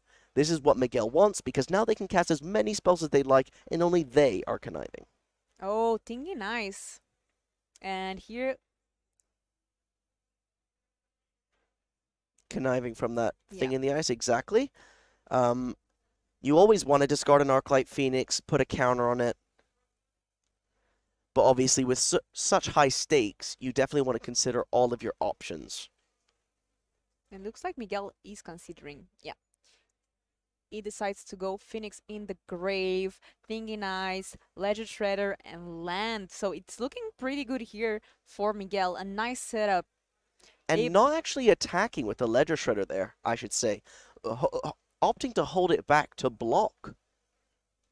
Which is quite interesting. Would you have attacked there with the Ledger Shredder? I mean, unless Ben has a way to put a lot of Phoenixes in the grave and has like a crazy turn where like 3 or 4 Phoenixes come back and attack, I probably would have attacked, but I understand why Miguel didn't, and he's a very experienced player, obviously being here now in the semifinals. So I think the logic behind it is that I found that in the Phoenix Mirror that I played, typically the games ended when one player cast multiple Temporal Trespass because of Galvanic Iteration, and with a Thing in the Ice and Ledger Shredder in play, Thing in the Ice hits for so much damage, maybe you just want to prioritize the fact that 2 damage isn't really that much when you're planning for a Trespass turn. That's an opt coming down. Don't forget the ice counters being removed from the Thing in the Ice there. And what's actually very relevant is the wording of Thing in the Ice is not just return all creatures to their opponent's hand. It's return all non-horrors. So if Ben, for example, has Thing in the Ice in his deck, he has 1 and gets it into play, and 1 Thing in the Ice flips, none of the ices are bounced to hand because they're horrors. That's a very good point. I think Miguel has 1 Phoenix in hand. And we see another one in the grave, so if he is able to get multiple spells, discard the Phoenix that he has, flip Teeny Nice, things are going to start looking really, really good. Oh yeah, Galvanic Iteration. There's a third. Oh, piece. Oh, Temporal Trespass, like we were talking about. Temporal Trespass, there we go. Okay. Wow. So we're going to see 2 additional turns after this.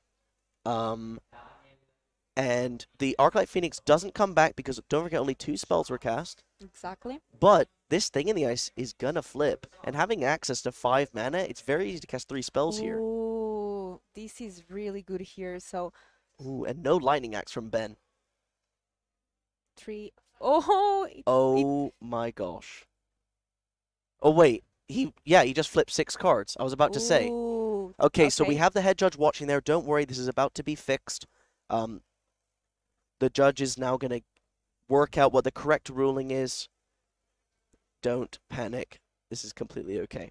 Let's think about it. Worlds is on the line, $10,000 is on the line, and they know thousands of people are watching. I think it's quite clear that these players are both under a lot of pressure and mistakes can happen. You even saw when they picked it up, they stuttered and realized that it was a mistake. So let's just wait for what the judge says, and that will be the ruling that goes. Did you ever see a pieces of the puzzle get to pieces of the puzzle? What, multiple pieces of the puzzle? Yeah. Yeah, galvanic iteration plus pieces of the puzzle, it gets a lot of cards into the graveyard if you're looking for phoenixes. You can shuffle because of the ops. What they will do is just keep the bottom card if it's been scryed. So we are just waiting. Yeah, so we're going to put all the cards that were scryed to the bottom to the side. The head judge will then shuffle the deck, put it back on top of the scryed cards so that the information doesn't change on the bottom of the deck. And then we will proceed resolving the pieces of the puzzle. Seems to be the ruling. Again, shout out to the judges. They are here to help us. Can we have a heart in the chat to show some respect for the judges? They work so hard to make sure that these tournaments run smoothly. And honestly, it wouldn't work without them. They've done so much work behind the scenes, making sure the players get to the coverage area, put them in the right seats, make sure that the times are correct. They have their own clocks for them. Honestly, we wouldn't be able to do much without them. Yeah, big shout out here for our judges. They've been amazing all throughout regional championship qualifiers and now in the regional championship. Yeah. Even here for us in the casting, like every time we have an idea to improve, they are willing to help. They also want to provide you with the best viewer experience. So yeah. Awesome. So I assume that this piece of the puzzle is going to take at least one treasure cruise. Treasure cruise plus op seems reasonable. You want to fill up the graveyard, and you do have an additional turn. Don't forget there was 2 temporal trespasses. We're in the first additional turn, and Miguel has one more turn after this to attack with. Now, only one spell has been cast so far. There was a little mix-up with pieces of the puzzle. If they do want to get that Phoenix back, 2 more spells need to be cast so that you can just go 10 damage, 10 damage. Now, that's hoping that Ben obviously doesn't have a removal sword for the Phoenix, but this could be lethal. yeah, and Ben John only has 1 mana open right now. Okay, what seems to be happening? Okay, so they've taken pieces of the puzzle from pieces of the puzzle. Don't worry, the other one went to the graveyard. And they're going to... Okay, so they're not trying to get the Phoenix back, or maybe they just can't do it. They're going to attack. They can make a land drop, and okay, they're going to pieces again post-combat. Makes a lot of sense. Galvanic iteration, pieces of the puzzle, spell pierce, Spikefield Hazard, and opt. So you can flash back the Galvanic iteration, but Temporal Trespass is a lot of mana. So if they do have another one, you could see them put it to hand. But I would expect that Galvanic iteration to go to the graveyard. Spell Pierce is good. Yeah, I think you just want the cheapest things possible, right? If you want to get that Phoenix back, you need the cheap stuff.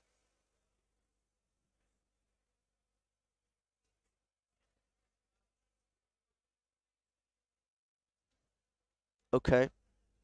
So I assume that we're gonna see some sort of bomb again, like a delve spell from Miguel, because they didn't take the other pieces. So you're implying that you have some sort of card advantage in hand. And Miguel deciding there. The winner gets a spot in the Worlds. Definitely don't want to do any mistake thinking everything through. This doesn't have a timer since it's the top 8. And we are now in the second extra turn. Okay. So this is the last turn for Miguel before passing back to Ben, obviously. I'd be sweating it if I was Ben. There are ways to win the game. There are, you know, they involve a charter course or potentially a third piece of the... Oh, we're going to Galvanic Iteration? So Galvanic Iteration can be flashback for 3, for those who don't know. But we're going to see an opt first. Or is that is that Treasure Cruise? Oh, sorry. They're going to cruise first without flashing back Galvanic Iteration. My mistake. Okay. That's a lot of cards, honestly. That's a lot. I see at least one Phoenix in end for Miguel. Yeah. There's one in the grave as well. So for those wondering why the Thing in the Ice is a bit darker, that's because it's a double-sided card, and, well, this is essentially lethal unless, well, Ben most likely has a removal spell, so the double Phoenixes will come back, and if Ben has a removal spell, then he won't die unless you can get another Phoenix to the graveyard. But yeah, the Thing in the Ice is a double-sided dark sleeve, and it's a double-sided card. The backside of the sleeve is dark. Oh, there's a third Phoenix in the grave. Yeah, that's going to be lethal. Yep. That's it. They are shuffling, and this was a quick one for Miguel. Just able to... Thing in Ice was really, really good, and then just extra turns. How do you think these players will sideboard? So, sideboarding in this matchup is actually quite difficult. There's a lot of angles that you have to be careful of, but we're playing with perfect information. Now, we know that both players do not have any copies of Unlicensed Hearse. That's a very good card in the mirror, obviously eating away at the graveyard, to eat away at Delve, whatnot. They don't have it, so most likely you don't want to braid. Now, here's where Miguel has a very good advantage. Ben Jones has 2 Saheeli Sublight Artificer in the sideboard. That's a pretty good card. Miguel, 2 Narset Parter of Veils. That card lines up so nicely against Ledger Shredder, so nicely against any draw spell in the deck, which is basically half of Ben Jones' deck. Now also, you have things like Fiery Impulse, Lightning Axe. All of these don't target Planeswalkers. So it's even harder to remove. You have to attack it. And yeah, just Narset Parter of Veils, Mystical Dispute, Crackling Drake, potentially something like Brotherhood's End. But again, with no artifacts, like key artifacts, being played from both players, I'm not sure if you want that style of effect. Obviously, it kills the Phoenixes, but it doesn't kill the Shredder or the Thing in the Ice. And you don't really want a Braid or Disdainful Stroke. So I would say that these players are going to trim on things like Fiery Impulse. While 2 or 3 damage is good, you're never really going to get a Fiery Impulse down on the Ledger Shredder on turn 5, 6, 7, because it's just going to connive and get bigger. You can Fiery Impulse a Phoenix, but that Phoenix most likely going to come back next turn because they have so many cheap spells to cast. So it's hard to cut cards from the deck because this Phoenix deck is so well designed and everything is so well streamlined to get Phoenix back, but you have to ultimately cut some weaker cards in the matchup to make it better. Do you have any opinions on the sideboarding? What do you think that Miguel has a big advantage because of Narset? Well, we talked about this, didn't we? When Miguel was playing the win and win for the top 8, he was playing against Rakdos, and he sided in the Narset. And I remember saying there's going to be Phoenixes. If this comes to the mirror, Narset seems like a pretty cool card to have. And I stand by what I said. Narset, Parter of the Veils, I would maybe even not activate it. Ooh, I like that idea. Yeah, that's a very good point, actually, Filipa, there. You can play Narset and not activate it because it's just so powerful on its own. The passive ability is very important, and then obviously looking at the 4 top cards, getting non-creature spell is really good, but just the power of Narset, the passive ability of not letting your opponent drawing extra cards, which is the goal of the Izzet. Yeah. You're just stopping your player, and they have to have something to deal with that Narset. And I think the most important as well with Narset in the mirror is that if Ben Jones has a Ledger Shredder in play on his turn and it triggers Connive, Connive is not a May. It's not a May, so if Narset's in play, Ben Jones is forced to just discard a card because he can't draw a card from the Narset static ability. So Narset, again, infinitely many applications in this matchup. Clearly it's very good. Now, is Saheeli Sublight Artificer good in the matchup? Yes. You make 1/1s like Young Pyromancer does, but the minus ability of Saheeli allows you to copy Arclight Phoenixes. So you have a couple activations to either maybe copy a flipped Thing in the Ice or copy an Arclight Phoenix to make the 1/1s a lot bigger. But even then, that kind of effect is really not as good as Narset. Narset is so good. And the fact that we know these players are going to go through half of their deck, 3/4 of their deck, I'm very concerned for Ben Jones because because Narset on the late game is really that good. I really want to see the battle of the Planeswalkers here in Izzet Phoenix, if that comes to it. And game 1 was actually really fast. Do you think usually these mirrors are fast, or it was just luck here? Not luck, but the right draws and the right plays from Miguel. Yeah. I would say that the advantage is not insane. I mean, we are gassing up a 2-of in the main, but I would argue that Miguel is definitely favored in this mirror. So our opponents are shuffling here. Let's see what they get.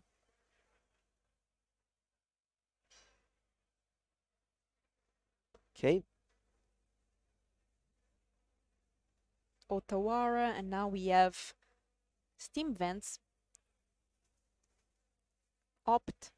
Instant top. Yeah, that was a fast top. I wonder what that was, right? It was so fast to the top. Yeah. Don't forget, if Miguel wins this game, that is a Worlds qualification and $10,000. I think the World's Invitation is what players are looking at. This is the biggest event. It must be so nerd-rocking. Like, you are on the feature match. This game decides if you're going to Worlds or not, and you have around 3,000 people. I think there's 3,000 people watching us. Just judging every decision that you make. It's not easy. Okay, that's a charter course. Looking to put Phoenixes in the yard and also fill up for all the delve spells that you play. Spell Pierce. And I think Spell Pierce is just such a great card in his mirror. Yeah, most definitely. It's good, honestly, sniping like the temple. Oh, and there she is, Narset, partner of the Veil. And is it Miguel going to activate it or do what I kind of said and not activate it to be less likely to die to removal? Okay, and he decides to activating. I think this logic makes a lot of sense. You know that Ben isn't playing something like Obliterating Bolt, new card from Brothers War, and Ben is quite well away from hard casting a Phoenix, and you're guaranteed to untap to cast a removal spell on the Phoenix. Yeah, for sure. I think that's the right call here. Open deck lists really make things really different, right? Maybe if it was not an open deck list, things would have been different. And we have here pieces of the puzzle taking very fast a Mystical Dispute and is it a Treasure Cruise? Yeah, Treasure Cruise, yep. Yep. Rough. And suddenly now is Ben Jones that has the graveyard full so early on, but then Narset is going to be tough to beat. Okay. So now do you want to put Narset to 1? Because I believe Spikefield Hazard can hit the Narset. So that's something that is relevant. He decides to do so. Getting some removal and Shredder. Okay. And Ledger Shredder here is really, really good. Yeah, but I think something to highlight is Miguel actually missed the 4th land. Okay. And that's going to be a Fiery Impulse on the Ledger Shredder.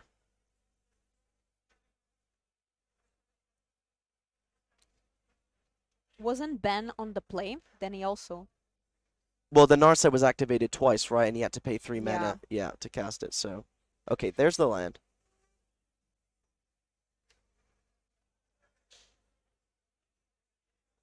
Okay.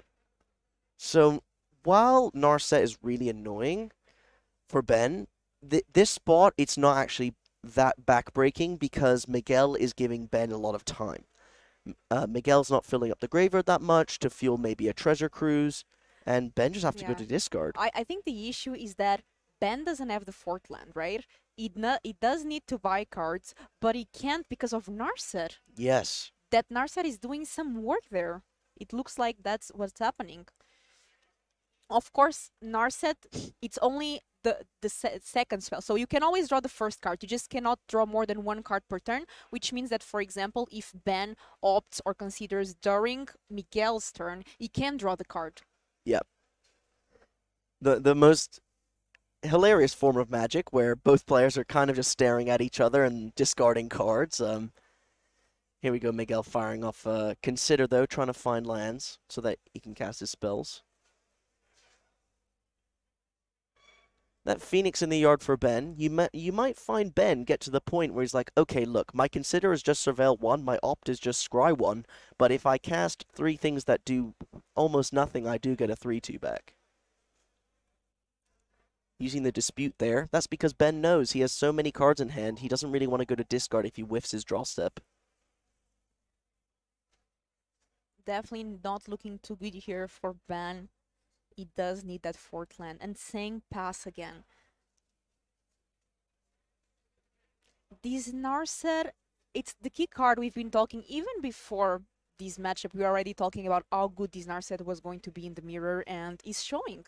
It's locking Ben because as an EZ player, you can afford to keep ends that don't have a lot of mana because you are able to consider opt. You have Shard Discord, you have Shard of Course, you have a lot of ways to draw cards, but with Narset in field, it's really difficult to get that card advantage and find the fourth land. Okay, is this a fourth land? Another Arclight Phoenix discarded to hand size. Oh my gosh. Imagine playing for Worlds qualification and 3 or 4 turns is just go to my discard. Okay, that's a tapped Spike Field Hazard going into play.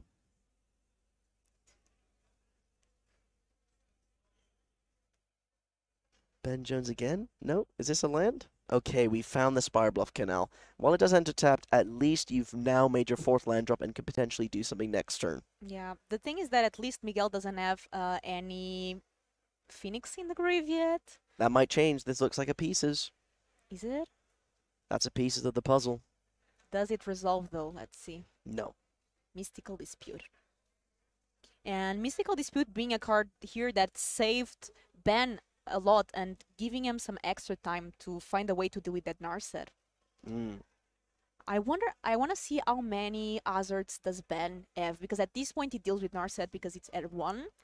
So let me here check Ben Jones' list. It looks like he is playing with 2 Spikefield hazards. Okay. So there's thought process here. If Ben has something like a Crackling Drake or an Arclight Phoenix, specifically an Arclight Phoenix, you probably want to cast it and eat a removal spell. No, it's not an Arclight Phoenix. It's a piece of the puzzle. Okay. Ooh, that's a Spell Pierce. That's a really, really rough Spell Pierce here for Ben Jones. Pieces of the puzzle is really good when Narset is on the board because it's not a card draw, right? You look at the top 5 cards and you choose 2 to your hand. So it dodges Narset part of the Veil's passive ability. Yeah. This seems to be some sort of, Treasure Cruise. There we go. Oh, I thought Ben was extending the hand to concede. I was like, what the heck? No. Just looking to see what is being exiled and drawing 3 cards here from Miguel. There's not a timer, and the player that wins this gets an invitation to Worlds. So I don't think we are going to see a concession anytime soon. Literally, my heart dropped there. My heart actually dropped. Okay, that's a tapped Hall of the Storm Giants. That's a way to win eventually. And a Phoenix to discard. How many Phoenix to discards have we seen? That's the 3rd, I believe. Yeah, we had 2 from Ben Jones, and now we have 1 from Miguel Castro. And Ben Jones is a well-known UK player, right, Ari? Yeah, very popular. Known for Death Shadow, actually. But yeah, no, very tight player. Very good Magical Line results. And also, he has a GP win under his belt. We have information on all of his Magic achievements. He was the GP Madrid 2018 winner and also the Wales national champion in 2016. And he actually said that he chose Phoenix this weekend because he expected a lot of mono green, and he said that he thinks Phoenix is favored in that matchup. Okay. Shard of Course, we have a Phoenix in the Grave, Galvanic Iteration.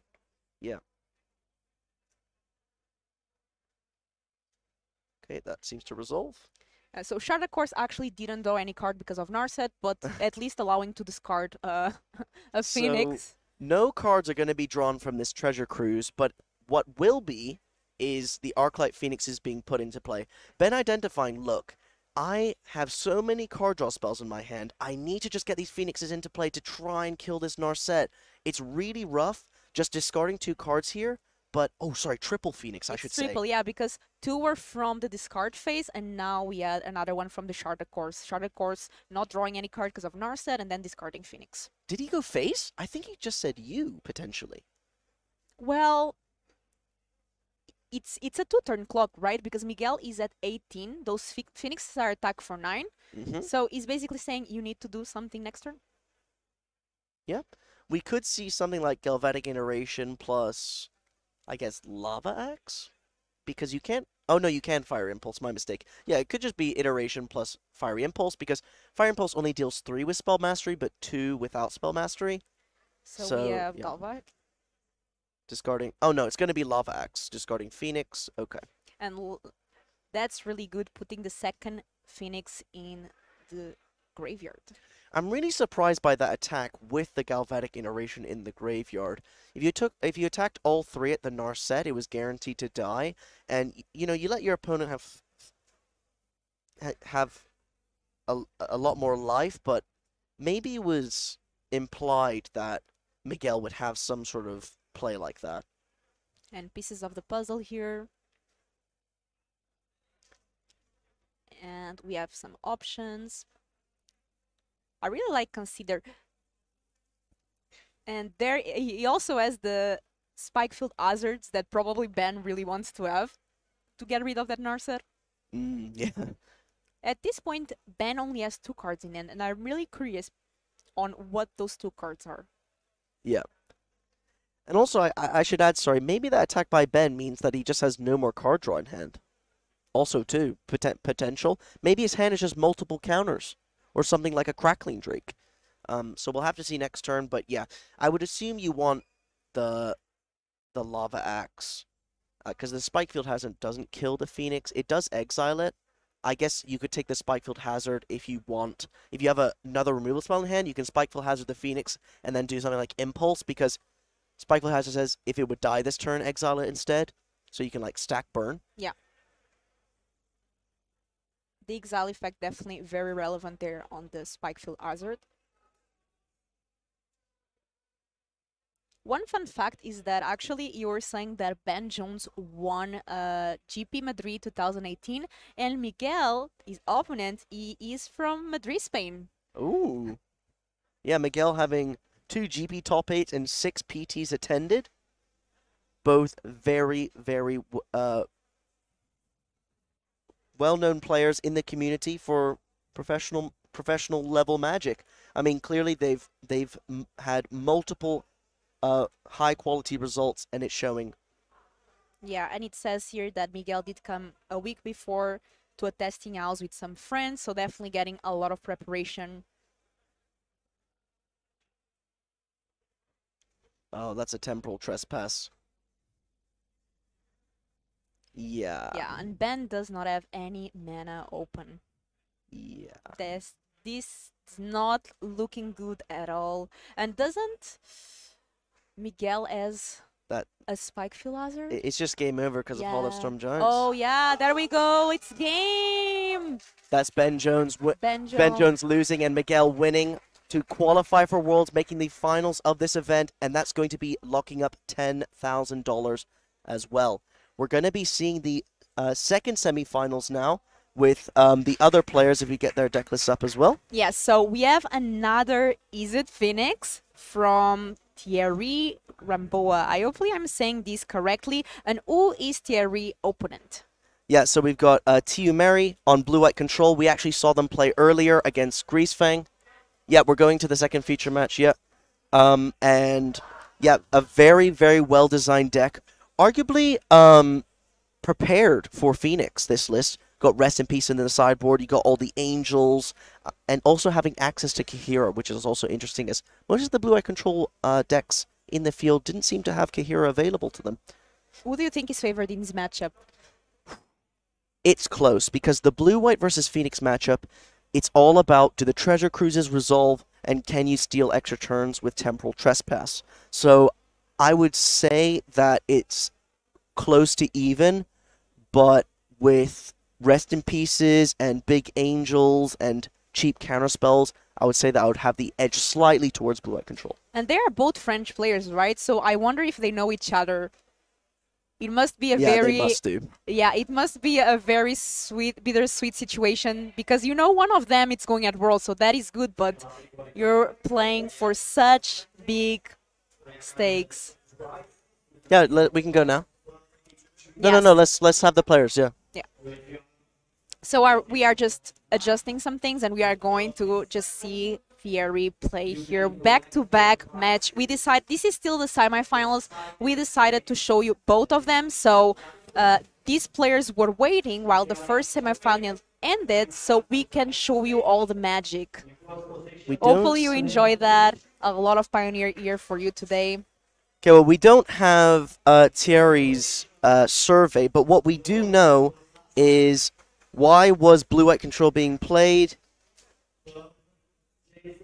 Because they live in Nantes, and basically Wafo said to play Blue-White Control, and he trusted him. The best card of the weekend being Teferi, Hero of Dominaria, and to prepare, they rented a house in Sofia for 10 days to practice. That's a lot. And I think you have to play Nantes, person that recommend you Blue-White Control, some dinner or something, because clearly it was a great choice. Top 4 this event already, and now you have the chance to qualify for the World Championship. Yep. Sadly, Ben Jones being eliminated there in the semi-finals. Castro Miguel qualifying for Worlds, making the finals, locking up 10K. Now we're getting the players readied up for the next semi-finals. Tiu Mary versus Thierry Ramboa. And we're going to be seeing who wins with Phoenix versus Blue-White Control. Now let's leave this down to Twitch chat. Who do you think's favored in the Phoenix versus Blue-White Control matchup? Let's have a 1 for Blue-White Control and a 2 for Phoenix. Who's favored in this matchup? 1 for Blue-White Control, 2 for Phoenix, because Twitch chat is always right. So we have left in the tournament 2 French players that we are seeing now, and Miguel, that we already know advances to the finals, which is a Spanish player. So 2 French players, 1 Spanish player, representing Europe in this tournament.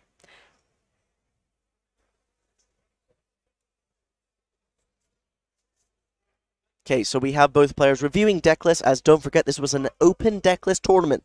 Every round of this event, including the Swiss, was open deck list. Something that I thought was really good. I felt that it didn't really affect much of how the players got to their seats, and there wasn't much scouting because everyone knew what deck everyone else was playing. I really enjoyed it. The atmosphere, I asked some players down in the tables during the whole event, and they seem to love the open deck list as well, so maybe we're going to be moving like this going forward. Definitely making our lives a bit easier, right? Yeah. And definitely shaping the format here and the way that players play the games, knowing what their opponents might have in the 75 they decided to bring to this tournament. And 10 days in a testing house, you have to practice a lot against EZ Phoenix because it's one of the most played decks. One of the surprises I had is that we are not seeing any mono green in the top 4. And it was the most played deck both yesterday they won and today they too. Yes. So I actually spoke with Makis Matsoukas about this because he tested, shout out to the Greek community, anyone watching from Greece. Makis broke down his personal professional opinion on why green wasn't doing well, and that's because it was very public information that this was going to be one of the most popular decks brought to the tournament, meaning everyone's going to have sideboard plans, game plans in game 1. You have access to deck lists before the games even begin, so you can mulligan to the right hands that you need. So we did see a 20% share of green on day 2. I believe that it's the most consistent deck to play in Pioneer, but maybe it's not the best metagame decision because so many people are trying to beat you. Definitely. I totally agree. I had a lot of friends bringing mono green. They all had average results. They didn't have the worst. They didn't go like 0 for drop, but also they didn't do amazing. Looks like a very consistent deck, as you said, but players are prepared for mono green and were prepared, so clearly we're not seeing any on the top 4. I really like this thing that our technical team did, and big shout out to the technical team that is really making these tournaments more interesting, giving us a lot of graphic, different cameras, different overlays. We are trying to improve every time, so big shout out to them. Yeah, and if you want to see more coverage from the Legacy European Tour, you know what you can do? It's free. Click that follow button. This statistic helps us do more live streams, helps us get more funding, more streams. Please just click that button. If you've had 10 minutes of entertainment, I think that deserves 2 seconds of your time to click. Now, we do actually have the player survey from Mr. Ramboa, and being asked, why did you bring Phoenix this weekend? They specifically said, because it felt more like an Is It Turns deck with a better aggro matchup. And they said, and specifically, yes, I love taking extra turns. So, Thierry Ramboa clearly loving casting Temporal Trespass and Galvanic Iteration. I'm not surprised. And the best card this weekend for Mr. Ramboa was Pieces of the Puzzle. Yeah, Pieces of the Puzzle being a key card throughout this whole tournament. Very good card for Is It Phoenix. And what card are you surprised to see from Phoenix? Anything that's different here on his list, or just a standard Is It Phoenix list? And I have the list right here so you can see. So we are seeing, no, this looks as stock as you can get. We have, yeah, basically very similar to Ben Jones and what we saw last match. As we have the player shuffling up, getting ready to go. This is the start of the semifinals. We see a gentleman's handshake as we draw our opening 7. I really like the handshakes, like the players being very sportsmanship. This is a game, obviously for high stakes, but in the end of the day, this is what we love to do, playing Magic. And it's always nice to be correct for opponents. Yeah, and we do believe both of these players are French. Shout out to the French community. Anyone at home cheering for these players, cheering for your mates, whatever, shout out to you. Thank you guys for coming in. I believe that both players are just deciding now on if they would like to keep or not. Yeah.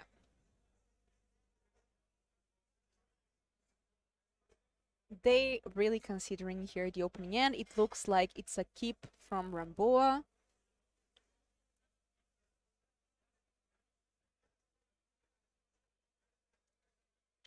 Hey.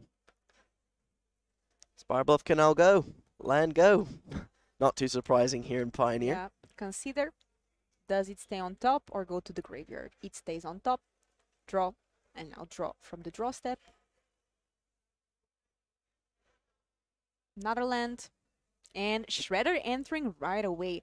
What ways does Azorius Control have to deal with that Shredder? So what's interesting is that TU came with a list without Portable Hole, playing 2 Temporary Lockdown and 2 Fateful Absence in exchange for Portable Holes, because obviously Portable Hole and the Temporary Lockdown do not combo well together, and that actually could potentially punish the TU here. Obviously, the Temporary Lockdowns must have won many matches throughout the day, but specifically in this spot, you would have preferred Portable Hole.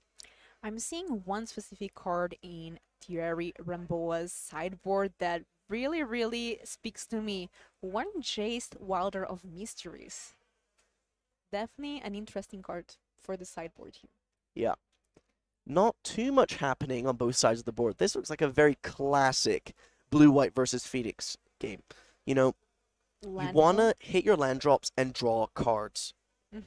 And here Tio does have Wandering Emperor, so if Shredder tries to attack, he can always flash in the Wandering Emperor and exile it. So let's see if that's what's happening. Nope.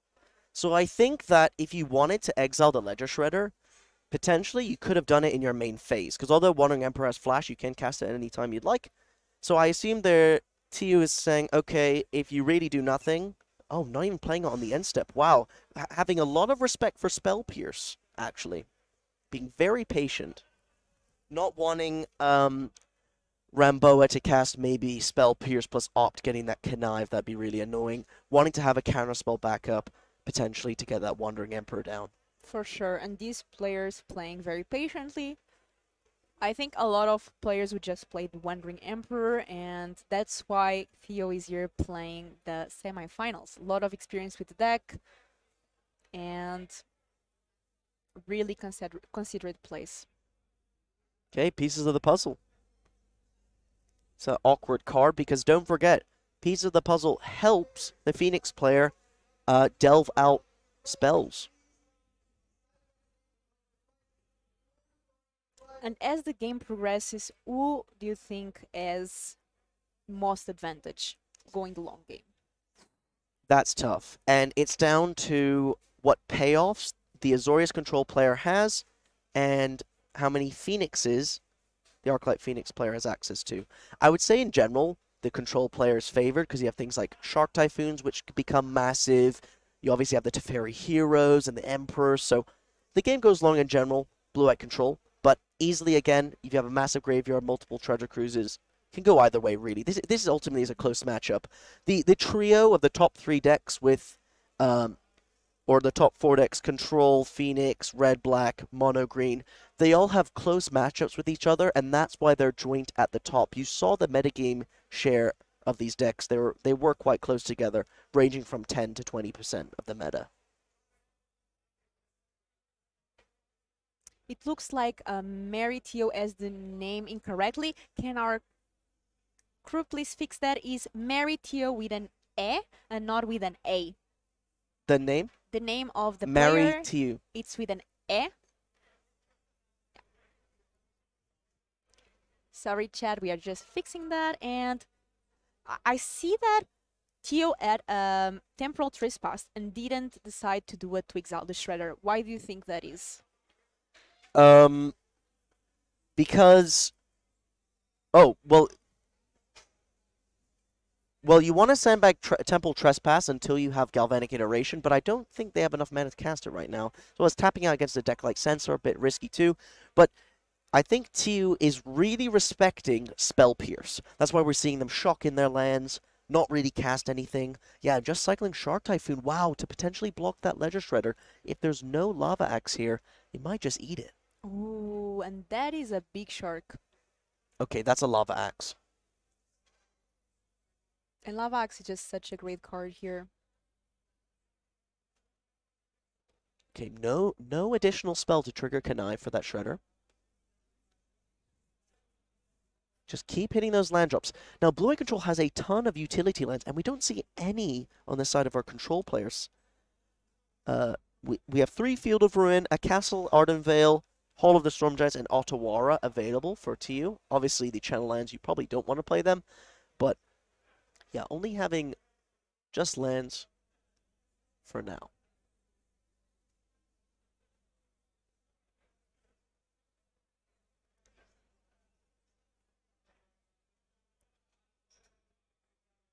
And here Teo has some options. I know that he has a temporary lockdown. At least I think I saw one in hand. I also see an Absorb. So Wandering Emperor, and what else does he have in hand? Quite difficult to see. Yeah, he's hiding his hand pretty well. Is there another Shark Typhoon potentially? Might be tucked in the back. There's something blue in the back.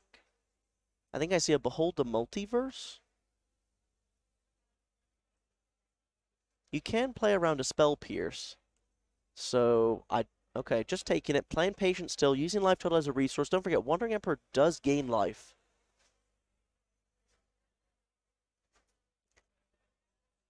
Okay. And there it is, the Wandering Emperor entering the battlefield. Does it resolve? It does.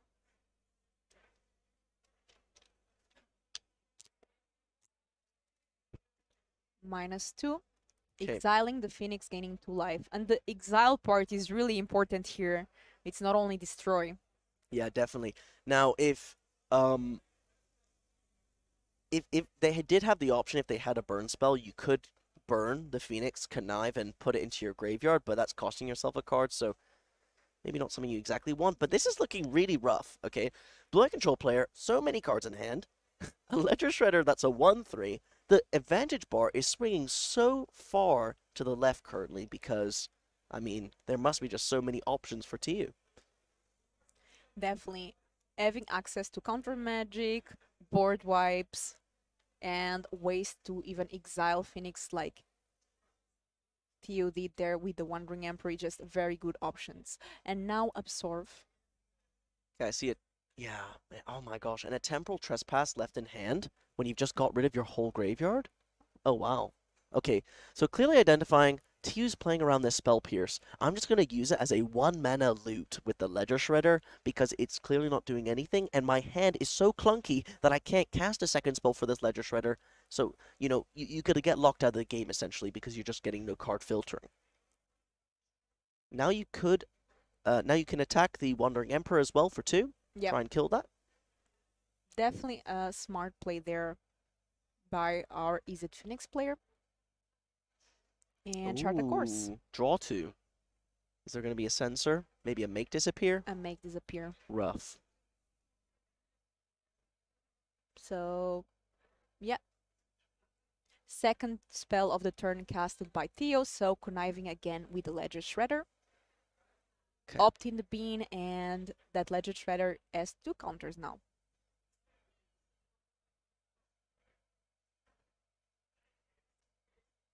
And definitely that Shredder is a big threat.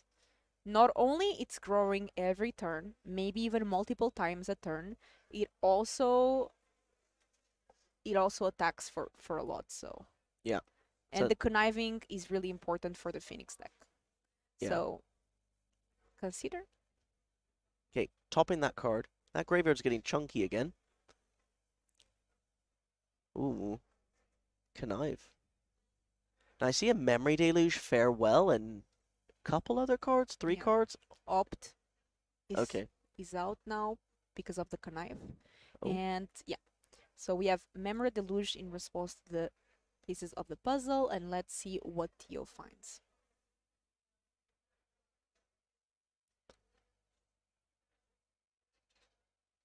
Yeah, so even if you get Phoenixes back this turn, this Farewell's gonna wipe everything. It's gonna exile a creature on the board. It's gonna exile all the graveyards. That's the key part, right? Yeah, it's so rough. And I don't even know if you really care about these pieces. You'd rather, let's say, counter a Treasure Cruise that they may cast. Okay, I see a Fiery Impulse. Oh, there's only 2 instances of source. Okay. So forced to take Fire Impulse and I think Opt. Yeah, this is really rough. I wonder what are the other cards that Theo has in hand.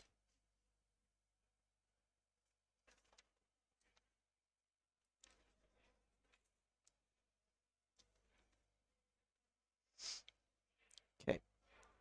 Gonna be opting. Likes that one too. Okay. Keeping a lot of cards top, both with Opt and Consider, which is a good sign. And here an attack for 7.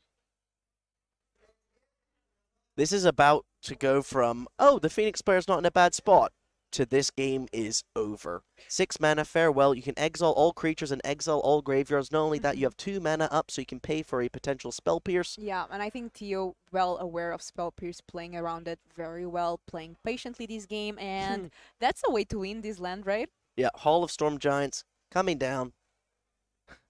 Wow, just straight up. I know you're low on cards. I don't want you to fill up your graveyard. Counter the Consider. You also have a ton of lands too to pay for this make disappear later. I love that play a lot. And Is It player just says go. Wow. Okay, must have something to do at instant speed here, whether it's a Shark Typhoon, Wandering Emperor. Oh my, this is going to be a big shark.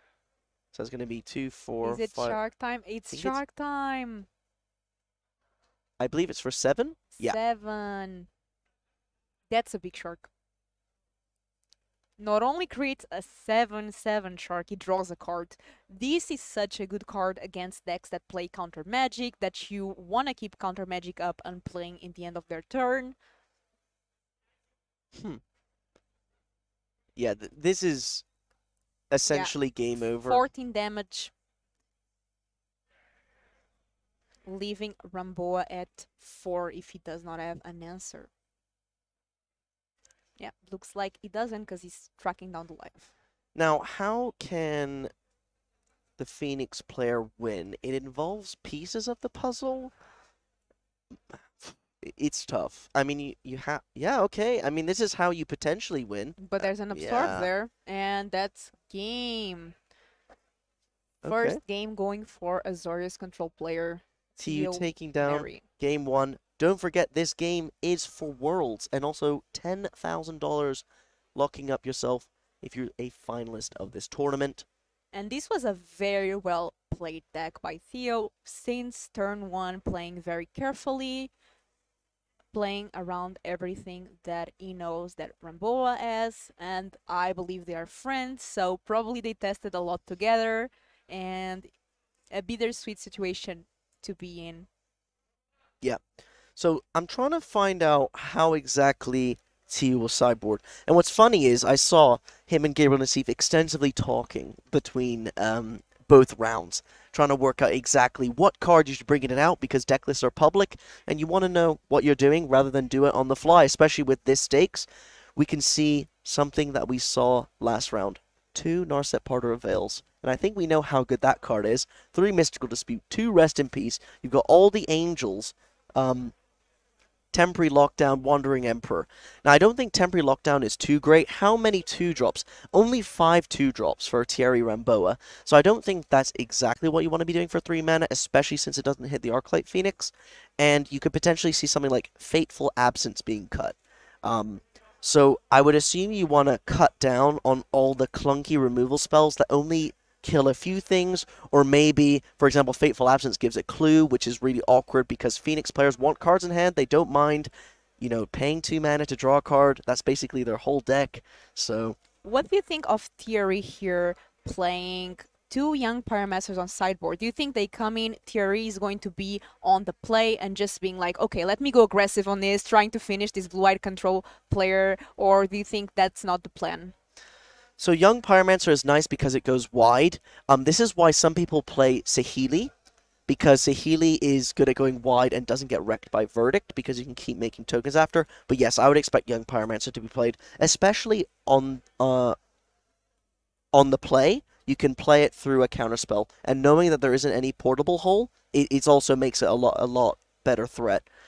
Also, Supreme Verdict in general is quite awkward against Phoenix. Let's say you get 2 or 3 Phoenixes back, a Verdict is done, well, the Phoenixes can come back quite quickly. So it forces to keep TU in check with his sideboarding. You want things like Crackling Drake as well. That draws you a card. If we get the Is It Phoenix players deck on screen as well, that'd be helpful. Yeah, to see what exactly they might want to take in and out. Jace Wielder of Mysteries, like you pointed out too. Potentially looking to get a mill-out win. Definitely possible with blue-white control, because you're looking to mill yourself with pieces of the puzzle, cast loads of treasure cruises. You're going to go deep into your deck. I'm talking potentially down to 15 cards, and Jace can easily mill that. That's definitely a very good point. And I think at this point, the old friends MTG crew is watching because both of these players are French, and I see a lot of French people in the chat. So hello to everyone watching and our French community as well. Congratulations to you on having 2 players here doing so well in the tournament. Yeah. I think the most interesting decision on this deck list is 3 Censor, because it's not 2 stock, and people use Censor as a way to not get mana screwed.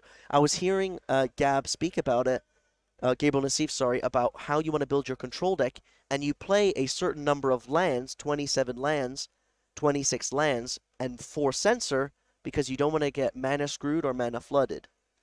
And what do you think goes out here? I definitely think that you want to take out things like Fateful Absence, potentially the Verdicts, but not too many, Temporary Lockdown, and you want to be aware of things like Spell Pierce, Mystical Dispute, and also the Young Pyromancer. So it's down to the blue-white player's discretion. It's really difficult to call what they're going to do, especially since I haven't played this side of the matchup, so it's going to be interesting. Twitch chat, what do you think going into boarding?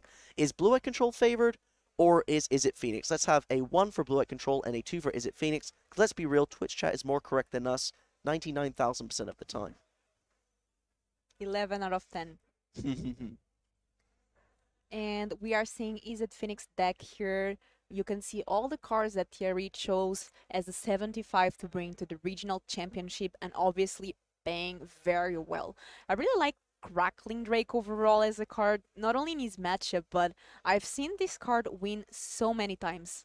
It just becomes so big because even Farewell, Exiling the Grave, Crackling Drake also counts the exiled cards, so it gets big fast. Yeah.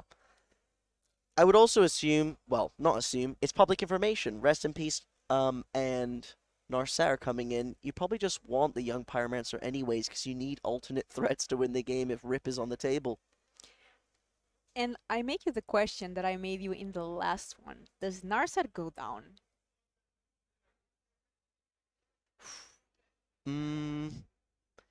It's dependent on, well, okay, I think that's quite simple. I think that this blue-white control list is more tuned to kill multiple creatures on the board and not individual creatures like one at a time. So in the Phoenix mirror, we saw minus because they had Fiery Impulses and Lava Axes, whereas this deck, we have 2 March of Otherworldly Light as your main way to remove a Phoenix at instant speed, as well as potentially make disappear.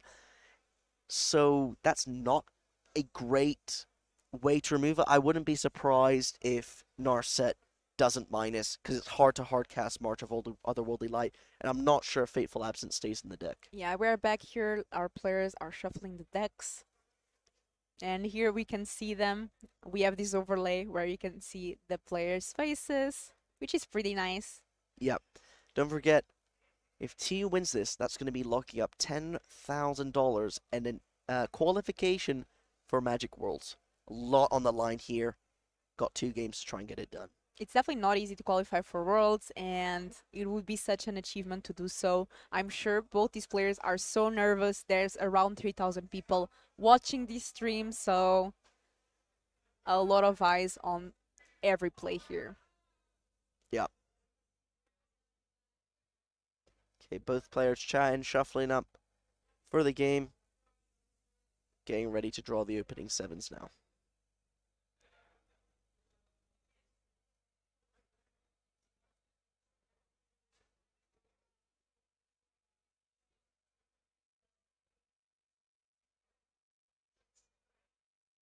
And I think both these players are streamers from what I saw here, and yeah, go show some love. Both of them doing very well. Thierry Ramboa on one side, Theo Mary on the other.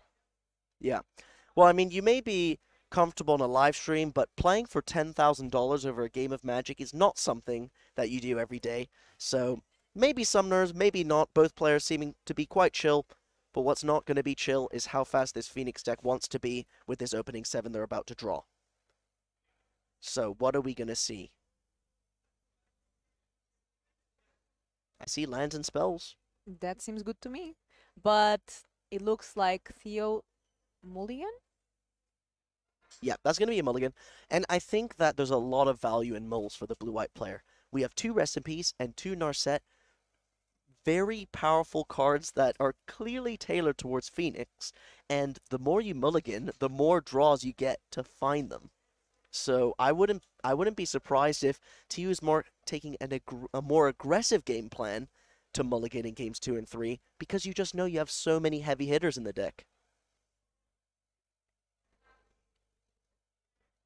Who do you think is favored now after sideboard? I think that it's probably favored to the person who has 4 cards that almost win the game on their own without being answered.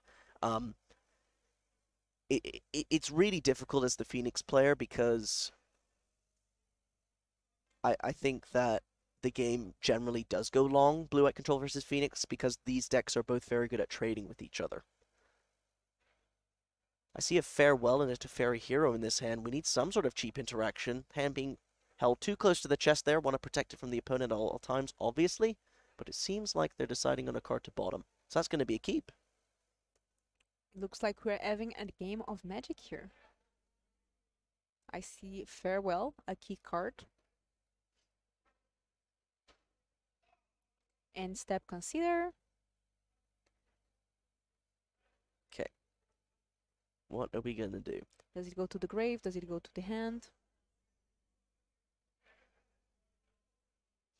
Okay, goes to hand. Drawing card for the turn. Land.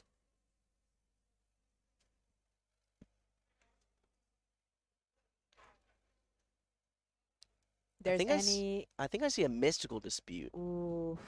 But you can't Mystical Dispute a Rest in Peace, and you know all the 2-drops in TU's deck, so I wonder what the consideration is there. So no Ledger I saw a Shredder. Narset in TU's hand. There's a Narset. Oh. So it can't come down this turn, but we know about the Mystical Dispute too. So I don't know. It's not going to hit the table if TU tries to aggressively get it down, unless we see Thierry tap out. pieces of the puzzle here could be a nightmare. I highly doubt you would cast a piece of the puzzle, especially against the Censor Make Disappear deck. But let's see what he decides to do.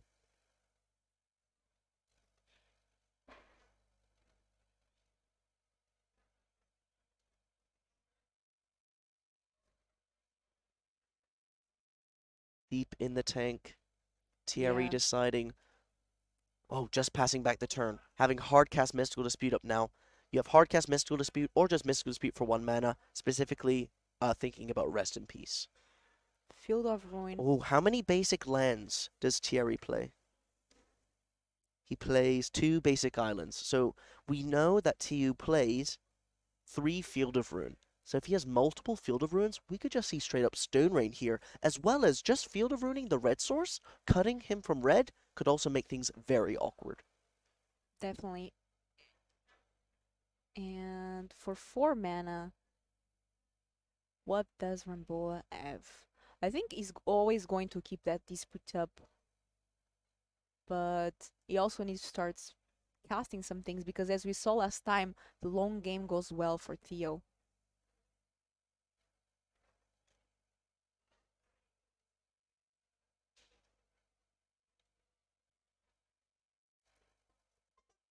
Two mana.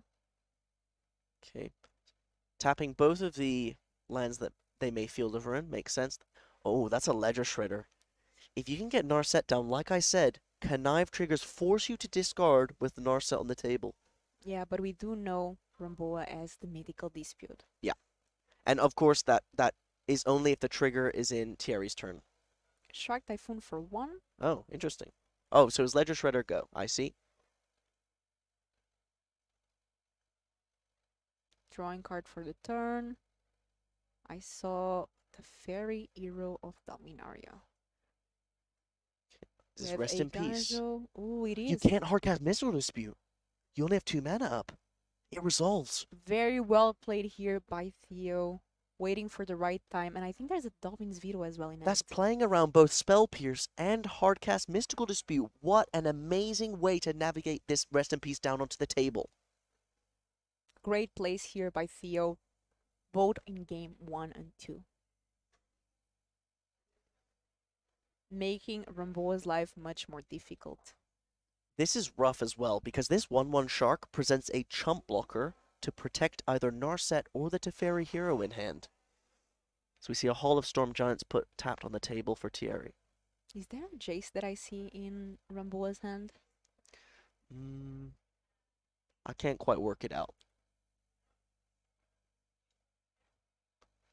Yep, you're not going to block with it, so you might as well attack.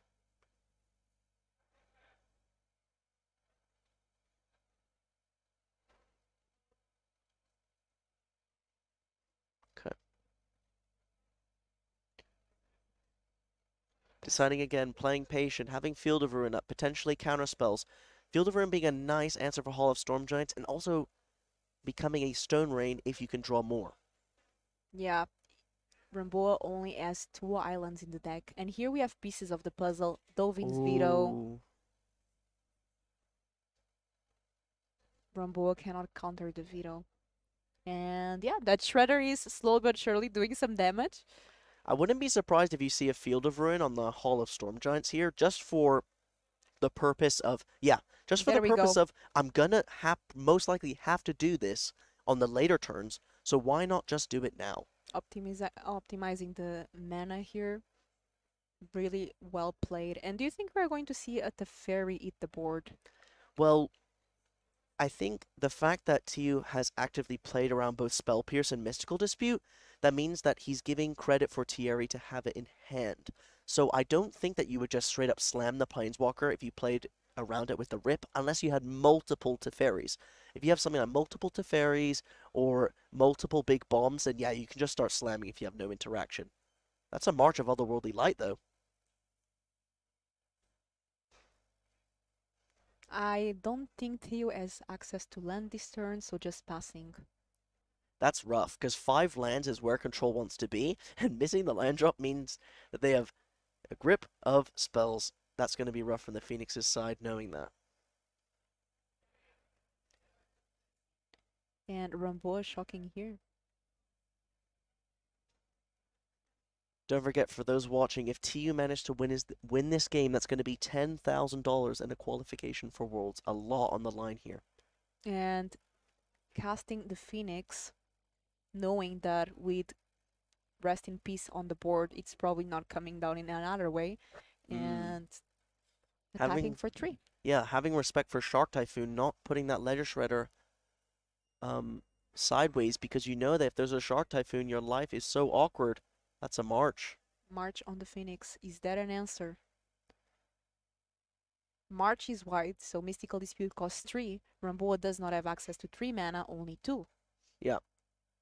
And because TU played around both Hardcast Dispute and Spell Pierce for the Rest in Peace, I assume that if they draw land, they're just going to play Narset, playing around Dispute and Rest in Peace. That's a Disdainful Stroke, going to be countering the March of Otherworldly Light. Don't forget, that CMC is above 4. So Phoenix dealing 3 damage. And Ramboa is tapped out. Yeah, this could be many different things. Sweeper, Teferi. This is time that Teferi enters. Your opponent is tapped out. You do have a blocker to protect it. You are going to untap. Now you found your mana and just untapping. Access to 3 mana. I see Narset, Parter of the Veils on Tio's hand. Now, what does Thierry need to win this game? Right, we can talk about how far ahead TU is. I think it involves casting as many creatures as you possibly can, because TU is going to have access to many counters here. You fight back over your creature, you get to connive from the Ledger Shredder because you cast 2 spells, and now the Teferi should die. Let's see where Ramboa is going to attack. Teferi is gone, but now there's 2 lands on Ramboa's side, and I think TU has a farewell. Yeah, if there's a... okay. Does it resolve? It does resolve. Just exile all creatures. You don't want to exile enchantments. Definitely don't want to exile enchantments. The graveyard is already exiled because of Rest in Peace, so... Yeah, this is beyond not ideal. I assume you need Crackling Drake. You need Crackling Drake to even have a... Wait, is this... Oh, that's a Crackling Drake. Gonna draw a card. Don't forget, Crackling Drake counts both graveyard and exile. So while it may seem, oh, that's just a 0/4, nope, that thing is massive. This could even be a 15/4. Only TU knows, because obviously we can't check the exile zone there. I think I see another Teferi. So Teferi maybe tuck in the... Do we have a Disdainful Stroke? Any sort of counterspell? I see a land and... Rough. Yeah, it resolves, so tucking in the... Yeah. Crackling Drake. And say go. Okay. We're getting to Hardcast Treasure Cruise territory. Is there any Mystical Disputes in TU's deck? There's 3. So if you have a Hardcast Treasure Cruise, maybe it doesn't even resolve. That's Ledger Shredder. Let's go. And this is where things start being really nice for TU. He has the Fairy. We know that he has a Narset in hand. Masterfully played by both players, making very tight plays as Narset comes down. Now, if Thierry casts 2 spells in his turn, he will have to discard a card because of Narset's static ability, also preventing him just from drawing cards in general, apart from his draw step. Yeah, so Theo looking at the 4 cards on the top, and let's see what he chooses from Narset. And Narset is not only important because of the loyalty ability, the passive is very important because it prevents Ramboa from drawing more than a card a turn. Yeah, 100%. So now Ramboa not only having the graveyard exiled because of Rest in Peace, also, how many Phoenix are already exiled? I believe just 2. Just 2. So, but Tio's still at 15 live and... Yeah. How many Crackling Drakes? I believe that this game... You could put... Okay, realistically speaking, you could have TU draw many lands in a row, but with March in hand, you need more than just a Crackling Drake. What's this? This is... Oh, is this Otawara, maybe? It is Otawara. Okay. Getting Narset back to the end. Okay. Now, if you can trigger Connive, you could potentially pump the pump the Ledger Shredder to kill the Teferi if you can counter the March of Otherworldly Light. Now, I don't know what sequence of cards exactly can get you around that effectively. Oh, it could just be an Arclight Phoenix as well, plus a spell. Oh, a Crackling Drake. Yeah, that's the what one we that need. went to the top from the ferry. Yeah, of course.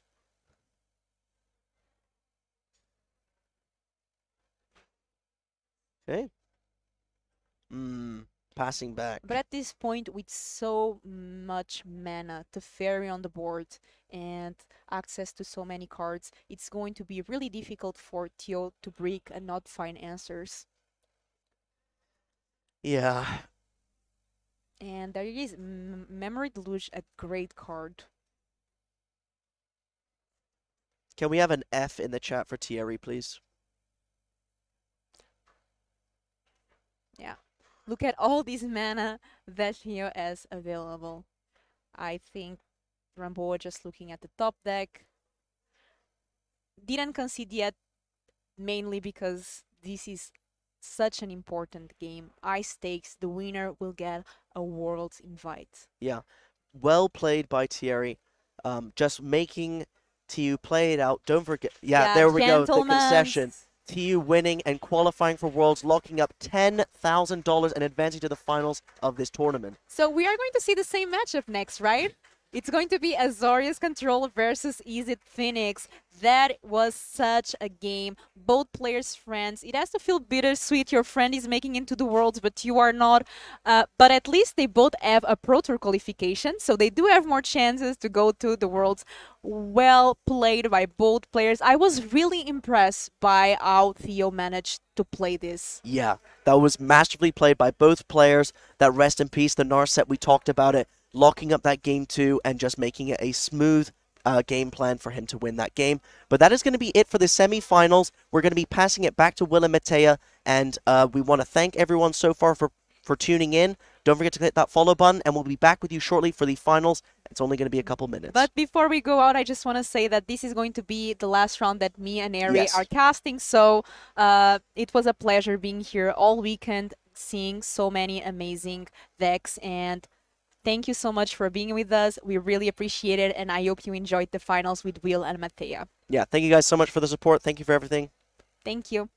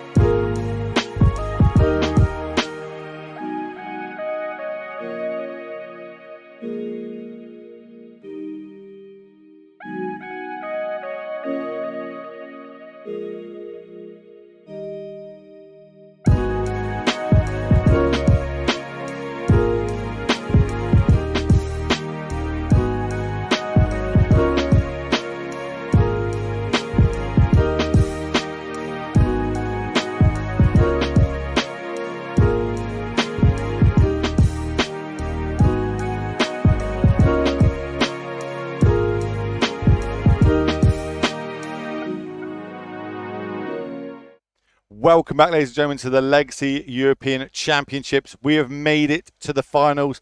My name is Will, this is Big Z, and we're going to take you through the finals of this weekend. We started with 409 players. 98 of them managed to make it to day 2. 8 of them managed to make it to the top 8, and we have whittled it down to the final 2. Both these players will have PT invites. Who are these players that we're going to see in the final? Yeah, we have Theo Mery from France on Azorius Control. He bagged his invite by beating his countryman Thierry Hamboa in the semifinals. It happens. It happens. It happens. And on the other side, we have Miguel Castro, who's playing Is It Phoenix? Well, the most represented deck in the top 8, and he's the one who's going to try and beat the Azorius Control of Theo. Obviously, he's already beat it. He can do. He just has to do it one more time, and he gets to walk away with a bunch of money. He gets to walk away with the title, saying he is the European champion. He gets to walk into Pro Tour and be like, "Yep, I'm the guy that took down Europe." No humble brags here, ladies and gentlemen. Also, very popular podcast. Though we spoke about this podcast, and theirs is going to go crazy this weekend. Yeah, if you speak French, you should definitely try to find the podcast where Theo Mery and his friend Charles, who's also qualified for PT today. Yeah, there you have. There you see the graphic. What is this really awesome graphic? Hands off to our production team behind. Look how good that graphic looks there. These are the 2 players that we're going to see in the final here. They're currently just shuffling up, looking at a deck list. This is an open deck list tournament for people just tuning in. If you're just tuning in, where have you been? You know, you've missed 9 rounds of Magic. We're wrong, 8 rounds of Magic. Well, technically 9, I suppose, because we streamed the semis back to back, which is obviously awesome for you all to be able to see which players managed to secure themselves that world slot.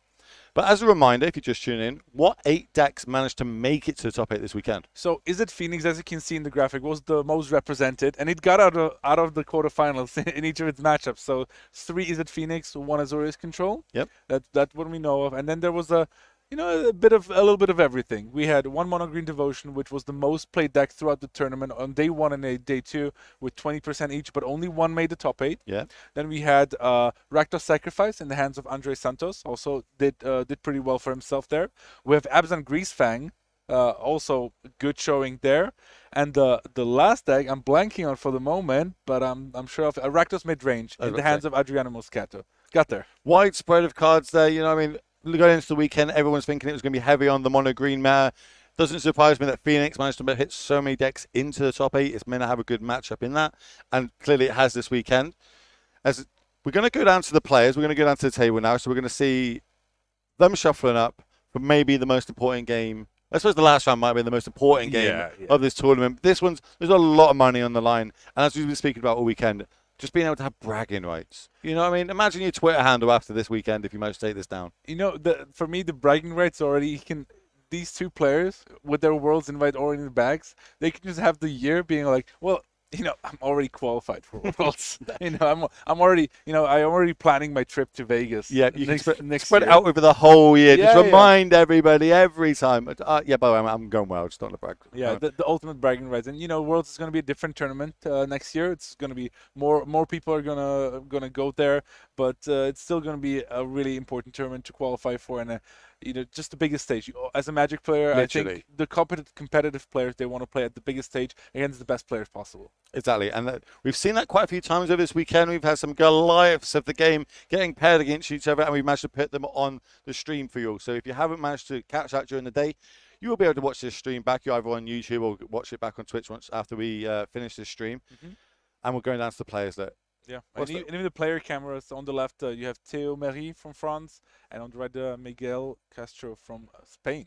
There's going to be a lot of support for France in this chat already. I can see it start popping off here. The World Cup kicked off already, like an hour ago. Exactly. The first match, and I think this is one of the things that's kind of, you don't really see it in maybe the DreamHack tournament. It's like the national rivalries a little bit. When you heard those announcements, like the players from the countries really supporting each other and forming these groups. And you know, we've had it in Twitch chat the whole time, right? The French, the Italians, the Welsh, the Welsh, yeah, supporting Ben Jones. Yeah, just and as we get a view of Twitch chat on our screens, it's a bunch of French. Yep, I do not speak French, so I have no idea what you're saying, but I appreciate all the enthusiasm. As it looks like the Phoenix player will be on the plate. How big is that going to be? It's important, definitely, especially if you maybe are going to go to 3 games. You want to make sure you have as much of an advantage as possible. Turn 2 Spike Field Hazard, not ideal. This is going to allow Theo to build up his mana, and that's exactly what he wants to do. Make the land drops. That's the number one thing. If you're behind on mana, you're not going to be able to deal with all the threats from the Phoenix deck. And then also, ultimately, try to overpower your opponent by playing at instant speed. So as we're going to untap, we're going to go into probably playing our third land drop here, I imagine. It's pretty key to get a threat down early, right underneath the counter magic of the blue-white deck. We need to try and get a threat on the battlefield, but it looks like that. Did he say pass? He did say pass. Yeah. And we saw this in the Ben Jones match. Didn't do anything for the first 3 turns.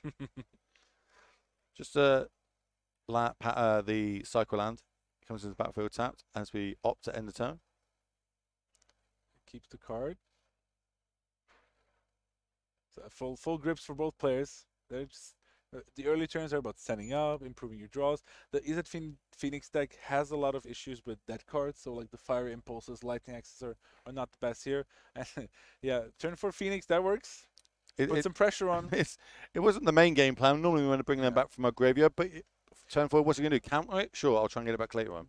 That's also one of the things where you ask, like, how important is it to be on the play? If Miguel was on the draw, he wouldn't have made this play because it would walk right into a Wandering Emperor, and that's not where you want to be. So also things like Sensor, a lot better when you're on the play than on the draw.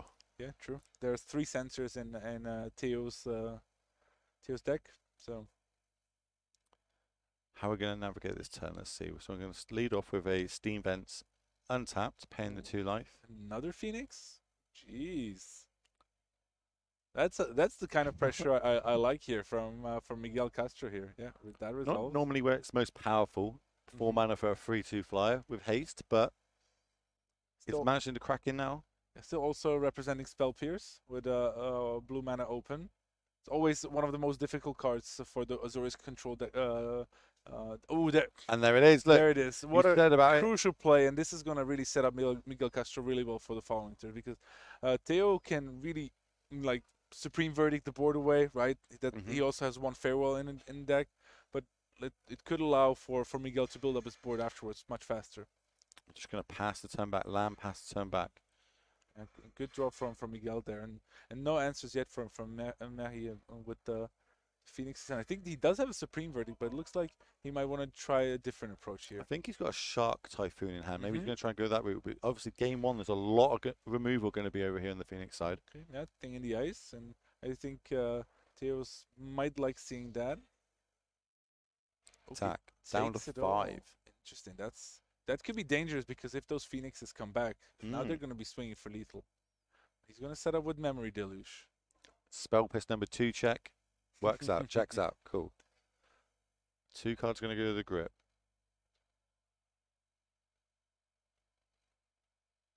Yeah, I think I see a Wanderer and a land plus 2 unknown. 2 lands, Wanderer. I think, guys, I think he's going to... Yeah. And then I think it was the Wanderer that went to hand as well. Yep. So I think now we're going to see...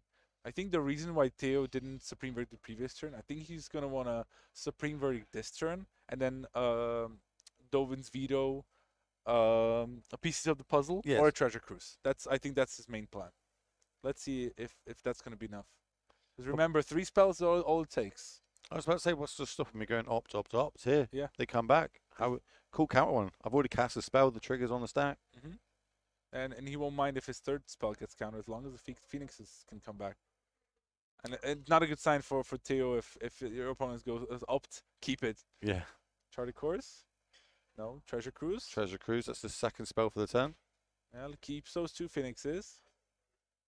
That's a smart play. Yep. So there's Dovin's Veto. But if Miguel has a spell, and he's like, he just goes past. Oh my word! No 3rd spell for Miguel Castro. And now Theo, look, he moved in chair like sigh relief. Yeah, sigh relief. There, I'm still in it. Still in it. He says. He has a Teferi, but he just passes. He wants to leave the mana up. Play at instant speed, as I mentioned. All the French going off in chat. They're loving seeing this. All the copy pastas. Okay, so what sort of lines could we have here? We could go land into like Storm Giant maybe. Yeah, he kind of showed that, oh, I have a whole Storm Giant that could kill you, but Theo immediately shows that, oh, I have a Field of Ruin ready to go. It like, yep. Yeah. That was like the chalice check, wasn't it? Like, you know, catch a spell into a chalice and it's like, Indeed. no. Here comes the spamlet. Here it comes. Never change Twitch chat. Yeah, I think if there's a counter spell in Theo's hand, he's gonna go for it. But looks like that's gonna resolve. Axe, land, shredder. Okay, we got a couple of spells. Not great, not great. Like considers okay, but he wanted to see likely another treasure cruise or another even another pieces would have been nice. So, but you know, Phoenix Thread alive, and here's the consider. I think Theo's fine. I think he has a Wandering Emperor in his hand, so even if the Phoenixes get on the battlefield, he can exile one of them, gain 2 life, and he can play around Spell Pierce as well because it's 6 mana. But a third Phoenix, he would still be alive just. Yeah, just. But that's 2 spells. Did we manage to find a third? This game is really tight. Oh, yes, he did. So just an empty Galvanic Iteration, it looks like. So we know the Phoenixes are going to come back. Land untapped. Okay. It represents Spell Pierce. Well, we know it's removal, right? There's a lot of removal left in hand. 3 Phoenixes come back. That's 9 power on the battlefield. You know, this go also, to combat. Yeah, we're going to see the Emperor. I think one of the things that this forces is, again, Spell Pierce. So Theo cannot sacrifice his Field of Ruin and then play Wandering Emperor. There's a Fire Impulse. So they're looking to kill it in response, so the life wouldn't be gained. But then we managed to censor that, stop that. We do drop ourselves down to 1 life. Have we got a Wrath?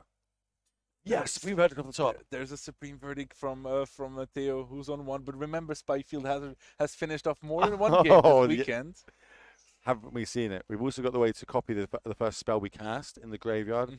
Yep. So we're not out of it, but we're holding in there. We're holding in there. He forgot the copy. The next spell was copied. He could have copied the Fire Impulse. Oh my word! Yeah. That's huge. Yeah. That is huge. Oh my word! Okay, there's a lot's been on the line this weekend. We've had a long day in Magic.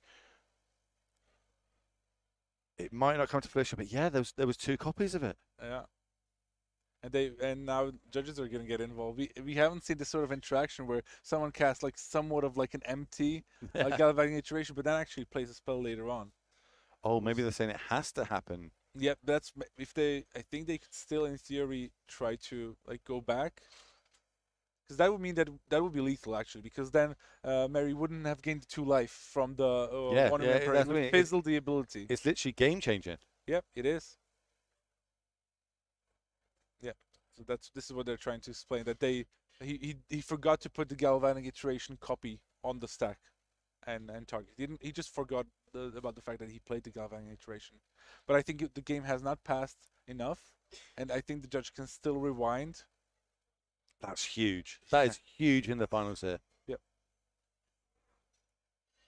Yeah, as you can see, the judge is already trying to handle the situation. But this is going to decide the game. If the judge is allowed to roll it back and try to resolve the Galvanic Iteration, okay.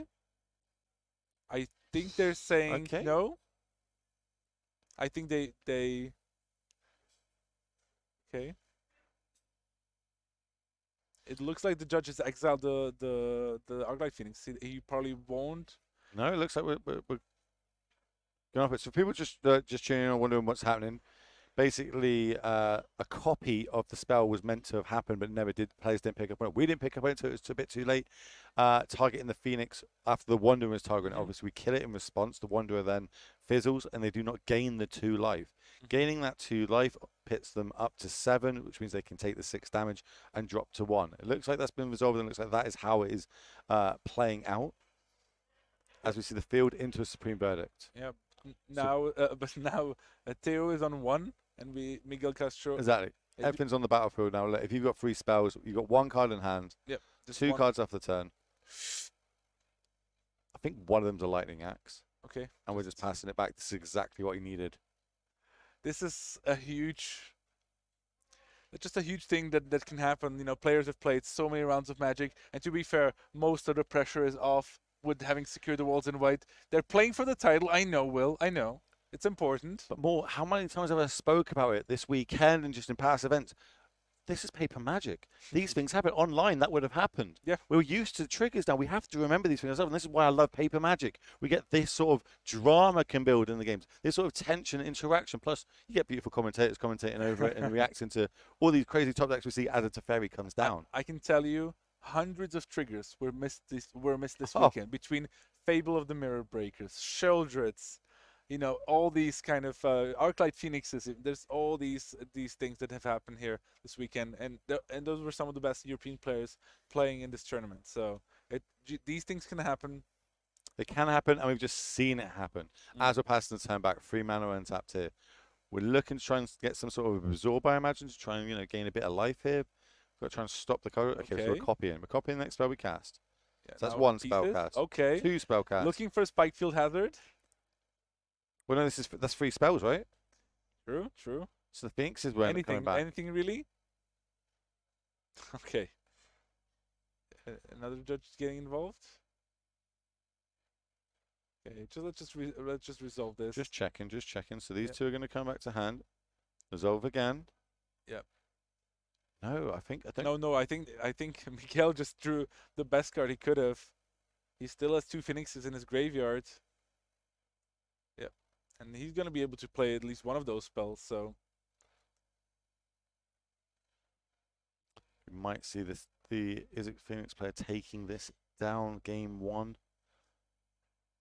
After forgetting to kill his own Arclight Phoenix with the Galvanic Iteration copy, I didn't think I would say something like this, but yeah, but here we are, and here's the Treasure Cruise. Is that gonna be enough? It's the third spell. What we've got, we could have double.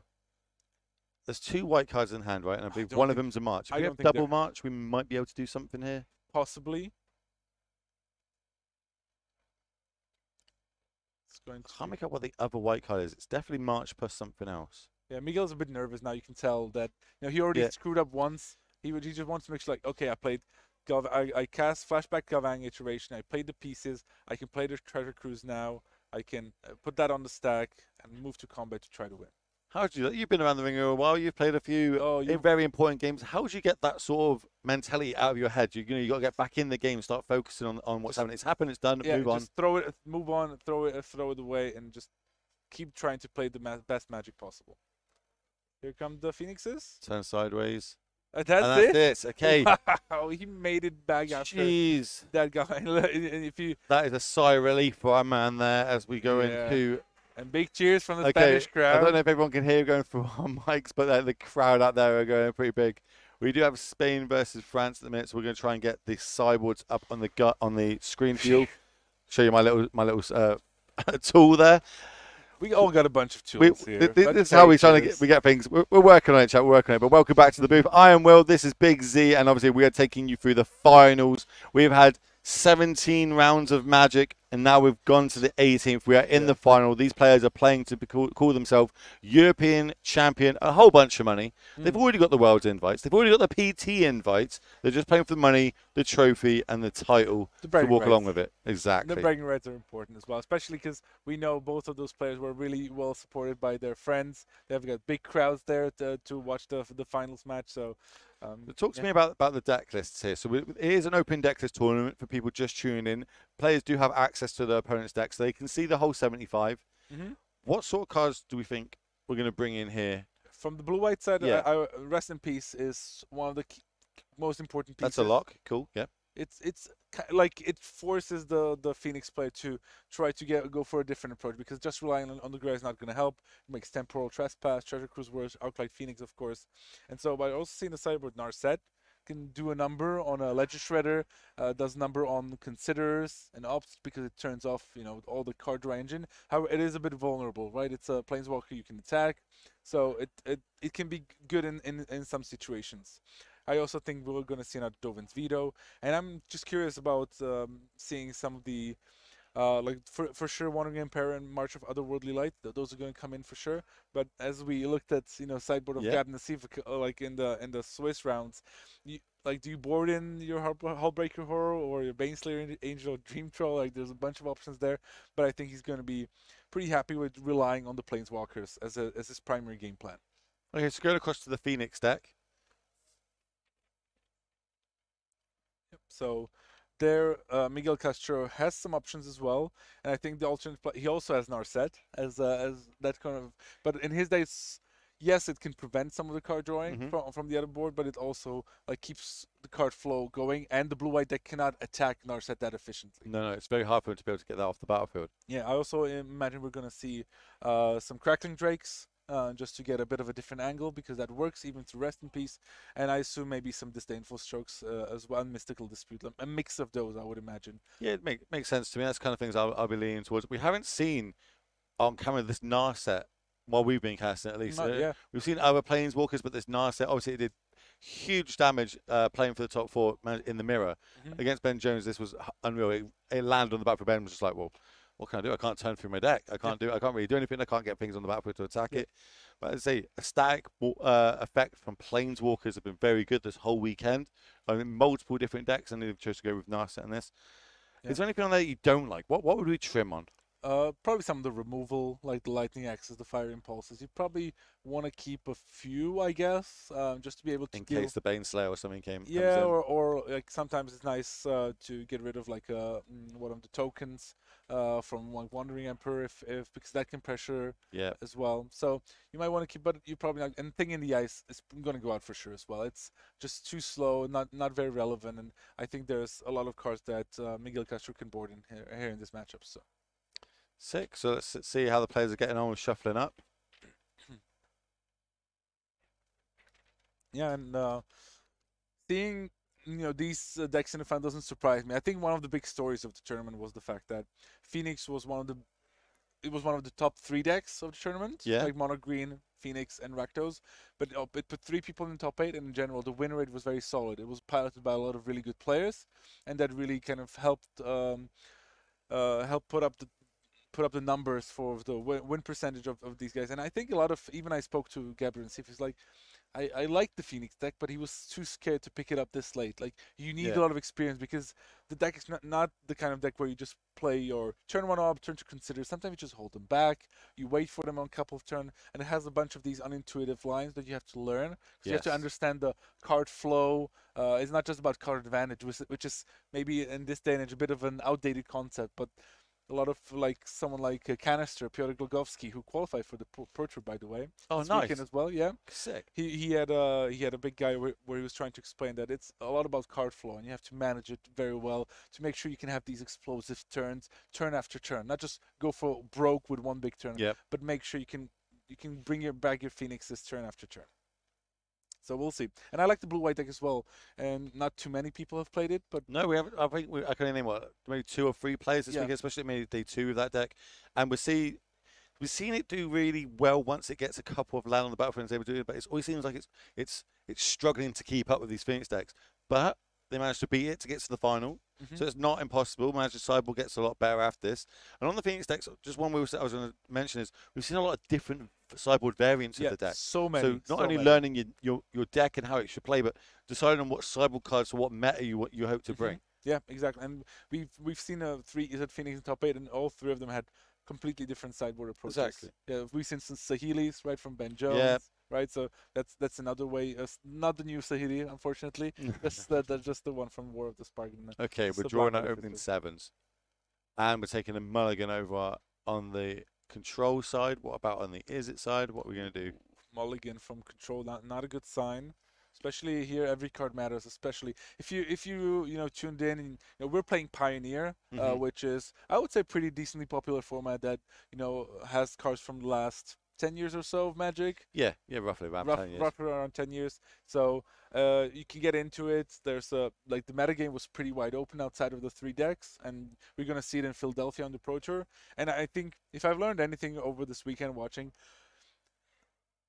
there's a lot of variance, and because there's a lot of cards that are really situational. But in some situations, some of the cards are complete haymakers, in other situations they might not be as impactful. And a lot of the format is about really the early plays with, you know, the turn 1 land of our elf. It's kind of, you know, the linchpin of the format, and it kind of warps the whole matter around it. And everyone comes ready with your fire impulses, and your spike field has your fatal pushes, portable holes out of blue-white, right? So it was fun to see, but it's still fun if you haven't played, give it a shot. And we're off. I think there's a rest in peace turn 2. We are going to have a spell pierce check, and yeah, Steam Vents untapped, pay to go.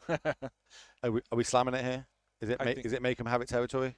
Depends if he has like something like Dovin's Veto in hand, something where he can try to force it through. So, or he can just wait on turn 4, right? Just to have some sort of backup. We could obviously have Sensor here that we could be playing around. Exactly. Stopping something like a Ledger Shredder coming down.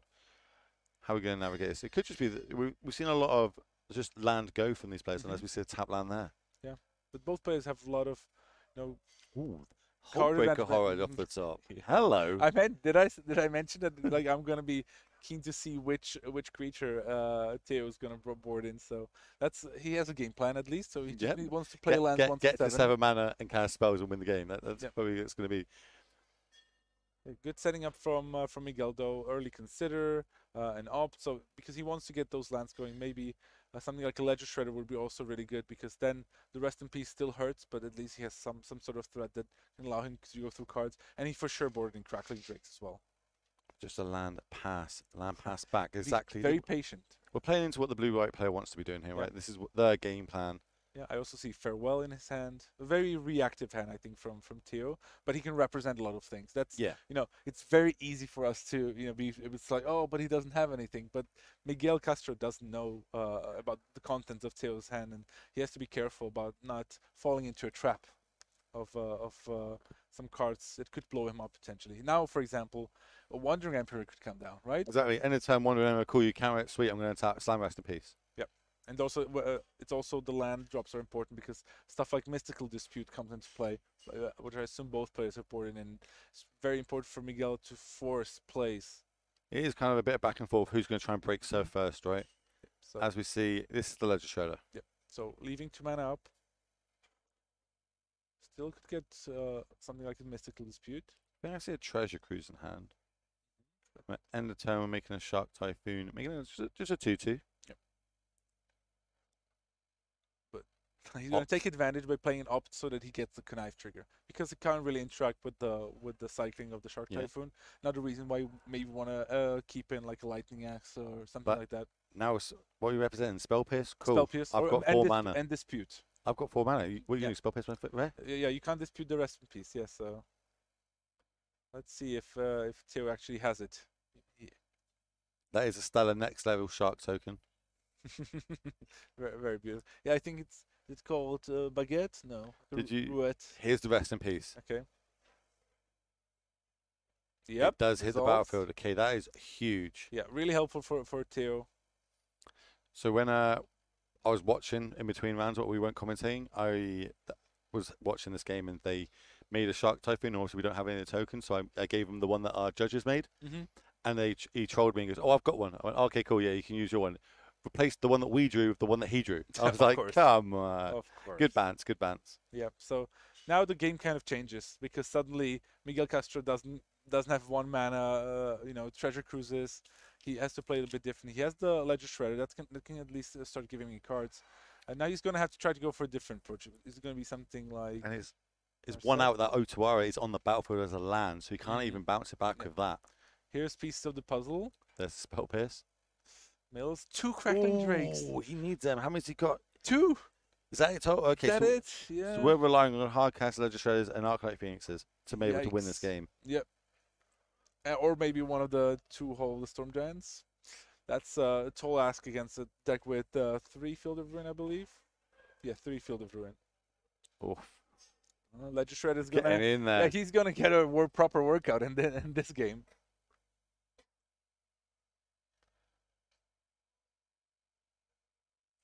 Yeah, foretell card's going to be a Behold the Multiverse. So that's a Spell Pierce check, but obviously we've just seen 1 get milled over, so do you want to use your second one to stop me drawing cards? Yeah, and puts another Rest in Peace on the bottom. And yep, they're off to the races a little bit here. It must feel great being able to resolve that rest in peace. Yeah, it's a great feeling. Like the turn before, a treasure cruise could happen. You know, I played my fair share against like dredge decks and whatnot. It just feels so nice to land that rest in peace. It makes you feel so much safer. I'd try to get in there for 2. Yeah, the shark and the bird kind of flying past each other for a couple turns now, just waving to each other. We're going to discard treasure cruise. Interesting. So loaded hand for Miguel. Plays land, taps us, attack you for 2, pass turn. Yeah, I mean, Theo looks like he's happy. He's happy going back and forth. He's going to win this race if nothing else happens. Yeah. People just tuning in, this is the final. The winner of these games will be the champion, and we will be presenting them with their trophy live on the stream. So make sure whenever this game's over, give us 2 minutes while we get the winner in here. We're going to do a player's interview with them. Talk to them about the weekend, you know, why they bring the deck, what was the sideboard plans, etc. There's another land for the turn. Bring us up to 6. And another Ledger Shredder. Hey, we've got to cast him. We ain't winning the game with Crackling Drakes, are we? Theo might pull the tree. He has a couple of things in his hand. I think I saw Supreme Verdict and Farewell. He's really like morphed his deck into a super defensive setup with keeping the Supreme Verdicts. Like you could argue that you can board them out, but actually they're pretty good at dealing with Crackling Drakes. Sure. Like an even mana can't be countered, so no spell pierces or mystical disputes are gonna help. And here's the beautiful. No rats for me. That is, I've got a friend back home that loves this card. We kind of joke around because he plays like 1 or 2 copies in decks that just shouldn't have 1 or 2 copies. He loves this card. Yeah, I love the card too, and it's suddenly he could also. There's also Hall of the Storm Giant on Theo's side as well, so suddenly he has a lot of pressure on the life total, and you know I like that he doesn't draw it out as much. So we're gonna go in there with 7 points. Oh, okay.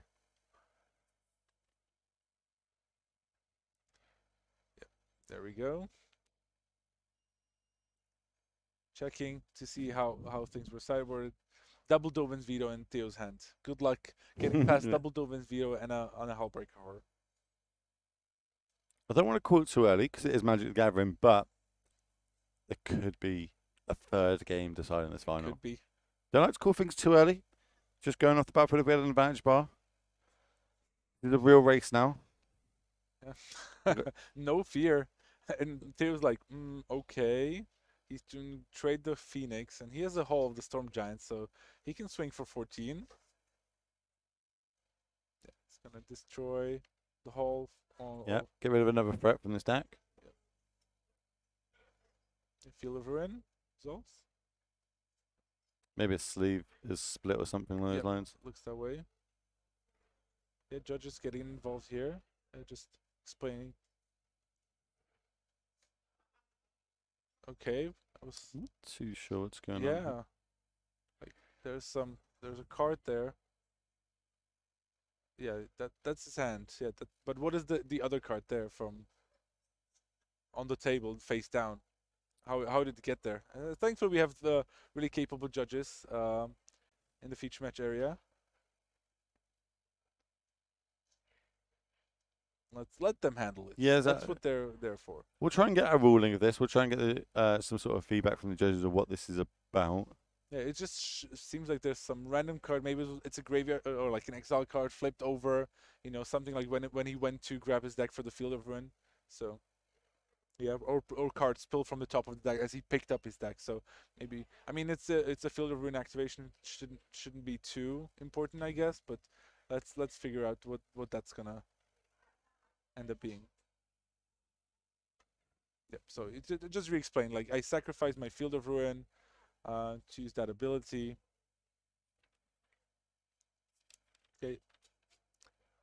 Okay. I guess he flipped the card over and they couldn't tell which card it was anyway. And so the judge is kind of forced to reveal his hand and be like, yeah, this is over anyway, I guess. But it could have been. I think sometimes what they do is like they kind of reveal the hand and the opponent chooses a card to put on the bottom instead, right? So, but it didn't really matter because Theo just said, "I'm just gonna attack you with the whole of the Storm Giants." You don't I'm so far ahead now. You don't have mana to pay for the ward on that, so we're going to go to Game 3. Game 3 in the final. This is what it's all come down to. 2 days of Magic. Some people this weekend have played 3 days of Magic, but these two down to the last final 2 in the room for the last game of Magic being played live here on the Legacy European Tour. Can I do something fun, Will? Go for it. Go for it. You know, the World Cup started today. Yes, right? it did. In Qatar, right? So it's a pretty big thing. Remember, France. It is for me. I'm English. Yeah, and then the French, right? Like 2-time champions. Yes, yes. How many times did the English? 1. 1. Okay, so we established the French are better than the English one. Ooh, hold on. Hold on. But chat. I really like there's a song going around. I think started 4 years ago, which is called "Ramenez la coupe à la maison." Bring the kind of like the English version was like "It's coming home." It's coming home. Yeah. So they had like a version of that in France, and I saw it a couple of times in the chat as well. And so I'm sure the Theo's friends are kind of thinking, "Ramenez la coupe à la maison," bring the cup home. He wants to bring it. I imagine he's trying his damnedest to bring it back to you all. But obviously they need that encouragement from you, chat. So make sure, you make yourself known in the chat. Who do you want to be able to win this weekend? Do we want to see the Is It Phoenix deck take it down, or do we want to see the Aura's Control deck bring it down? Let us know in the chat. I want to see a big wall of it going up. Be loud, be vocal as we start going to the sideboards for these 2 decks. We've seen it before. We're going to put them on for one last time while the players start reviewing their thing. So if we can get the deck list up on the screen, we're just going to go to it. Our back staff are obviously working super hard this weekend for us. Being able to put up with us as well, all our little tantrums and mood swings we have. But here we go. Here's the Is It Phoenix decks. Are we changing anything now that we're on the play? Probably, I wouldn't think so. I think we saw the Crackling Rigs coming in, and we didn't see much else. But I think it's going to be more of the same. Unlike some of the other Phoenix deck, there's no Saheeli to bring in, which was yet another angle to attack the blue-white player, right? So I think he's just going to have to rely on him. And the players, I think you're right. I think it was just a quick shuffle up. His opening hand, both players kept 7. Yeah. Consider. No mulligans either. No, it's good. It's clean, fair Magic. I love to see it. We're going to decide who's going to be able to walk away and call themselves the European champion. Walk into Philadelphia, just be like, I was the champion, or still am currently, I suppose, at that point, will be the champion of Europe. Yeah, Steam Vents Untapped Go from Miguel Castro, and he's going to go with an update. He's still trying to represent the Spell Pierces, trying to dissuade maybe Theo from playing that turn 2 Rest in Peace, which we saw how impactful it was in Game 2 there. Yeah, it was huge. Especially also milling over your Crackling Drakes did not help that in the slightest. True. And that's one of the risks with this sort of deck. I'm seeing this again, look, from the Drake, from the Is It side. 3 land, not really doing anything, not deploying anything on the battlefield. It's just land go, sure.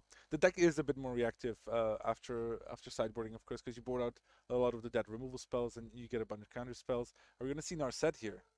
No, pieces of the puzzle first. Domin's Veto. Spell Pierce this. And now a land Rest in Peace would just play around this Mystical Dispute, play around. Oh, he's missed the land drop. Land for Theo. Oh, this is huge. You could hear pin drop in the hall right now. You really could. It's so quiet in this hall at the minute. We've had obviously hundreds of players in this hall this weekend. The ambient noise has been huge, but for this, it's so quiet. 3 mana. What's this time? Narset. Oh. We talked about this. We did. Important. And look, I think we've got an Absorbing Hand, but we can't cast it due to this Field of Ruins. And it resolves. That's hurt. That's going to hurt, right? It's going to find it really hard to get this off the battlefield. And it's all really going to restrict some cards from Theo, like something like Behold the Multiverse. Teferi suddenly just doesn't draw you cards.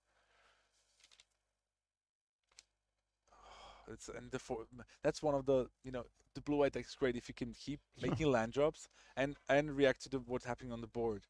But we find the second one off the first one. Okay, that's a good backup. But now, at least one of the silver linings for Theo Marie is the fact that he can use the Field of Ruin. But Miguel Castro doesn't actually have another basic land. He drew both of his islands already, so he gets a bit of a mana advantage here. Now he'll be able to play the Absorb, but he just wants to start drawing other lands.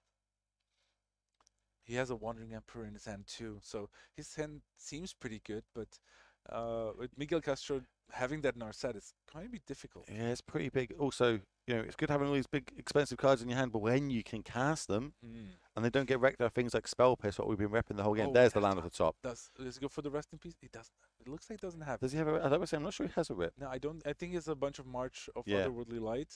I think you're right there. Yeah, and he at least he's gonna start turning the screw on the Narset with a Wandering Emperor, maybe to try to bait out some sort of counter spell or another answer for the Wandering Emperor. Disdainful Stroke. No, that's a pieces, right? Was that not pieces? Another pieces, yes, another pieces. 3 mana. We're gonna try and cast his pieces. Just put more cards in our hand. I don't think cards is the problem now for Miguel. No. I think he wants mana. He wants to develop his mana to actually start playing threats while keeping up some counter spells. End of turn. Oh no! In response. This is in response. Spell Pierce check. Spell Pierce. Yeah. So let's land. Treasure. 1 spell. 2 spell. Okay, so we're gonna hit 2 at least. Oh, how about another one?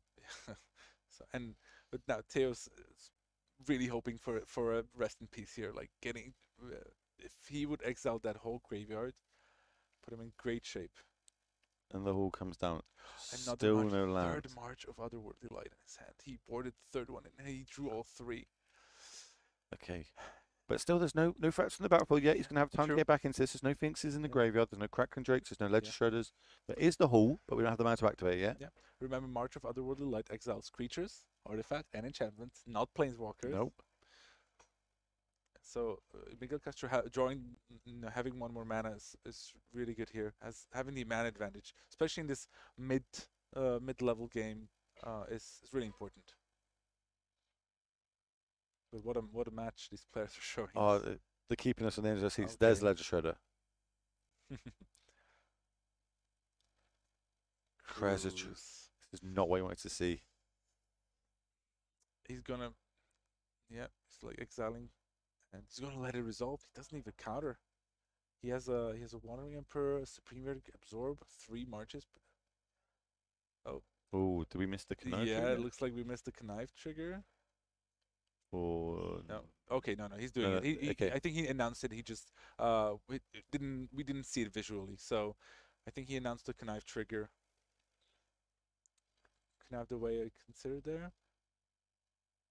And now the Treasure Cruise is on the stack. Okay, so Theo's giving himself a bit of time here. He wanted to maybe get some extra information with the connive, so he's thinking about if he wants to absorb here. But Miguel Castro has a bunch of cards in his hand. Exactly. Like I feel like. Yeah.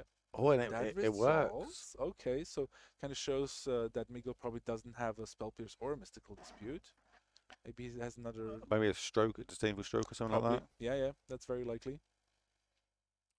There's the veto. We're passing the turn back.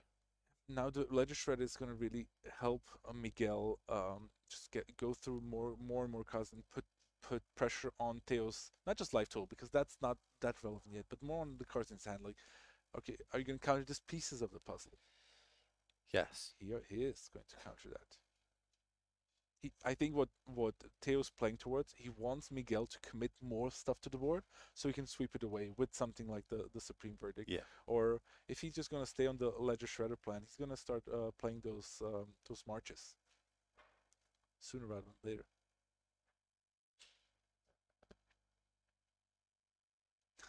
This final is best of 3, and we're in game 3. So this is the final game of the final match. The winner gets to call himself European champion. And remember, both of these players are already qualified for Worlds next year. What? Just a huge accomplishment already this weekend. Yeah. They've battled it out. They've slugged, grinded to get to this tournament, grinded away through this tournament, and managed to get themselves here. As we see another Treasure Cruise come down here. And we definitely we have to fix the life totals because I mean Miguel Castro is definitely not on 9 here, even though I think Theo is on 23 thanks to his Absorb. So we should get the life totals fixed. Yeah, the life totals need to be fixed now because Miguel Castro isn't. I don't think he's on 9. So maybe 19. or something like that. But I think, yeah, we're going to try to get the players to check there about what the live total is. And yeah, I don't think there's been that many Steam events coming to play on Tapped. yeah, exactly. Yeah, there we go. 20. So that's correct. 19, 18, 18. Okay. I think there was one Steam event that came in on tap on turn 2, so that checks out. And I think they're now trying to figure out like if he has played land this turn. Did they play out on this turn? It's a good question. Yeah. That's one for Twitch chat. Twitch chat always is. Some people will say yes, some people will say no. Your blind trust in Twitch chat. I will trust Twitch chat with my life. They know and do everything. Yep. So they're trying to the head judge is involved and trying to check if there was land played. Maybe we can have a look, rewind the video a little bit. But I was sure they could kind of figure out from the way he played out turns. So yeah. Just bear with us, chat, while we try and work through this. As a reminder, they are playing for the trophy. This is the final. This is game 3. We have had 3 days of Magic played over in Sofia, this beautiful city that we've been in all weekend. Amazing food, amazing drink, amazing company. I appreciate spending my whole weekend with you. It has been absolutely awesome. Yeah, it's great to be back on coverage after almost 3 years. Yeah, 3 years away. There's no rust. There is no rust on you, good sir. You are on fine form all weekend. You know, it helps. It does help to play on Magic Online. If you want to play Pioneer, it's fun. Like you get leagues, you get a bunch of big tournaments every weekend, and you can test your mettle. And I played a bunch of different decks, and I had fun. What was one you had most fun playing? I did the best with Ragnar Sacrifice. That's probably one of the decks I really liked the most, and we saw it in the top 8. It was really good to see that it's actually a competitive deck, and you can do some nice things. We've seen stealing a land of our elf and using it to cast the witches. I think it's my favorite play of the weekend. Claim the firstborn, steal your elf, tap your elf for mana, play the witches over, and sacrifice the elf to the witches over. I think that is genuinely my favorite play of the weekend. And for people that have just tuned in, maybe you're just watching now, maybe you only managed to catch day 2. Day 1 and day 2 will be going on live on Twitch after this, so you'll be able to watch the replays. They'll also be going on the YouTube. So if you're not following the YouTube, feel free to head over to the LEC European Tour, give the YouTube a follow, also the Twitter. And if you haven't followed this channel already, why not? We're going to be going live again in Barcelona in a couple of weeks for more modern action. So if you're a fan of modern, make sure you hit that follow button, and you'll be notified whenever we go live. And modern is sweet. You can do some crazy things modern. We can now. Now we've had the MH1 and MH2 sets come out. Jeez, there's some cards in there. Yeah. Notably, we don't have to pay mana for half of them. Yeah, and I saw already some people very excited about some of the cards from Battle's War. That was a rest in peace off the top. Okay. I think we came to the conclusion our land didn't get paid, the land was paid, and we're just paying the rest in peace here. Yeah, so he played the another land, Spikefield had, and it resolves and a pass. So boy, a Ledger Shredder again, dude. You gotta pick up the slack here for the whole deck. To be fair, Miguel Castro has already drawn a lot of cards from his deck. Like he has seen a bunch of cards already, so he's gonna still consider. Oh, he kept the thing in the ice. I think he just wanted another threat because he's probably scared. The rest in peace and all the sweepers from Theo. But yeah, the legislature is going to get to work. But I don't think it has that much of a future, just because we know about the Supreme Verdict in hand for Theo. That's really dangerous. Yeah, we really can't overcommit to it. But maybe we get a much. The problem is we need to end the game sooner rather than later, because eventually the blue-white players we're going to start drawing land. We're going to be able to start deploying bigger and better spells, and maybe 2 spells a turn. That rest in peace was such a rip. Like, it was such a top literally, deck. I love it. Such a top deck. I mean, what? Pun intended. Yeah. And we're just going to get in. That's 3 points of damage. Dropping him down to 17. Slowly but sure. There's also all the Storm Giants that can be threatening, but we know that Theo also has some Field of Ruins available to him. Okay, Galvanic Iteration. Next spell we cast, we're going to get twice. 2 blue. A Charter Course, okay. So first Connives. Yep, Connives. We've also attacked, so it will be 2 cards we draw. We don't have to discard. Yep, he just wants raw card advantage now. He's trying to draw into those Crackling Drakes. That's his plan. That's his best way to win. Even if Rest in Peace is in play, Crackling Drake counts the instant sorcerers that are in exile, and it can finish off the game in one swing. if it ever lives. To Yeah, tell I the tale. say it would have to live for that, and then we do have a grip full of removal spell on the other side. Yep, indeed. Just struggling on the land situation. But remember, like I assume Miguel Castro. I don't know what he has in his hand, but I assume there's some disputes, maybe some spell pierces, some disdainful strokes. Maybe he already has one of the Crackling Drakes. Having all this extra land in a counter spell will, especially when you start using things like Mystical Disputes, can really come in handy. And almost 3 mana you to pay for it, it ends up being its own counter spell to negate the effect of those cards. As there we go, we've hit the 5th land. It's important. It's good. He's gonna need 6 and 7 as well.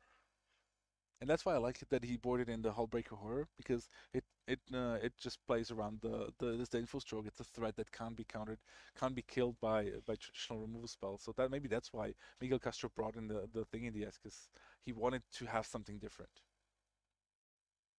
We have got a grip for removal. We've got Wanderer, we've got Marches, we've got Verdicts. Oh, that's a Hullbreaker Horror, is the last card. He's got Hullbreaker in hand. That's the blue card in hand. He's going to need many more lands for that. Okay, I think we're going to see Crackling Drake here.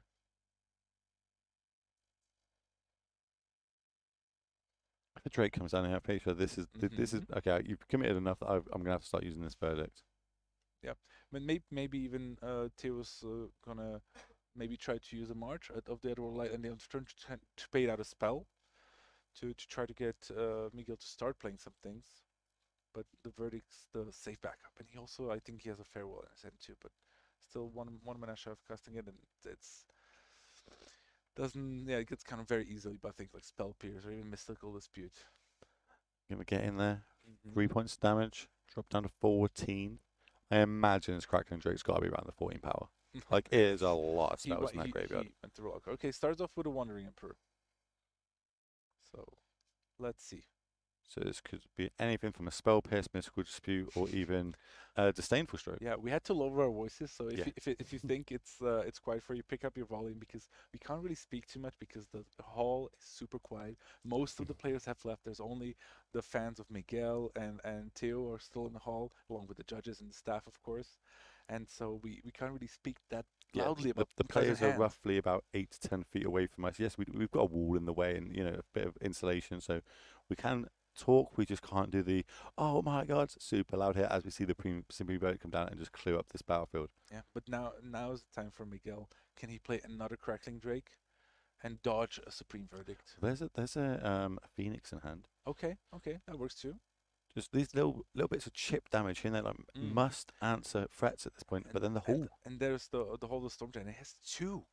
That's a legit way how to close out the game for Miguel Castro. He's gonna probably try to play out his cards first, but that gives Theo more time to draw into those Field of Ruins. Well, we've got a land drop for the turn, right?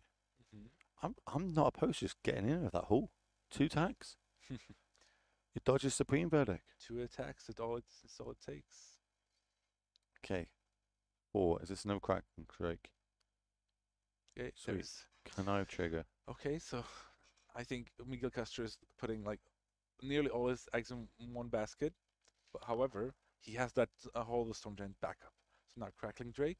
This puts all the pressure back on Theo in one fell swoop. There was also the Knife, an untapped land as well. Like, look, he says like I have Counterspell. You need the Supreme Verdict now. Because if it's not Supreme Verdict, I'm gonna counter it. Chat asking why is it in a dark sleeve? It's in a dark sleeve because when it's sleeved up, you might be able to see it through. So you've got to, if it's a double-sided card, some players use darkest inner sleeves before they put them in big sleeves. Yep. And now he's counting. 1, 1, 2, 2, 3, 6, 7, 8, 9, 10, 11, 12, 13, 14, 15, 16 power on that Crackling Drake, ladies and gentlemen. It's huge. Absolutely massive. He separated out his sorceries from the other cards. Yeah, it doesn't really matter. It's all exiled. Thanks to Rest in Peace. And we talked about this Crackling Drake is the best chance for you to win the game after Rest in Peace has resolved. And Miguel Castro is trying to go for it. I wonder what he has in his hand. Remember, there's no Settle the Wreckage. Doesn't have to be scared about that. He knows the deck list of his opponent. 4 mana, and he's just keep adding. I also have an Arclight Phoenix, but Matej with 5 mana. What can he do? He can start to try to do some magic with the March of Otherworldly Light. He might have to. He might have to start exiling white cards from his hand just to be able to get rid of things. No, just an attack with the a big drake and a small bird.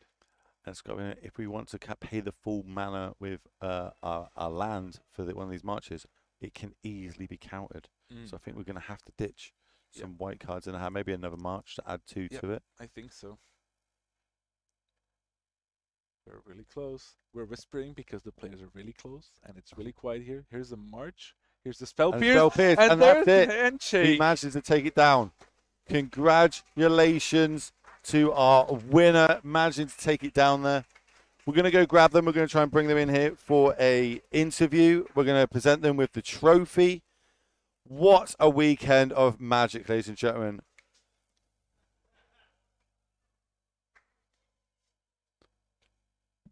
We're going to get them to shuffle up in here. That's both our players there. This is our live camera. We hope you've enjoyed the weekend's worth of magic. Obviously, stick around. We are going to interview the winner. We're going to talk to them why they bought the deck. Why did they bring it this weekend? What did they want to play against? If you've got any questions for them, let me know in the chat. So when they come in here, I will ask them your questions. As long as I can pick up on it and it doesn't fly up too quickly, let me know.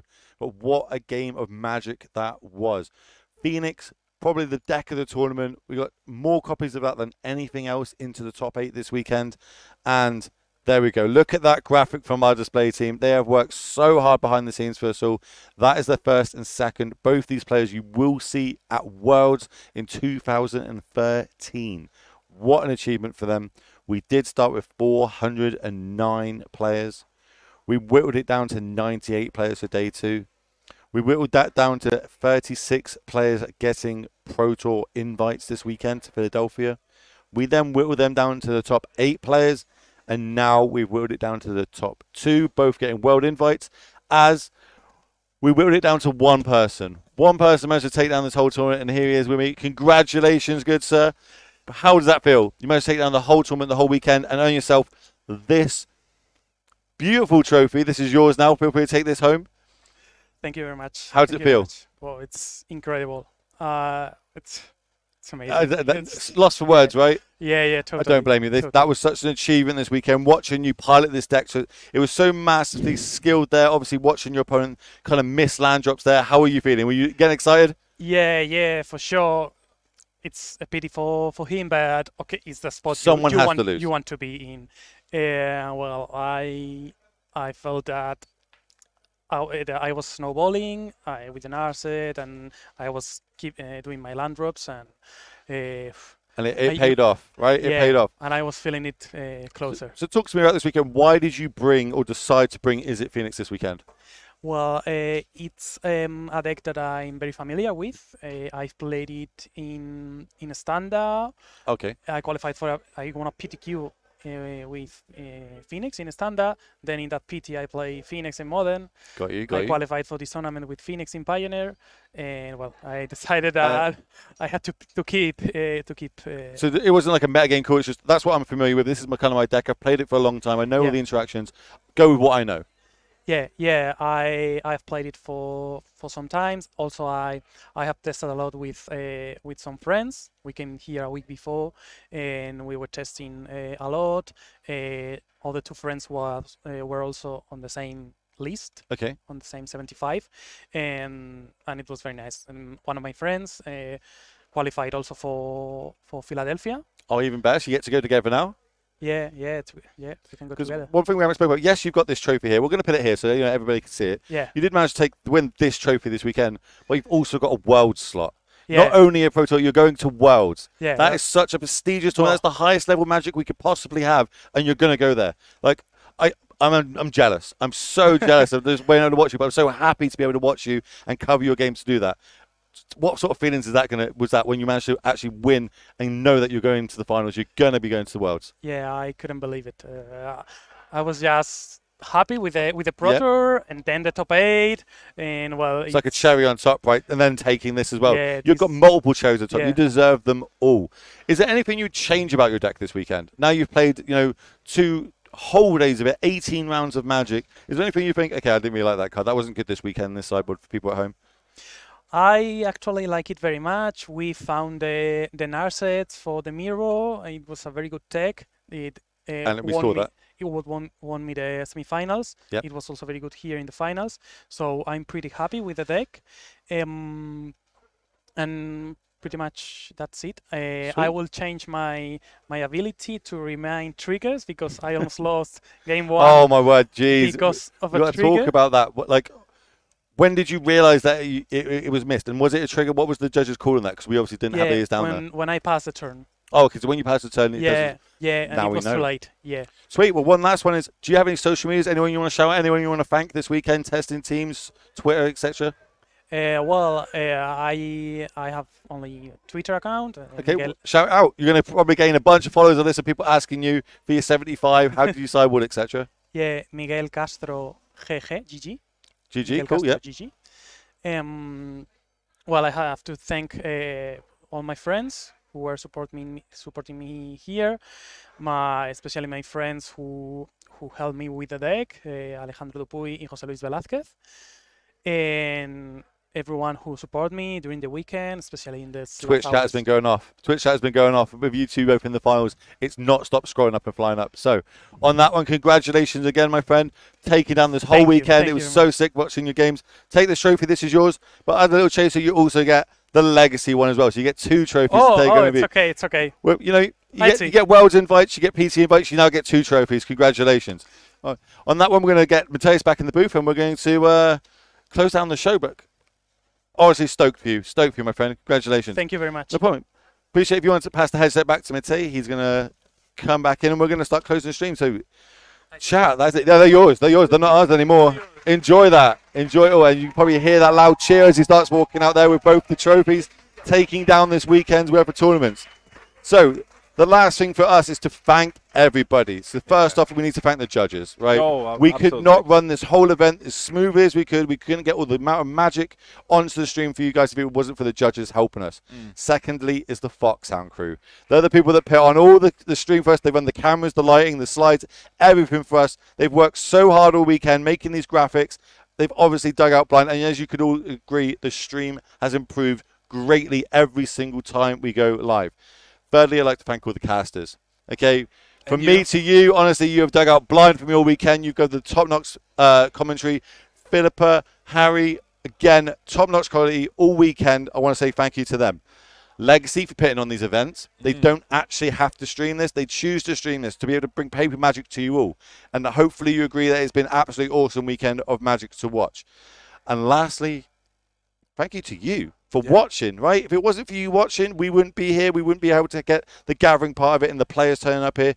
That's it. So, unless you've got anything to add to that? No, that was perfect, Will. Brilliant weekend. Ladies and gentlemen, I hope you all enjoyed it. We'll see you soon in Barcelona for more modern action. See you on the flip side.